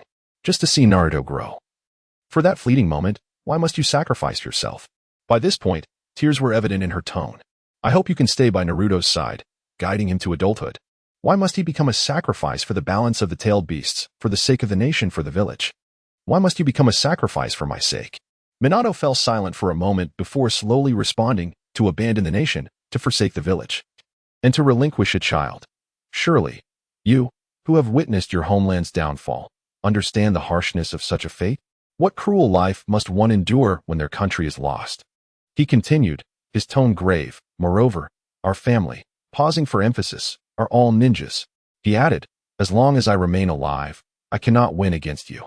Though your time as a mother is brief, the legacy you impart to Naruto surpasses what I could ever offer. That is the essence of a mother's duty.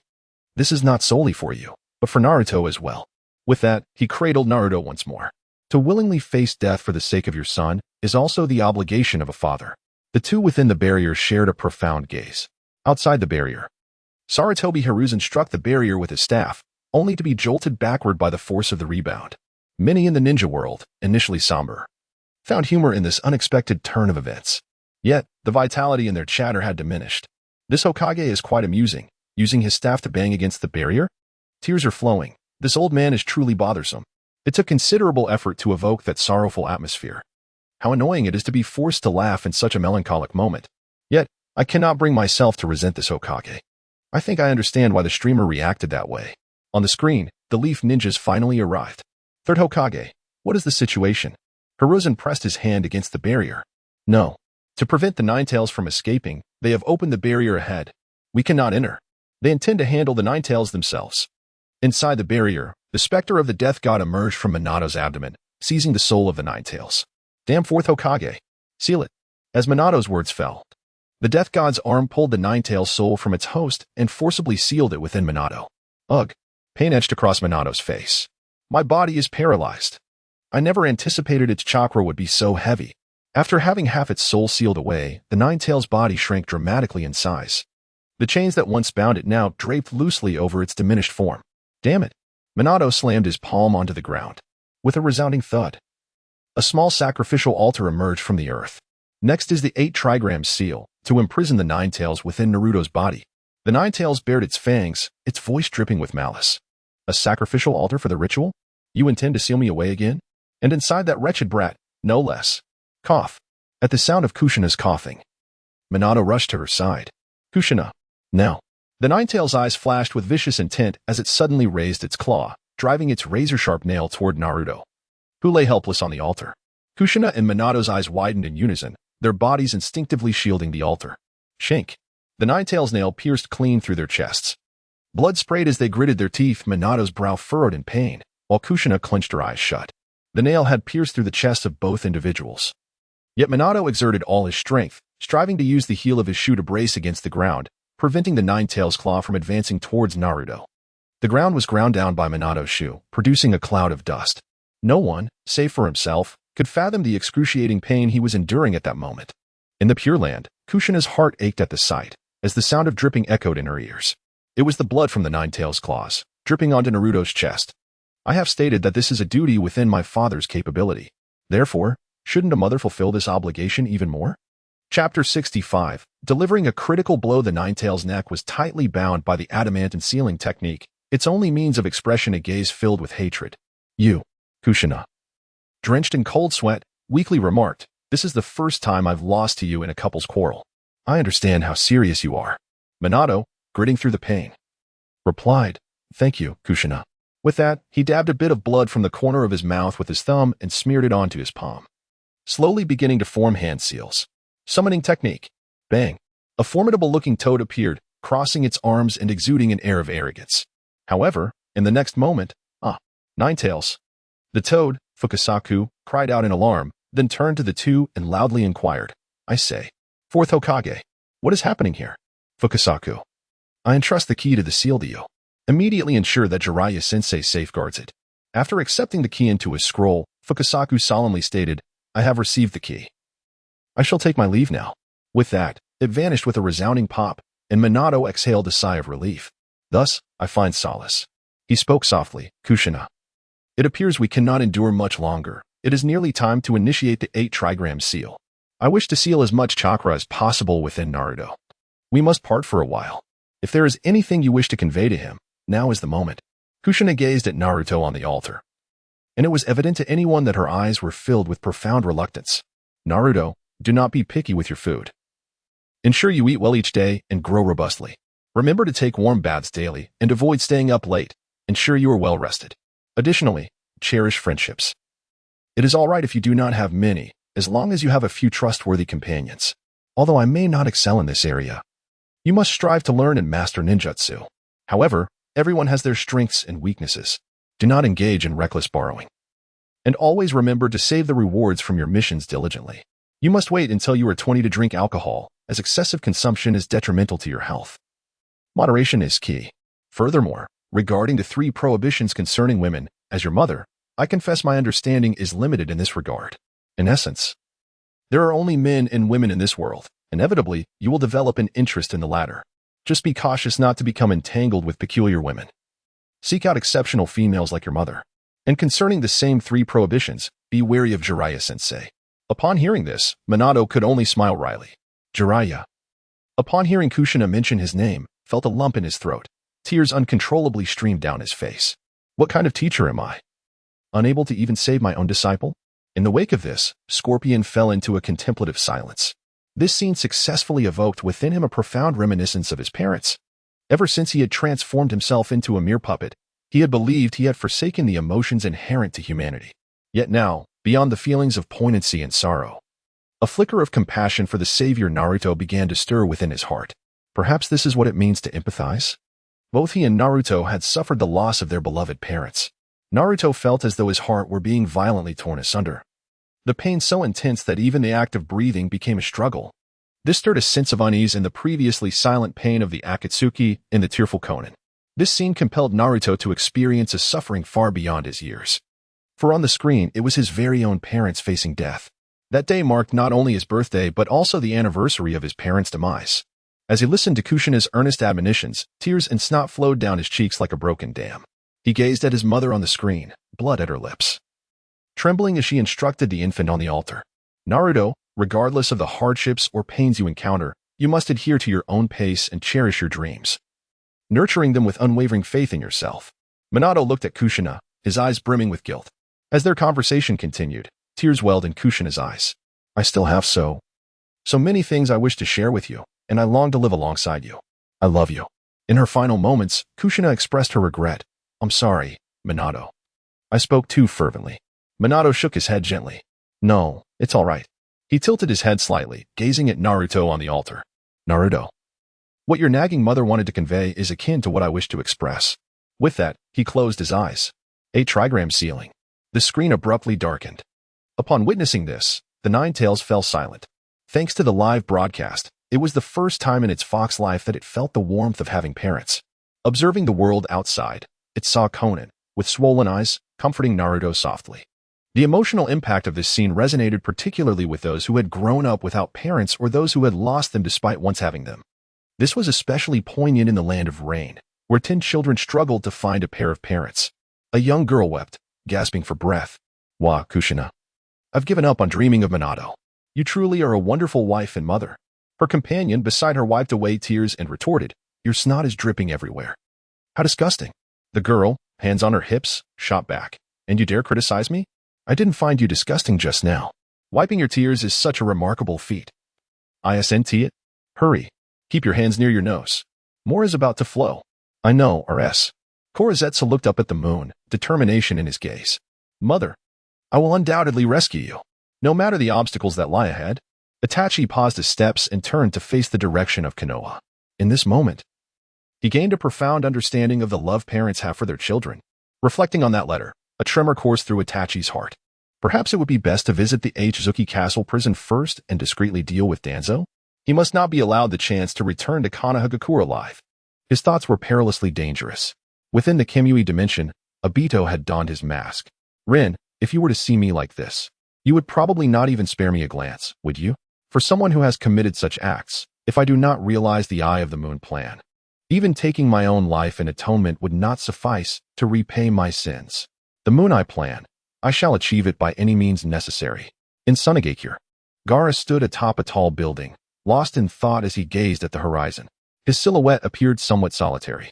Naruto, Uzumaki, I truly envy you for having the love of your parents. In Konohagakure, at the Haruno household, Sakura rubbed her swollen eyes. She wept inconsolably, hugging her knees. T-san, K-san, I no longer mind your nagging. Inside the mask shop, the owner was in tears, slapping himself harshly. In the Pure Land, Rin felt a pang in her heart as tears streamed down her cheeks. Minato's eyes were filled with self-reproach. Kushina, I'm so sorry. It's my fault for not protecting you well. Kushina's tears flowed like a faucet left running, unstoppable. Naruto and Minato. Chapter 66. A clear heart Karura, also a mother, was not in any better state. A scene from the live broadcast reminded her of her 3 children. Gaara, you must have endured considerable hardships over the years. I wonder if Kankuro and Temari have bullied you. I wish I could see how you all are doing now. In the Land of Fire, on a relatively bustling street, groups of people gathered together. Oh, how touching. The person beside her was also crying, struggling to catch her breath. Please stop crying. Every time you do, I want to laugh, and it truly ruins the atmosphere. I feel so guilty towards Kushina. I even secretly fantasized about being her boyfriend. I am guilty. I have also fantasized. Although I feel a deep sense of guilt towards Kushina, I still find it hard to forget that dashing figure. I only told you my feelings to comfort you. Can you promise not to tell anyone else? Rest assured, this matter will remain between us. I guarantee it. In the shinobi world, the streamer had previously been on the verge of tears. Why hadn't he cried yet? His earlier demeanor did not seem feigned. Who knows the reason? It's a pity. I initially wanted to see him cry. What is there to see in crying? I didn't cry either. Although it's quite sad and heart-wrenching, I managed to hold it back. After all, I am a ninja who endures what others cannot. I did not cry. I am a man. I wouldn't cry. I simply had sand in my eyes. In the lower right corner of the screen, Dai-Bai stroked his chin. Host. I thought you would cry. Qiuli regained his composure. I am not so sentimental as to weep over a plot I have seen at least 5 times. My emotional threshold is quite high. The reason I felt so sad earlier was merely because I thought of my mother. Oh, is that so? Daibai nodded. That makes sense. While watching the video, Qiuli did not feel the same immersion as those in the shinobi world. Just as he was about to return to the video, he noticed something amiss with the progress bar. Could it be? He suddenly recalled the story of Minato and Kushina, as well as the memories of the Nine Tails turmoil, which Kushina had recounted to Naruto when they first met. Indeed, the video suddenly brightened. Within Naruto's inner world, Kushina rubbed her eyes as she apologized to Naruto. I'm sorry for having made you the vessel for the Nine Tails, burdening you with our weight. I cannot continue living with you, nor can I give you more love. Naruto lowered his gaze, speaking softly. There's no need to apologize to me. Indeed, as a Jinchuriki, I have endured considerable suffering, but I harbor no resentment towards my father and mother. Upon hearing Naruto's words, Kushina's eyes widened in realization. Naruto spread his arms wide. To be honest, I don't really understand what parental love is. Since I can remember, my parents have not been by my side. Only a vague feeling remains. However, now I understand that my father and mother would willingly sacrifice their lives for me, and that before I became the Nine Tails vessel, you both had already bestowed upon me your love. Thus, I am truly happy. I take pride in being the child of my father and mother. Kushina's pupils trembled as tears cascaded down her cheeks. Minato, did you hear that? She slowly approached Naruto. Our son understands our thoughts. Her body began to emanate a white light as she took a step forward and embraced Naruto. Naruto, thank you for allowing me to be your mother. And thank you for allowing Minato to be your father. It is truly a blessing. After this scene, the screen dimmed once more. In the world of ninjas, there exists one who can endure what others cannot. You have returned. Is it your intention to make me weep? I truly cannot hold back any longer. The emotions are overwhelming. Aside from him, many others in the ninja realm, who had previously stifled their tears, succumbed to their sorrow. Oh, Naruto, how warm you are. Kushina's heartfelt words, Minato, can you hear me? Sent tremors through my heart. I had managed to hold back my tears until I heard her voice, and then they flowed freely. I had anticipated this to be another exhilarating video, akin to that of Guy, and while it was indeed exhilarating, it was but for a brief moment. As Minato and Kushina shielded Naruto, my tears began to fall, and now my nose is clogged, forcing me to breathe through my mouth. How uncomfortable. This moment between Kushina and Naruto was a sacrifice made by Minato. In the village of Konoha, Haruno took out a tissue to wipe his nose. His concern for his daughter compelled him to suppress the overwhelming emotions surging within him like a tidal wave. Sakura, please stop crying. Your eyes are swollen, and if you continue, you might suffocate. Yet, Sakura remained inconsolable, wailing as if she hadn't heard Sho's words. Anxious and at a loss, Sho suddenly had a flash of inspiration. Reikage? Sakura, amidst her sobs, had her attention diverted significantly. She glanced around and threw a cushion at Haruno. In the land of rain, within the ceiling space, the Nine Tails anticipated that Naruto would view it as a video that depicted it as the enemy responsible for his parents' demise. It could sense the negative emotions of hatred rising within Naruto upon witnessing his parents' deaths at its hands, but after viewing the final moments, that flicker of hatred dissipated entirely. The Nine Tails felt a complexity of emotions. On the moon, Kagaya murmured tearfully, Yuhei, Yumura, my children, I despise you. Despite her words, the hatred was not evident in her gaze. The predominant emotions reflected in her eyes were the grievance of being misunderstood by her children and the anger of betrayal. During her pregnancy, the heavenly sovereign betrayed her, succumbing to threats from a foreign nation, leading to the death of the one who had cared for her. Later, her son also betrayed her, choosing to ally with humanity and sealing her away. In the lower right corner of the screen, I witnessed Qiuli rubbing her eyes, a mischievous smile curving her lips. Host, your tear threshold is quite high. I shall place those 4 words in quotation marks. Qiuli lowered her hands from her eyes. I did not cry. It was merely the result of a Rasengan entering my eyes. I remarked, while the ninjas around them reacted. Qiuli pressed the back button, and the video inexplicably returned to the recommendations. In the video, a stunningly beautiful woman turned and smiled. A heart as clear as water. The clear water is the heart. A lady in a flowing black dress exuded an elegant demeanor. A gentle breeze stirred, and calmness prevailed. A schoolgirl in white blinked playfully. A lone figure in a bamboo grove serenaded with a guqin. A girl in a short skirt danced gracefully. Meditative tranquility enveloped. And a striking beauty in leather attire showcased her perfect figure. Chapter 67. Secrets in the Ninja Realm. One might wonder, if not for the captivating women, how effective is this calming incantation? Yet, I find the allure of beauty to be the most potent force.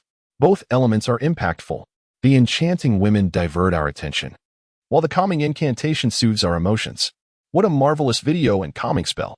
Does the host enjoy this type of content? He appears quite serious, not the type. It seems. In the Land of Rain, Naruto's emotions showed slight improvement, but not significantly. Meanwhile, Conan appeared even more sorrowful than Naruto. Pain remained silent beside her, uttering not a single word. The latter half of this video undoubtedly strikes a painful chord within individuals like him and Xiao Nan, akin to a knife piercing their hearts. It is as if, while administering the healing incantation, he simultaneously inflicts wounds. However, the efficacy of the healing proves to be rather inadequate. Thus, the effects of the tranquil heart charm hold little significance for him and Xiao Nan. Within the mask shop of Konohagakure, the impact of the tranquil heart charm appears negligible on the shopkeeper. Seated on the floor, his voice laden with remorse, he declares, "Naruto, as long as you return, I vow to rectify my past mistakes, just as the master craftsman once did for you. Even amidst chaos within the village, I shall neither distance myself from you nor harbor fear." Such circumstances are not uncommon in the Hidden Leaf Village. In the Uchiha clan, at the Nanha Shrine, Makoto's tears fell like pearls strung loose, cascading endlessly. Fugaka glanced around, noticing that his clan members appeared listless, each seemingly lost in their own thoughts. He couldn't help but sigh. Not to mention others, even he was reminded of his own parents. In the lower right corner of the screen, Akira blinked rapidly, wiping away the tears from her eyes, then turned to look at Daibai, her gaze clearly filled with confusion and disbelief. Daibai felt a pang of guilt under her scrutiny and chuckled awkwardly. "I may have searched for purple cheap-hat beauties on your phone before." Akira replied, "Just one search. And it starts recommending beauty videos to you?" The power of big data is truly terrifying. A feeling of how dare this scoundrel disturb my tranquility arose within her, and she decisively long pressed the video to reduce such recommendations. Subsequently, she returned to her feed. Is that it? The streamer is willing to swipe away even such videos. How envious Akira felt of the streamer's world, where everything could be seen. Those few beauties were indeed stunning. In the realm of ninjas, there were certainly many who remained unaffected by the calming spell. Due to the live broadcast, Naruto, Sasuke, Guy, and Minato had amassed a large number of fans in this ninja world, who consistently spoke up unconditionally for their idols. In certain regions of the ninja world, a particular sentiment has taken root. Alas, it is both heart-wrenching and poignant. The mere thought of Naruto's tribulations ignites a fury within me. What manner of paternal love is this? The fourth Hokage, fully aware of the trials that awaited Naruto, chose to seal the tailed beast within him. Having accumulated an abundance of enmity during the Third Great Ninja War, he could not afford to reveal his son's true identity. How could Naruto possibly lead a life free of suffering? Can one truly place blame upon Minato? It was his teacher's words that led him to surmise from the outset that Naruto was destined to be the savior. He believed that Naruto required the power of the Nine Tails to combat Obito and thus save the world. If there had been any other alternatives, would any father willingly choose a path that brought suffering upon his child? The only one deserving of reproach is his son. As for us, the future beneficiaries of the Savior's endeavors, it would be best to refrain from commenting on this matter. In the Hidden Leaf Village, within the Hyuga clan, Hanabi, with tears welling in her eyes, gently reassured, "It's all right, sister, please do not weep." Hinata, pulling away from Hanabi's embrace, sniffled and, with a hint of embarrassment, replied, "I apologize, Hanabi. Naruto's experiences are simply too tragic for me to bear." Hanabi glanced down at her own clothing, damp and clinging to her abdomen. "It's quite all right. Sister, I merely did not anticipate such a strong emotional response from you." Hinata, blushing, lowered her gaze. Hanabi then scrutinized the title of the video on the screen. That day, Rin uncovered an earth-shattering secret. Who is Rin? In the Kamui space, Obito's eyelids twitched violently, a sense of foreboding swelling within him. He had an inkling that this video would be directed at him. Yet, amidst his concern, curiosity also stirred. What earth-shattering secret could Rin possibly know? Upon witnessing this revelation, the denizens of the ninja world perked up with intrigue. Though unfamiliar with Rin, the notion of this monumental secret piqued their interest. On the screen, in the Uchiha clan's territory, a young Obito lifted a photo frame, gazing at the group picture within. Lost in thought, Two crimson clouds seem to form upon his visage. In this opening scene, Obito is taken aback in astonishment. The live broadcast indeed seems to be mocking him. Rin, do not watch as Obito painfully clutches his hair. Kakashi's expression in Konoha is peculiar. He recalls the incident. Yet what connection does it have with Rin? Rin, in the Pure Land, wears a curious expression. Obito, is it truly me who discovered this great secret? On the screen, Obito brings the photo frame closer to his already pouted lips. Just as he is about to kiss, a thought strikes him. He puts down the frame, retrieves opaque white tape, and affixes it over his face, the fourth's face, and Rin's face. Upon witnessing this, Obito's head rings. Rin's face is one of shock. Kakashi appears horrified, and Kushina and Minato gasp in astonishment. The scene continues. Obito pouts once more, aiming to kiss Kakashi, whose face remains untapped. Just as he is on the verge of contact, a bead of cold sweat trickles down his neck, and he lifts his gaze to the window, only to find Rin glaring at him with lifeless eyes. In the Pure Land, Rin looks terrified. That lifeless gaze of mine is so ugly. And what was Obito doing at that moment? In Konoha, at the Uchiha clan's Nanga shrine, it becomes clear why Obito would gift his Sharingan to Kakashi. Their bond transcends our imagination. Thus, what reason do we have to reclaim Kakashi's Mangeki Sharingan? There is no justification, and it seems pointless to pursue it. That Sharingan is Obito's. I shall refrain from commenting further. In the Pure Land, Tobirama looks disdainful, although he perceives it merely as an absurd prank video. It reminds him of his elder brother and Madara. It is not to say that his brother and Madara's relationship mirrors the comedic portrayal of Obito and Kakashi. Theirs is a simple bond, yet it surpasses that of most others. Izuna, in his innocence, frowns, saying, as a member of the Uchiha clan, how could one engage in such acts? Hashirama covers his eyes, unable to bear the sight. Wasn't that Uchiha boy aspiring to become Hokage? Surely this exceeds the bounds of pure camaraderie. Chapter 68, Konoha's Genin. Madara contemplates. Korozetsu, it appears that my initial thought was indeed correct. Sealing the three tails within Kakashi is the optimal approach. Only in this manner can we achieve the best results. In the ninja world, one cannot help but exclaim, how astonishing. The 5 great ninja villages are so open-minded. I am utterly shocked. While it is true that Kumogakure boasts the most advanced technology, Konoha has always been at the forefront of ninja ideology. I am a straight man. I cannot accept this. It is merely a prank video. This is absolutely not the real situation. That girl named Rin does not possess such eyes. She is the same girl we saw in last month's broadcast, who willingly perished at the hands of Kakashi's Sharingan. On the screen, the next video begins to play. Konoha's Genin. Upon seeing this title, the ninja world buzzes with speculation. Genin? What could possibly be of interest here? Surely it isn't another heart-wrenching tale? I hope not. I've already cried so much that my nose is still congested. There is a lingering sense that it is not so simple. Ninja rank does not reveal everything. Many in the ninja world are left puzzled. First, there was Might Guy's extraordinary performance. Then, Sasuke, with his Rinnegan, effortlessly obliterated a meteor. Following that, Minato tested the masked man, Uchiha Madara, not once, but twice. What could possibly be so noteworthy about a Genin that it warrants the attention of beings from another world? The background music of this scene is quite intense from the outset. A young boy kneels before 2 bodies shrouded in black cloth, trembling as he weeps. It is all my fault. It is I to blame. Behind him, Tobirama speaks softly. Ninjas are constantly faced with the peril of death. This burden does not rest solely upon your shoulders. The boy turns, tears streaming down his cheeks. They died because of my reckless orders. It is my ambition to become a nin that has led to this. Tobirama contemplates. Is it Keiki? He muses, as he recalls that Marahoshi Keiki could be considered his half-disciple. Minato also recognizes the identity of the boy. Keiki-senpai possesses formidable strength. Perhaps once his abilities are revealed in this live stream, it might instill some fear in the other ninja villages. In the ninja realm, he realizes, I understand.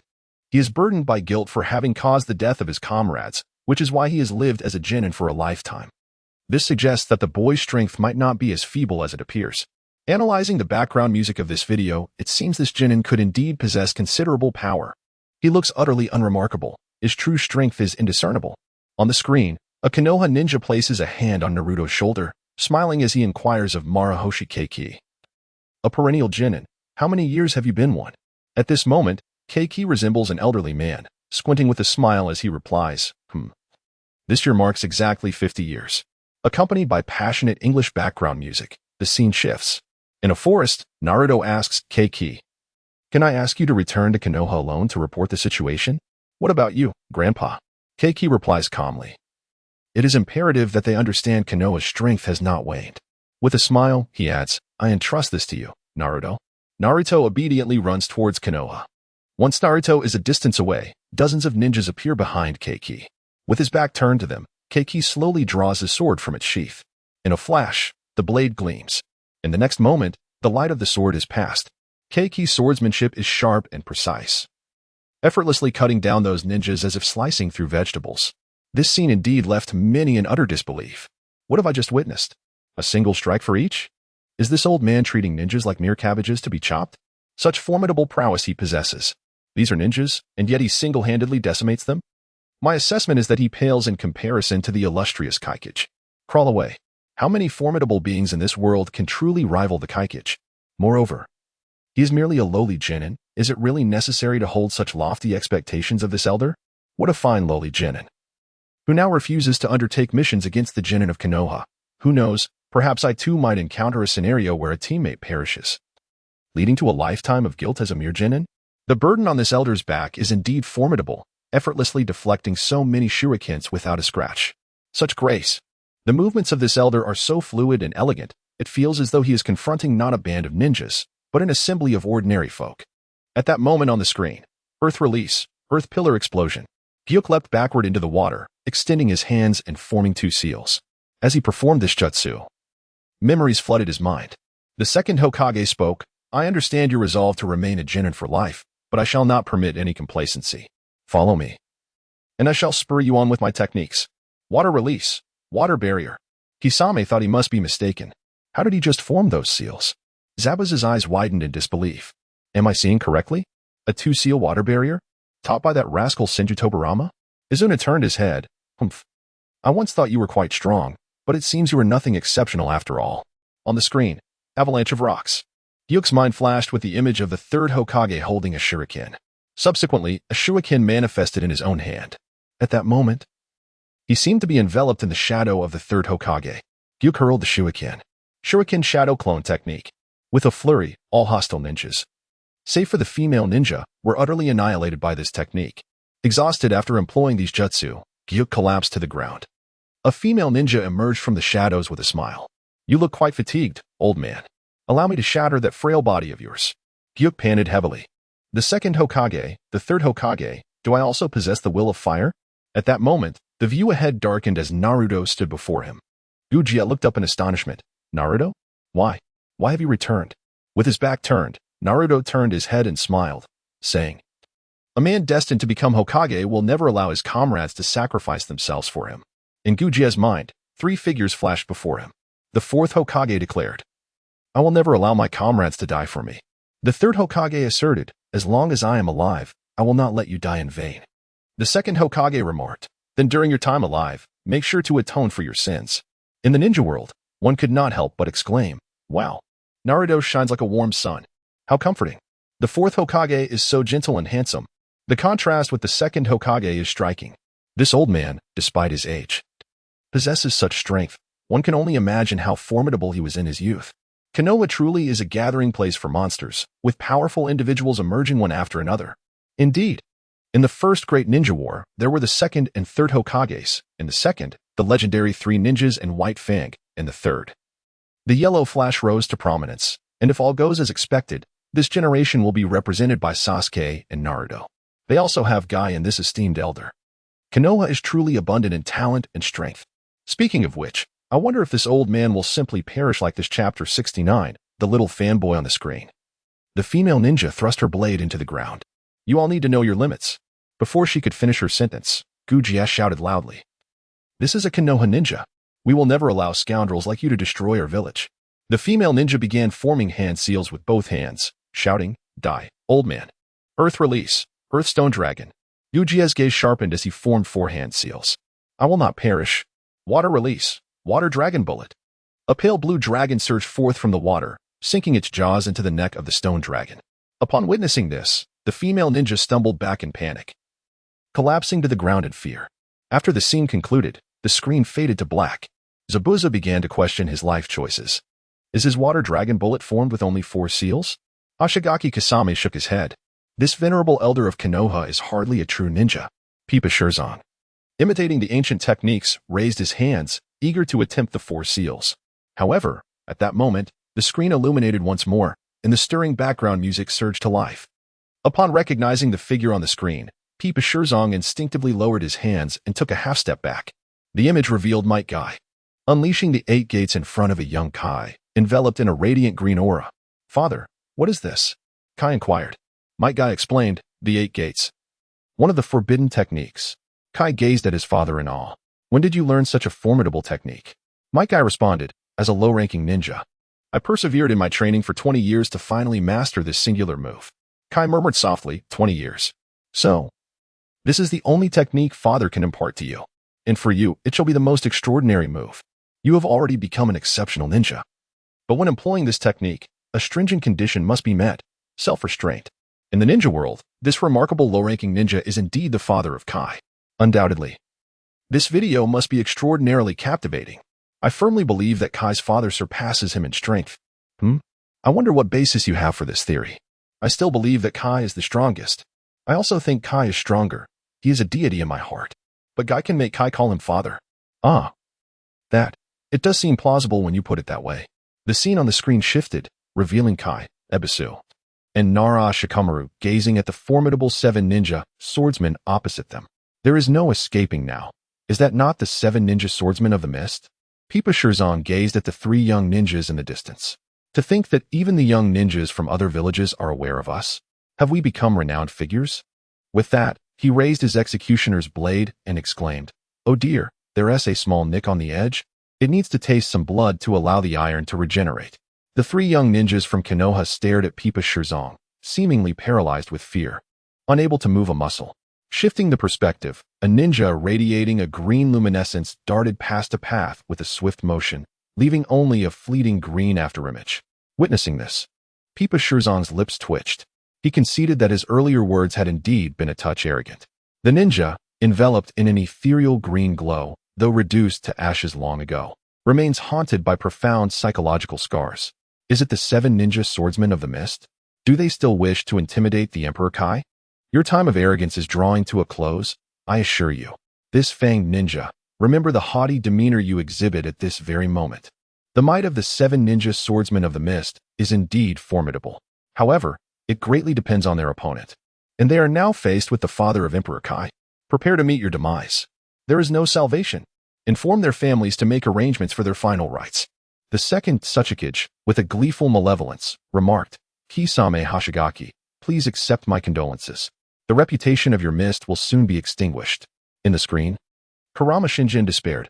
"What shall we do? Just the few of us cannot possibly contend with them." At that moment, the figure radiating a verdant light descended from the heavens. The figure before them was none other than Might Guy. "How fortunate to have arrived just in time." Kai exclaimed in astonishment, "Father? What brings you here as a mere chunin?" Might Guy replied solemnly, "Do not speak. You must flee quickly. I will buy you some time." "Flee? Father, they are all Jainin, and moreover, members of the 7 ninja swordsmen. You cannot possibly contend with them alone." In the Hidden Leaf Village, a Jainin reflected. Had I not witnessed that video of Kai, I would have doubted even Elder Dai's mastery of the 8 gates against the 7 ninja swordsmen. Without the live broadcast, who would have imagined that Elder Dai was such a formidable ninja? I once declined to team up with him on a mission, and now I deeply regret that decision. You had such a wonderful opportunity and did not cherish it. If I were in your position, I would have forsaken the mission's reward just to undertake a task with such a powerful ally. At this moment, a ninja in his 40s spoke with a look of melancholy. I once teamed up with Dai to undertake a C-rank mission. "Oh, you must have been quite fortunate." The other replied. The ninja sighed. "I took him along out of pity. He was crying and loudly expressing his gratitude at the time." "Is that so? You were indeed lucky." The ninja's lips twitched. "Lucky, my foot." With so many people in the mission hall, he was nearly mortified. However, I realized back then that Dai's strength surpassed mine, who was already a CH Nin. Alas, he only excelled in taijutsu. I thought nothing of it. Yet who could have imagined he would become one of the most formidable warriors in the ninja world? In Konoha Village, Kai paused his push-ups and sat up slowly, focusing intently on the live broadcast, reminiscent of the moment he opened the 8 gates. Few could interrupt his self-imposed training, not even a live stream. But his father certainly could. On the screen, Might Dai turned around, leaving Kai with a view of his back. I possess the 8 gates of might. Kai was taken aback. But that move. Might Dai solemnly declared. Self-restraint. Kai's eyes widened. Dai turned his head. A smile gracing his face as he gave a thumbs up. This is the moment to protect the most important things in life at all costs. The screen went dark once more. In the ninja world, a voice lamented. What? We didn't even get to see the Emperor Kai's father in action. How frustrating. Another added. I am curious just how terribly the 7 ninja swordsmen met their end. Surely a single kick could annihilate them. An informed individual explained. Not quite. 3 members of the missed 7 ninja swordsmen survived that encounter. How is that possible? That is the father of Emperor Kai. Even if he isn't as strong as his son, he should far exceed the 7. The strength of the 7, after all, is merely that of an ordinary human. Perhaps they fled too swiftly, their positions too scattered. Hence, a single kick could only reach 4 of them. Indeed. How vexing of the 7 ninja swordsmen to position themselves so widely apart. Chapter 70. Once again, Naruto appears in Konoha village. Sarutobi Hiruzen expressed regret. I still haven't had the chance to see Dai in action. Just as he spoke, the light on the screen brightened again. Sarutobi paused. Naruto? Has he remained a genin all this time? Kakashi and the 2 advisors exchanged startled glances. A video regarding Naruto? On the screen, Naruto proclaimed, just you wait. I will inherit the title of Hokage. In the first scene, Iruka addressed Mizuki. He is not a demon fox. He is Uzumaki Naruto of Konoha village. Upon Iruka's declaration, the background music erupted. Just as Mizuki lunged forward to attack Iruka, Naruto suddenly sprang forth, sending Mizuki flying. With his right hand gripping the scroll, Naruto glared fiercely at Mizuki. I will not allow you to harm teacher Iruka. Be careful, or I will kill you. This scene left many spectators in a state of astonishment. This marks the first time the people of the ninja world have witnessed Naruto's fierce expression. They never anticipated that their savior possessed such a side. Many felt that this aspect of Naruto made him seem even more charismatic. Mizuki bellowed, what nonsense is this? A mere brat like you, I could dispatch with a single punch. Naruto formed the hand signs for the shadow clone technique. Let us see about that. I shall repay you 1,000-fold. The next moment, Iruka's eyes widened in astonishment. It wasn't just Iruka on screen who was taken aback. The entire ninja world was witnessing Naruto again. I am so thrilled. Truly, he is the savior. There must be at least 100 shadow clones. 100? Look closely. There are more in the trees. And if you gaze further, you'll see many more hanging from the distant branches. Moreover, atop the tallest tree, there are at least a dozen seated.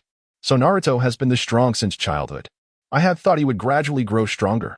Oh my, does such chakra truly exist? It surpasses my own as a genin by countless multiples. In the lower right corner of the screen, Daibai couldn't help but marvel at the scene. The prominent figures of the ninja world had all played Naruto's game, yet Mizuki clearly had not. On the screen, Naruto seized the kunai thrust at him by Kabuto and struck his abdomen with a Rasengan. Rasengan. Somewhere in the ninja world, Kabuto, having switched bases 3 times under Orochimaru, found himself scrutinized by both Orochimaru and Kimimaro. Kabuto forced a smile. He had actually been hit by a lowly genin? The savior was truly not to be trifled with. The next scene unfolded with wind release, Rasen Shuriken. He then struck Kakuzu with the wind-based shuriken. In the land of rain, Kakuzu paused in his counting. After a moment, he resumed as if he had seen nothing. He wasn't a fool. In the face of the impending apocalypse, only Naruto could salvage this ninja world.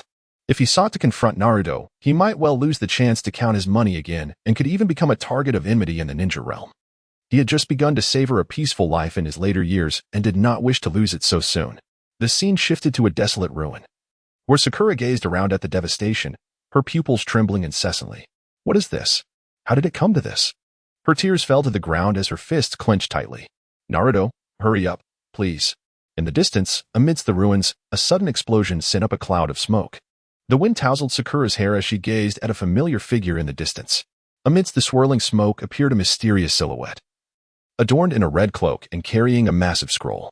The scene gradually shifted to reveal his face, with horizontal pupils and orange eyeshadow. His tall stature exuded an air of confidence, arms crossed over his chest, standing atop an orange toad.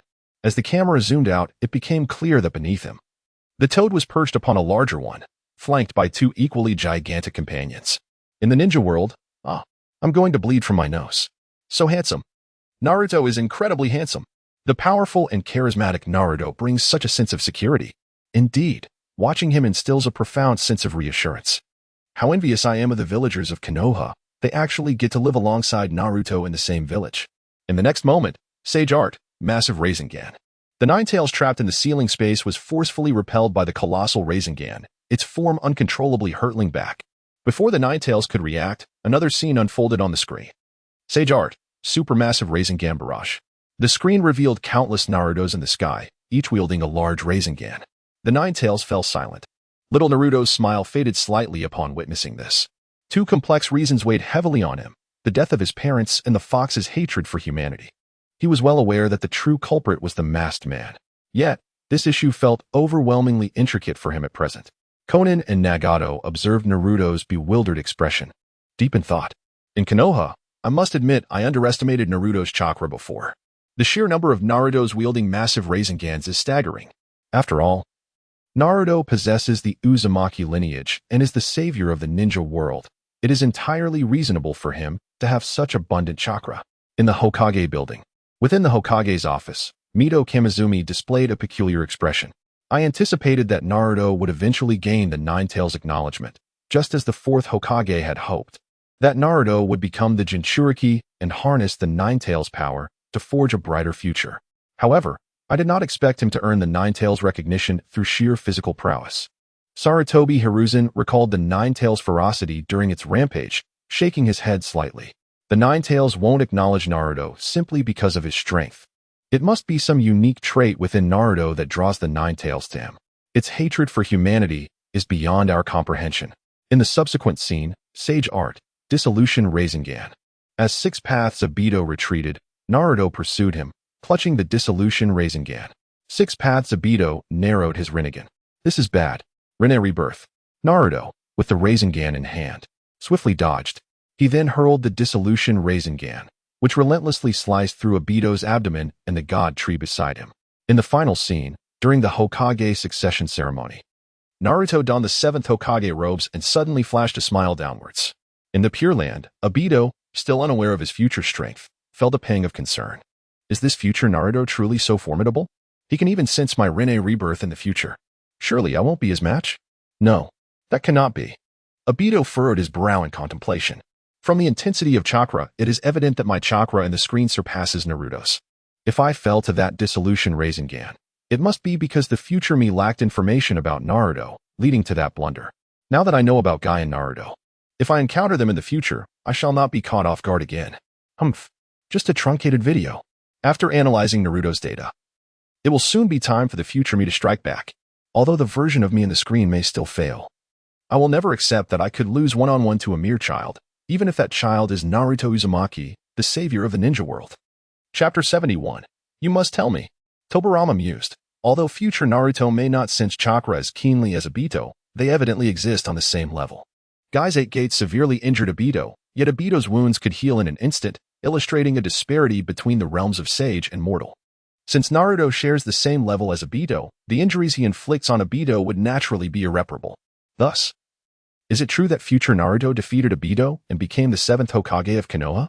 Having such a powerful Hokage in Konoha is undoubtedly a blessing. Tobirama's spirits lifted slightly. Although he was uncertain how the village nurtured Naruto, he hoped that they would treat him with greater care in the future. For Naruto is not only the hope of the ninja world but also the hope of Konoha. In this final scene, a wave of astonishment swept across many corners of the ninja world. Is this the aftermath of the Great Kai? At long last, it is revealed. The lyrics of the background music may be incomprehensible, yet the melody resonates with fervor and passion, especially as Naruto unleashes his formidable jutsu, truly breathtaking. We finally witness Naruto's messianic prowess, quenching my curiosity. I eagerly anticipate more of the savior Naruto in the upcoming footage. I yearn to see more of his jutsu. Alas, this segment is far too brief. Perhaps it is best to refrain from further revelations. Our savior's secrets are perilously close to exposure. If Madara, the masked man, were to catch wind of this, he would undoubtedly target Naruto. Ah, my friend, let me share a jest. In the future, Naruto is but a genin. In the land of fire, Itachi's gaze is resolute. Naruto, I shall bring you back to Konoha. In the Haruno household, Sakura's eyes are swollen, resembling peaches. Her face a mask of concern. Who knows where Sakura might be on her missions? What shall we do if she encounters danger? Shoyu scratches his head. The ruins appearing somewhat familiar. Could it be Konoha? The future savior, Naruto, rescues Konoha, earning the village's recognition. Father, what nonsense are you speaking? How could Konoha ever become ruins? Just as Sakura utters these words, she catches sight of the final genin on the screen. Her pupils dilate in shock. Sasuke? At the Nanha Shrine. The Uchiha clan members perk up. The fourth is little Sasuke. How is it that he remains a genin in the future? That cannot be right. Sasuke's talent, while perhaps not on par with Itachi, is nonetheless impressive, and his strength is formidable. How could he possibly stay a genin? Judging solely by the power of Sasuke's lightning release jutsu, his prowess must rival that of the ancient warriors. Perhaps he harbors guilt for having harmed his comrades, thus remaining in the lower ranks? But what does it matter? What is more significant is that little Sasuke appears right after the savior Naruto. Could he surpass Naruto in strength? Who knows? We shall see. Regardless, Sasuke will inevitably become the foremost Uchiha in the future. We are already aware of Naruto's status as the 7th Hokage, and Kakashi is likely the 5th or 6th. Might the other Hokage have ties to the Uchiha clan? Perhaps the circumstances surrounding Sasuke's Rinnegan will also be unveiled. How exciting! If I possessed the legendary eyes of the Sage of Six Paths, I would ensure that all of Konoha willingly supported the Uchiha for the Hokage position. Enough of such talk. Many clan members have earned the villagers' recognition through hard work. Plus, with Sasuke's future strength revealed, once the live broadcast concludes, if he aids Lord Fugaku in garnering votes, the Uchiha's chances of becoming Hokage would surpass even those of Yamashiro. Indeed, this is the most effortless path for the Uchiha to ascend to Hokage. Sitting opposite the Uchiha clan members, Fugaku's gaze betrays a complexity of emotions. He can already envision the immense pressure Sasuke will face, certainly no less than what Itachi endured. The villagers and clan members harbor great expectations for Sasuke. In the past, he would have taken pride and joy in this, but now he feels a twinge of sympathy for his youngest son, as he recalls his own hopes for Itachi. For an exceptional child, achieving greatness is expected, but when a talented child falls short, that is when I feel astonished and disheartened. Meanwhile, Sasuke, upon learning that the screen will display him again, is filled with anticipation. Screen, reveal to me that I shall never be weaker than that Naruto. The screen showcases little Sasuke's expressions of hope and tears. Following this, we see a brief confrontation with the masked Mizuki as he stands protectively in front of Naruto, his body riddled with ice Saban. The scene shifts to Sasuke battling Orochimaru in the Forest of Death. He launches several kunai tied with threads at Orochimaru, holding the thread in his mouth as he forms hand seals. Fire release, dragon fire technique. A blazing inferno surges toward Orochimaru. In Konoha, a genin exclaims with gleaming eyes. The Uchiha clan truly innovates with kunai and shuriken. This technique is magnificent. A nearby Chunin chuckles. Sasuke stood in front of Naruto, didn't he? I knew I wasn't mistaken. He is indeed a unique Uchiha, willing to sacrifice himself to save his comrades. Indeed, the ninja world depicted on screen is devoid of live broadcasts, so they remain unaware that Naruto will save the realm. Thus, Sasuke's act of shielding Naruto from those ice Senbon is a true testament to his willingness to protect his comrades with his life. Thankfully, the masked ice ninja harbored no murderous intent. Otherwise, Sasuke would have been in grave danger. Eh? No murderous intent? How did you discern that? I believe Naruto will unleash his power and defeat that ice ninja. The screen transitions to after the Chunin exams. Sasuke stands atop a tree, forming hand seals. Chidori. He and the partially tailed Gaara charge at one another. The piercing power of Chidori shatters Gaara's sand hand, eliciting a pain cry from him. In the next scene, Sasuke is sent crashing into a tree by Naruto's force. The angle widens to reveal Sakura, unconscious and pinned against a tree by Gaara's sand hand. Naruto. You must save Sakura. Naruto gazes at him, bewildered. Sasuke continues, after rescuing her. Escape swiftly. You can do it. Naruto's pupils tremble. Sasuke, you. Sasuke eyes the monstrous Gaara and states, I can still hold him off for a moment. Struggling to rise, he asserts, if I perish here, it signifies I am merely this capable. Witnessing this, Hiruzen Sarutobi's eyes glisten with moisture, and Sasuke, I see the reflections of Kakashi and Shursui. Upon hearing this, the two elder advisors exchange glances, a flicker of nostalgia in their eyes as they recall Kakashi. Indeed, I too see the will of fire in this child. Chapter 72. It turns out to be tea time. Is it true that Danzo was responsible for the deaths of Hiruzen and Shursui? Hiruzen Sarutobi smiles wryly. Indeed. That is true. Having decided to grant the Uchiha the opportunity to become Hokage, for the sake of the village's stability, I must deal with Danzo. As for the truth about Shursui, if this broadcast does not reveal it, it would be best to wait until the Uchiha assumes the Hokage position. when they can focus solely on the village's peace and stability before informing them. At that time, I shall also entrust them with that eye. In the Haruno household, Mei observes her daughter with a smirk. Who would have thought your future allies would be Naruto and Sasuke? You will be dragging them down, won't you? Shoyu's lips twitch. Do not say such things, Mei. Sakura will undoubtedly become an exceptional ninja in the future. Sakura's eyes were glistening with unshed tears. Kaizen, why are you more concerned about my future hindering Naruto and Sasuke than my safety? Haruno Mei stated solemnly, I am worried about both aspects, so Sakura, you must strive to avoid peril in the future and not hold back Naruto and Sasuke. Sakura wore a look of grievance. Could it not be that I too could become as formidable as they are in the future? Haruno Satoshi approached and gently touched Sakura's forehead. No fever, I see. Haruno Mei cast a sidelong glance at her husband and sighed. Sakura, you do not possess such remarkable genes. Haruno Satoshi. Sakura. Sakura was on the verge of losing her composure. Mom and Dad, you are so tedious. I understand. Once the live broadcast concludes, I will work hard to become stronger. I want to hinder Naruto and Sasuke. Is that sufficient? Haruno Satoshi ruffled Sakura's hair and softly reassured her. Your mother merely wishes for you to be more ambitious. Otherwise, as a future savior and Sasuke's teammate, you will undoubtedly face numerous dangers. Sakura paused, gazing at her mother. So, you were just worried about me? Haruno Mei ignored Sakura and continued to observe Sasuke on the screen, exclaiming, this young man Sasuke is indeed quite handsome. I wonder who will benefit from him in the future? Mentioning Sasuke, Sakura clasped her hands over her heart, adopting the demeanor of a smitten admirer. Perhaps it will be me? Haruno Mei scoffed, having not an ounce of hope. You might as well give up. You are not worthy of Sasuke. Sakura. This may well encapsulate the mindset of the insecure.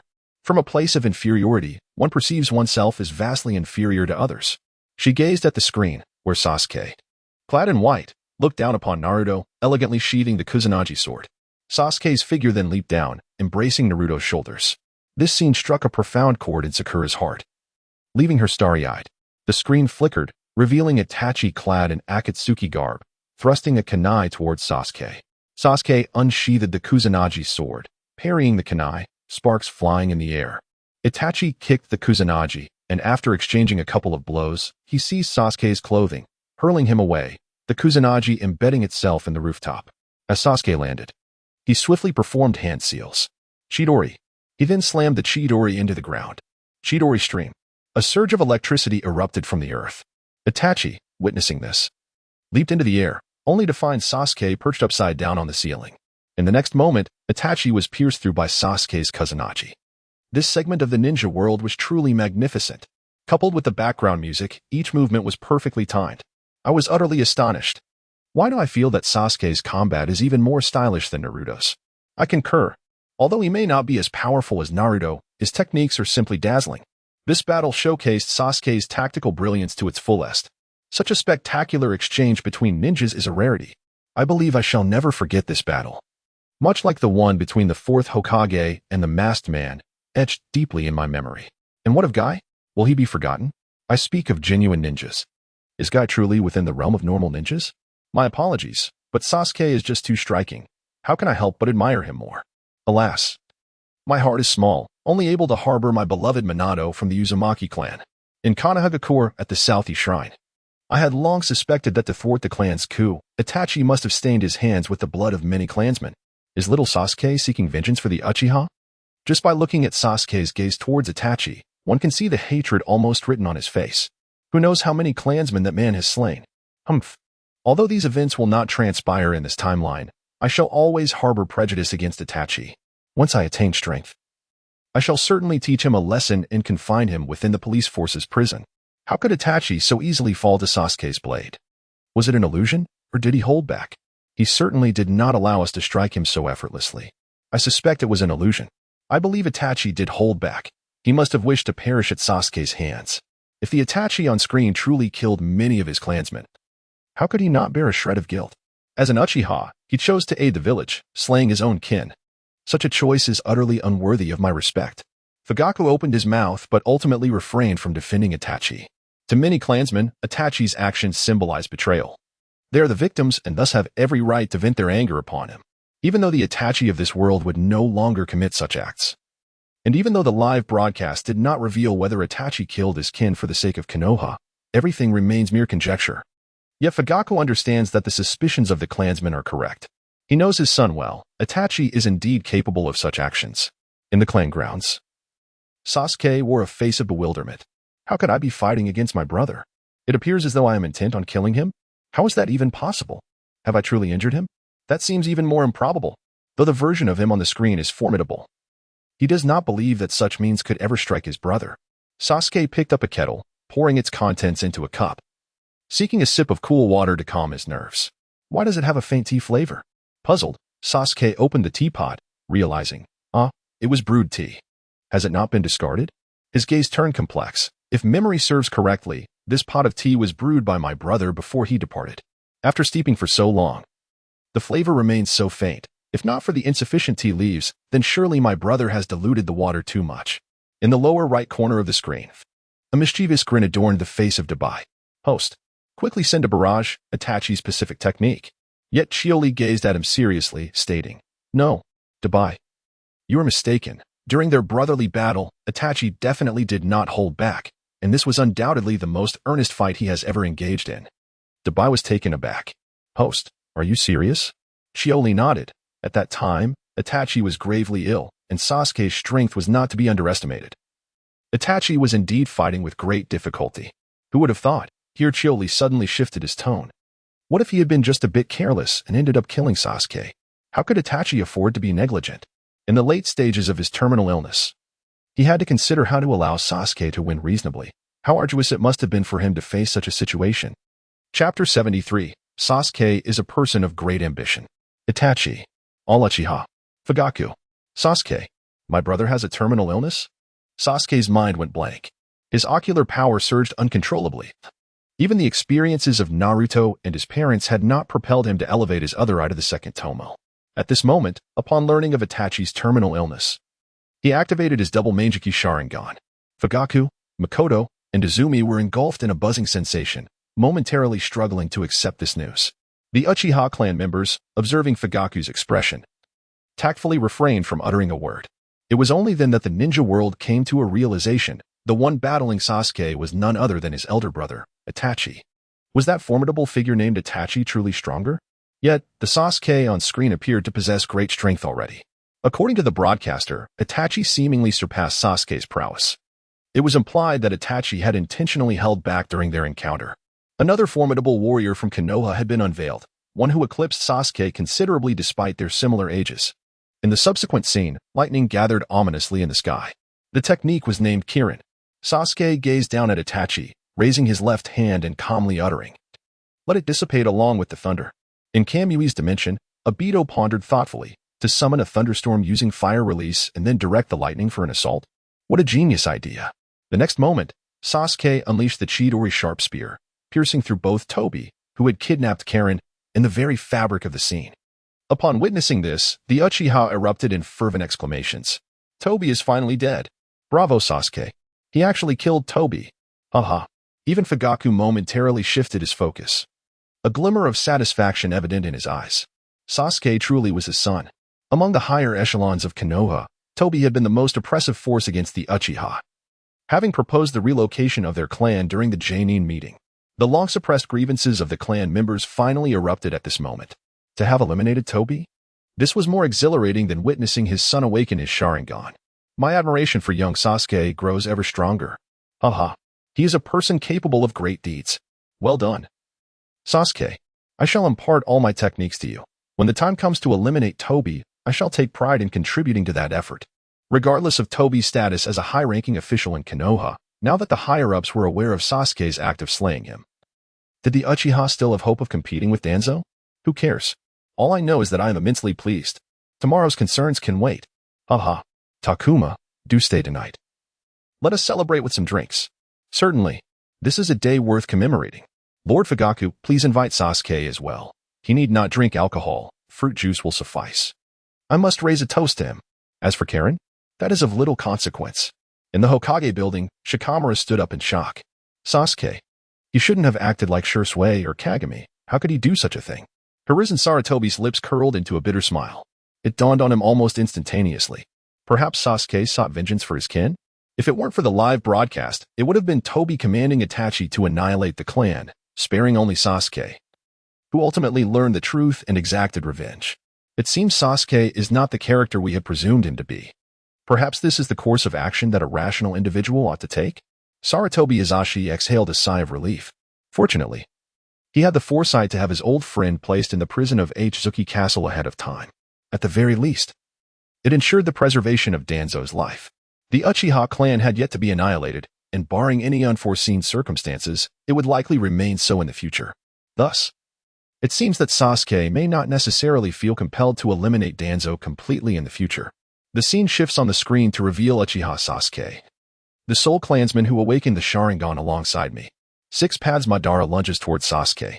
Surely, his left eye could become the most compatible eye for me. Just as his figure reaches Sasuke, Sasuke's form vanishes into thin air. Not far away, the Kusanagi sword pierces through his body, with the Kusanagi lodged in his chest. Six Paths Madara tilts his head. Is that the ability of your left eye? In the Uchiha clan, young Sasuke, initially preoccupied with Itachi's terminal illness, murmurs, "Nissan." Suddenly, he witnesses this scene on the screen and exclaims, "I look so cool. And strong too. Is that really him?" Sasuke feels a sense of unreality. Unlike Naruto, who is heralded as the savior by live broadcast, everyone naturally assumes Naruto's strength will be sufficient to save the world. But what about him? He was initially pierced through the heart by Madara and then revealed to possess a Rinnegan with 6 Tomo. With such formidable power, surely he would discover a way to cure Nissan's ailment? At this moment, the ninja world has erupted into fervent discussion. Isn't Naruto the savior of the ninja realm? How can Sasuke be included? Could it be that Sasuke is also destined for darkness, though we haven't yet witnessed it in the live broadcast?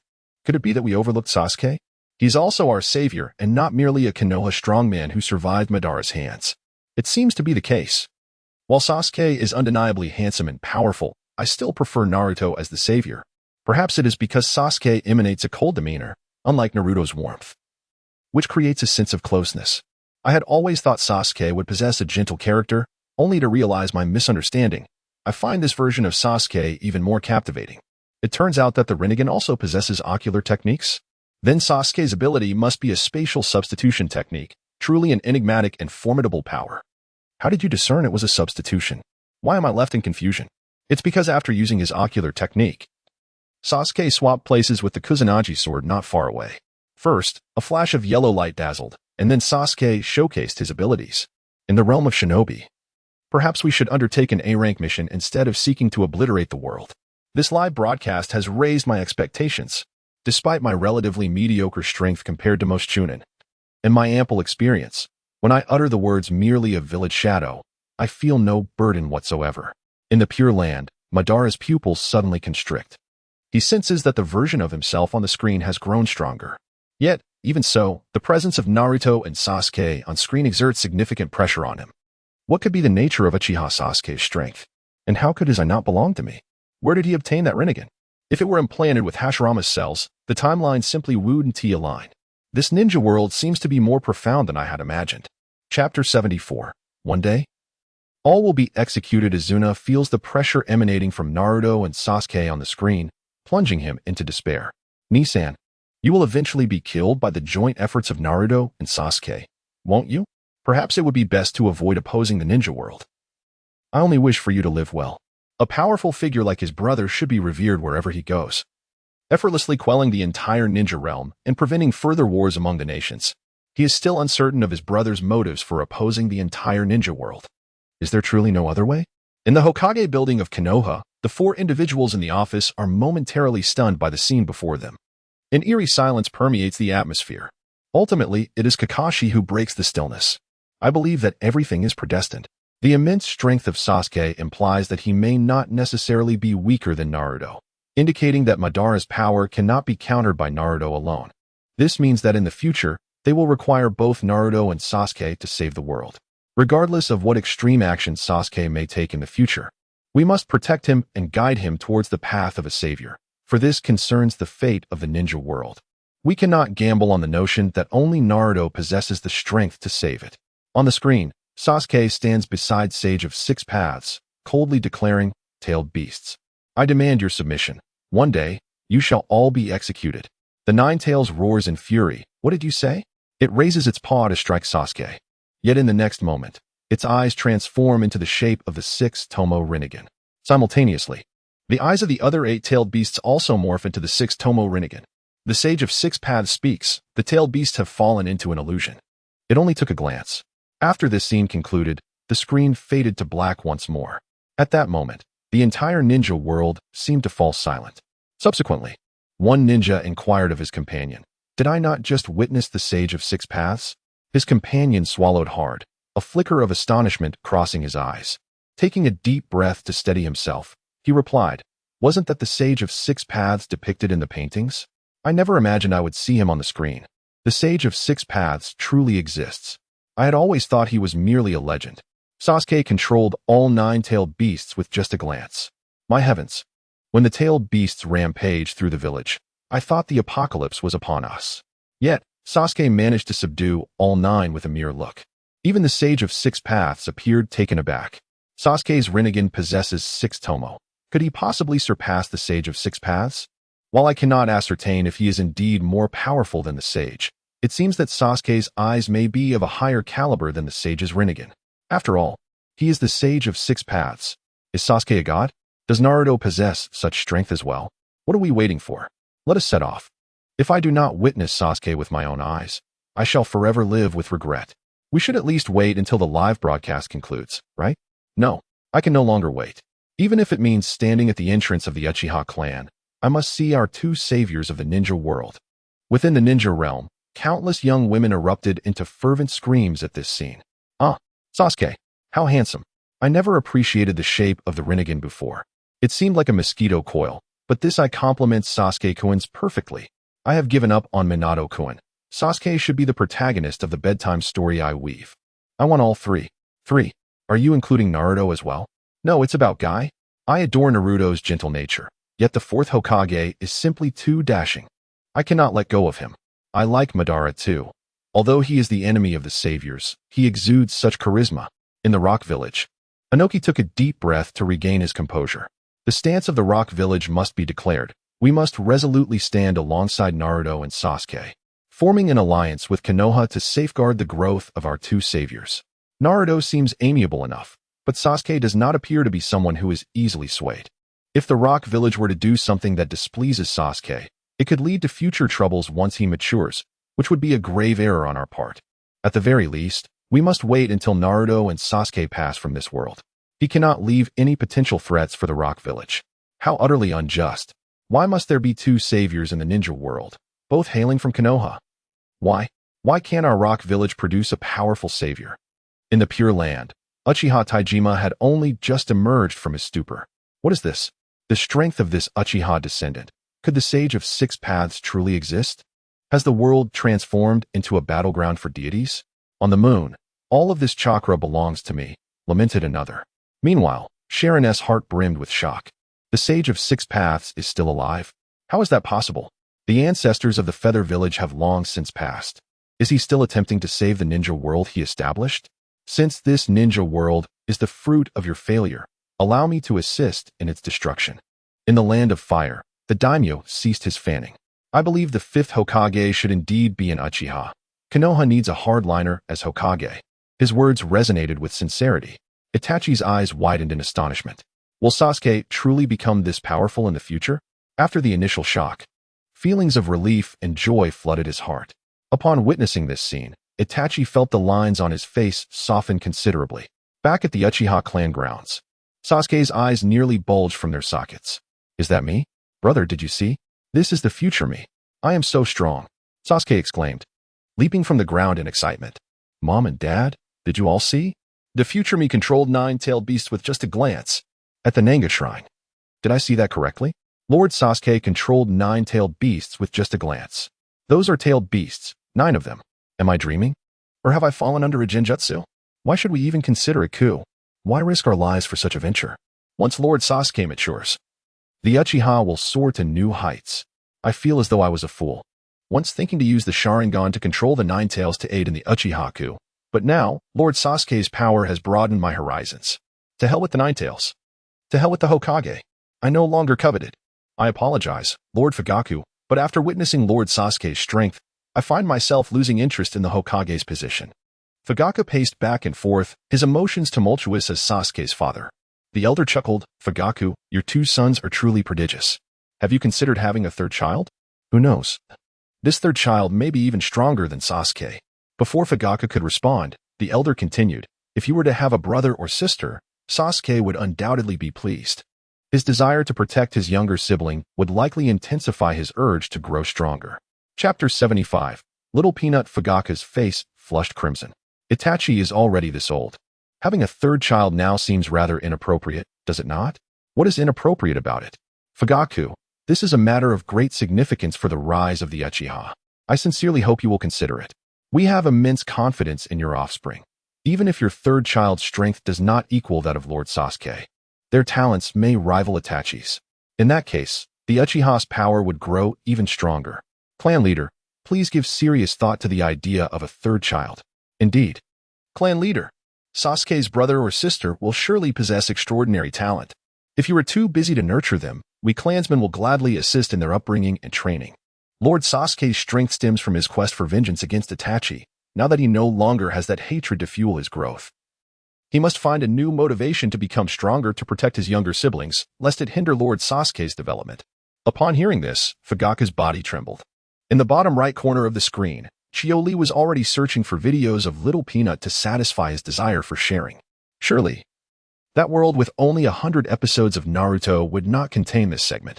It would be a shame not to show these individuals from another world. Before long, the screen illuminated once more with the title, A Lifelong Bachelor Teaching Others How to Woo His Daughter. The ninja world felt a pang of disappointment upon seeing this title. Such a headline clearly promised no battle scenes.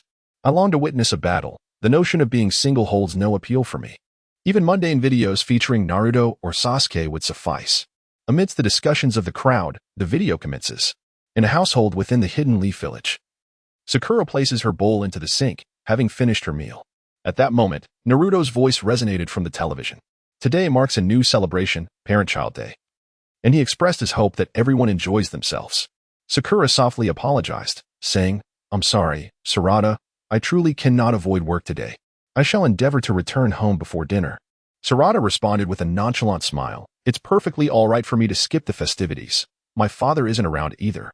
Besides, I have plans with Naruto to practice shuriken throwing today. Sarada approached the table and picked up a bag resting atop it, which contained 3 picture frames. The first displayed a photograph of Sakura and Sarada together. The second captured a moment of their family of 3, and the third featured Team 7. Gazing at the frame that held Sasuke's image, Sarada murmured, Where are you now, and what are you doing? Her voice concealed a deep yearning for her father. This passage has shattered countless hearts among the young women of the ninja world. Behold the future, an adult Sasuke. He has a daughter now. Why did he not wait for me? Alas, who is this woman that has taken my Sasuke away? My heart aches deeply. I have experienced unrequited love. Wake up, sisters. It is impossible for Sasuke to have feelings for you. Losing the object of my affection, I shall deem it heartbreak. What now? In the land of fire. Itachi suddenly encountered his little niece and was momentarily taken aback. Is this Sasuke's daughter? My niece? Sarada? How I wish to meet you. Alas, it seems he may not live to see her. However, what perplexes him is why his little niece wears glasses. At the Hokage building in Konoha, Sarutobi Hiruzen breathed a sigh of relief upon witnessing this scene. It appears that Sasuke has not harbored resentment towards the village due to the Uchiha incident. His shattering of the meteor to protect the 7th Hokage is the finest testament to that. This is splendid news. Sasuke is vital to Konoha, and the village desperately needs a formidable figure like him to safeguard it. Yet, the matter of his killing Danzo weighs heavily on Sarutobi's mind. The act of vengeance, followed by his willingness to protect Konoha, indicates that Sasuke still possesses the will of fire within him. Given that Sasuke has a daughter, who might Naruto's wife be? One can only find out by reading further. I am truly curious about what the future holds for Konoha. In the Yamanaka clan, Ino exclaimed in exasperation, Sakura, how could you be so cruel as to take Sasuke away? Ultimately, she despondently let her arms drop. Well, since you two have already married in the future and have a lovely daughter, as a friend, I shall wish you happiness. In the Haruno household, Sakura, Choji, and Ino exchanged wide-eyed glances, all looking bewildered. Eventually, the couple turned their gazes towards Sakura. Under their scrutiny, Sakura snapped back to reality from her astonishment, feeling rather embarrassed. She chuckled awkwardly. It seems I really did end up with Sasuke after all. Choji's expression turned serious. Sakura. I understand that the powerful and handsome Sasuke is quite alluring for girls your age, but you must heed my advice. No early romances. Meanwhile, in the Uchiha clan, Sasuke was equally bewildered. Sakura? She is my future wife? And we have a daughter? At the Nanga shrine, Fugaku commanded. I want to know about Sasuke's future wife by tomorrow. Yes, Lord Fugaku, he replied. Then, Fugaku's gaze returned to the screen, where his little granddaughter was indeed adorable. In the future, Sasuke has become both a husband and a father. For him, it was indeed a rather peculiar sensation. The members of the Uchiha clan whispered amongst themselves. Lord Sasuke's future visage appeared remarkably gentle, devoid of the youthful impetuosity displayed during the incident with the tailed beasts. Surely, he would grow to be a tender husband and father, wouldn't he? I surmise so. Has the future of the Uchiha truly vanished? Were they annihilated? Or did some peace-loving members integrate into the village? Enough with the wild conjectures. The truth shall eventually be revealed through the live broadcasts. On the screen, Sasuke walked alone along the streets of Konoha. Dad, over here. A little girl tugged at her father's hand, pointing excitedly at a shop. At that moment, Mr. Sasuke, Boruto, recognizing a familiar figure, hurried over to him with a look of delight. Boruto? Sasuke inquired. Why is it so lively with so many parents and children around? His tone seemed devoid of curiosity. Oh, Boruto asked, puzzled. Aren't you back for this? Today is Parent-Child Day. What is Parent-Child Day? Upon hearing Sasuke's question, Boruto explained. It's a newly established holiday aimed at strengthening the bond between parents and children. Sasuke inquired, why aren't you with Naruto? Boruto scratched his face. Dad is taking Himawari around to have some fun. By the way, Sarada should be at the training grounds. They've set up quite a few stalls for the festivities, including a big appetite competition and more activities. Mr. Sasuke, why not join Sarada for some fun? Chapter 76, Sasuke. Disdained by his daughter Sasuke, merely responded with a faint "oh." Boruto, smiling, waved goodbye and said, then I'll be on my way. Watching Boruto's retreating figure, Sasuke turned towards the training grounds. In the Pure Land, Kushina exclaimed with excitement, Minato. Did you see? This is Naruto's son. His name is Boruto. Kushina's eyes brimmed with tears. Boruto is so understanding at such a young age. Previously, Sarada had mentioned to her mother that she wanted to practice shuriken throwing with Boruto, clearly having arranged this beforehand. Now, seeing Sasuke's return, he felt it inappropriate to interrupt Sasuke and Sarada. Minato etched the image of the boy, so reminiscent of Naruto, deeply into his memory. Boruto is indeed a wonderful child. Even on Parent-Child Day, he remained composed without his father by his side. He must be very perceptive. In the Land of Rain, huh?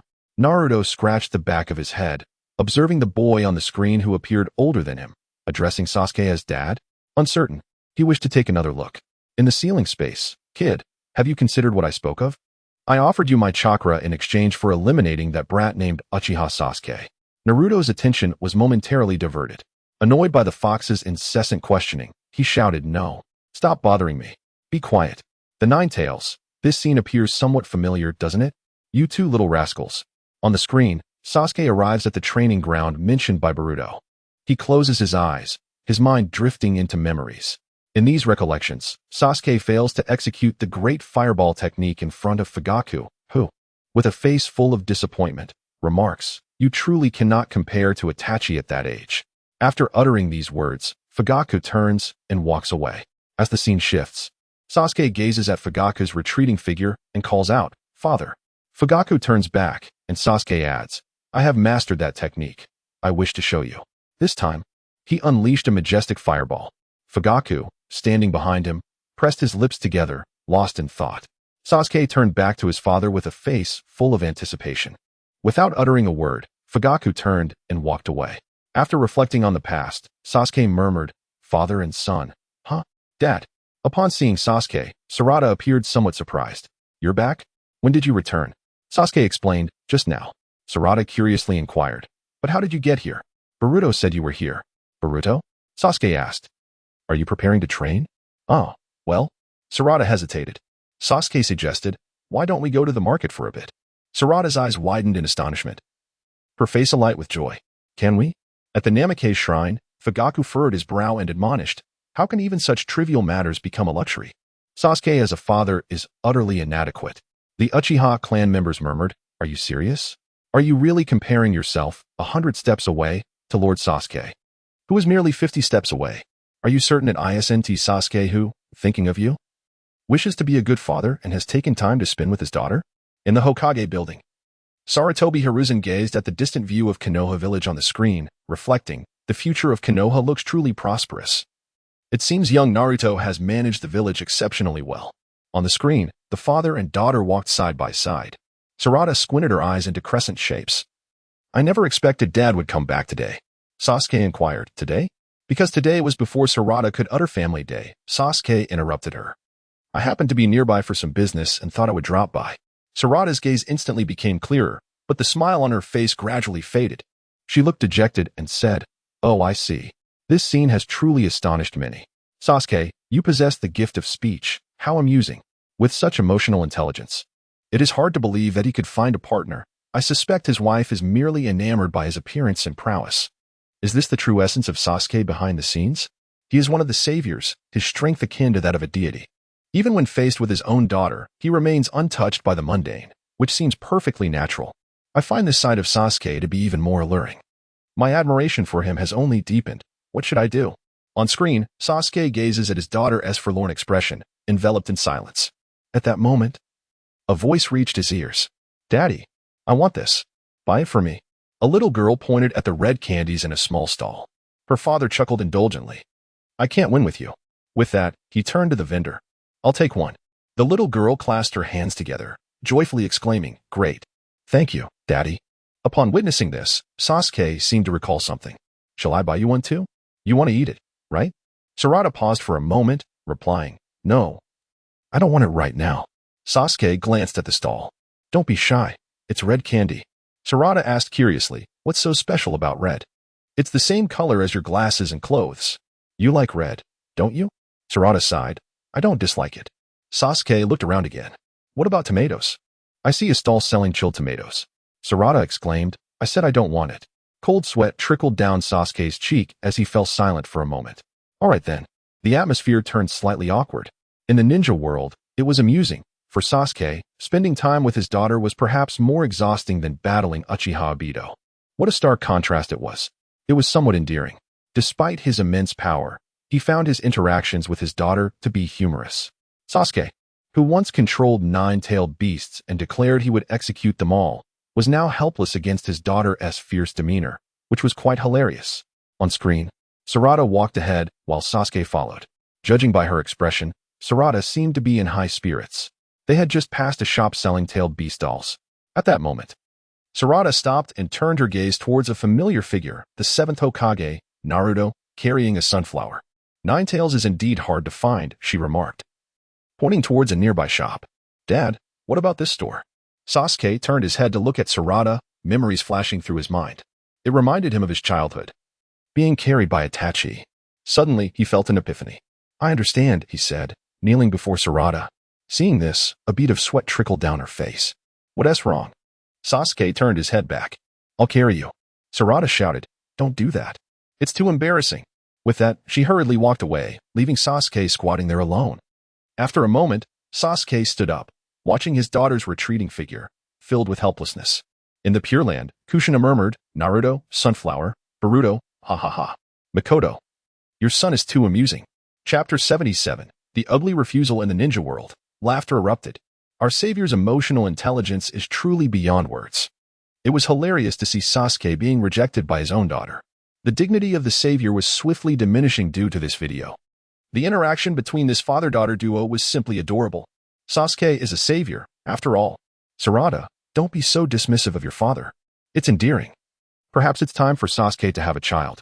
Another day of being envious of someone else's husband. In Konoha, Sarutobi Hizashi chuckled. The contrast in Sasuke's future personality is indeed striking. Perhaps he only shows such patience in front of family and those he recognizes? In the Uchiha clan grounds, Sasuke felt a bit confused. He couldn't understand why Sarada would reject him. Mikoto could hardly bear to watch. Her formidable savior son was now the talk of the entire ninja world due to his embarrassing past. Initially delighted to see her granddaughter, she now found herself sympathizing with Sarada, even feeling a bit ashamed of Sasuke herself. Fugaka sighed. It seems we need to reinforce Sasuke's education in this area. An elder of the Uchiha clan said nonchalantly, Sasuke inherited your traits. It would be best for the clan to teach him. Fugaku replied, inherited? Is that so? The Uchiha clansmen exchanged glances. Lord Fugaku, you seem to lack self-awareness. Fugaku felt wronged. After unleashing his great fireball technique, he had indeed declared, no wonder he is my child. Only the edited video had omitted that part. In the Pure Land, Obito reminisced. The future of Konoha was prosperous, but to him, it was merely superficial. Parent-Child Day was a fine occasion. After all, it could deepen bonds. It mattered not with whom one celebrated. He missed Izuna. If not for the quest to bring peace to this ninja world, he would have devised numerous ways to resurrect Izuna and enjoy familial moments. Although it could also be realized in the dream of the moon. On the moon, Kagaya contemplated. Parent-Child Day? Memories of Sasuke using his Rinnegan to control nine-tailed beasts flooded her mind, sending shivers down her spine. Let us leave the Uchiha village and Waimura out of this. They are too old and unattractive. After expressing her disdain, Kagaya continued, Kurizetsu, my dear child. I long to celebrate Parent-Child Day with you to strengthen our bond. The phrase Parent-Child Day evoked deep maternal instincts within her. If nothing else, Ashura and Indra would suffice. Kagaya decided that upon her resurrection, she would first celebrate a day of Parent-Child Day with them before reclaiming all chakra from the ninja world. Yes, that will be the plan. On screen, as Sasuke gazed vacantly at his daughter's figure, a voice called out behind him, having a tough time? Sasuke turned to find Kakashi and asked, what do you want? Kakashi, hands on his hips, squinted with a smile, nothing much. Just ran into a poor father who wants to carry his daughter, but is being rejected. Sasuke's face bore a large annoyed expression. He had no desire to engage with Kakashi. However, as he turned away, Kakashi grasped his shoulder. Wait, don't be in such a hurry to leave. It seems you've been traveling alone for too long, becoming increasingly oblivious to human emotions. Your ocular prowess is not what it used to be. Sasuke impatiently replied, what do you want to say? Even with the Manjiki Sharingan, I still cannot comprehend my daughter's thoughts. His impatience grew. At that moment, Kakashi withdrew a book from his bosom, leaving Sasuke momentarily taken aback. What is this thing? The makeout tactics. It has practically become my life's compass now. After explaining, Kakashi teased with a sly grin. Well, want to know the secrets to bonding with your daughter? Sasuke listened in stunned silence, swallowing hard. That book, Makeout Tactics, seemed to radiate a divine glow. The shinobi world, Masaka? Could this be the future masterpiece of the great Jiraiya-sama? Lord 6th Hokage of Konoha, the esteemed Kakashi-sama. May I take just one glance? Just one. Huh. That desperate little expression on Sasuke's face is absolutely priceless. While reading this passage, I suddenly recalled the title. I have a premonition. What happens next is bound to be utterly entertaining. Jiraiya roared with laughter, his voice booming. Who would be thought Kakashi was such a devoted fan of my work? Suddenly, I feel the urge to write again. Konoha Village, Embu Kakashi, naturally, also remembered that title. Surely not. Even in the future, at my age. I'm still single. Naka Shrine and Elder sighed in exasperation. Why do I get the impression this Kakashi is utterly unreliable? Wasn't he supposed to be Sasuke's Jonin instructor? He even passed down his signature technique to him. And now he is teaching something this absurd? Elder-sama, how do you know this thing is unreliable? The Elder. Hiss. I have a feeling Lord Sasuke's moment of humiliation is approaching. A mix of anticipation and dread. What a conflicted emotion. Lord Sasuke, don't listen to that unscrupulous Kakashi. Your daughter will only resent you more. Mikumi frowned in disapproval. Kakashi was Sasuke's mentor. He even taught him the Chidori. How could Sasuke show him so little respect? This is truly a dereliction of duty on the part of the parents. Anyone witnessing their child displaying such an attitude towards a teacher would undoubtedly find it unacceptable. It seems that it is time to instill in Sasuke a sense of respect for his elders.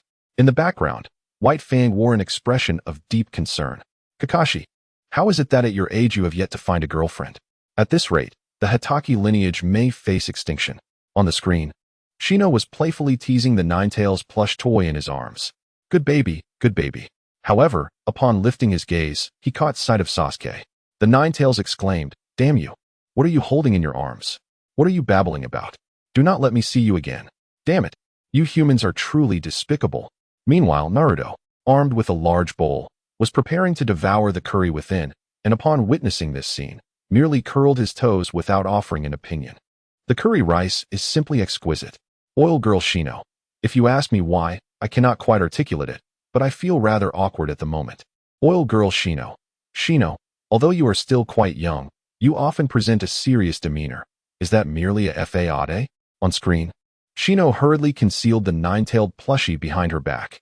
When Sasuke approached him without any expression, he too greeted in a stoic manner, Uchiha Sasuke. Oil girl Shino. After Sasuke uttered these words, a profound silence enveloped them, creating an awkward atmosphere. Chapter 78. Speaking of heart, not appearance. Eventually, it was Sasuke who broke the silence. By the way, my daughter has been under your care at school. Shino responded, Oh? Sasuke inquired, How is Sarada doing? Shino cleared his throat while clenching his fist by his mouth. She is remarkable. However, the path she has chosen is fraught with challenges and hardships. I hope you, as her father, can protect her. As her father? She shouldn't have that role, should she? Shino found Sasuke's latter remark somewhat perplexing. What do you mean? Sasuke asked. She isn't involved with any pests, is she? Shino. Shino clenched his fist. Pests. Shino began to gather his strength and then shouted to the heavens. There are no pests among insects. After his outburst, everyone around turned to look at him, and he found that Sasuke had vanished from sight. In Konoha Village, this live broadcast is truly rife with awkwardness. After watching it twice, I have already ruined a pair of shoes. This broadcast is a shoe wrecker. Sasuke is quite the orator, haha. To mention pests in front of the Oil Girl clan. It is evident that Sasuke did not intend any offense. He is aware of the emotional nuances. He is merely concerned for his daughter, and when he spoke of pests, he was referring to people, not the Oil Girl clan's insects. Discussing heart rather than appearance is laughable. On screen, Sasuke finally located Sarada on a bustling street. Dad. Sasuke approached Sarada. What was that earlier? Sarada lowered her head. I'm sorry, I overstepped. Sasuke gazed intently at Sarada. Recalling Kakashi's words, to bridge the gap with his daughter, the manner of address is crucial. It is best to use an endearing nickname. When you call Naruto, you refer to him as Big Fool, right? That fosters closeness, which is splendid. You might try addressing your daughter in a similar manner. Sasuke appeared somewhat hesitant, but he eventually spoke to Sarada, Little Peanut. Sarada looked up at Sasuke, beads of sweat glistening on her face. Huh? Sasuke gazed down at her. You are my adorable little peanut. Sarada crossed her arms. I am not a bean. In the Pure Land, Kushina clutched her stomach, laughing uncontrollably. Obito scoffed. Sasuke, you are hardly exceptional. If I were to become a father, I would surely surpass you. Hashirama laughed heartily, slapping his thigh. This father-daughter duo is undeniably entertaining. In the ninja world, what a corny line. Sarada's retort, I am not a bean, is simply brilliant. Haha. Their interactions are hilariously amusing. It seems such videos are far more captivating than battle footage. Who knew Sasuke could be such a relatable savior? The savior is being teased by his own daughter. Sasuke, you are indeed the adorable little peanut, aren't you? To speak such words to your daughter. Haha. Kakashi. The wielder of the Sharingan, you better come forth and take the blame. This video does not merely diminish our savior's dignity, it tramples it into the ground. From Kakashi's words, it is evident that Naruto and Sasuke, these two saviors, share a deep bond. I also understood that Sasuke affectionately calls Naruto Big Fool. Such an intimate term. Both saviors hail from Konoha Village and were classmates, naturally forging a profound connection. Kakashi, how could you teach Sasuke such phrases without a pang of conscience? In the Land of Fire, Itachi's lips twitched. Although it was his little brother who made a fool of himself, this segment was indeed amusing. Truly, she is his niece. The art of conversation is indeed a nuanced skill. A villager from the Hidden Leaf Village offered a scornful remark. The dog Llama sniffed Kakashi's conscience, which had fallen to the ground, and devoured it whole. In the shadows, Kakashi placed a hand over his chest, feeling warmth there. This indicated that he had been earnest in teaching Sasuke. It was ultimately Sasuke's own shortcomings that were to blame. In the Uchiha clan territory, Mikoto's lips curled into a fleeting smile before she forcefully suppressed it. She retrieved paper and pen, intending to jot down the guidelines for interacting with her daughter, so that Sasuke could memorize them. All of this is for the granddaughter I have yet to meet. Fugaku gazed innocently at the elder. Elder, do you believe me? If Sasuke were my daughter, our interactions would not be so awkward. Therefore, this behavior has been cultivated by Sasuke himself and is unrelated to genetics. The elder shook his head and replied, I do not believe you, unless you bear another child and raise them personally to prove it to me. In the scene, Sarada placed her hands on her hips and, with a look of exasperation, exclaimed, Dad, You haven't called my name even once today. Have you forgotten your own daughter's name? Fugaku, Makoto, Itachi. The question arises, why does Sarada doubt that Sasuke could forget her name? Could it be that there is a precedent? In the scene, Sasuke hastily responded, "What are you talking about, Sarada?" Sarada, with a haughty turn of her head, retorted, "Hey, at least you remember now." A bead of cold sweat trickled down Sasuke's face as he recalled Kakashi's words. "Let me teach you a surefire trick to make any girl swoon. No matter how aloof she may be, she'll immediately turn into a purring kitten before you." In a swift motion, Sasuke grasped the robe draped over him and tore it away with a flourish. The fabric landed with a rustle upon the bewildered Sarada. She looked up, her eyes filled with confusion, silently questioning Sasuke's intentions. "What exactly are you trying to achieve?" "I am not cold." Reacting instinctively, Sasuke recoiled slightly, taking a half-step back. Sarada removed the robe from her shoulders and returned it to him. "Father, you are truly bothersome today." Sasuke gazed at Sarada's retreating figure, a pained expression crossing his features. He longed to retreat, to escape into the fray of battle against the Otsutsuki. At this moment, many individuals in the ninja world were enraptured in laughter. Yet, some took notice of Sasuke's arm. What had happened to it? Why was his sleeve so conspicuously empty? With such formidable strength, who in the ninja realm could possibly harm him? How could he have lost an arm? Was there another grave threat lurking in the shadows, aside from Madara? It appeared that this crisis had ultimately been averted, yet Sasuke had made tremendous sacrifices for this world. Itachi's pupils constricted in sudden realization. What was truly happening? In the Hokage building, Kakashi felt a bead of cold sweat trickle down his forehead as he incessantly analyzed the situation. A foe capable of severing Sasuke's arm. Combined with Kakashi's assertion that Sasuke had been traveling alone for an extended period, could this journey be in search of the hidden dangers within the ninja world? After all, given Sasuke's strength and capabilities, he was the most suited for such a mission, especially upon learning that other threats still loomed. Hiruzen Sarutobi clenched the pipe in his hand. If this were indeed the case, then the ninja world was beset by too many calamities. Chapter 79, Sandstorm, Gaara. Hiruzen seemed to ponder something, murmuring, "No, this is not right. Sasuke's arm may not necessarily be a consequence of the ninja world's crisis." The three in the office turned to him in unison. Hiruzen's eyes gradually brightened as if he had uncovered a profound truth. Given Naruto's character, how could he possibly allow Sasuke to exterminate all the tailed beasts without intervening? Could it be that Hiruzen's implication was that Naruto had been the one to sever Sasuke's arm? Even though Sasuke possessed the sixth Tomo Rinnegan, was Naruto's strength still superior? Yet, even so, future crises would undoubtedly arise in the ninja world. Otherwise, Sasuke could have remained in Konoha with his wife and children, silently safeguarding the village. In the shadows, Mito Minion's expression grew peculiar. "Why do I feel that Naruto and Sasuke are so reminiscent of Hiruzen and Danzo?" However, Sasuke's role was evidently far more significant than Danzo's. Hiruzen scratched his nose. "Let us not speak so lightly, Minion. Danzo has accomplished much for Konoha as well." "I am well aware of that," Minion retorted. "Danzo's greatest contribution was the intelligence relayed by his root spies. Yet, he hoarded a considerable amount of valuable information for himself, such as the Rinnegan from the Land of Rain." As the screen faded to dusk, Sarada returned to the training ground. At that moment, Boruto emerged from the woods. "Why aren't you with Mr. Sasuke?" Sarada's mood appeared somewhat despondent as she softly remarked, "Boruto, it seems my father doesn't understand me at all." "Oh?" Boruto was taken aback by her words. Sarada elaborated, "It feels like everything he does is completely misguided." However, Boruto countered, "Then I must ask you, how much do you truly know about Mr. Sasuke? Today is Parent-Child Day. Can't you speak to him directly?" As he spoke, Boruto tossed a shuriken, hitting the target dead center. "If there's something you wish to do, I'm certain Mr. Sasuke would also like to celebrate joyfully with you." Sarada cast her gaze downward. "Is it really like that?" Meanwhile, in the Uchiha clan, Sasuke felt deeply moved by Boruto's words. He understands me. This boy, Boruto, truly gets me. Sarada. You have misunderstood me. Sarada is his daughter, and he firmly believes that whatever actions he takes are always rooted in a desire to do right by her. The bond of blood ties evokes a profound affection in Sasuke for Sarada, despite their having yet to meet. In the ninja world, it is intriguing that Naruto's son seems to grasp Sasuke's essence better than Sasuke's own daughter.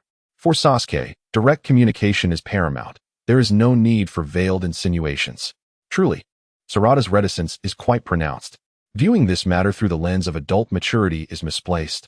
Sarada is merely a child, and without guidance. How could she possibly comprehend such complexities? Boruto's demeanor strikingly mirrors Naruto's. He is evidently a commendable child, on a day meant for familial bonding. While Naruto spends time with his younger daughter, Boruto remains solitary, quietly enduring the day, a testament to his remarkable understanding that tugs at one's heartstrings. On a grand bridge, Kakashi languidly leans against the iron railing. To call you irritating, even in strained relations, seems excessive, doesn't he? You two truly are father and daughter. Do you still have that book with you? He inquires. Oh, have you perhaps discovered the merits of affectionate strategies? Sasuke turns. Extending his hand towards Kakashi, hand it over. I intend to toss it into the river. Upon saying this, he clenches his fist tightly. No, wait. The one who ought to be thrown into the river is you, Kakashi. Kakashi gazes back with his innocent eyes. Ah, it is indeed true that an uncle, no matter how hard he tries, cannot fathom a girl's heart. The video concludes. Kakashi's enduring singlehood evidently has its reasons, a normal person, even when offering advice. Wouldn't finds Sasuke's interactions with his daughter so awkward? The sixth Hokage, Kakashi, exudes an undeniable charm. His languid demeanor truly captivates me. Let us not forget his formidable taijutsu prowess. Had you not mentioned it, I might have forgotten, yet now I find myself even more enamored by him. In the Kamui dimension, Obito observes Kakashi's ordinary eyes. Humph. Useless Kakashi, who cannot protect anything. In the Hidden Leaf Village, Sakura clutches her heart, her eyes sparkling with affection. That daughter, older than me, is utterly adorable. I long to meet her. In the Hidden Sand Village, Gaara clenches his fists. Regardless of Sasuke's ignorance of social nuances, his heart undeniably harbors love for Sarada. It is something he has never possessed. Those who approach him do so with ulterior motives, seeking to gain his trust only to betray him. Even Yashimaru, the one he trusted most, sought to end his life. Who then can he truly trust? Yet, his gaze falls upon a screen displaying his name, Sandstorm Gaara. Gaara is momentarily taken aback. Me? A person like myself? Deserving of a video created by you beings from another world? The screen flickers to life. Young Gaara lies upon the ground, extending his chubby little hand. Why? Why do I not have a mother? Tears well in his eyes. In the next scene, a ball rolls to Gaara's feet. He lifts it with sand, a smile blossoming on his face. However, upon seeing Gaara, the children recoil in terror, scrambling away. Ah, run. Don't leave me alone. Gaara's smile fades. Wait. He stands alone, desiring not to be isolated. The scene shifts. Gaara wipes away his tears with his small hands. The voices of the villagers, filled with rejection and hatred, echo in his ears. Get away, you monster. Die, monster. Go away, cursed child. In the ninja world, does he share a parallel experience with Naruto? Is the Hidden Sand destined to produce a savior as well? It cannot be. Could it be that there are more saviors in the ninja realm than there are with the Rinnegan? Indeed, you seem to have lost yourself in the live stream. Your nonchalant tone suggests that the Rinnegan is rather commonplace in your eyes. TSK, the wretched treatment of Jinchuriki. I can empathize with their plight. Should my family perish in a Jinchuriki's rampage, my attitude towards them would surely not be favorable. The screen shows Gaara inadvertently hurting Yashimaru and villagers with his sand. His spirits plummeting. Yashimaru gently reassures him, in life, it is inevitable to harm others and to be harmed oneself. Yet, a person does not easily come to despise another. Chapter 80, Heartache. Have I been wounded too? Like everyone else, this place is always painful. Gaara clutches his heart, sorrowfully stating, but there is no bloodshed. It hurts here. This is heartache, an affliction that remains unhealed, requiring the love bestowed by others to mend it. Yashimaru crouched down, slicing his finger with a dagger, and gazed at Gaara, saying, indeed, physical wounds bleed and appear painful, yet as time passes, the pain gradually fades. With medicinal treatment, recovery can occur even more swiftly. However, the troublesome nature of heartache is that nothing is more difficult to heal. Gaara murmured, repeating, heartache? The wounds of the body differ from those of the heart. There is no remedy, and one may never fully recover. Upon hearing this, Gaara despondently clutched his chest. Yet there exists something that can heal the wounds of the heart. Gaara lifted his gaze towards Yashimaru. But this remedy is complex. It can only be acquired from others. Gaara quickly inquired, what is it? What must I do? Yashimaru softly replied, the essence that can heal heartache is love. Love? How can I attain it? What must I do to quell this pain? Love is the desire to selflessly care for and protect those dear to us. In the next scene, Yashimaru stood behind Gaara, gently combing his hair. My lord Gaara, do not forget that I am here for you, always at your side. Gaara's cheeks flushed slightly as he looked up. his eyes filled with reliance. Because you, my lord Gaara, are my most cherished person, I will remain by your side eternally. In Sunagakure, Gaara's eyes were bloodshot. Coldly, he remarked, Yashimaru, you have broken your promise. No. Even if you did not break it, I no longer care. I am Ashura who only loves myself and will not project trivial emotions onto others again. Yashimaru. At the Kazakage building, Raza gently closed his eyes. Chiyo sighed, Fourth, do not blame yourself too harshly. Your actions are for the village.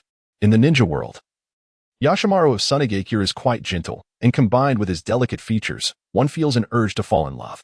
By the way, he is Gaara's caretaker. He even wears an apron? Please do not compete with me for him, sister. I believe I am unworthy of Naruto and Sasuke, but I still have hope with Yashimaru. Sister, trust me, this is something you cannot grasp. Allow me to take this chance. Tomorrow, I shall depart for Sunagakure to apply for the position of the Jinchuriki's caretaker. From the information gathered, Yashimaru is indeed Gaara's guardian and Irika, his savior. It seems the people of Sunagakure speak more harshly than those of Konoha. Gaara is so pitiable. Perhaps his rampage in childhood caused immense casualties and losses for the village. Otherwise, they would not label him a monster. In the Pure Land, Karura sighed with relief. Thank goodness you are here, Yashimaru. Otherwise, I cannot fathom the suffering Gaara would endure throughout his life. On screen, the next scene shows Gaara clutching a paper bag, his small legs moving swiftly ahead. Memories of his recent conversation with Yashimaru flashed in his mind. Yashimaru, I have a favor to ask. What is it? I would like some ointment for my wounds. Reflecting on this, a smile illuminated Gaara's face as he approached a house and gently knocked on the door. Moments later, the door creaked open. Gaara extended the ointment with both hands, revealing only his deeply apologetic eyes due to the paper bag's cover. I'm sorry for earlier. It must have hurt. Please accept this ointment. The occupant of the room replied harshly, Get lost, monster, and slammed the door shut. The paper bag fell from Gaara's hands, his body trembling uncontrollably. After an indeterminate period, he slowly turned and walked home. On the way, a drunken man staggered past, nearly colliding with the downcast Gaara. Hey kid, watch where you're going. Gaara turned to look at him. The drunkard's expression shifted from inebriation to fear as he exclaimed, Why you are? Gaara's eyes were filled with bloodshot fury. Again with that look. Why? A surge of sand erupted from him, engulfing the drunkard. A chilling scream pierced the night. In the ninja world, is he really killed just for that look? How unfortunate for the drunkard. Gaara's murderous intent is overwhelming. Could he be influenced by the tailed beast? The drunkard's death seems unjust, yet Gaara is so tragic. He knows nothing and has been isolated and despised from the very beginning. Surely, he longs to be a normal person. Shouldn't a normal person feel anger in Gaara's situation? Though, admittedly, Gaara's temperament is rather intense. His emotional state appears unstable. And I cannot help but worry about Yashimaru. Will he be killed by Gaara's uncontrolled rage? On the screen, as Gaara approached his home, he encountered Raza standing there, expressionless. Gaara's pupils trembled. Father. He lowered his head, pausing for a moment, both father and son silent. Ultimately, Gaara despondently ascended to the rooftop. He sat alone on the terrace, contemplating his hands. Why am I the only one who is a monster? He covered his eyes with his hands, weeping, What am I? Yet, he did not notice the kunai materializing behind him. With a whoosh, the kunai flew towards Gaara but were automatically deflected by his sand. Gaara turned, bewildered. What? Why? His brow furrowed as he clenched his teeth. Why am I being targeted? Why must it always be me? He extended his hand, commanding the sand to slam the masked ninja against the wall, blood splattering everywhere. Gaara approached the fallen figure. Who is this? Why? Why must he be killed? He pulled down the mask of the ninja who attempted to assassinate him, revealing a familiar face. Gaara's eyes widened in disbelief. He could scarcely comprehend what he was witnessing. This is his uncle, the person he holds dearest and trusts the most. Gaara weeps like a forsaken puppy abandoned by its master. Yashimaru, barely clinging to life, speaks. Truly, you are my lord Gaara. Tears, saliva, and snot stream down Gaara's face as he tightly clutches his heart, slowly opening his mouth, each breath becoming increasingly labored. It hurts so much. Here lies a heart in anguish. The sight of him at this moment, tormented and desolate. Chapter 81. The cry is utterly unpleasant. Gaara let out a sorrowful wail. Why? Why must it be so? Why, Yashimaru? Why? Gaara incessantly questioned the why, his form curled into a small ball upon the ground, his emotions spiraling into despair. Yashimaru, blood trickling from the corner of his mouth, stared blankly at the night sky and uttered, This is an order. I have been commanded to end your life. It is the decree of your father, Lord Kazekage. Gaara was taken aback, lifting his tear-streaked face to inquire, why does my father want me dead? Since his birth, Gaara has been the Jinchuriki of Shikaku, always regarded as a mere experiment. Unable to control the power of the beast within, destined to become a threat to the village one day. With hopeful eyes, Gaara turned to Yashimaru and cautiously asked, So, Yashimaru, did you act against your will due to my father's command? Yashimaru, with a calm tone, interrupted, No, it is not so. While I am indeed following Lord Kazekage's orders, had I wished to refuse, I would have done so long ago. Gaara, deep within my heart, I believe I have harbored resentment towards you, for your existence took away my beloved sister. You are her child. And I have longed to use that as a reason to love you. Yet I cannot. Your sister did not wish to bear you. She was a victim of the village, perishing with a curse upon it. The name you bear was given by her, Gaara, which means a love for one's own Shura. I hope you cherish yourself, fight solely for your own sake, for that is the only way you can survive. This is your sister's wish. However, the name she bestowed upon you was not born of concern or affection. It was granted in the hope that you would endure. A legacy of her resentment left in this world, a grievance meant to be known. She harbored no love for you whatsoever. Gaara embraced his knees, weeping uncontrollably. His cries grew louder, fingers digging fiercely into the earth. The surrounding sand danced chaotically as Gaara rose to his feet. This is Gaara. I have finally come to understand that I am utterly alone. I shall no longer place my trust in anyone, nor shall I love another. I am solitary indeed. Yes, I am alone.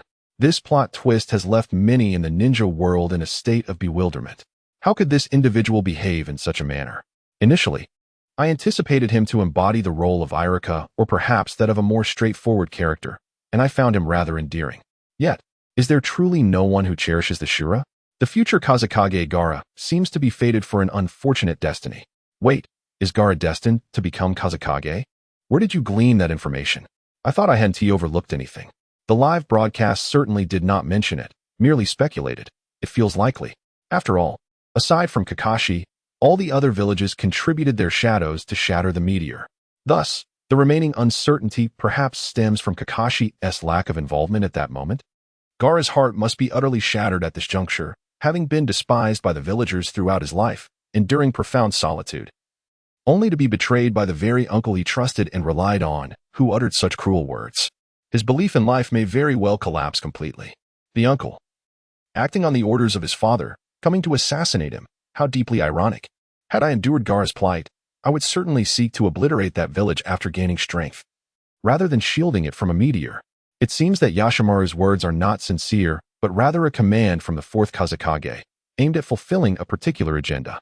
In a moment of anguish, Yashimaru clutched his head, his eyes filled with remorse. I am sorry, Lord Gaara. This is all for the village. Karura's pupils trembled as tears cascaded down her cheeks. Yashimaru, you would not do such a thing. Why utter such words to Gaara? Why treat him in this manner? If I were truly your beloved sister, you would comprehend the love I harbor for Gaara. So, were these words prompted by Raza? At this moment, her demeanor was not much better than that of the Gaara portrayed on the screen. Her emotions teetered on the brink of collapse. Raza, how could you treat Gaara in such a way? In Sunagakure, Tamari wept profusely. Is this truly Gaara's experience? Kankuro mirrored Gaara's demeanor, clutching his chest. I think I have come to understand why Gaara has become the way he is. Those words from his uncle are indeed heartless. How could Gaara possibly endure such torment? He feels his own heart aching. Yet how does his pain compare to the true suffering Gaara has faced? How utterly devastated must Gaara have been at that time? Father, why did you act thus? On the screen, the emotionally shattered Gaara lost control, rampaging through the village. The fourth Kazekage Raza observed this through the eye of sand and gravely remarked, Indeed, it is not acceptable. Gaara is a failure. In the distance, a colossal tanuki howled at the heavens. In the Pure Land, Obito narrowed his eyes. This boy named Gaara seems to possess considerable potential for exploitation.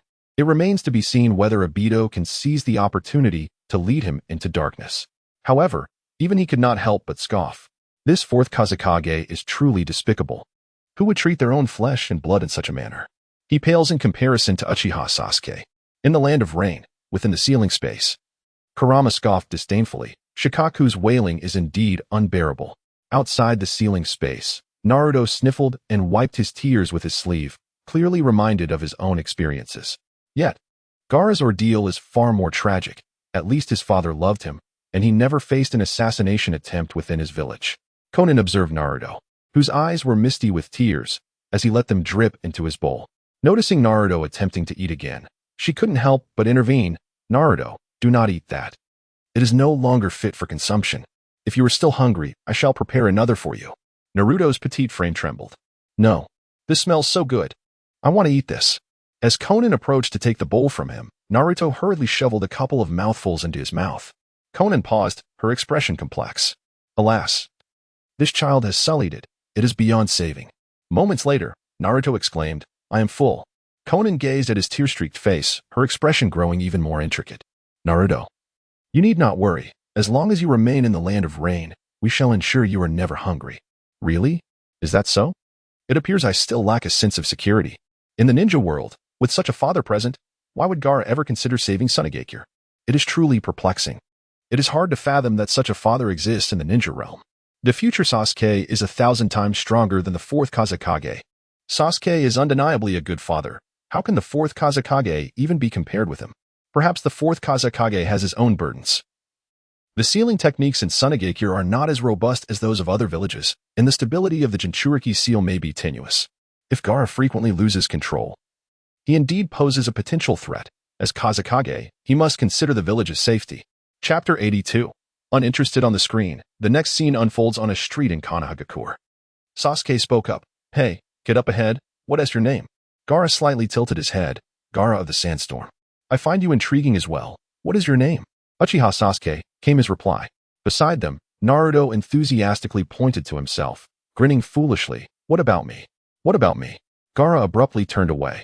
Not interested. In the ninja world. How delightful it is to see such a lively savior. Gaara has dismissed him. Indeed, Naruto and Sasuke are in the same class, and with Sasuke's wife alongside. Naruto is destined to endure years of unrequited love. This is what Gaara looks like as an adult. Aside from appearing a bit aloof, he seems rather unremarkable. On the screen, the scene flashes to the battle between Gaara and Naruto. Naruto lowered his head. True strength should not manifest in this manner. Fighting solely for oneself will not lead to true growth. With that, Naruto lifted his head, forming the hand seals for Shadow Clone Jutsu. A multitude of Narutos surrounded the half-tailed beast Gaara. Rasengan. 2,000 punches. Countless Narutos rained down blows upon the half-tailed beast Gaara. With a decisive strike, Naruto sent Shikaku soaring. He invoked the summoning technique to call forth a frog, transforming it into the 9 tails, which clamped down on Shikaku. Seizing the moment, Naruto delivered a powerful punch to Gaara's face. Wake up, you scoundrel. After slipping away, Naruto found himself ensnared by a mass of sand. Gaara formed a hand seal and declared, Die? A surge of formidable chakra erupted from Naruto, allowing him to effortlessly break free from the sandy grasp. He charged towards Gaara, head-butting him with force. You wretch. Gaara's pale eyes were marred with a network of crimson veins. Shikaku crumbled into sand, their figures plummeting downward together. Why? How can this guy be so strong? Defeated, Gaara lay on the ground, turning to observe Naruto, who trembled yet persistently dragged himself closer with his chin. As Naruto drew near, Gaara braced himself, anticipating a fatal blow. Instead, Naruto spoke. The agony of solitude is not a trivial pain, is it? Gaara's pupils contracted. Naruto, prostrate on the ground, lifted his gaze, his azure eyes no longer sparkling with their usual vibrancy. For reasons unbeknownst to me, I can profoundly comprehend your feelings. However, I have found those I cherish, and I will not allow you to harm them. Otherwise, even if it means taking your life, I will certainly stop you. As he uttered these words, Naruto's eyes brimmed with unwavering resolve. Why? Why can you go to such lengths for others? With blood streaming from his forehead, Naruto struggled to reply, because they rescued me from the abyss of solitude and recognized the significance of my existence. They are my most cherished companions. Gaara's pupils trembled as memories of Yashimaru surfaced in his mind. Is that why he possesses such strength? To them, I am merely a remnant they wish to erase. Then what is my purpose for existing? At that moment, Sasuke appeared beside Naruto. Enough, Naruto. Sakura is safe now, and this guy's chakra must be depleted. The sand that ensnared Sakura has long since dissipated. Hearing this, Naruto finally sighed in relief. ceasing his struggle to inch forward. At this moment, Temari and Kankuro arrived simultaneously, positioning themselves protectively behind Gaara. Gaara, with a hoarse voice, uttered, "Enough, let us not fight." Kankuro, startled by this utterance, swiftly turned to look, unable to suppress his clenched teeth. This is the first time I have seen Gaara so feeble. Subsequently, he bent down, intending to assist Gaara to his feet. It dawned on me. Temari's gaze towards Gaara was laden with concern. After Kankuro helped Gaara stand, the three figures swiftly vanished. Sasuke, observing the unconscious Naruto, fell into a deep silence. In Sunagakure, Gaara stared blankly at Kankuro and Temari's worried expressions, his heart a tumult of emotions. "Did you not approach me with the intent to kill? Why do you express concern for my well-being?" He murmured to himself. "Have I misjudged them? In this world, there exist individuals who genuinely care for him." At this moment, his heart, which has long been riddled with wounds, is undergoing a profound healing process. Indeed, though his uncle, father, and mother may not love him, it does not imply that his siblings lack love for him. He is cherished by someone. Tears streamed down Gaara's face. Within the screen, amidst a dense forest, the image of Naruto and his words resurfaced in Gaara's mind. "Naruto Uzumaki, is it? One day, I too shall have Temari and Kankuro." Gaara weakly uttered, "I'm sorry."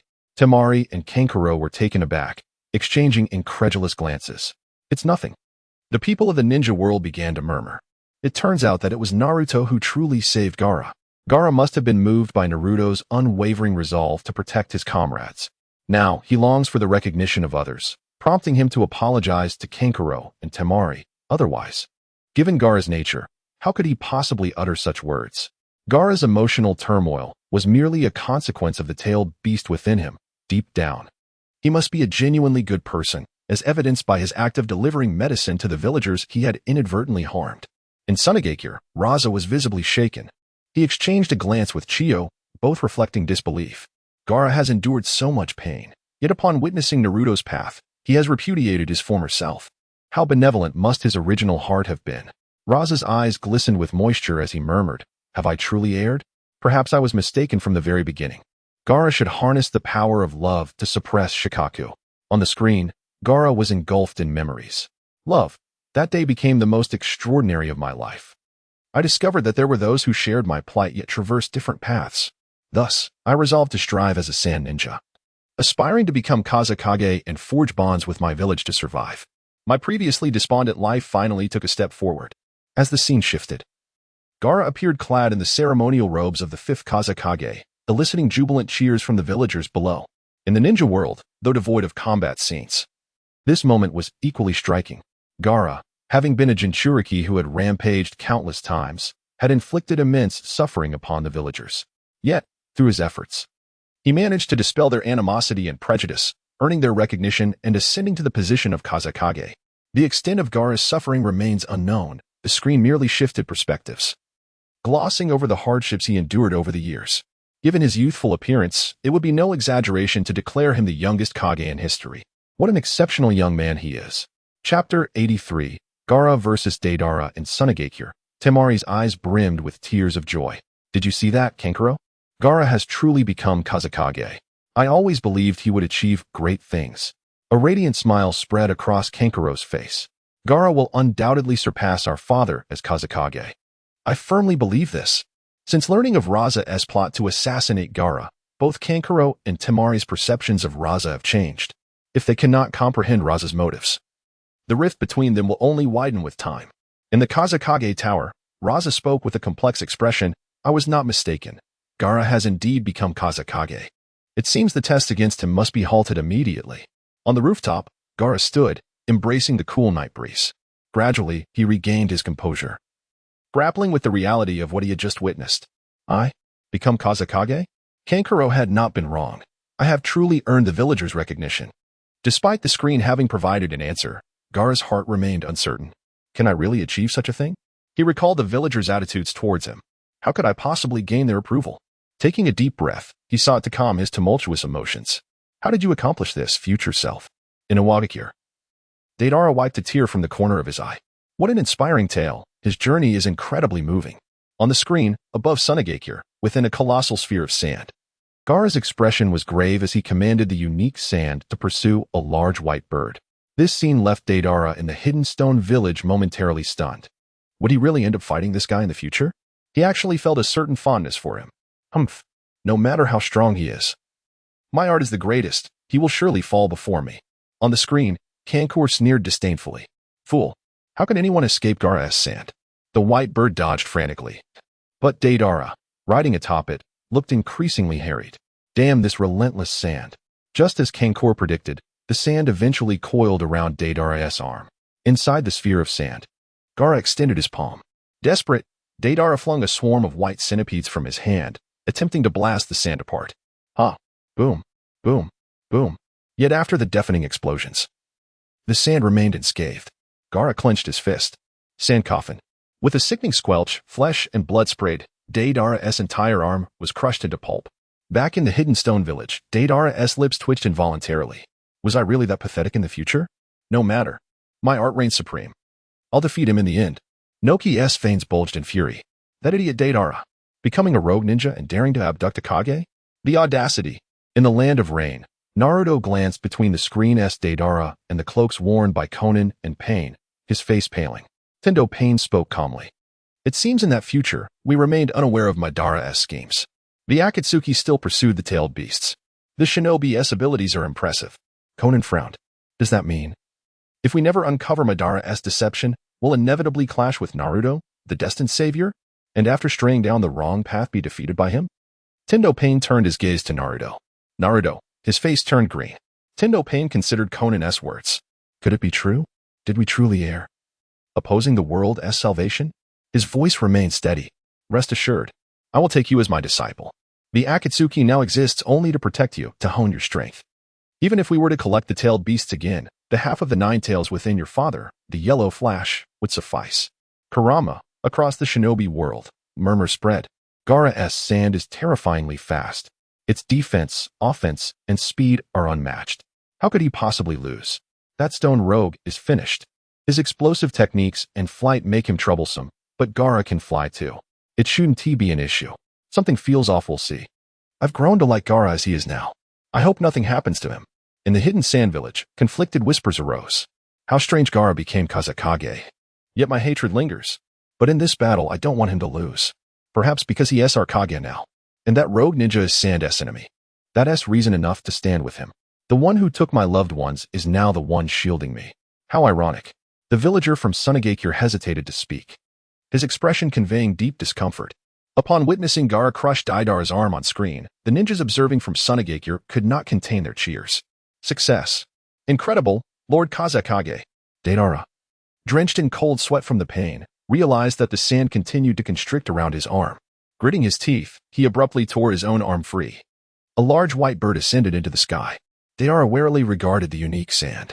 Quite formidable indeed. It appears that the sand which shattered my arm differs entirely in speed and energy from that produced by the sand waterfall. According to reports, that individual often travels with a substantial amount of sand, which suggests that only that sand is infused with a significant amount of chakra, thereby granting it its unique properties. This sand can rapidly solidify into a special defense, also facilitating instantaneous attacks. Deidara cast a glance at the sand sphere, noticing Gaara's indifferent gaze fixed upon him. Thus, the sand that filled the void of the cave is the very sand that crushed my arm. My clay supply is dwindling. I have underestimated him and am inadequately prepared. Deidara's gaze fell. I have only one tracking type and this trump card left. He cradled a white puppet made of clay, roughly the size of a human head. Perhaps I should obliterate this village. In Konoha, Mito gate and frowned, commenting on the reckless rogue ninjas in the shinobi world who cavalierly spoke of annihilating a major hidden village. Such dangerous individuals should be eliminated while they are still young. However, Jika shook his head, asserting, the situation is not so simple. If he truly intended to destroy Sunagakure, he would not have mentioned it. His words clearly serve a purpose. This rogue from Iwagakure possesses considerable combat intelligence. Saratobi Hiruzen, deep in thought, remarked, indeed, as expected of Jiku. After your explanation, I can see through Deidara's intentions. While Deidara may disregard the lives of the villagers of Sunagakure, his motives are far from straightforward. His statement was evidently directed at Gaara. Chapter 84. Unable to hold back tears in Iwagakure, Deidara gazed at his future self with gleaming eyes. Ah, My analysis resembles that of the dashing fourth Hokage. Below the screen, the densely packed villagers of Sunagakure looked up at the two figures in the sky. One villager murmured anxiously, "Lord Kazekage." Inside the sand sphere, Gaara seemed to sense impending danger, once again manipulating the sand to pursue the white bird. After a fruitless chase, he decided to conserve chakra and abandon the pursuit. Since he could not catch up, he resolved to devise a counterattack and seek an opportunity for a decisive strike. The sand ninjas below gathered, preparing to support Gaara. Deidara, perched atop the white bird, observed the scene below with disdain. Are they coming to interrupt me from below? How tiresome. He then turned his gaze toward Gaara. I have grown weary of your impassive expression. With that, he hurled the puppet downward. With a resounding thud, the puppet, once the size of a head, suddenly enlarged, slowly descending towards the ground. Gaara's pupils dilated. Below, the sand ninjas were thrown into a panic. What is that? What on earth is it? Makoto sensed the impending doom and shouted, "This is bad. Get away." Deidara smirked slightly from atop the white bird. Too late. He raised a finger. The gigantic puppet emitted a blinding white light above Sunagakure. Boom. Inside the sand sphere, Gaara watched this scene with quiet composure. After a cloud of smoke cleared, the sand ninjas, bracing their arms against their heads, opened their eyes to find themselves in a state of bewilderment, believing they were doomed. Above him, an immense shield of sand formed, effectively countering the explosion of the puppet. Below, the village of Sunagakure remained unscathed. It was the sand of the Kazekage. How impressive. Such a colossal shield could be fashioned. Truly, he is the Kazekage. In Kanjiro's eyes, worry was evident. Gaara too was troubled, as was Chiyo from the Kazekage building. With a complex expression, Chiyo remarked, "Foolish child, you have shielded Sunagakure with that sand. But how much chakra have you left to protect yourself?" At her words, Gaara's body trembled. "No, I am the Kazekage. I will not falter. Moreover, the defensive capabilities of the special sand are remarkable. It will adequately shield against the explosion." How could Sunagakure possibly come to such a state? A mere rogue ninja dares to invade Sunagakure? And what of his future self? Where has he gone? Why did he not come to aid Gaara? Chiyo shook her head and sighed. The moment Gaara decided to utilize the sand for the village's defense, he had already placed himself at a disadvantage. On the screen, Gaara within the sand sphere was gasping for breath, locking eyes with Deidara, who stood atop a white bird not far away. Clearly, the sand shield that had protected Sunagakure had drained a significant amount of his chakra. Deidara raised a finger. Now, within range, a small white bird swooped down before Gaara. Now, boom. Kanjiro shouted anxiously from below, Gaara. As the smoke dissipated above, the sand sphere had been dented. Inside, Gaara remained unharmed, yet his breathing grew increasingly labored. A villager of Sunagakure clenched his fist and exclaimed, "We held the defense." How impressive, Kazekage. Deidara coolly remarked, "Indeed. The defensive speed of the special sand is truly remarkable." With that, a smirk appeared on his lips, but as I anticipated, inside the sand sphere, Gaara, panting heavily, noticed tiny grains of sand falling, momentarily stunned. Suddenly, his pupils constricted. This is bad. Within the sand sphere, a few white spiders had infiltrated unbeknownst to him. Deidara chuckled. "My left hand may be incapacitated, but I seized the opportunity to consume your sand and mixed it with explosive clay. Your sand defense has brought your luck to an end. Despite this, I had planned it this way from the start." With that, he raised his finger. Art is an explosion. With a thunderous roar, the sand sphere underwent a transformation. Moments later, it slowly detached from Gaara. Retract. After Deidara's command, the white bird began to approach Gaara. However, Gaara's eyelids slowly lifted, and his fingers twitched slightly. Seeing this, Deidara's eyelid twitched, and he commanded the white bird to retreat several hundred meters, distancing himself from Gaara. With my hands now clenched, I, Gaara, whose face has begun to crack, slowly observe as the colossal sand shield above Sunagakure shifts to the side. So it is. Below, he exhausted his final strength, striving to transport the sand away from the village, so as not to endanger it. Witnessing this scene, Deidara could not help but express his admiration. Truly, you are the Kazekage. If you were to let the sand fall upon the village, it would certainly be easier for you. The many ninjas and villagers of Sunagakure fell into a moment of silence. Was he not solely devoted to his own shura? To protect Sunagakure, he depleted the last vestiges of his strength. Did he not realize that such actions could lead to his own demise? Is this what it means to be a shadow? The guardian of all. Today, I deeply comprehend the essence of shadow. Even Gaara would sacrifice his life to protect everyone. It is precisely because he is Gaara that he would use his life to safeguard us. However, Not all shadows are worthy of their title. From this moment forth, I acknowledge you, Gaara. Henceforth, I vow to treat you with the respect you deserve. In the ninja world, will Gaara perish? No. The future Gaara will yet appear in battle against Abido. He shall not meet his end. The malevolent rogue ninja from Iwagakure dares to threaten Gaara with the entirety of Sunagakure.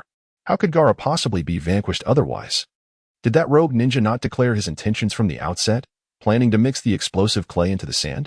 Thus, regardless of the circumstances, Gaara would ultimately fall to his hands. Is that rogue ninja's ability not exceedingly formidable? Not only can he fly and explode, but he can also blend explosive clay into the sand. Possessing great power is one thing, yet his combat intelligence is equally remarkable. Otherwise, no matter how strong one's abilities, defeat would be inevitable. Of course, this excludes ninjas of Kai's caliber. Gaara has exerted so much effort to become Kazekage. I truly hope he survives, for it would be utterly unjust otherwise. On the screen, Gaara in midair clenched his fists tightly. It appeared he was truly at the brink of exhaustion, relying solely on sheer willpower to persevere. At last, the sand was successfully transported away from the village, and Gaara let out a sigh of relief before collapsing entirely, his body slowly descending. A large white bird caught the falling Gaara, wrapping him in its tail and soaring out of Sunagakure. The capture was complete. Gaara, accompanied by Kankuro's thunderous shout echoing through the skies, the screen briefly darkened before illuminating once more. A colossal creature, endowed with 9 eyes, was extracting the tailed beast from within Gaara. Witnessing Gaara's wretched state and the anguished cries emanating from his lips, some of the ninjas and villagers of Sunagakure could no longer contain their tears. Chapter 85, Why Gaara? A Sunagakure ninja wept profusely. If it were not for his efforts to save us, how could Gaara endure such suffering? His companions beside him bore expressions of deep remorse. In that battle, we could only watch helplessly. Our attacks did not even graze that rogue ninja. It is our inadequacy that has led to this. Even as Kazekage, he remains merely a young boy. Yet, he fights to protect us. Lord Gaara, you must not come to harm. You are the Kazekage I respect the most. Upon witnessing this, Gaara seemed to have reached an understanding. It was as if he was entirely unconcerned about his own impending fate. Now I comprehend how you have earned the villagers' recognition. Is it this awareness that resonates with everyone? This video has undoubtedly shattered his previous perceptions. Until now, he could never have imagined that he would one day become the Wind Shadow, dedicating his very life to protect those who hold a deep aversion towards him. All of this is due to Naruto. At the South Shrine in the Hidden Leaf Village, is this the enlightenment of a Hokage? If the Uchiha were to become Hokage, could they achieve what Gaara has? The village grants us the opportunity to become Hokage, not wanting the Uchiha coup to result in excessive casualties. In truth, the higher-ups still harbor distrust towards the Uchiha. Inside the shrine, the Uchiha clan fell into a collective silence upon hearing these words. Fugaka spoke solemnly. Do not speak that way. How are we Uchiha any less than Gaara? If the Uchiha were to become Hokage, we would possess the same conviction. Lord Fugaka speaks rightly. We Uchiha are not cowards who retreat in the face of danger. When faced with peril, we shall stand at the forefront. Our clan has already put forth great effort, so let us cast aside these disheartening thoughts. We must become Hokage by any means necessary. We will demonstrate our clan's determination to all, showing them a newly reborn village under Uchiha leadership. On the screen, Team 3 and the rest of Team 7, excluding Sasuke, along with Chiyo silently gazed upon Gaara's lifeless body. In the land of rain, upon witnessing this, Naruto wiped away his tears with his sleeve. Oh, Gaara, how pitiful. He protected everyone with his life, yet his death was so agonizing. This ninja is utterly despicable. Why did he abduct Gaara and cause his demise? Devapath Pain remained silent, while Konan wore a complex expression, especially after seeing Naruto cry to the point of drooling. In the ninja world, is it possible that Gaara is truly dead? That cannot be right. How could Gaara die? He appeared in the future. The Gaara of that future is clearly older than he is now. Could it be that he has an identical twin with the same abilities? Speaking of which, the rogue ninja's objective is the Shikaku sealed within Gaara. After the live broadcast of the ninja world concludes, it will surely be a spectacle to behold. On the screen, Sakura was covered in wounds, diligently using her medical ninjutsu to save Gaara. In the Hidden Leaf Village at the Uchiha clan's residence, Sasuke frowned upon seeing Sakura in such a state. Who could have harmed her so severely? He had witnessed during the broadcast that Sakura would become his future wife, even giving birth to a troublesome daughter. Yet now, she lay injured. At the Haruno household, Haruno Mei embraced Sakura tightly, filled with concern. Haruno SH clenched his fists. Meanwhile, The ninja community buzzed with speculation. Sasuke's wife must be an extraordinarily powerful medical ninja, perhaps even stronger than Tsunade, and it was she who revived Gaara. Yet, given Gaara's current state, he appeared undeniably dead. No amount of medical ninjutsu, aside from Naruto's, could save him. Especially since Naruto had yet to master the technique he would eventually use to save Guy. For some reason, a premonition stirred within me that Gaara would be brought back to life. What competent medical ninjutsu exists in the ninja world? This is even more absurd than directly resurrecting Gaara. On the screen, Sakura rose, silently regarding Gaara's corpse, gently shaking her head. Naruto's eyelids quivered incessantly. His teeth clenched tightly as tears streamed down his face. Why Gaara? Why must it always be Gaara? He was the Kazekage. He had only just taken on that role. In Sunagakure, Gaara's pupils trembled. Naruto, are you crying for me? Yes, perhaps only we can truly empathize. Only you can comprehend the pain I endured and are willing to rescue me from the abyss. Naruto, I long to meet you. I long to see you. On the screen, Chiyo gazed at Gaara's body and spoke. Calm down, Naruto Uzumaki. But before she could finish, Naruto shouted back. Enough. Chiyo was taken aback by the sight of Naruto, his face drenched with tears. Naruto, with tears streaming down, shouted towards Chiyo. If you Suna ninjas hadn't T-placed that monster within Gaara, none of this would have happened. Have you ever considered how Gaara felt about it? Gaara's lifeless body lay quietly at Naruto's feet, as everyone silently observed him. What is a Jinchuriki? Do not feign righteousness with such grandiloquent words. Naruto's tears fell continuously onto the grass. He attempted to wipe away his tears with his sleeve, but they poured uncontrollably down his cheeks. I cannot save Sasuke. Nor can I help Gaara. I have trained for 3 years, yet I am no different than I was 3 years ago. In Sunagakure, Gaara watched Naruto weep for him, feeling a pang in his heart as tears streamed from his own eyes uncontrollably. This profound empathy drew him ever closer to Naruto's heart. Gaara trembled uncontrollably. Thank you, Naruto, for understanding my feelings. Thank you for shedding tears for me. Thank you. Thank you. In the land of fire, Itachi's heart tightened. What does it mean that Sasuke cannot be saved? Has something happened to him?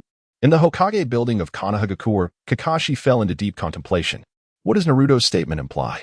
After a moment of reflection, Sarutobi Hiruzen pondered, it must be that Sasuke has embarked on a quest for vengeance, seeking Itachi's whereabouts. Soon after, Naruto too began to search for Sasuke, determined to bring him back. Given Naruto's nature, such a scenario is indeed likely. Kakashi stroked his chin. I seem to vaguely sense where the humor in that initial live broadcast lies, yet it doesn't appear to be particularly amusing. Within Kushina's womb, Naruto had shouted towards Mikoto's belly, Sasuke, give. Could this be the reason? Sarutobi Hiruzen's expression grew peculiar. Is it not amusing? Chapter 86 Kakashi pondered. Under the influence of a melancholic atmosphere, Sasuke was momentarily taken aback by Naruto's words. Am I dead once more? Then to realize that I am, in fact, very much alive, ultimately surprising them. On the screen, Chiyo approached Gaara's lifeless body. Naruto, who was in tears, froze upon witnessing this. Chiyo knelt before Gaara's corpse, gazing at his youthful visage, lost in thought. After a pause, she closed her eyes and placed her hand upon Gaara's chest. A sphere of blue light emanated forth. Everyone was momentarily stunned. Sakura seemed to recall something, hastily inquiring. Chiyo Baba, what is that technique? Chiyo tilted her head, a slight arc forming in her eyes. Sakura was taken aback. The gathered shinobi were utterly perplexed. What was happening? Why did Sakura wear such an expression? Could it be that Chiyo truly possessed a technique to revive Gaara? That would be utterly extraordinary. Surely, if such a technique existed, it would demand a significant price. Wouldn't it? On the screen, Sakura was lost in reminiscence. Amidst a desolate ruin, she supported Chiyo, stating, everything we needed to accomplish has concluded. We must return to the village immediately to antidote. Chiyo gasped heavily. Beyond the antidote, there was still something I must attend to. As the memory faded, Sakura closed her eyes. What Chiyo Baba mentioned then was precisely this matter. Naruto exclaimed loudly, Baba, what are you doing? As he spoke, he moved forward. Sakura, beside him, extended a hand to restrain Naruto. Sakura? She turned and explained. She intends to bring Gaara back to life. The moment her words escaped, nearly everyone, both on screen and in reality, widened their eyes in astonishment. In the shinobi world, a direct resurrection? This elderly lady named Chiyo could truly resurrect someone? This transcends medical ninjutsu. It is divine technique. Silence. Pay attention. Scorpion's pupils contracted in shock. Baba, do you still possess such a technique? In that moment, he recalled his parents. In the Pure Land, Obito thought of himself and also of Rin. Was it akin to the inherent effects of reincarnation? In the realm of Qiuli, Obito's gaze flickered. He thought of Rin, but promptly dispelled that thought with determination. This technique could achieve what the Eye of the Moon could also accomplish. What Rin needed was not this illusory ninja world, but a peaceful existence free from the ravages of war. In Konohagakure, Hiruzen Sarutobi reminisced about Sarutobi Bawako. Meanwhile, Kakashi of the Umbu contemplated deeply. Kakashi fell into silence. This scene undoubtedly caused a tremendous uproar in the ninja world. The video on the screen continued to play. Naruto exclaimed in shock, "Revival? Is such a thing truly possible?" Sakura interjected, "This jutsu is unique to Granny Chiyo." Upon hearing this, Naruto's tone was filled with surprise. "Is that so?" Neji activated his Byakugan to observe Chiyo and remarked, "There cannot be such a convenient jutsu." The flow of chakra, he suspected, could come with significant risks. Kakashi added, "Indeed, there are corresponding dangers." His Sharingan also detected Chiyo's current unusual state. In Sunagakure, Gaara watched, tears blurring his vision as he saw Chiyo. Exhausted and yet persevering, determined to save her own life. Granny Chiyo, a simple title seemed to catch in his throat. The screen displayed her desperate cry, "Damn it! I don't have enough chakra." At that moment, a pair of grimy hands reached out before Chiyo. Shocked, she stared at the hands, her eyes widening in disbelief. Slowly, she raised her gaze to meet the owner of those hands. "You're using my chakra. Can you really do it, Granny?" Chiyo gasped softly. Recalling Kakashi's words during their journey, Gaara, like that person, was a Jinchuriki, and Naruto understood his feelings better than anyone else in Sunagakure. The treatment Jinchuriki received was similar in every village, and thus Naruto could not remain indifferent. Whether it was Konoha or Sunagakure, such matters were inconsequential to him. Naruto's dream was to become Hokage, and although he felt a twinge of jealousy upon hearing that Gaara had become Kazekage, he was genuinely happy for him and offered his blessings. Naruto possessed an extraordinary ability. Even without verbal communication, he could swiftly forge friendships with anyone. As the recollections faded, Chiyo slowly spoke, "Place your hands over mine." Naruto solemnly nodded in agreement. In the Kazekage building, Chiyo gazed at the screen showing Naruto and could not help but smile. It seemed our fifth Kazekage would have a commendable friend in the future. Raza respectfully bowed to Chiyo, expressing, "Thank you for saving Gaara." Chiyo shook her head with a smile, stating, "I believe that at that moment, I was not merely saving Gaara, but rather safeguarding the Kazekage of our village." Just like Raza, who could not claim to love his son less, he viewed the village as more significant than his child. Thus his gratitude extended to the future when he would save the village's leader with his life. Raza was momentarily taken aback, but soon a smile broke across his face. This video is profoundly weighty. However, for him, it is not entirely a misfortune. At the very least, it is revealed to him that Gaara is capable of becoming the Kazekage. Thus, he no longer needs to send individuals to ascertain the limits of Gaara's berserk state. In Kankuro's heart, there is an abundance of gratitude towards Chiyo. As she gazes at the figure lying on the ground on the screen, her heart is filled with compassion. What trials and tribulations await this child throughout their life? The chakra consumed in the cycle of life and death depicted on screen is truly immense, to the point that even Naruto cannot help but grit his teeth. Yet, at this moment, Chiyo speaks with a smile. "I'm genuinely pleased to see a young man like you emerge in a ninja world established by a rather tedious old man. My past actions were fraught with mistakes, but at long last, I can finally accomplish something right. The future of Sunagakure and Konoha will undoubtedly be entirely different from my era." Kakashi's words resonate. "Your extraordinary power will bring about a monumental shift in the future.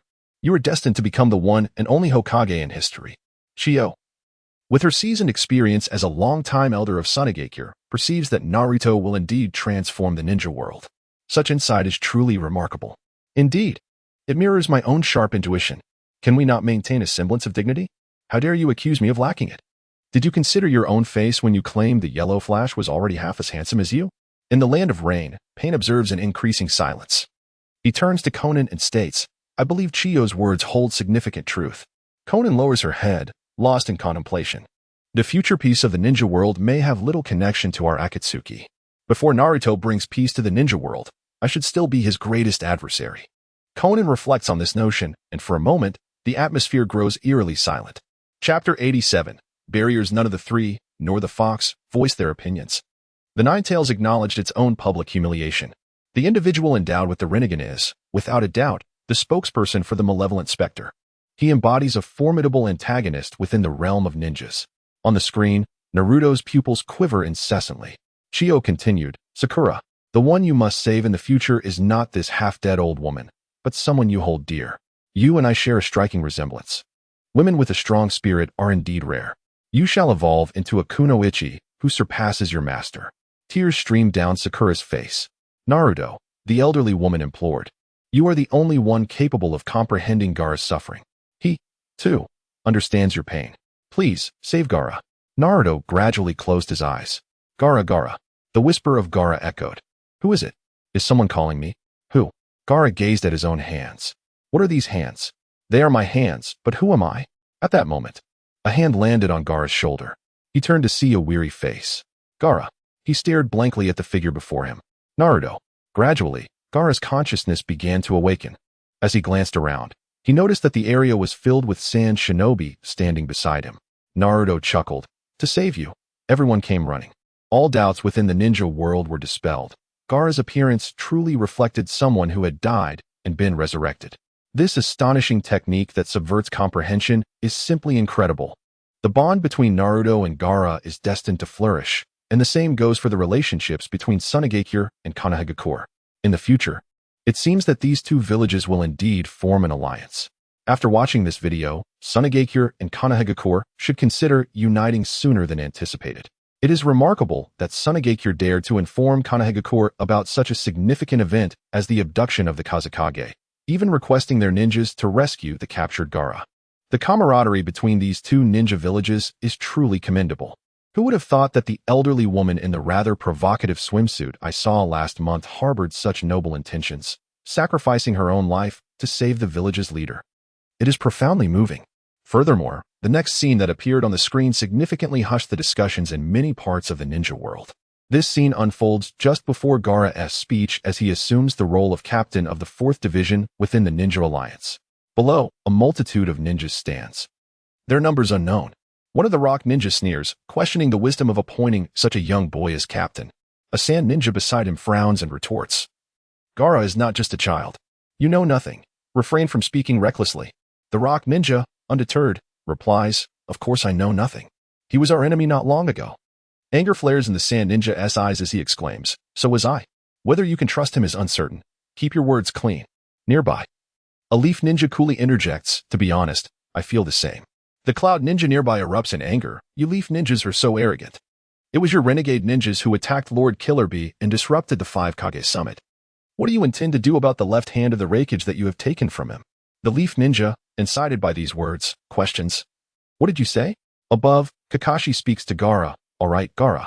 As the captain of this grand alliance, once things settle down, you should address everyone. Upon witnessing this, Mito Gate, seated in the Hokage building in the Leaf Village, observes the screen where all ninjas wear forehead protectors emblazoned with the character for ninja, though their vests are of varying colors. He speculates this must be the ninja alliance formed by the 5 great shinobi villages to face future crises. And Gaara is the captain of one of the divisions. It appears so, yet the ninjas from other villages seem quite dissatisfied with this outcome. Shikaka ponders deeply. So in this segment, will Gaara dissolve the barriers between them? The ninjas of the 5 great villages harbor mutual animosity due to years of war.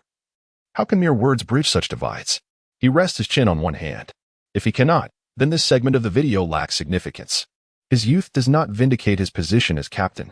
In the Sand Village, Raza expresses his pride. Gaara truly is remarkable. Not only has he risen to Kazekage at such a young age, but he is also the captain of the Ninja Alliance. Though I am uncertain why I relinquished my position to him. Perhaps it is because Gaara is indeed exceptional? Chio agrees wholeheartedly. Gaara surpasses most of the Kage in the ninja world. Fourth, you must nurture him well in this direction. Do not let him stray. Meanwhile, Kankuro, with tears still in his eyes, exclaims, Wow, Gaara is amazing. Becoming the captain of the Ninja Alliance and speaking before everyone. How impressive. Temari, with a hint of pride, remarks, Of course, he is our brother, and it is only natural for him to be outstanding. However, I cannot believe those fools dare to disregard Gaara. On the rooftop, Gaara remains unfazed by the commotion, his thoughts lingering on Naruto's hand that had rested on his shoulder and the weariness etched on Naruto's face.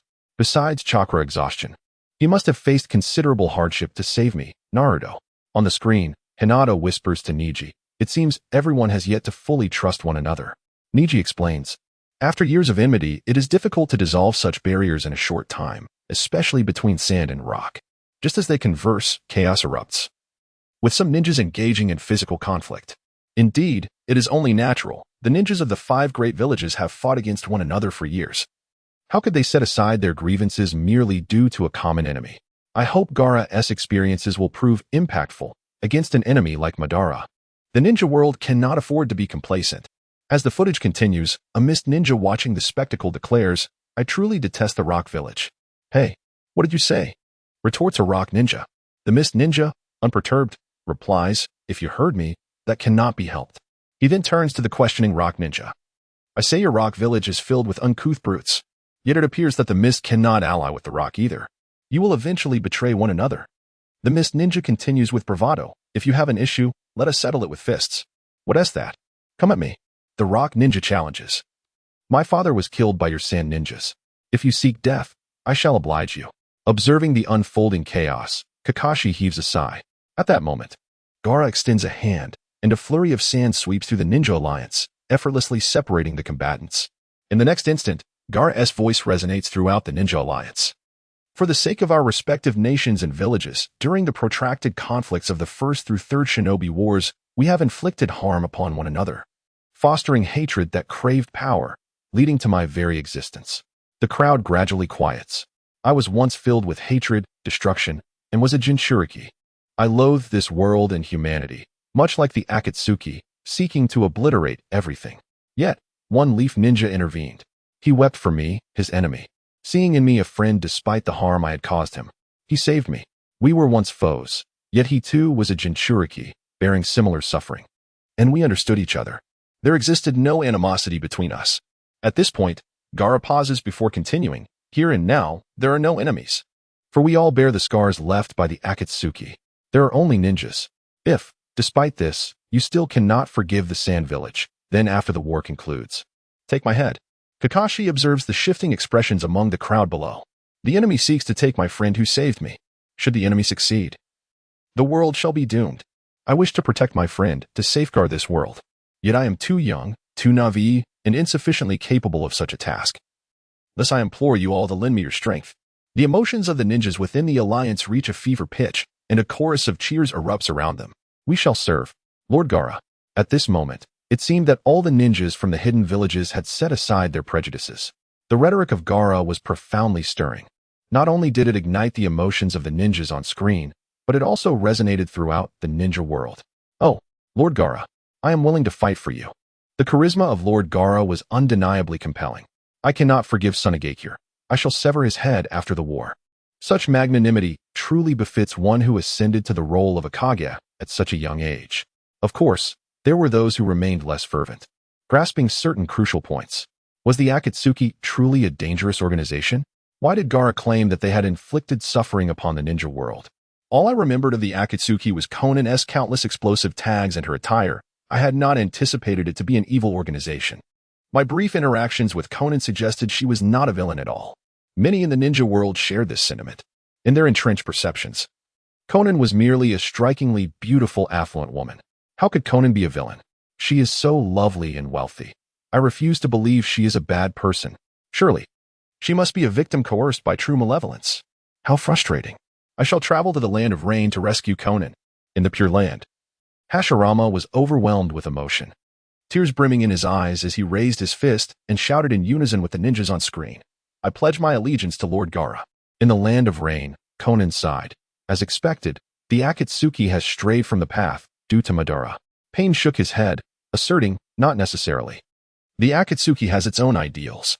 While we may not comprehend Madara's plan, the Akatsuki's pursuit of the tailed beast stems from a desire for peace in the ninja world. Given that Gaara stated the Akatsuki brought suffering to the ninja world, it signifies that they have begun to let go of their grudges, which is partly due to the Akatsuki's influence. By making them aware of pain, the Akatsuki fostered a foundation for mutual understanding and the relinquishment of prejudice. Kurama mused that this individual possessing the Rinnegan seemed to possess a point. In Tsunagakure, Gaara had expressed his innermost thoughts. "My family perished due to his rampage. I once thought I would detest him for eternity, yet now I find myself moved. He truly is a commendable Kazekage, even if I still harbor hatred. I believe he would sacrifice himself to protect someone like me. How can I continue to hate him? Sighing, one contemplated, if he could control himself. I am certain Gaara would not wish for his own rampage, nor would he desire to become a Jinchuriki. On the screen, the next scene unfolded upon the battlefield of the Fourth Great Ninja War. Inoki and Gaara looked down upon the former Kages below. Witnessing this, Tobirama furrowed his brow in the Pure Land. Edo Tensei? The masked man is using Edo Tensei to combat the Ninja Alliance? As for why he did not suspect it was Uchiha Madara, he understood that the true Madara would not resort to such measures. In Kirigakure, a ninja exclaimed. Is that the second Mizukage? How could he have returned? In Iwagakure, someone gasped, could it be? This is the former leader? What on earth is happening? In Kumogakure, the fourth Raikage stared in astonishment. D-san? Is this another crisis for the ninja world? No, it can't be. The fourth Raikage's face betrayed his shock.